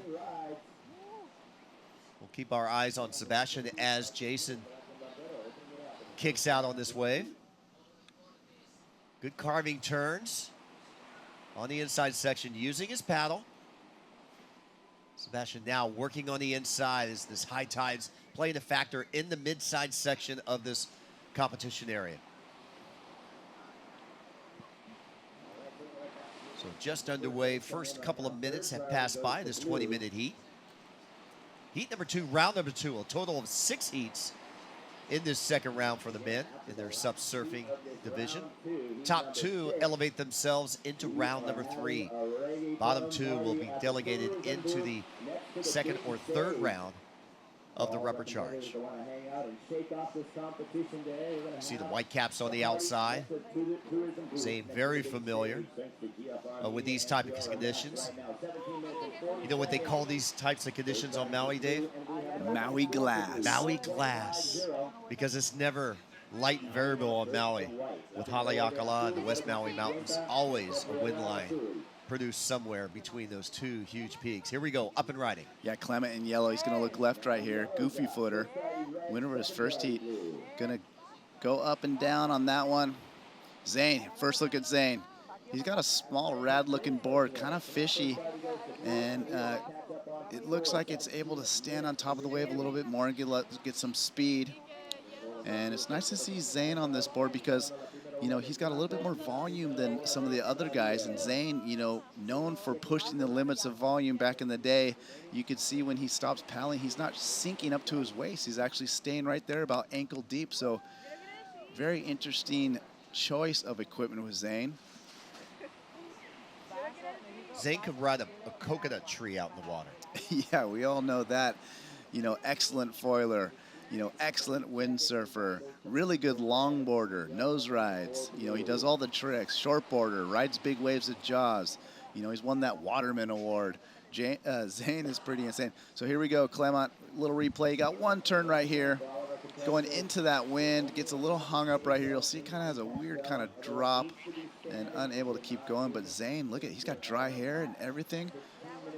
Nice little rebound. Gets his cut back. Now watch this. You can see the fins on the bottom of his board as he turns. Look at that. Really bouncing around, keeping that board moving, rail to rail. I like how he works from heel to toe. Yep, Zane always, you know, we like to call him the Tasmanian Devil. You know, he's always staying active, a lot of energy when he surfs and when he races, and basically everything he does. And Zane, one of the Black Project team riders. I know he works with those guys closely on fins, so it's funny you mentioned the fins. Zane's, you know, got his equipment dialed. And then Clement from France staying busy with that roundhouse. Yeah, good switch on the paddle there. Gouging out a turn on the open face for the goofy footer. Throws up the floater and then knocks him down. 15:20 counting down, heat 2, round 2. Welcome to the ISA World Stand-Up and Paddleboard Championships. We're in the men's and women's SUP surfing divisions for the next 3 days. Today, getting through the preliminary rounds of round 1 for both men and women. Now we're in round number 2 for the men. So these men who are in the water have actually advanced from this morning's session, either first or second. We had 3-man heats in that first round. So scores coming in for Zane Schweitzer at 3.43. It puts him in the lead. First opening wave for Clement. A 2.8 has him in second. We're on standby for his second wave score. For Sebastian, a 2.33 has him in third. And Jason in blue with a 0.5 and a 1. So a 2-wave combination of a 1.5. Yeah, Zane, a world champion in big wave windsurfing out of Jaws. Taking off in one of the gnarliest waves at Peahi on a windsurf board. Absolutely, and Zane on Instagram, if you haven't checked him out, it's at Zaniac one of the best follows in our sport. He's always up to something crazy. And yeah, big waves, you know, longboarding. He does some tandem surfing with his wife, Kimmy. He does it all. True waterman. So Neko next door to us, who is one of the Spanish announcers from Spain, he actually, he's the publisher of a SUP magazine in Spain. And he had Zane's wife, Kimmy, on the back cover. And I showed it to Zane, and he flipped out. He's going, oh my God, Kimmy's on the back cover. And it was her dream to be on the cover shot of a magazine for Kimmy. Yeah, and how cool is that? You know, you travel halfway across the world, and you're like, what? I'm on the magazine? That's pretty sweet. Yeah. He's somebody. So Blue just falling off his board right there. That's Jason Latham. And look at Zane, you know. I think that more volume, he didn't want to be sinking around here. He knew it was going to be windy conditions. It was going to be, you know, pure glass out here. So he wanted a board that could float more. And obviously, you know, he can make anything look good. I think his board selection is spot on for here in Puerto Rico. Yeah, well, I mean, you can't really complain so far. He's dropped one of the highest scores of the event in his earlier round, but you could tell the shape's a little bit more of a, you know, it's not your traditional shortboard shape that you've seen him on in years past. It kind of has more of that kind of eggy looking, you know, hybrid shape. And I haven't got a chance to look at it all that closely, but I do remember him at the U.S. qualifiers in Oceanside, and the waves were pretty big.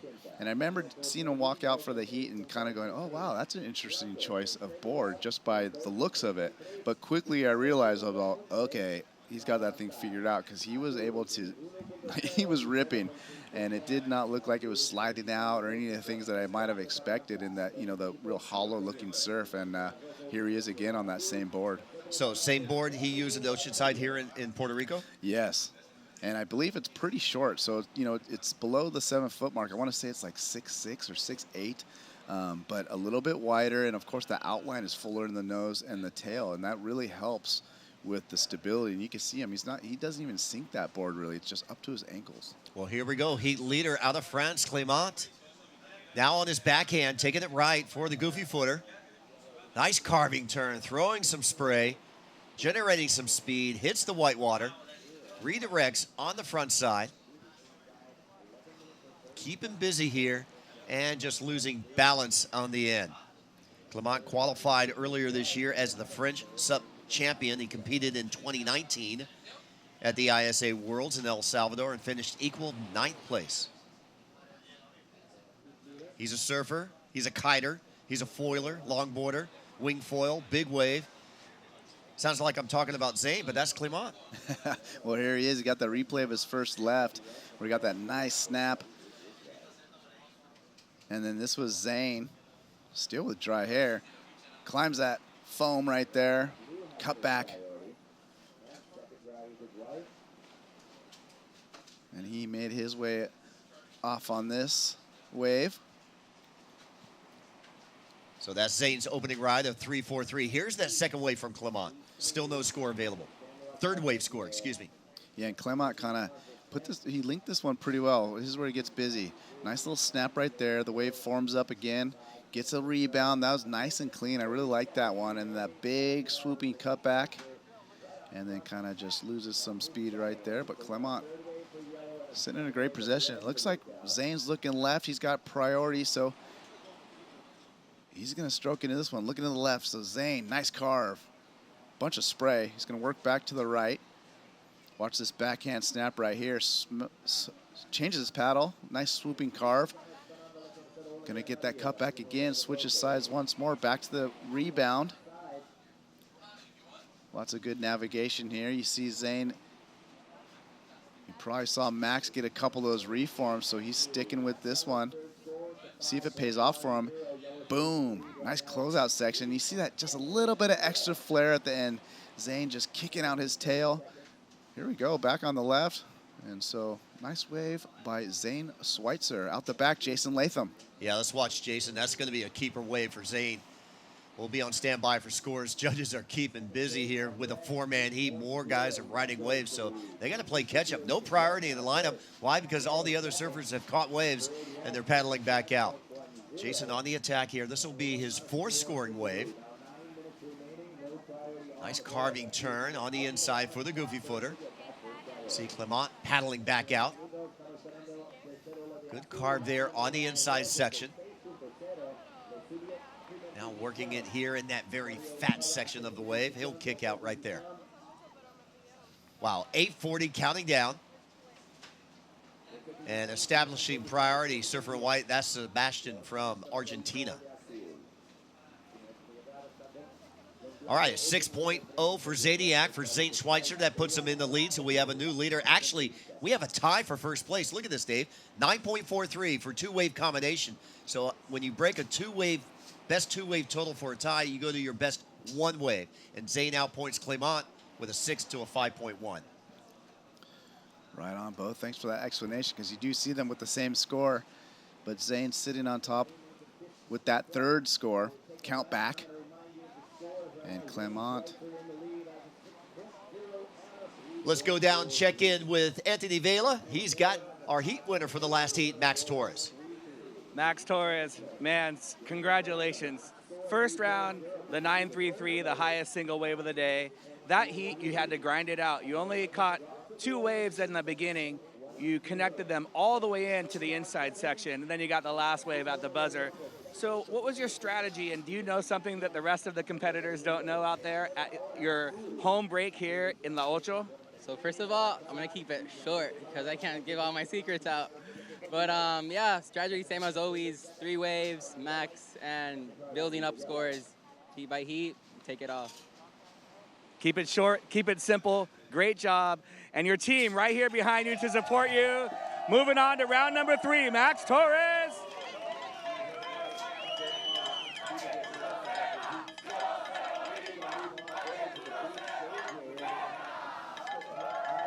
I'll tell you what, Dave, if Max wins the gold medal, he'll be the governor of Puerto Rico. There's a good shot of that, and man, can you imagine the after party if that happens? Oh my God, this whole country will close down. The rum will be flowing, Bo. Yeah. 6:45, counting down here in Heat 2, Round 2 of the men's SUP surfing at the ISA World Championships for 2022. Catch-up time for Sebastian now. Here he goes, needing a 7.1 to get in that top 2 to advance on into the third round. This is a non-elimination round. Top 2 will go in the main round number 3. Third and fourth will be delegated into the repecharge rounds. 6 minutes, 10 seconds remaining. Now you see blue and white paddling prone. They're allowed so many strokes, and then they get up on their board. Yeah, as long as it's not noticeably taking advantage. You know, those guys just got cleaned up by the set. So you are able to kind of find your bearings, you know, get out of the way of the other traffic and, you know, get it back together. So the stand-up paddle event, there is a rule in place. You have to stand up in between waves. You saw yellow Clement right there utilizing a squat. And a squat is not considered sitting down as your bum is not touching the surfboard. So there's a little bit of a hack right there. You see him do it again.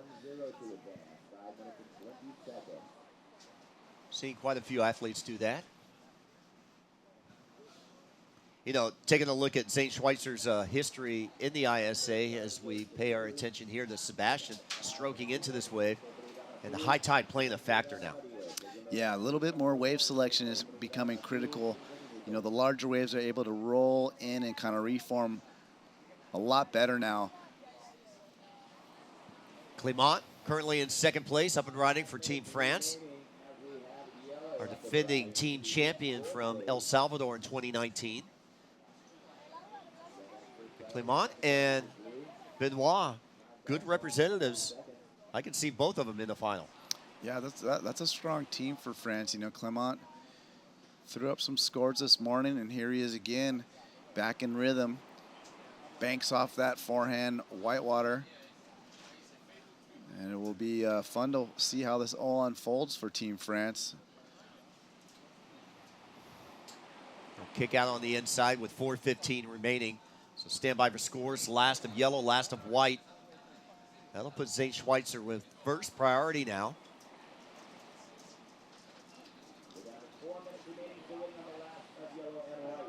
He's got his watch. He knows the time. He's got a good strategy. Looks like he's looking for 3 good rides. Yeah, Zane staying patient. And there's a good look at the volume difference, right? You see Zane, you can see his feet, and Jason Latham there in the blue, basically up to his thighs. You can see him using that paddle out to the side, you know, for another form of bracing. And he's got to crawl out of the hole right there. A couple strokes gets him there. And here comes Zane. He looks like he's taking a look at this right. So Zane waiting for this one. Let's see how this one shapes up for him. Stroking in, stroking in. He's got it. Here we go. On the backhand. Big bottom turn. Hacks it off the top. Down the line again. One more time. Switching up the paddle. Back into the whitewater. Tail slide. Zane's on fire right now. Momentum has to keep going right here in the fat section of the wave. We're at peak high tide at 3:30. Boom. One more time. Good spray. Zane's definitely his best wave so far in this heat. He'll kick out right now. Yeah, and Jason Latham in blue up and riding. Jason's got a rad, smooth style. Looks like he was able to put together a couple turns right there. And he's going to make his way back out. So let's see if Jason could improve on his score. But Zane Schweitzer with an explosive wave. Yeah, that could be near or over the excellent range, so we'll be on standby for that. Last wave for Clement from France. He gets a 5.5. He moves into the lead, so he breaks that tie of a 9.43 between him and Zane. But now Zane only needs a 4.6. We know he got that. Yeah, and a lot more. Could have double that. Yeah, I got to imagine he's going to get that. He got a nice, various maneuvers there. You know, vertical, nice power, good speed. And in that signature Zane flare that he has. And completed it nice and clean. Jason Latham with a nice ride as well. So here we go, replay. Big old bottom turn, just cracks it off the top from the beginning there. Regroups, sweeping cutback, and he just snaps it a little extra off that whitewater. I love that. And then works it on the inside. A lot of effort here to get this snap. Nice tight turn, another cutback. So Zane, no mistakes right there. And we saw Jason Latham. Of course, Zane winning the ISA World SUP Surfing in Fiji in 2016. He's competed in all 3 disciplines of SUP Tech and SUP Distance. In fact, in 2015, for representing Team Hawaii in Mexico, he was 5th place, just 1 place out of the podium for the SUP Distance. And his best SUP Tech result was also in Fiji, was 11th place in the men's SUP Tech. Yeah, and you know, let's not forget Zane Schweitzer, a very accomplished racer back in his day. You know, has chosen to concentrate more on the surfing lately, paddle surfing as well as big wave surfing. Yeah, the judges are still reviewing his 3rd wave score, not in yet. So you know they're looking at replays. 35 seconds, caught that wave at around the 4:30 mark. So judges have taken, 4 minutes to review his wave. Yeah, well, you don't want to make any mistakes. So the judges take their time to get it right. And there it is, just under the excellent range. I knew it was going to be close to an 8 at 7.17. So Schweitzer goes back up to 1st place. Good 2-wave total. He had a 14.54, I think, this morning, a 13.17. He's very consistent. Yeah, Zane's one of those guys that you just know he's going to put up scores. And, he's going to be hard to beat. Sometimes the only thing that beats Zane is the elements, Or sometimes he beats himself. All right, that's the end of the heat. That's going to round out heat number 2. Round number 2, we're going to give Dave Beatty a break, bring on Shannon Hughes for the call here in heat number 3. You're watching the ISA World SUP and Paddleboard Championships live from San Juan, Puerto Rico. Stay tuned.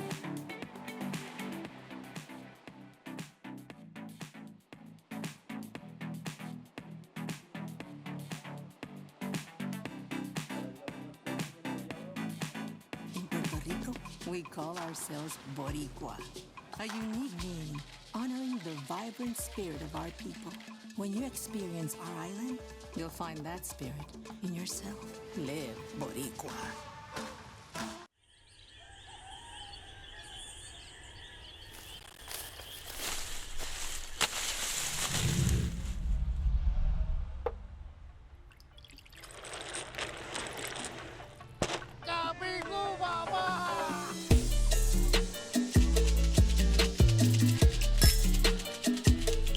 visit Puerto Rico and experience the rum route.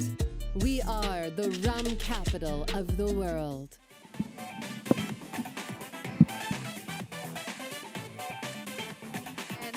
Welcome back to the action here for the ISA World SUP and Paddleboard Championships.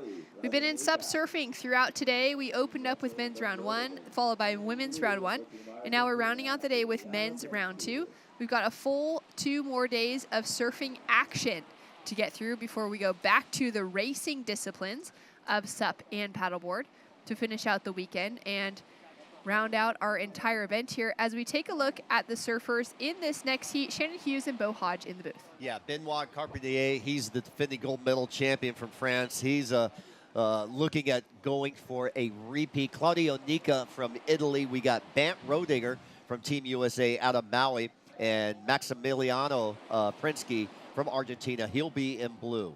And we've got Benoit already up and riding on his opening ride. Nice looking right in front of him. Nice clean face as he carves his way through, engages that full rail, and keeps it nice and smooth. Looking side to side, trying to decide, putting that little stall on the board as well. Setting himself up here for another nice carve, and setting himself up for one more flat section, but putting in as much effort as he can. Yeah, good opening wave. We're going to see Benoit surf a lot better. Bant just finishing up his wave, and we'll get a replay of that one. Bant now paddling back out. And Bant's one of those crossover athletes. He's a professional windsurfer. He has won the Aloha Classic over in Ho'okipa, Maui at his spot, and did not do so well last week at the return of Ho'okipa. There were some lighter winds. There were some smaller waves, not the epic conditions. But Kai Lenny did make the final and placed in third. So congratulations to Kai. But I know Bant really, all the Maui windsurfers want to win the Aloha Classic. It's been around since the early years, in the early 80s. So it's one of the granddaddy of them all to win. yeah, super impressive. Love seeing that well-rounded aspect of so many of these athletes here this week as well, who are competing in multiple disciplines of these wave riding or ocean sports, as we see one of our surfers just go down on takeoff. And you can really see how challenging these conditions are getting this afternoon for our stand-up surfers, our stand-up paddle surfers, with that wind that's come into play and some of those sets just kind of sneaking through and even just crumbling down or breaking a little bit quicker because we've got that kind of cross onshore wind coming into play. Yeah, it seems like the wind's pulling back. We're not seeing as many white caps out in the ocean right now. We still see the Puerto Rican flag on Fiji Rock still blowing sideways, but still a little bit smoother. We're at the peak of the tide, so now the tide will start to turn and drain out. You know, you mentioned how well-rounded these athletes, crossover athletes are. That's how stand-up surfing got born. You know, Laird Hamilton and Dave Kalama and Derek Dorner and Buzzy Kerbox, all the Maui crew were just like, hey, it's summertime. We need something to keep us in shape. And, they got on the board, and Dave Kalama goes, here, use my outrigger paddle. Well, it was just too small, so they made it longer. And all of a sudden, thus, boom, the sport started to develop and go around the world. And stand-up paddling was, just an off-season training, but it turned into a major sport. Oh, it's such a huge, global phenomenon.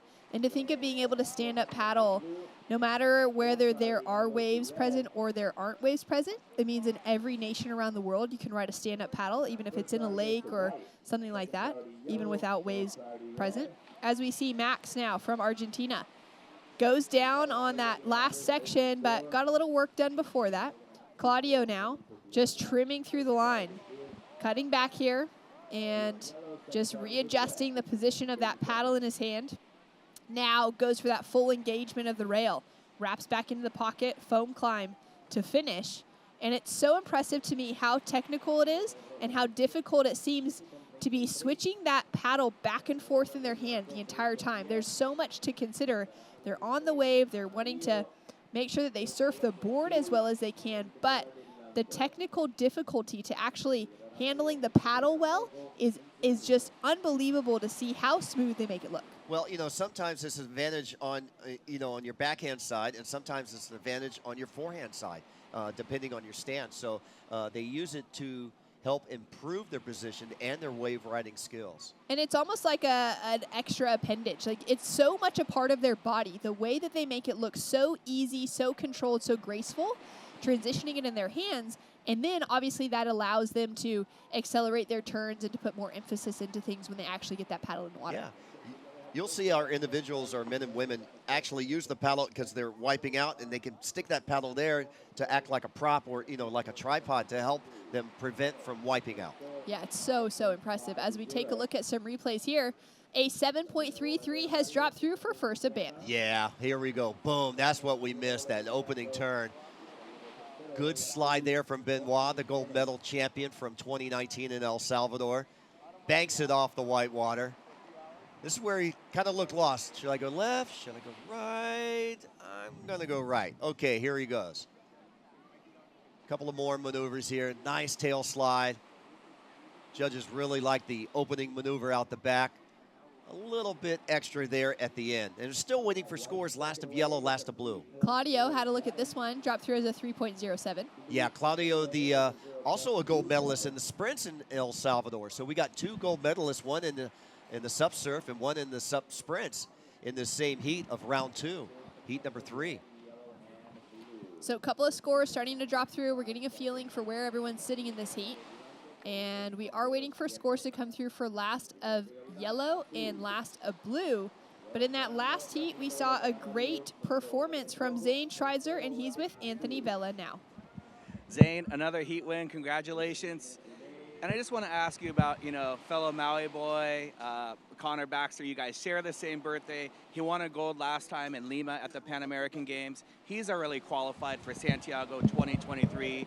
What would it mean for you to qualify for the Pan American Games? Oh man, it would mean the world. I mean, it's the second largest sporting event in the world behind the Olympics. So to me, this is the next big stepping stone for the sport that I'm proud to be a pioneer and innovator of. And, my brother Connor, we've grew up traveling the world since we were 12. So to share my mana, my energy with him for his win a few days ago was such a pleasure. And man, to get out and represent my home, Maui, Hawaii, and USA in the Pan American Games would be an honor. And right now, this is my goal at this event. Of course, I want to end up on the top of the podium, but there's always a stepping stone further, and this is just that. So I really appreciate you bringing it up, baby. Looking forward to it, man. Dreams come true.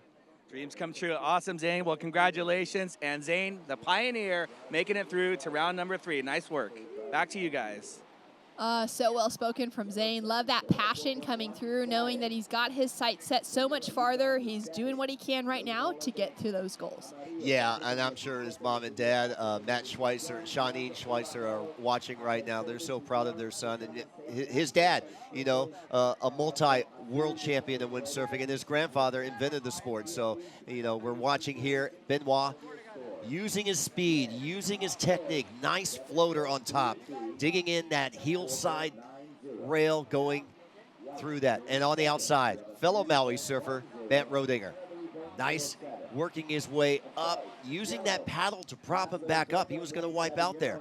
Then, boom, back onto the forehand side. Really pushing that board high on the white water, keeping that nose free. Boom, one more time, even slashing through like it's an open face. Rodinger sliding right through that white water like it's not even there. There, switch stance. We saw him in his first round heat actually take off goofy foot. He's been known for that.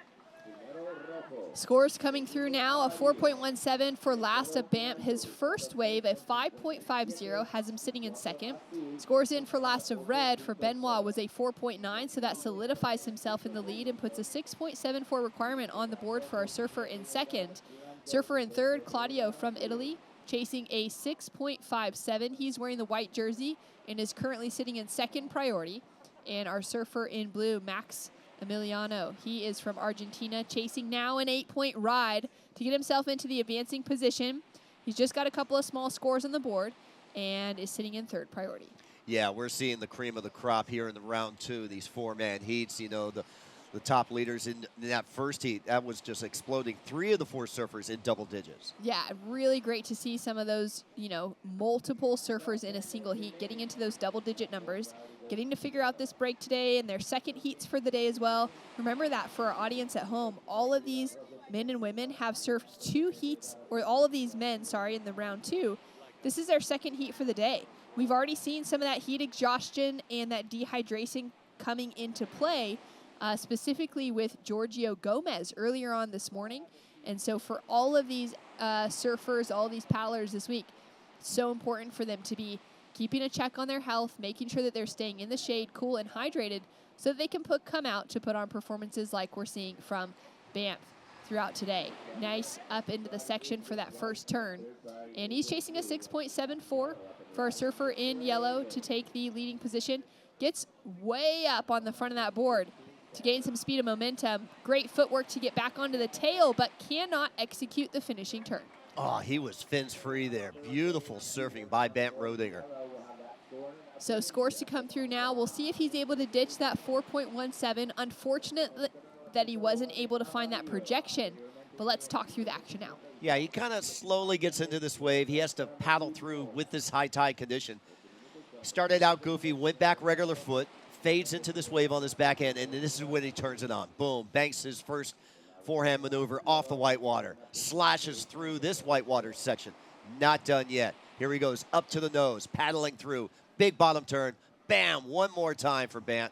And then he just can't pull off that last maneuver. But love the aggression, love the attack. I love the mix-up of backside, front side maneuvers. And he was throwing it all right there on that wave number 3, coming in at a 4.8. All right, so it does increase his heat total and means that the requirement on Claudio now is into the 7s.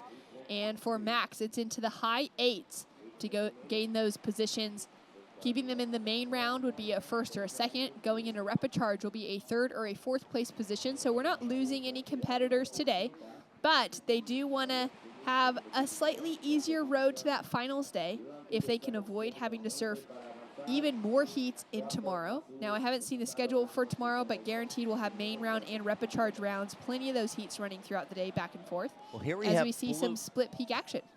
Yeah, White with priority, so he has to take it. That's right. White takes off and opts to go on the right. Blue still tracking with it, but it is White with priority, so they're fine because they're far enough apart that they're not crossing over any lines. And a couple of nice turns in there for Claudio. He's looking for maybe another bit to finish off with on the inside and goes down. Maximiliano as well had a look at that wave and got a bit of work done. We'll have to wait till the replays to see. Benoit now driving through that first turn. Great style. Nice line that he's drawing as well. Straight through the lip. Climbs the foam. Nice use of the paddle as well to keep his balance, to keep himself on that board. And just finding turn after turn on another impressive ride. He's sitting with a 7.33 as his high score so far. Looking to gain some speed as he comes through to the inside, hits that section. Looking for one last corner to finish off with, and stands tall as he can feel the legs burning. Wow, 6:25 remaining. We've got a lot of talking here. Let's watch Benoit, the defending gold medal champion. Lots of speed here, rail to rail, back into the whitewater section. Now it's got some depth on the way. Boom. Hits it on the top with the whitewater section. One more time, foam climb.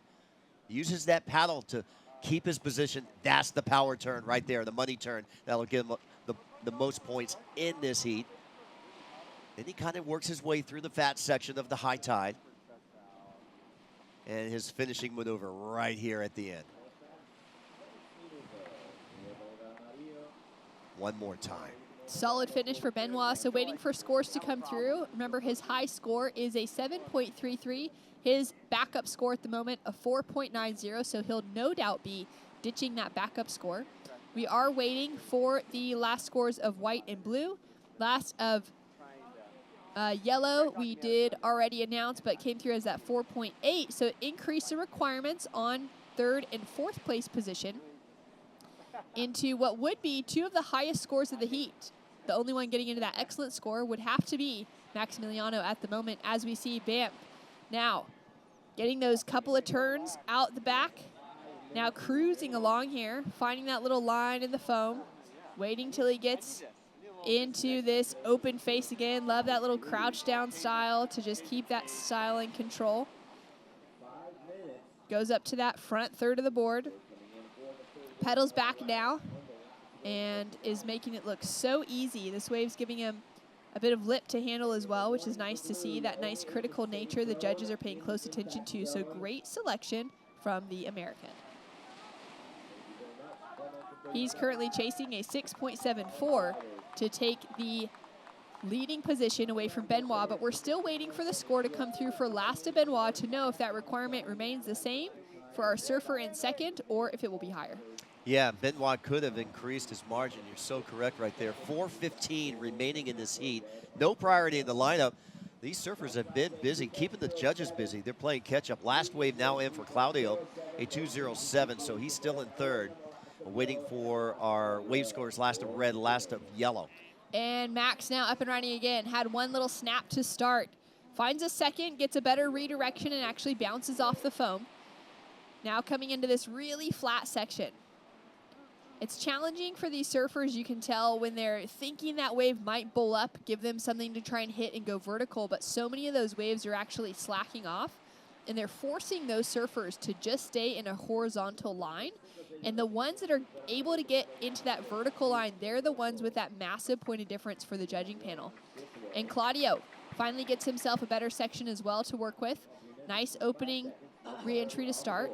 Couple of foam climbs thrown in there, nice bottom turns that he's trying to just add in every last ounce for the judges to take a look at. Little snap back on his forehand to finish. And we're down to 3 minutes 10 seconds on the clock with the Costa Ricans waving their flags. And we are still waiting for scores to come through across the field. Still waiting for that last score for France in the red there on screen. Nearly out at backline again. And that will really be the deciding factor, I think, between who takes the win at the moment, between red and yellow. But that battle for second position is getting so much harder as we wait for these scores to roll through. Yeah, we just saw Claudio Nica finishing up on his ride. Of course, he won the sprints in El Salvador, and he also had a second medal in El Salvador, fourth place in the distance. And now he would just love to bring home a SUP surfing medal for himself to round out, 3 different medaling in SUP surfing, SUP sprint, and SUP distance. Oh, that would be insane. Imagine medaling in all 3 disciplines. Yeah. 2 minutes on the clock, and scores in for last of yellow for Banff for the USA, a 6.00. Now, that's not enough to meet his requirement to take the lead away from Benoit. We're still waiting for Benoit's last wave, which might even increase that requirement, but yellow stays in second. Does increase the requirements into the 8s across the board now for third and fourth place now. Third chasing an 8.40 and fourth chasing an 8.70 to take the lead. Yeah, love the way Bent tacked this wave. Boom. I mean, he was full speed, fourth gear, all the way. Then he's cruising right here in this section of the wave. He knows there's lots of white water. He knows if he can get to that shallow section on the inside, he can start doing more maneuvers. And he got there. Cuts back in. Works down the line. Kind of style right there, Jerry Lopez-like. Boom. Nice carve off the top. Gains more speed here. And throws the tail for a roundhouse and a snap. So some solid surfing coming through from Band, but it is the Frenchman and Benoit who has just dropped in a 7.50, the highest wave of the heat so far, to solidify himself in the lead. With 50 seconds on the clock, we can see Claudio taking another paddle here on the inside. Got some work done on the outside. And he is chasing that big 8.40, but it also means now the requirement for our surfer in yellow to go from second into first is an 8.83. So impressive performances all around, and it looks like we've got first and second place stitched up. Yeah, Benoit's highest wave score in round 1. I was just looking back at 6.33, a pair of 7s here. So he's now feeling the groove here in San Juan. Down to 15 seconds on the clock, and great performances for these two on screen in France and USA. keeping their surfers in the top round heading into tomorrow's competition. It'll be Italy and Argentina relegated to the repechage round, and they'll have some work to do tomorrow, but they do have another shot, which is great to see. Scores through for last at blue, a 3.33. Does not change the situation. Still waiting for one more score for white to roll through, and it's just a 1.33, so situation remains the same, with red in first, yellow in second, white in third, and blue in fourth. We're going to go to a quick break, and coming up next, we're going to have a Costa Rican hitting the lineup. I'm going to go plug in at the reggaeton stage. We'll see you guys at the party soon.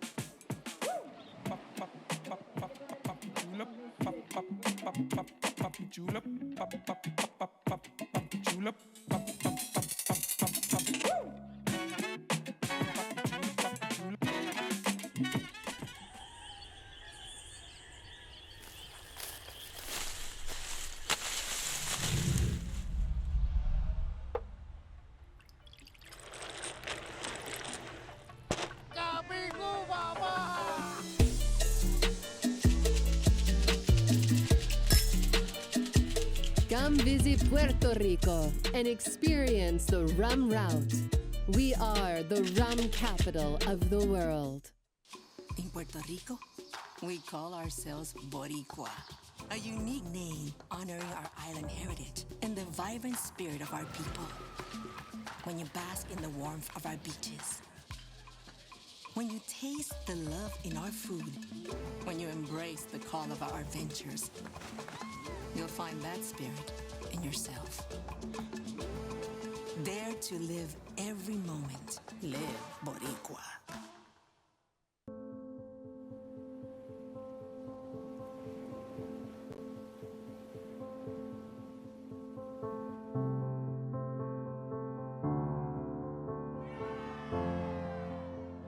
There's something profoundly spiritual about riding waves. Water is transformative, healing. You're at the mercy of Mother Nature, the ever-changing movement of water. The ocean is the great equalizer. You don't need to belong to a certain race, religion, or gender to surf. The pursuit of these fleeting walls transcends sport. It's a way of life. Surfing has the power to change the world. It will now take the next step on the world's greatest sporting stage, the Olympic Games. The International Surfing Association is the world's governing body of surfing, recognized by the International Olympic Committee with member nations around the globe. This is the ISA. This is a better world through surfing.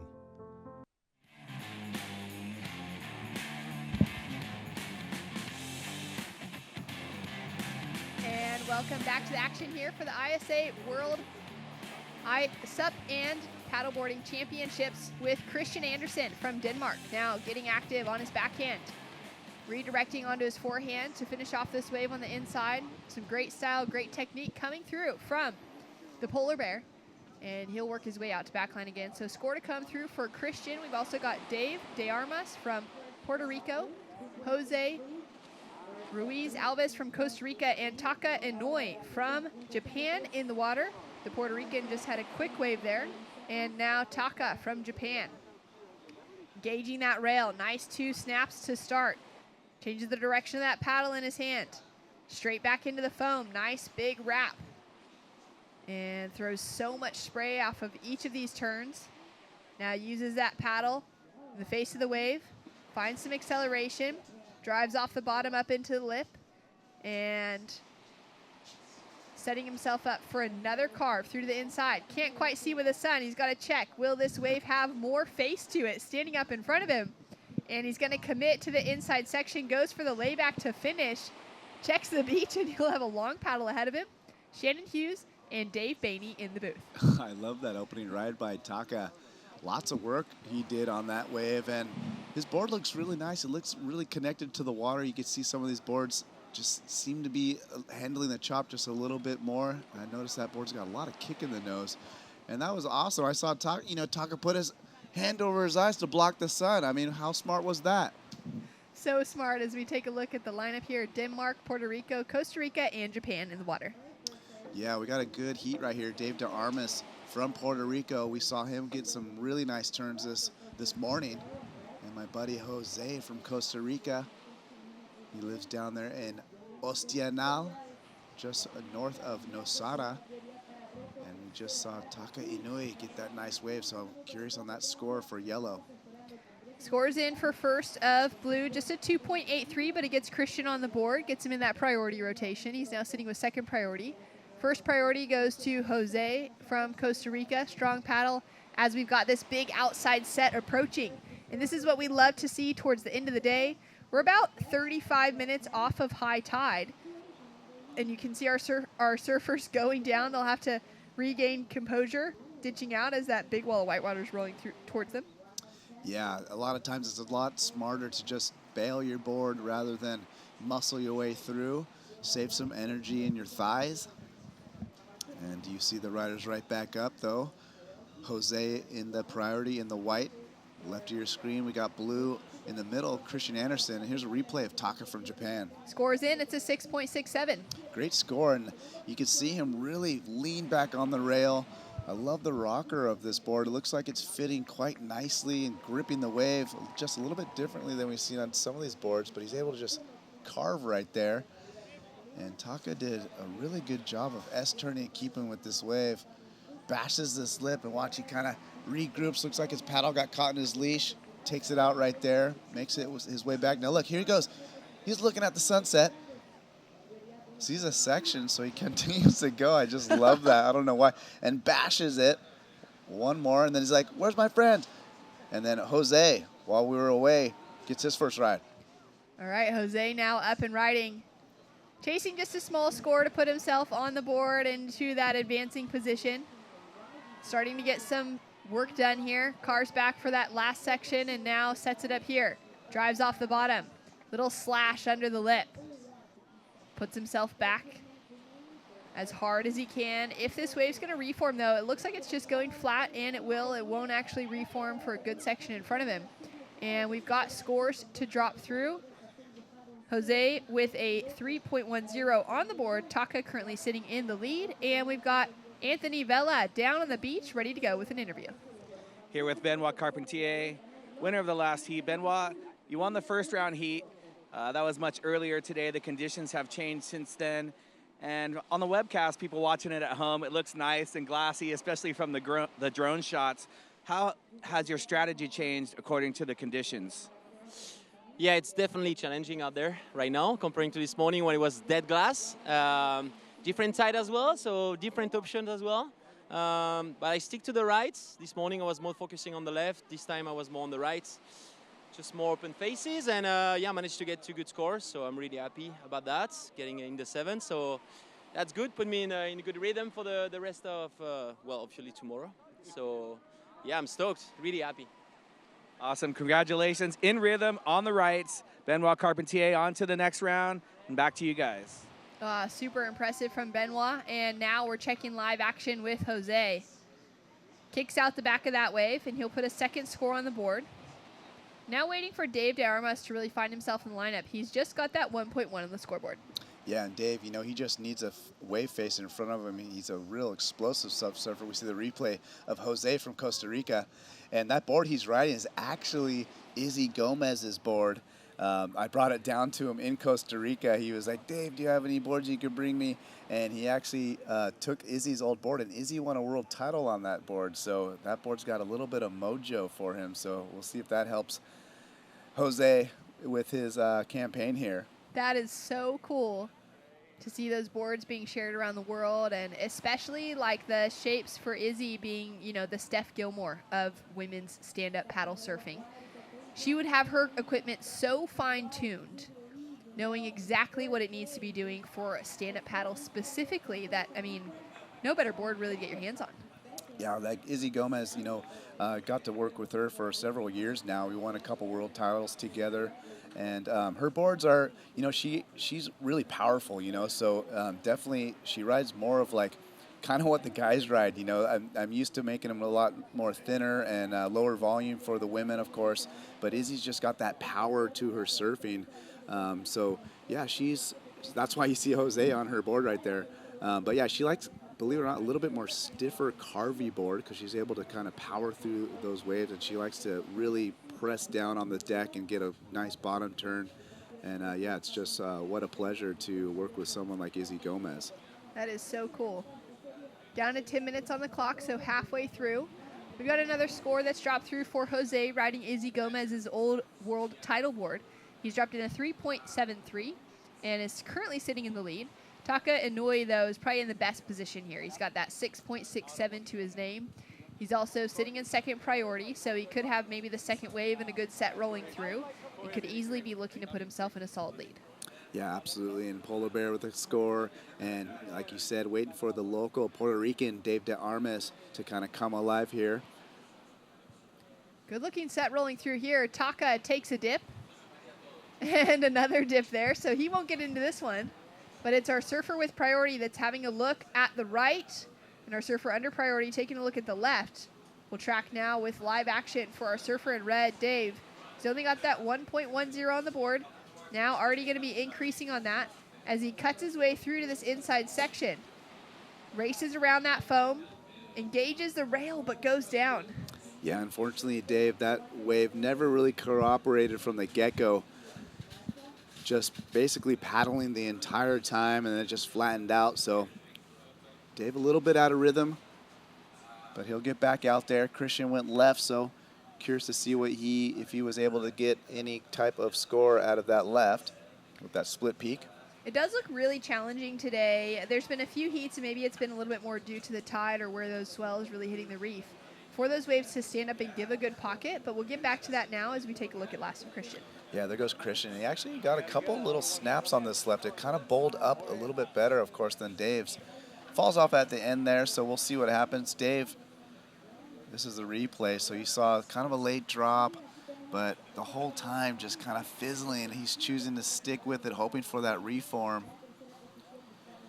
And puts a lot of effort, does a good job getting some speed, but it just fizzles out. So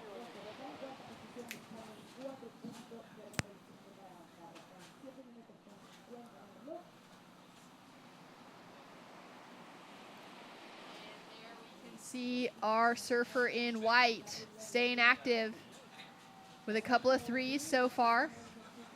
Nice slash as he comes through to the inside and cuts it away here. Yep, Jose doing his best to get a score.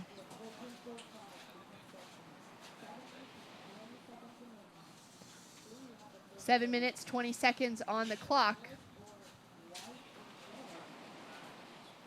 And Taka Inouye currently sitting in the lead. Scores to drop. We'll see where the situation is sitting. Christian Anderson dropped in another 2. So he's got a 2.83 and a 2.67 on the board. Dave De Armas has dropped in a 2.23. So he joins back into that conversation now with 2 scores, but still small, and small requirements for both second and third place, for third and fourth place position to take over second. As we see Christian now up and riding, representing Denmark this week and getting some work done here. A nice little tic-tac-toe through to the inside, and he'll kick out, very likely wanting to get that into that priority rotation ahead of Taka. Yeah, good awareness on Christian Anderson's mind right there. You can see the rider in yellow, Taka. I'm wondering if he actually got a wave sometime in that exchange as he's paddling back out. We're still waiting for his second score. He does hang on to that highest score of the heat with a 6.67. Taka from Japan in the yellow jersey. So scores to come through for all 4 surfers. At the moment, the Costa Rican is in the lead, but the score to come through for Taka will almost indefinitely change that, chasing just a 0.16 at the moment. And there we can see the beautiful lineup here on San Juan Island in Puerto Rico. It's been a great few days here of competition. We're into day number 4. We've still got plenty more days to come. I believe we've got 10 total days of competition this week for the ISA, SUP, and Paddleboard World Championships to enjoy this coastline. Yeah, and it's gone by quick these first few days, that's for sure. We were having a lot of fun down here. We got a rad crew with the ISA. You know, we're all staying in the same hotels. We get to, you know, hang out after the event. You know, the beers have been flowing, let's be honest. And we wake up early with a nice breakfast. And, yeah, it's been super fun. We see Taka waving his arm. He wants to get some information, probably waiting on his score as well because he knows he has that big score. He wants to see where he sits. Just 5 minutes remaining here. Yeah, we're still waiting for that score to come through for our Japanese competitor to see if he'll take away a significant lead.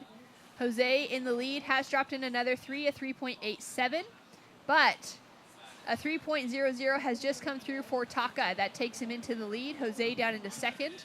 Christian sitting in third, dropped in a 1.8 for his last wave, so that doesn't factor into his top 2. And now Dave with a score to drop as well. Needs at least a 5.37 to take the lead. Yeah, and Dave, I'm curious to see what his score comes in because 5.37, that's definitely within his grasp. Costa Ricans cheering on Jose out in the lineup. He's currently sitting in that advancing position to keep himself in the top 2. We won't be losing anyone today. They will be relegated to the rapid charge round as we're still in the main round. And Taka now setting himself up on this first wave, or this first turn. Using that paddle to get himself through a very, very dead section. Nice slash, throws a lot of spray, and looking very hungry to replace that 3-point ride for his last wave. Great use of the rail. Full engagement there. Another snap, and he goes down. Yeah, Taka, very animated paddler. I love the enthusiasm. Here goes Dave De Armas. Let's see if he can put something together. He's got a little bit of wall. Already has that first snap. Second snap, and just loses again. You can see the frustration there. Dave's just kind of been out of rhythm, and he knows it. And he knows he only needs a 4.0. Not sure if that's going to get it done. We'll see. It seems to be really difficult, and it could be due to the conditions and maybe it being actually quite the waves being quite weak and lacking that power. But it seems difficult for the crew today to find that projection out of a finishing section like that. Yeah, no doubt. Yeah, I mean, there's always a balance between how hard you want to push it for that extra flair, or you know, the balance of losing the wave. And right there, you know, Dave is always like 100% in his turn. So right there, that's where it, you know, worked against him, and he lost that wave. So that's a time where you might want to dial it back just a couple notches just to continue on with that wave. And you know, I would consider that a small mistake from Dave because he only needed that 4.0. Some adjustments to be made running through the rest of the heat, or even just to kind of reassess heading into tomorrow's competition. And it's been the same story for plenty of competitors today. As we see a paddle here for Christian Andersen, chasing a 4.77 to take himself into that advancing spot. Put together some strong paddles the last couple of days, as well as so many of these surfers that have been competing in the SUP Tech or the SUP Sprints. And that was a great combination coming through to the inside section. This wave may open up even more open face for him. He's kind of tacking rail to gain some speed. And just checks the watch as he continues to paddle out, realizing he's still got 2 minutes on the clock. It's definitely worth getting out to backline again. Jose now looking to increase the couple of threes that he's got on the scoreboard. Nice snap under that section. And that wave had a little bit more of a pocket to it for a moment. It's gone flat again now. Down to 1 minute 40 seconds on the clock. And it's going to be tight between that last exchange for Christian Andersen and for Jose Aviles. Yeah, Jose using his priority nicely there, getting that open face wave, one of the cleaner ones we've seen in this heat. Christian did a good job as well. He had a good snap and then kind of worked around that snap, so we'll see if he fabricated that score. And then Dave De Armas looking for that 4.0. Snaps this one back. Big cutback. Real bouncy wave. He's getting back into it. Nice little snap. And he's going to ditch out on that one too. So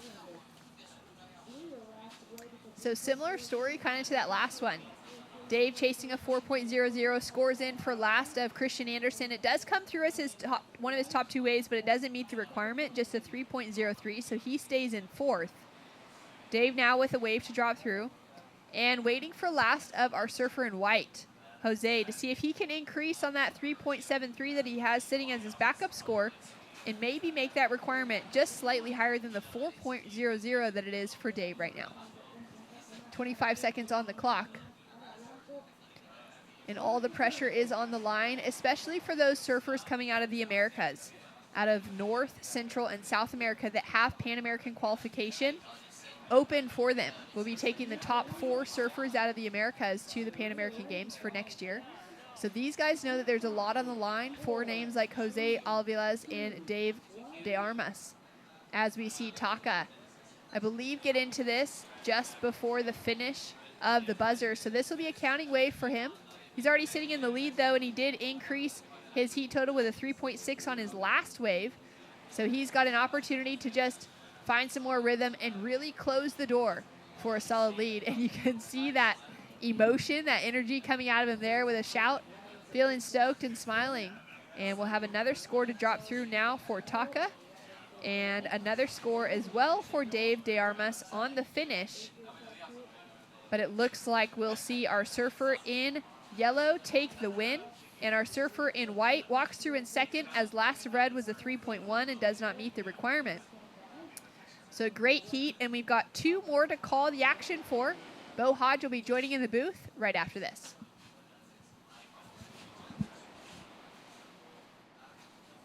In Puerto Rico, we call ourselves Boricua. We're proud, passionate, and full of life. On our island, adventure finds you. Strangers aren't strangers for long. The size of the audience doesn't change the beauty of the music, and we celebrate every last ray of sun.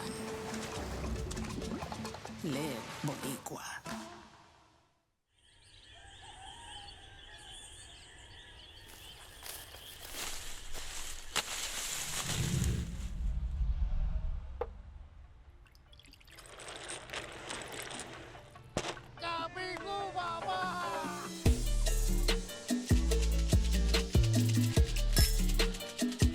Come visit Puerto Rico and experience the rum route.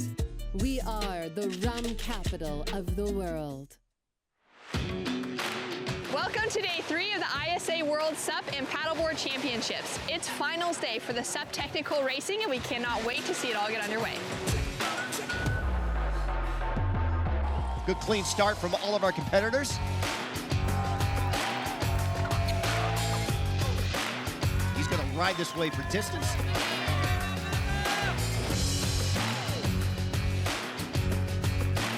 The weight goes down. Paddler from Japan, here he goes, riding this wave, gaining some more distance. I know I'm still small and strong enough, but I believe efficiency beats power.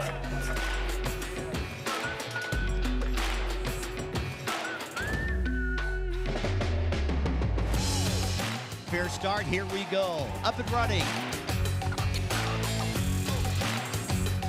And the official SUP technical race qualifiers for the Pan American Games for the women goes to Candace Appleby of the USA, Jennifer Kalmbach from Costa Rica, Marie Carmen Riviero from Puerto Rico, and Lena Ribeiro of Brazil. I'm so excited to go to Santiago, Chile for the Pan American Games. God is good.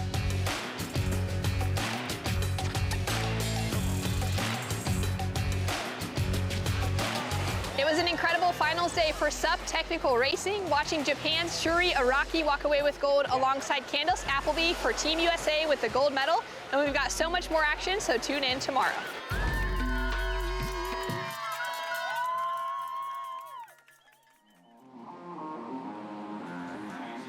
Welcome back to the 2022 ISA World SUP and Paddleboard Championships live from San Juan, Puerto Rico. I'm Bo Hodge along with Dave Bainey. We are now into heat number 5, round number 2, 4-man heat format. And man, there's a lot of ships heading out to sea here today. Yeah, it's moving day. That's a big one, that's for sure. All right, here's our competitors from Spain. Guillermo, he'll be in the red jersey. In the white jersey, Leonardo Jimenez from Brazil, fellow Brazilian, 2-time ISA world champion, Luis Diniz, and Juan de los Reyes, also from Spain. So we've got a story within stories, 2 Spaniards and 2 Brazilians in this heat. So there's going to be some tug and pull in this heat. Yeah, teammates matching up in the earlier rounds. You know, you're always hoping to match up with your team maybe a little bit later, but here we go. Paddler's going. Here goes blue. Looks like Juan de los Reyes is going to strike first on his backhand. Climbs that foam. Nice. Tag off that lip. Redirects. He's got that wide, stable stance. Pulls out of that one. And this is going to be interesting heat indeed. Both Leonardo and Luis, very good surfers. Here we go. Red making an attempt here. No, that wave just didn't have the drop for him. But Juan from Spain in blue on that first attack. We'll be on standby for scores for that. Just underway in this early moments of heat number 5. 16, 20 counting down. Let's watch a replay of this last one. He really had to stroke to get into this wave. And then when I saw this closeout, I thought, there's nothing here. Well, he tags it before the closeout. He redirects, foam climbs. I mean, he really manufactures a score here. Yeah, he really did a good job to get that bottom turn set and then climb up and tag that lip on that backhand. So Juan de los Reyes, nice dynamic surfing. You can see Luis Denise in the yellow up to his waist as he sinks his board, that low volume board, and also his fellow Brazilian white. That is Leonardo Jimenez with a small volume board as well. Elise up to his thighs, cannot see his kneecaps. So still no priority between yellow, red, and white because they haven't caught their first wave. So a little gamesmanship will be played here on their first ride. And that wind line started to come back. I was up at the judges' tower taking a look, and you can see more white capping. We did have it wasn't a glass off, but the winds did pull back, and then now they're coming back in. And you can see Puerto Rico celebrating Dave de Armas. He didn't have his strongest heat, but nonetheless, Puerto Rico was stoked and very supportive for Dave. Yeah, third place showing there. He'll be delegated into the rubber charge round. Still not out of it. Now he knows no more mistakes. Bit quiet here early in this round. Don't forget, more exciting action next 2 days, both men and women SUP surfing, continuing Wednesday, Thursday. Then we'll have our distance race. We're going to have the prone men and the SUP men racing at the same time. There'll be like maybe 5 minutes in between the start of the 2 disciplines. I think prone will go first, then the SUP paddlers will go. They'll complete their race, and then the women's prone, and then the women's SUP after the conclusion of the men's race. So we're going to have 2 separate races, and it's going to take, could be a couple hours each race, and then time in between. So it's going to be a big, long day coming up this Friday. Just talking with Jay Johnson, and he was describing how they're going to have camera boats, jet ski communication, AV.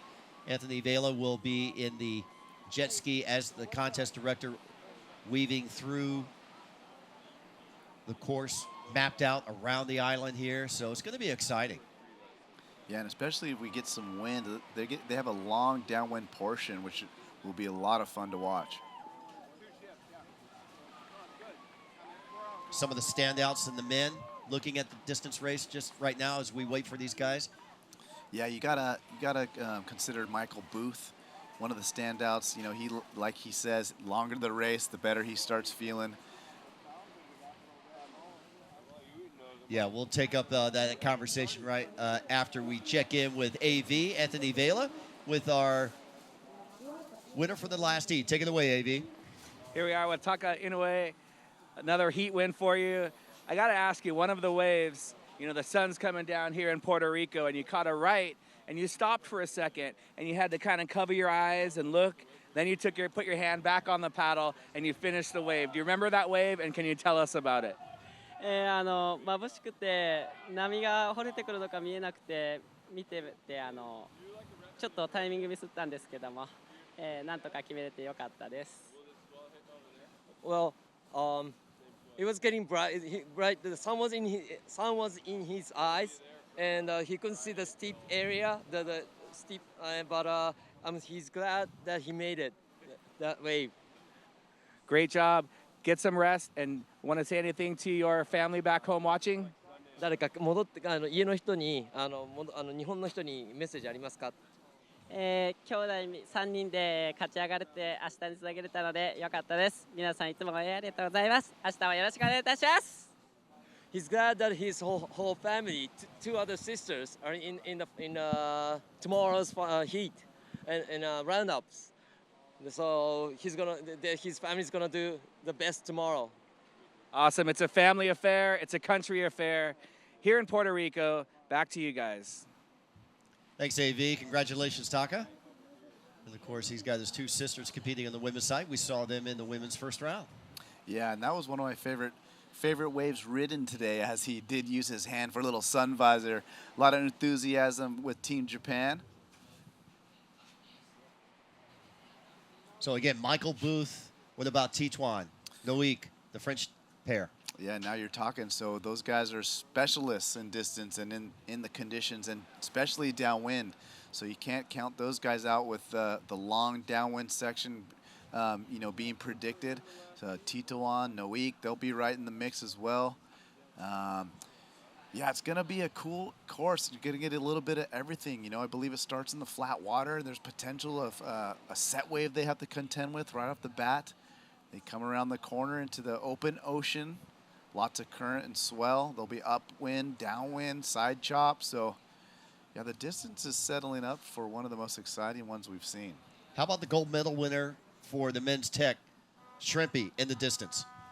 Yeah, and that's another name. Of course, Shrimpy's excellent in the wind as well. So, he's motivated as ever. You just saw him that he was just explaining that he might not be the most strong, but he believes that, his technique can beat power. Well, there's a rundown of some of the possibilities for the men. And there's the conditions currently right now.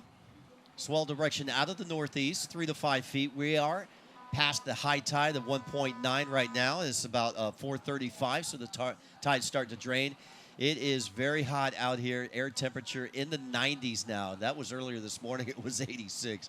But we're well in the possibly, 32 Celsius right now as we watch Red up and going. This is Guillerme. Made the connection. See, this high tide really playing effect, affecting even an hour after the peak high tide of this swell. Really working hard for that one maneuver. But he's on the board. So the Spaniards with the first two waves. That leaves the two Brazilians on the outside. Here we go. Leonardo Jimenez. Yeah, Leonardo Jimenez, the goofy footer out of Brazil, catches his first left, redirects back to the peak. Waiting for that one, his first opening snap. He's going to go back. Here's the backhand. Throws it up vertical. That wave's going to die out, but not a bad opening ride for Leonardo. With just 8.5 minutes left in this heat, that took a while for him to kind of open up his campaign. And interesting enough, Luis Denise yet to strike in this heat. In yellow, you see him looking at this one. Yeah, it's almost 12 minutes into this heat. He's getting busy right now. The former two-time gold medalist here at the ISA World Championships. Redirects on his backhand, slams it off the top. Wave kind of runs away from him. Still some scoring potential here if he can connect on the inside. Dicing it, stitching it through on his forehand now.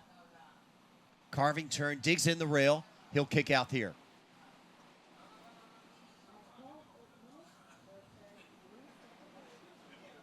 So on standby for scores. Last of red, last of white, last of yellow. One wave score in at 3.5 for Juan de los Reyes. So let's talk women distance. Of course, our defending champion, Esperanza from Spain. And then our silver medalist from El Salvador, Amadine Chazot. Yeah, and as April Zilg will be in the mix in that distance race as well. So, yeah, I believe it's Esperanza's race to lose. She's been so strong this year in that distance kind of category, and we can't count out April as well, because at least in USA, she's been winning every kind of event of longer distance. We got Ryder in red up and riding here from Spain. Yeah, let's watch Guillermo. Good rebound off the whitewater, threw it up high. Let's see if he can make the connection on the inside for a couple of more maneuvers. Tags the whitewater. Here he goes. He has. Down the line. One more time off the whitewater. Redirects. Backhand. Forehand. Still pumping. Still paddling. He wants everything here.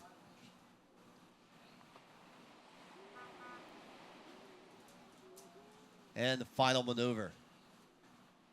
Boy, he really had to work to stay on that wave. Yeah, I mean, it paid off. He got a little closeout section at the end. We see blue looking at this one. Juan de los Reyes from Spain, his teammate, throws it up, but he goes over the bars. Yeah. And Luis Denise up and riding again on his second ride. Fades back into this left, switches paddles. Nice aggressive carve right there. Luis, another snap. Loving that he's matching his board with that yellow jersey. Here we go. Some of our competitors getting ready for the 6th and final heat of the second round, final heat of the day.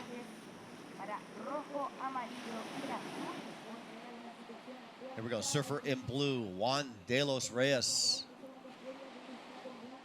Yeah, Juan quick to catch another ride.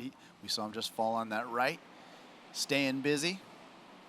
Yeah, judges are keeping busy right now. They're so far behind. There's a multitude of waves. I know at least 2 for yellow, 2 for blue, and 1 for red. Yeah, and that leaves white. Leonardo Jimenez by himself out the back. He's looking at this left. Drops in a little bit behind the section. Let's see this bottom turn. Nice timing, snap, big old fan of spray. Here comes the second one. Little bit of a carve right there. Closes out, he opts to go right, looking for that reform. He's gonna throw it up on the foam ball. Boom, connects right there. Let's see if he can ride it out, and he does. Another little snap to finish this one off. Leonardo's gonna keep with it though. Inside reform. A little bit of wall to work with, so he gets yet another turn. So nice work, Leonardo Jimenez. Sitting on a 383. Gotta think he's gotta improve on that with that ride. So again, all 4 surfers awaiting scores. This heat began with no waves. Now this heat ending with a lot of waves. Yeah, it took about 12 minutes for everyone to get a ride, but in the last 4 minutes, they've got multiple waves. So the judges got a little bit of work to do. Got to look at the replays, make sure we get the scores and the rides, well looked at. So I walked over to the judges' tower to take a vantage view that they have there. Their camera section, they have 4 dedicated cameras, 1 on each color. And then they have one of the webcam cameras there. So there's 3 webcam cameras on the beach for the webcast, and there's 4 dedicated cameras in the judges' tower, each following 1 individual surfer. Yeah, what a setup we have down here. ISA's got it going from every angle. And we even got AC in our booth here. Feel a little guilty because it is a hot one, Bo. Yeah. So again, we can tell you that Luis Denise, first wave of 4.33. First wave for red, Guillermo, a 4.67. First wave for white, Leonardo Jimenez, a 3.83. First wave for blue, Juan de los Rios, a 3.5. But we're still waiting more scores to be read off as soon as the judges lock them in. 3 minutes, 5 seconds remaining. Heat number 5, round number 2, with our final heat coming up next.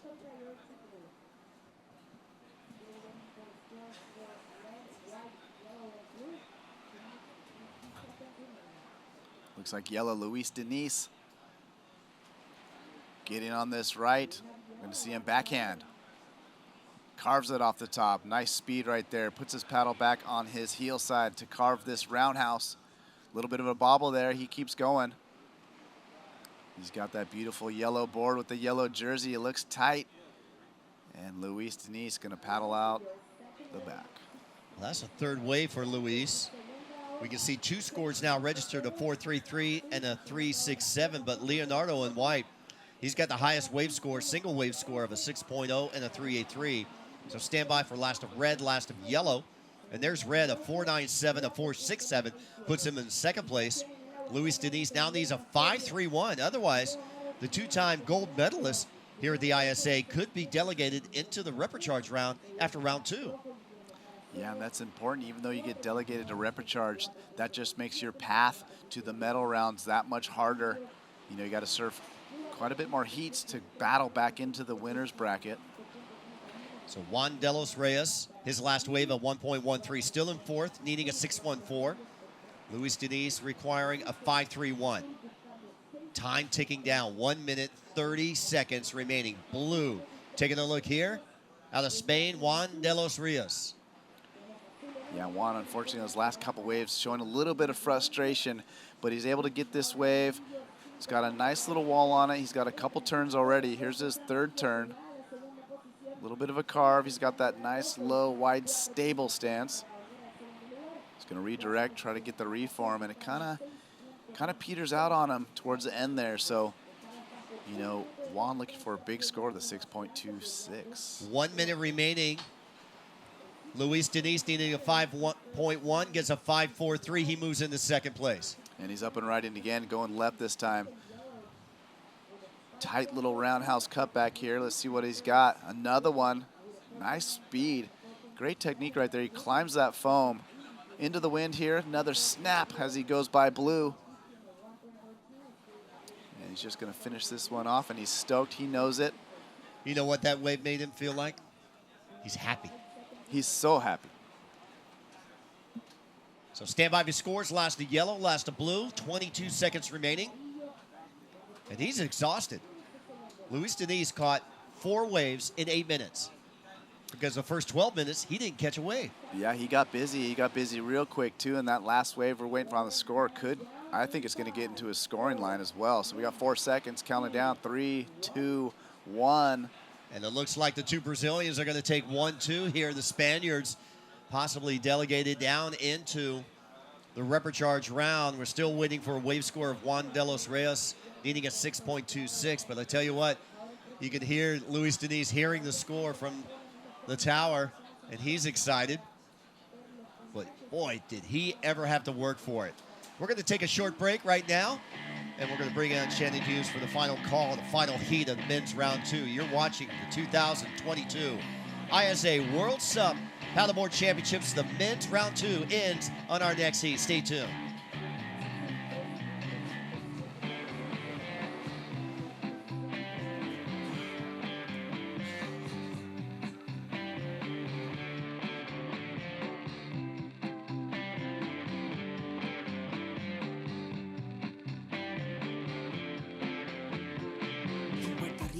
We call ourselves Boricua, a unique name honoring the vibrant spirit of our people. When you experience our island, you'll find that spirit in yourself. Live Boricua.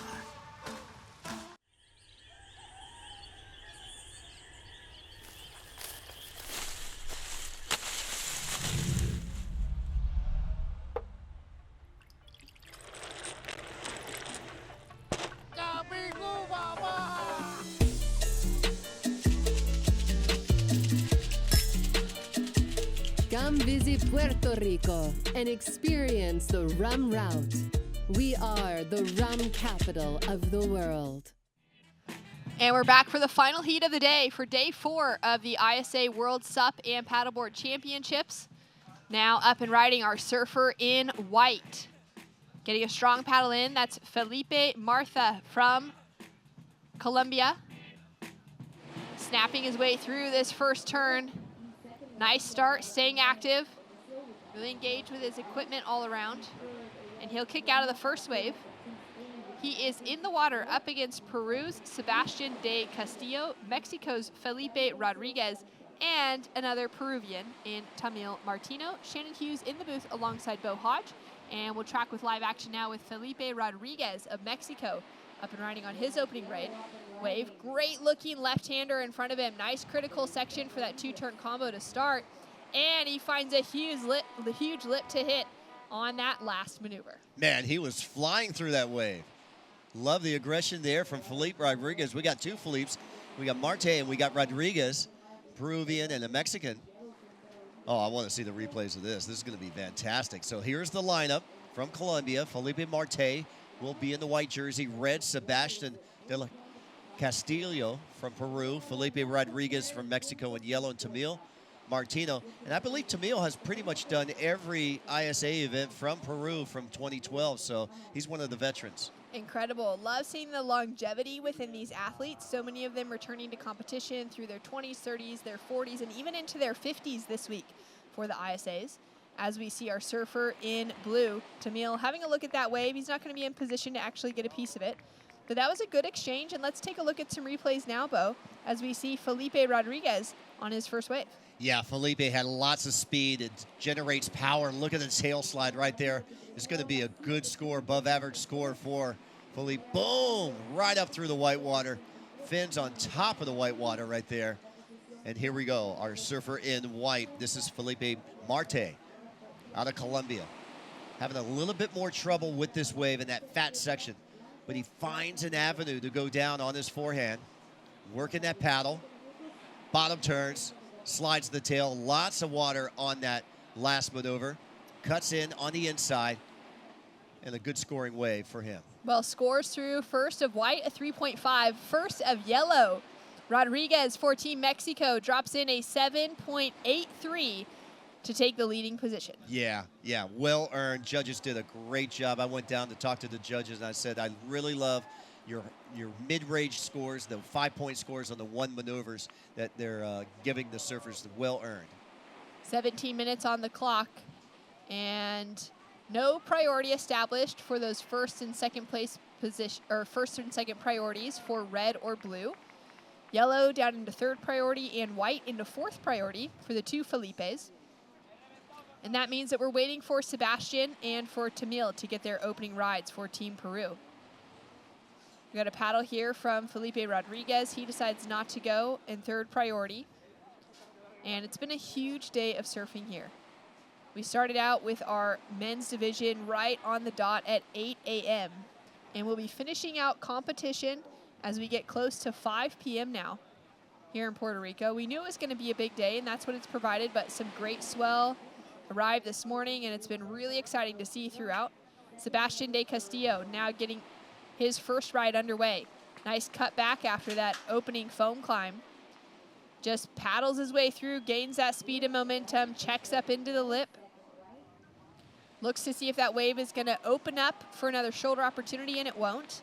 Tamil from Peru also now getting his opening ride. So coming in from deep behind the section, taking that high line to start. Nice carve back and putting himself into the pocket. Little redirect here, snap on the backhand as he decides, is he going to go left? Is he going to go right? Looking side to side and making the most of where this wave is going to continue to hit that shallow section of the reef. So scores to come through now for the two Peruvians. And Rodriguez up and riding. Our heat leader opened on that 7.83. And he's just getting so much work done. That board looks like a part of his body. It is so well connected to him. He just knows that equipment so well. And Tamil already up and riding on his second ride as he's getting a piece of the action here. And little snap on his backhand.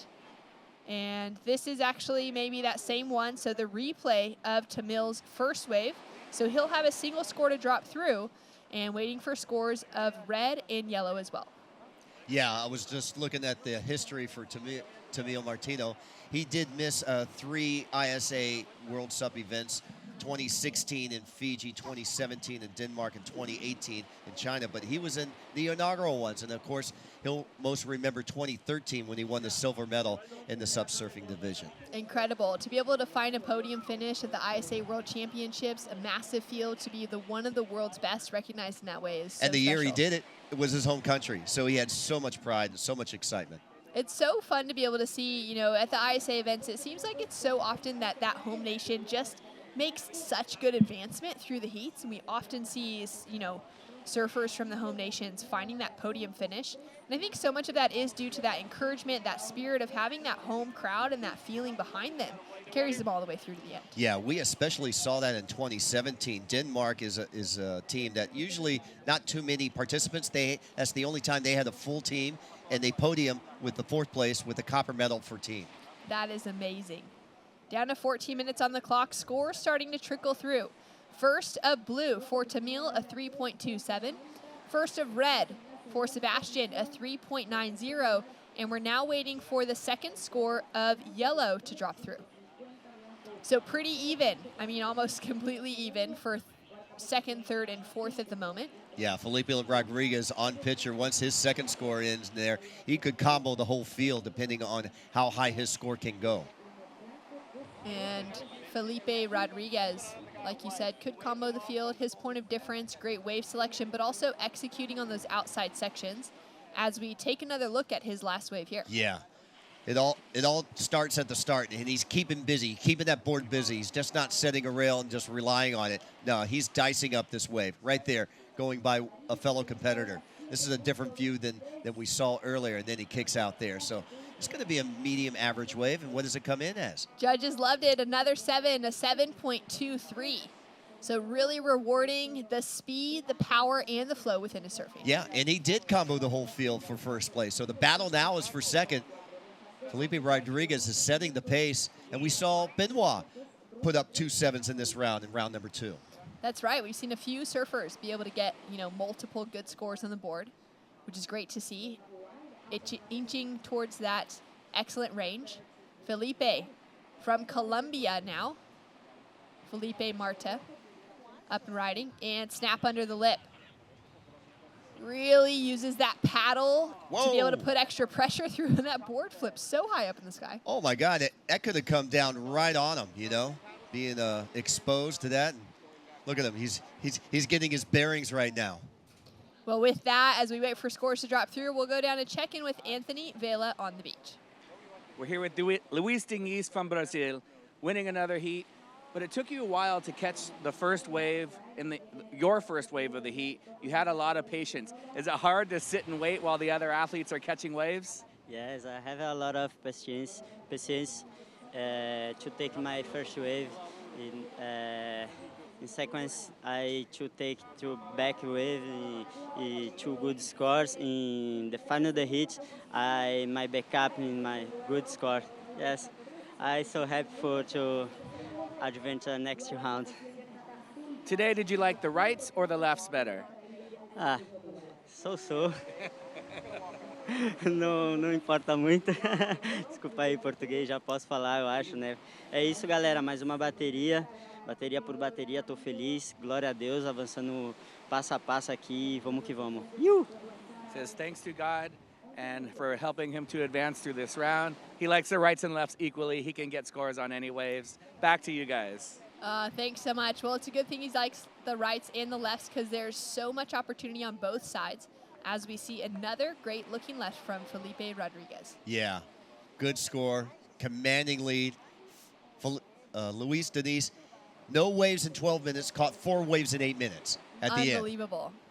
Some leg burners as we see Sebastian de Castillo from Peru setting himself up now as he's already connected the dots out the back. And now just driving through to this inside section. Nice foam climb, transitional maneuver there. Now engages that rail for a bit of a redirect. Setting himself up here, paddling hard to put himself up into the lip, but just mistimes it and can't ride out complete. He will be putting a second score on the board, though. At the halfway point, 10 minutes in, 10 minutes remaining here in the final heat of round number 2, heat number 6. Tamil sitting with first priority, the only surfer out the back at the moment. He's chasing a 4.50. He'll be looking for a second wave. Scores in for last of red, a 3.73. And last of white was a 4.27. A 5.83 on the board for last of yellow. So my thought is that we saw the opener, the 7.83. We didn't see the 7.23. And now what we're seeing in that 5.83 score for last of yellow was that kind of 2 hits. And he is still sitting in a convincing lead, finding lots of rhythm throughout this wave, throughout this heat. Yeah, And there's your heat leader, Felipe Rodriguez from Mexico, having a banner heat, a couple of pair of 7s. He's ranking up there with a 15.06 two-wave total, one of the highest two-wave totals of the day. always nice to get yourself close to that excellent heat total of a 16-point plus. And especially with the warm-ups of today, you know, getting to know this lineup a little bit better. For these that are competing maybe just in the SUP surfing, they haven't really seen this place light up yet. There was a few little waves yesterday and a few little waves maybe during the opening ceremonies coming through, but there hasn't been any swell that's been this big since most of these surfers have been in the country. So today, showing up for competition was the first time that they really got to feel what this wave is like. Yeah, especially at La Ocho here. You know, we thought the surfing competition was going to be more by the, you know, the West Buoy side where the free surfers were, but actually the premier spot was where the opening buoy of the technical race is. Down to 8 minutes on the clock. Team Brazil has had a big day on the beach. They just saw 2 surfers advance through in the last heat, and they'll be packing up their bags to head off into the sunset. What a beautiful day today. Yeah, it's been incredible. A little bit of rain, a few squalls that rolled through this morning. Kind of cooled things down when the sun was just so hot. And then those clouds blew away as that wind came through, and it was that transition from the cloud coverage for that coolness to the wind providing that little bit of extra cool down. Putting themselves into position now, our surfer in blue has first priority, white was second priority, but he's on the inside position here, so he's gonna have a look. Nice couple of strokes. He's already sitting in that second place position. He is in a combination situation for Felipe Marta to take the lead, but nice snap to start for that first section up into the foam on the second. Driving back, using that paddle as well to be able to put even more pressure onto the board under his feet. And he's looking to increase on a 3.5. Now with a big paddle to get him out to the back line again. And the word from the surfers coming out of the water has been that with this wind picking up and so much swell, it's been really difficult to just maintain control of their equipment, to be able to paddle and to balance on those boards, especially in those standing moments throughout today. Yeah, that takeoff zone. And look how close second and third is. Just fractions of a point, you know? So very important wave for the Peruvian in red for Sebastian, needing at 4.08, and a high 4 for Tamil, the veteran in blue. Yeah, he's sitting with just that single score at the moment of a 3.27. And let's take another look here, Bo, at the last of white. Yeah, this is Felipe Marte. Nice carving turn, like that tail slide. Keep him busy in the whitewater section, using that paddle to keep him upright, mixing it up, forehand to backhand. He may have hit himself in the throat there. Oh, Grabbing his throat. dangerous having that paddle in hand. Wow, he was whipping it around. Another point of difference, point of technical difference in how those surfers are handling that paddle, how much they're engaging it with the wave. Yeah, we're not even seeing him in the lineup right now. He was going to have a pretty decent paddle to get back out to top line, and he was going to be way down in this right-hand corner. Okay. So I think he's probably on his way back out, but he's just got a bit of distance to cover before we'd see him come into screen. Okay, blue sniffing this wave out. Who's this? This is our surfer in blue, Tamil. Up and riding now on his second ride for the Peruvian. Nice big carve back into the section. Looking for that big backhand snap. Goes vertical through the lip, which is what the judges love to see, and does that nice little kick out on his backhand. So there's our surfer in white paddling back up and getting himself into position. Good to see him back out in the lineup. Well, Colombia's already got Giorgio Gomez into round number 3. Right now, Felipe, if the heat were to end right now, he'd be advancing with his teammate right now, but we got to wait for that last wave from Tamil. That's right. Is it a 4.7 or better?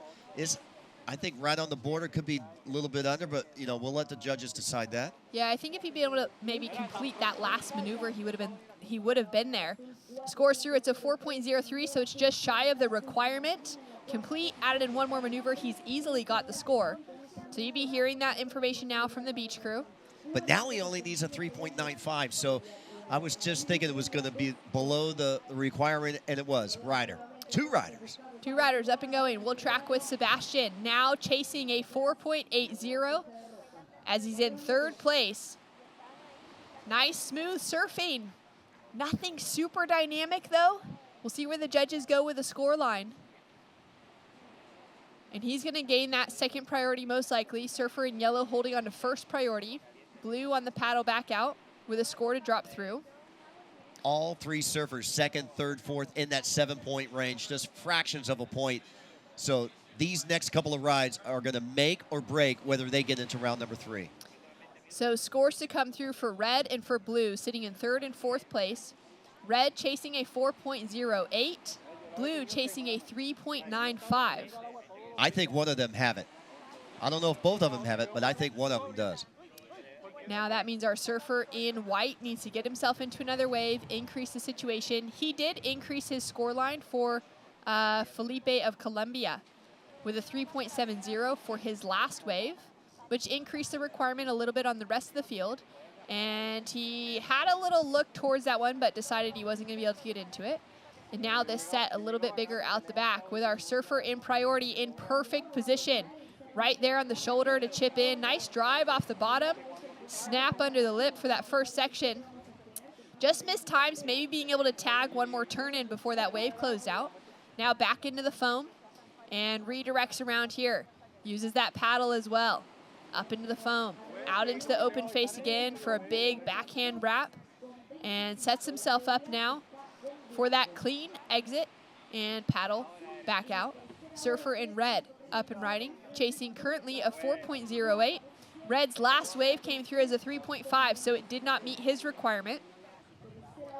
Now we'll see if he's able to get something more critical done on the inside. Really needs to go vertical with this, and he does. He breaks through the lip of that wave. That was a great finishing re-entry. And the score through for last of blue that we were waiting on is a 3.37, which factors into his top 2, but is not enough. So the situation in placings remains the same at the moment, with scores to drop for 1st and for 3rd. And our surfer in white up and riding, looking to build on his scoreline. He goes down after his last maneuver. Well, that leaves blue with priority with just over 90 seconds to go. We've got Tamil Martino sitting out there with lone priority. Tamil needing a high 3-point wave, a 3.95. But time is ticking away. Down to 1 minute, 15 seconds on the clock. Waiting for scores for red, who's currently sitting in 3rd, and yellow, who's currently sitting in 1st. Paddle here for blue, doesn't get into it.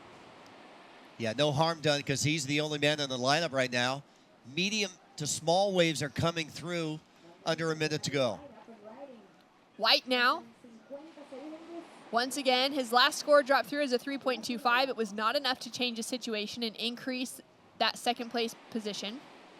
See, he's in some pain. He keeps grabbing at his throat. Yeah, he definitely, that was such a good catch from you. He for sure hit his throat with the end of that paddle, which is so dangerous.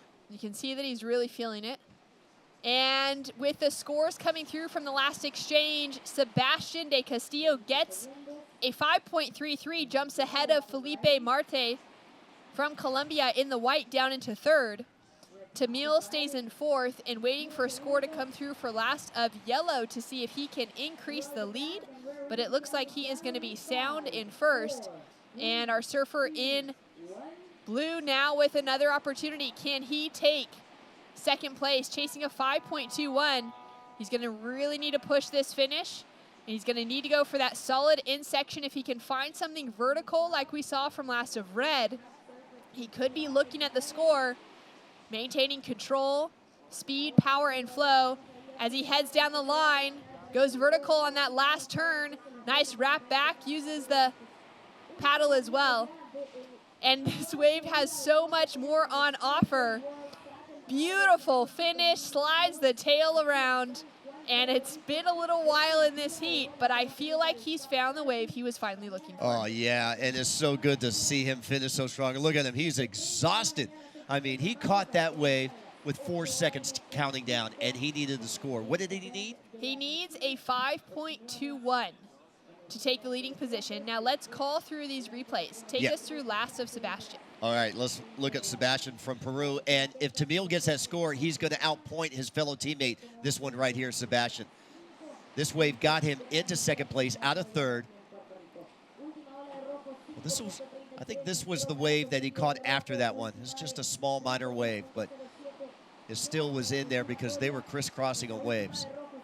So Sebastian working here on the inside, stroking in. Banks it off the white water. That's and here right. we go. So that score is in a 5.33, already in there. Now Tamil needs to get a 5.21 for this, and we're waiting for the score. Yeah, and this is the one he explodes on. Watch the speed he generates, hopping down through. Big gouge right there. Nice spray off the tail. More speed. Cuts back into the whitewater section. Bounces right off of it. He's not done yet. More. Boom. Throws the tail. More spray. Even bigger than the other one. More speed here. Hits the lip. Not done. Redirects using that paddle on his heel side and still not done. He goes, I need more. I need more. Throws it off the whitewater, slides the tail, and he calls it a game. All right, so scores to come through. It's the final heat of the day. The buzzer has sounded.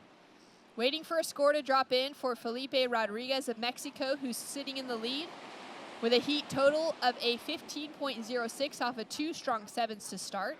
But the question now is lying on last of blue for Tamil Martino of Peru.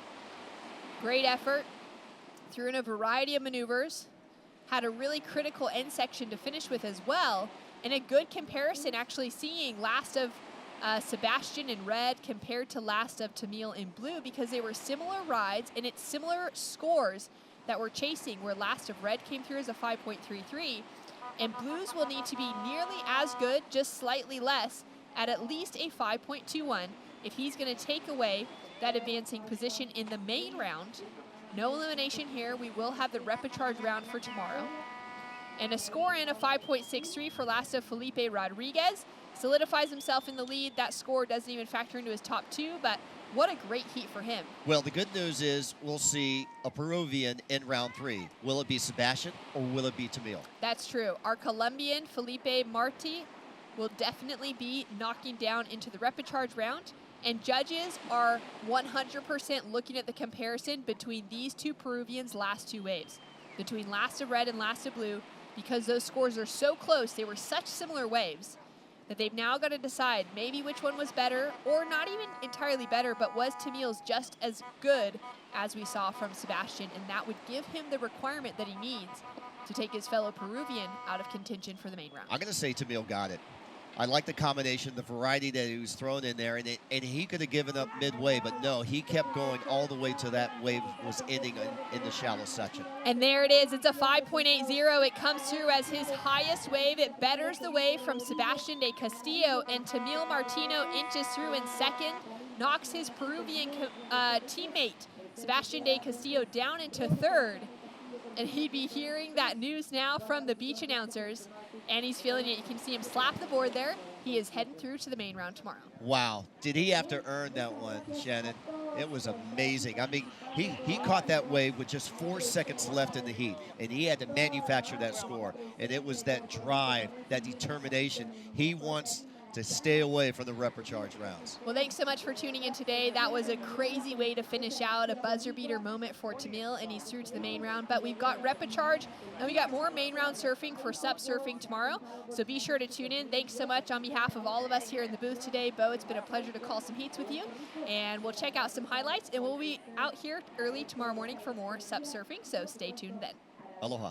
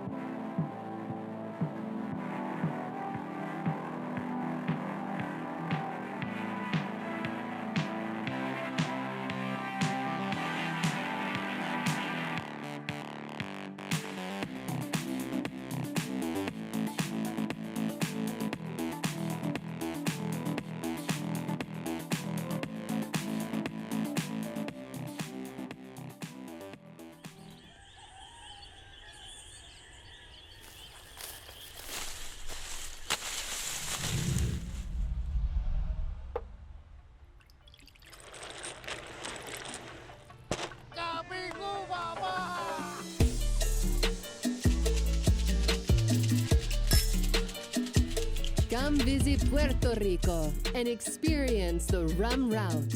We are the rum capital of the world. In Puerto Rico, we call ourselves Boricua, a unique name honoring the vibrant spirit of our people. When you experience our island, you'll find that spirit in yourself. Live Boricua.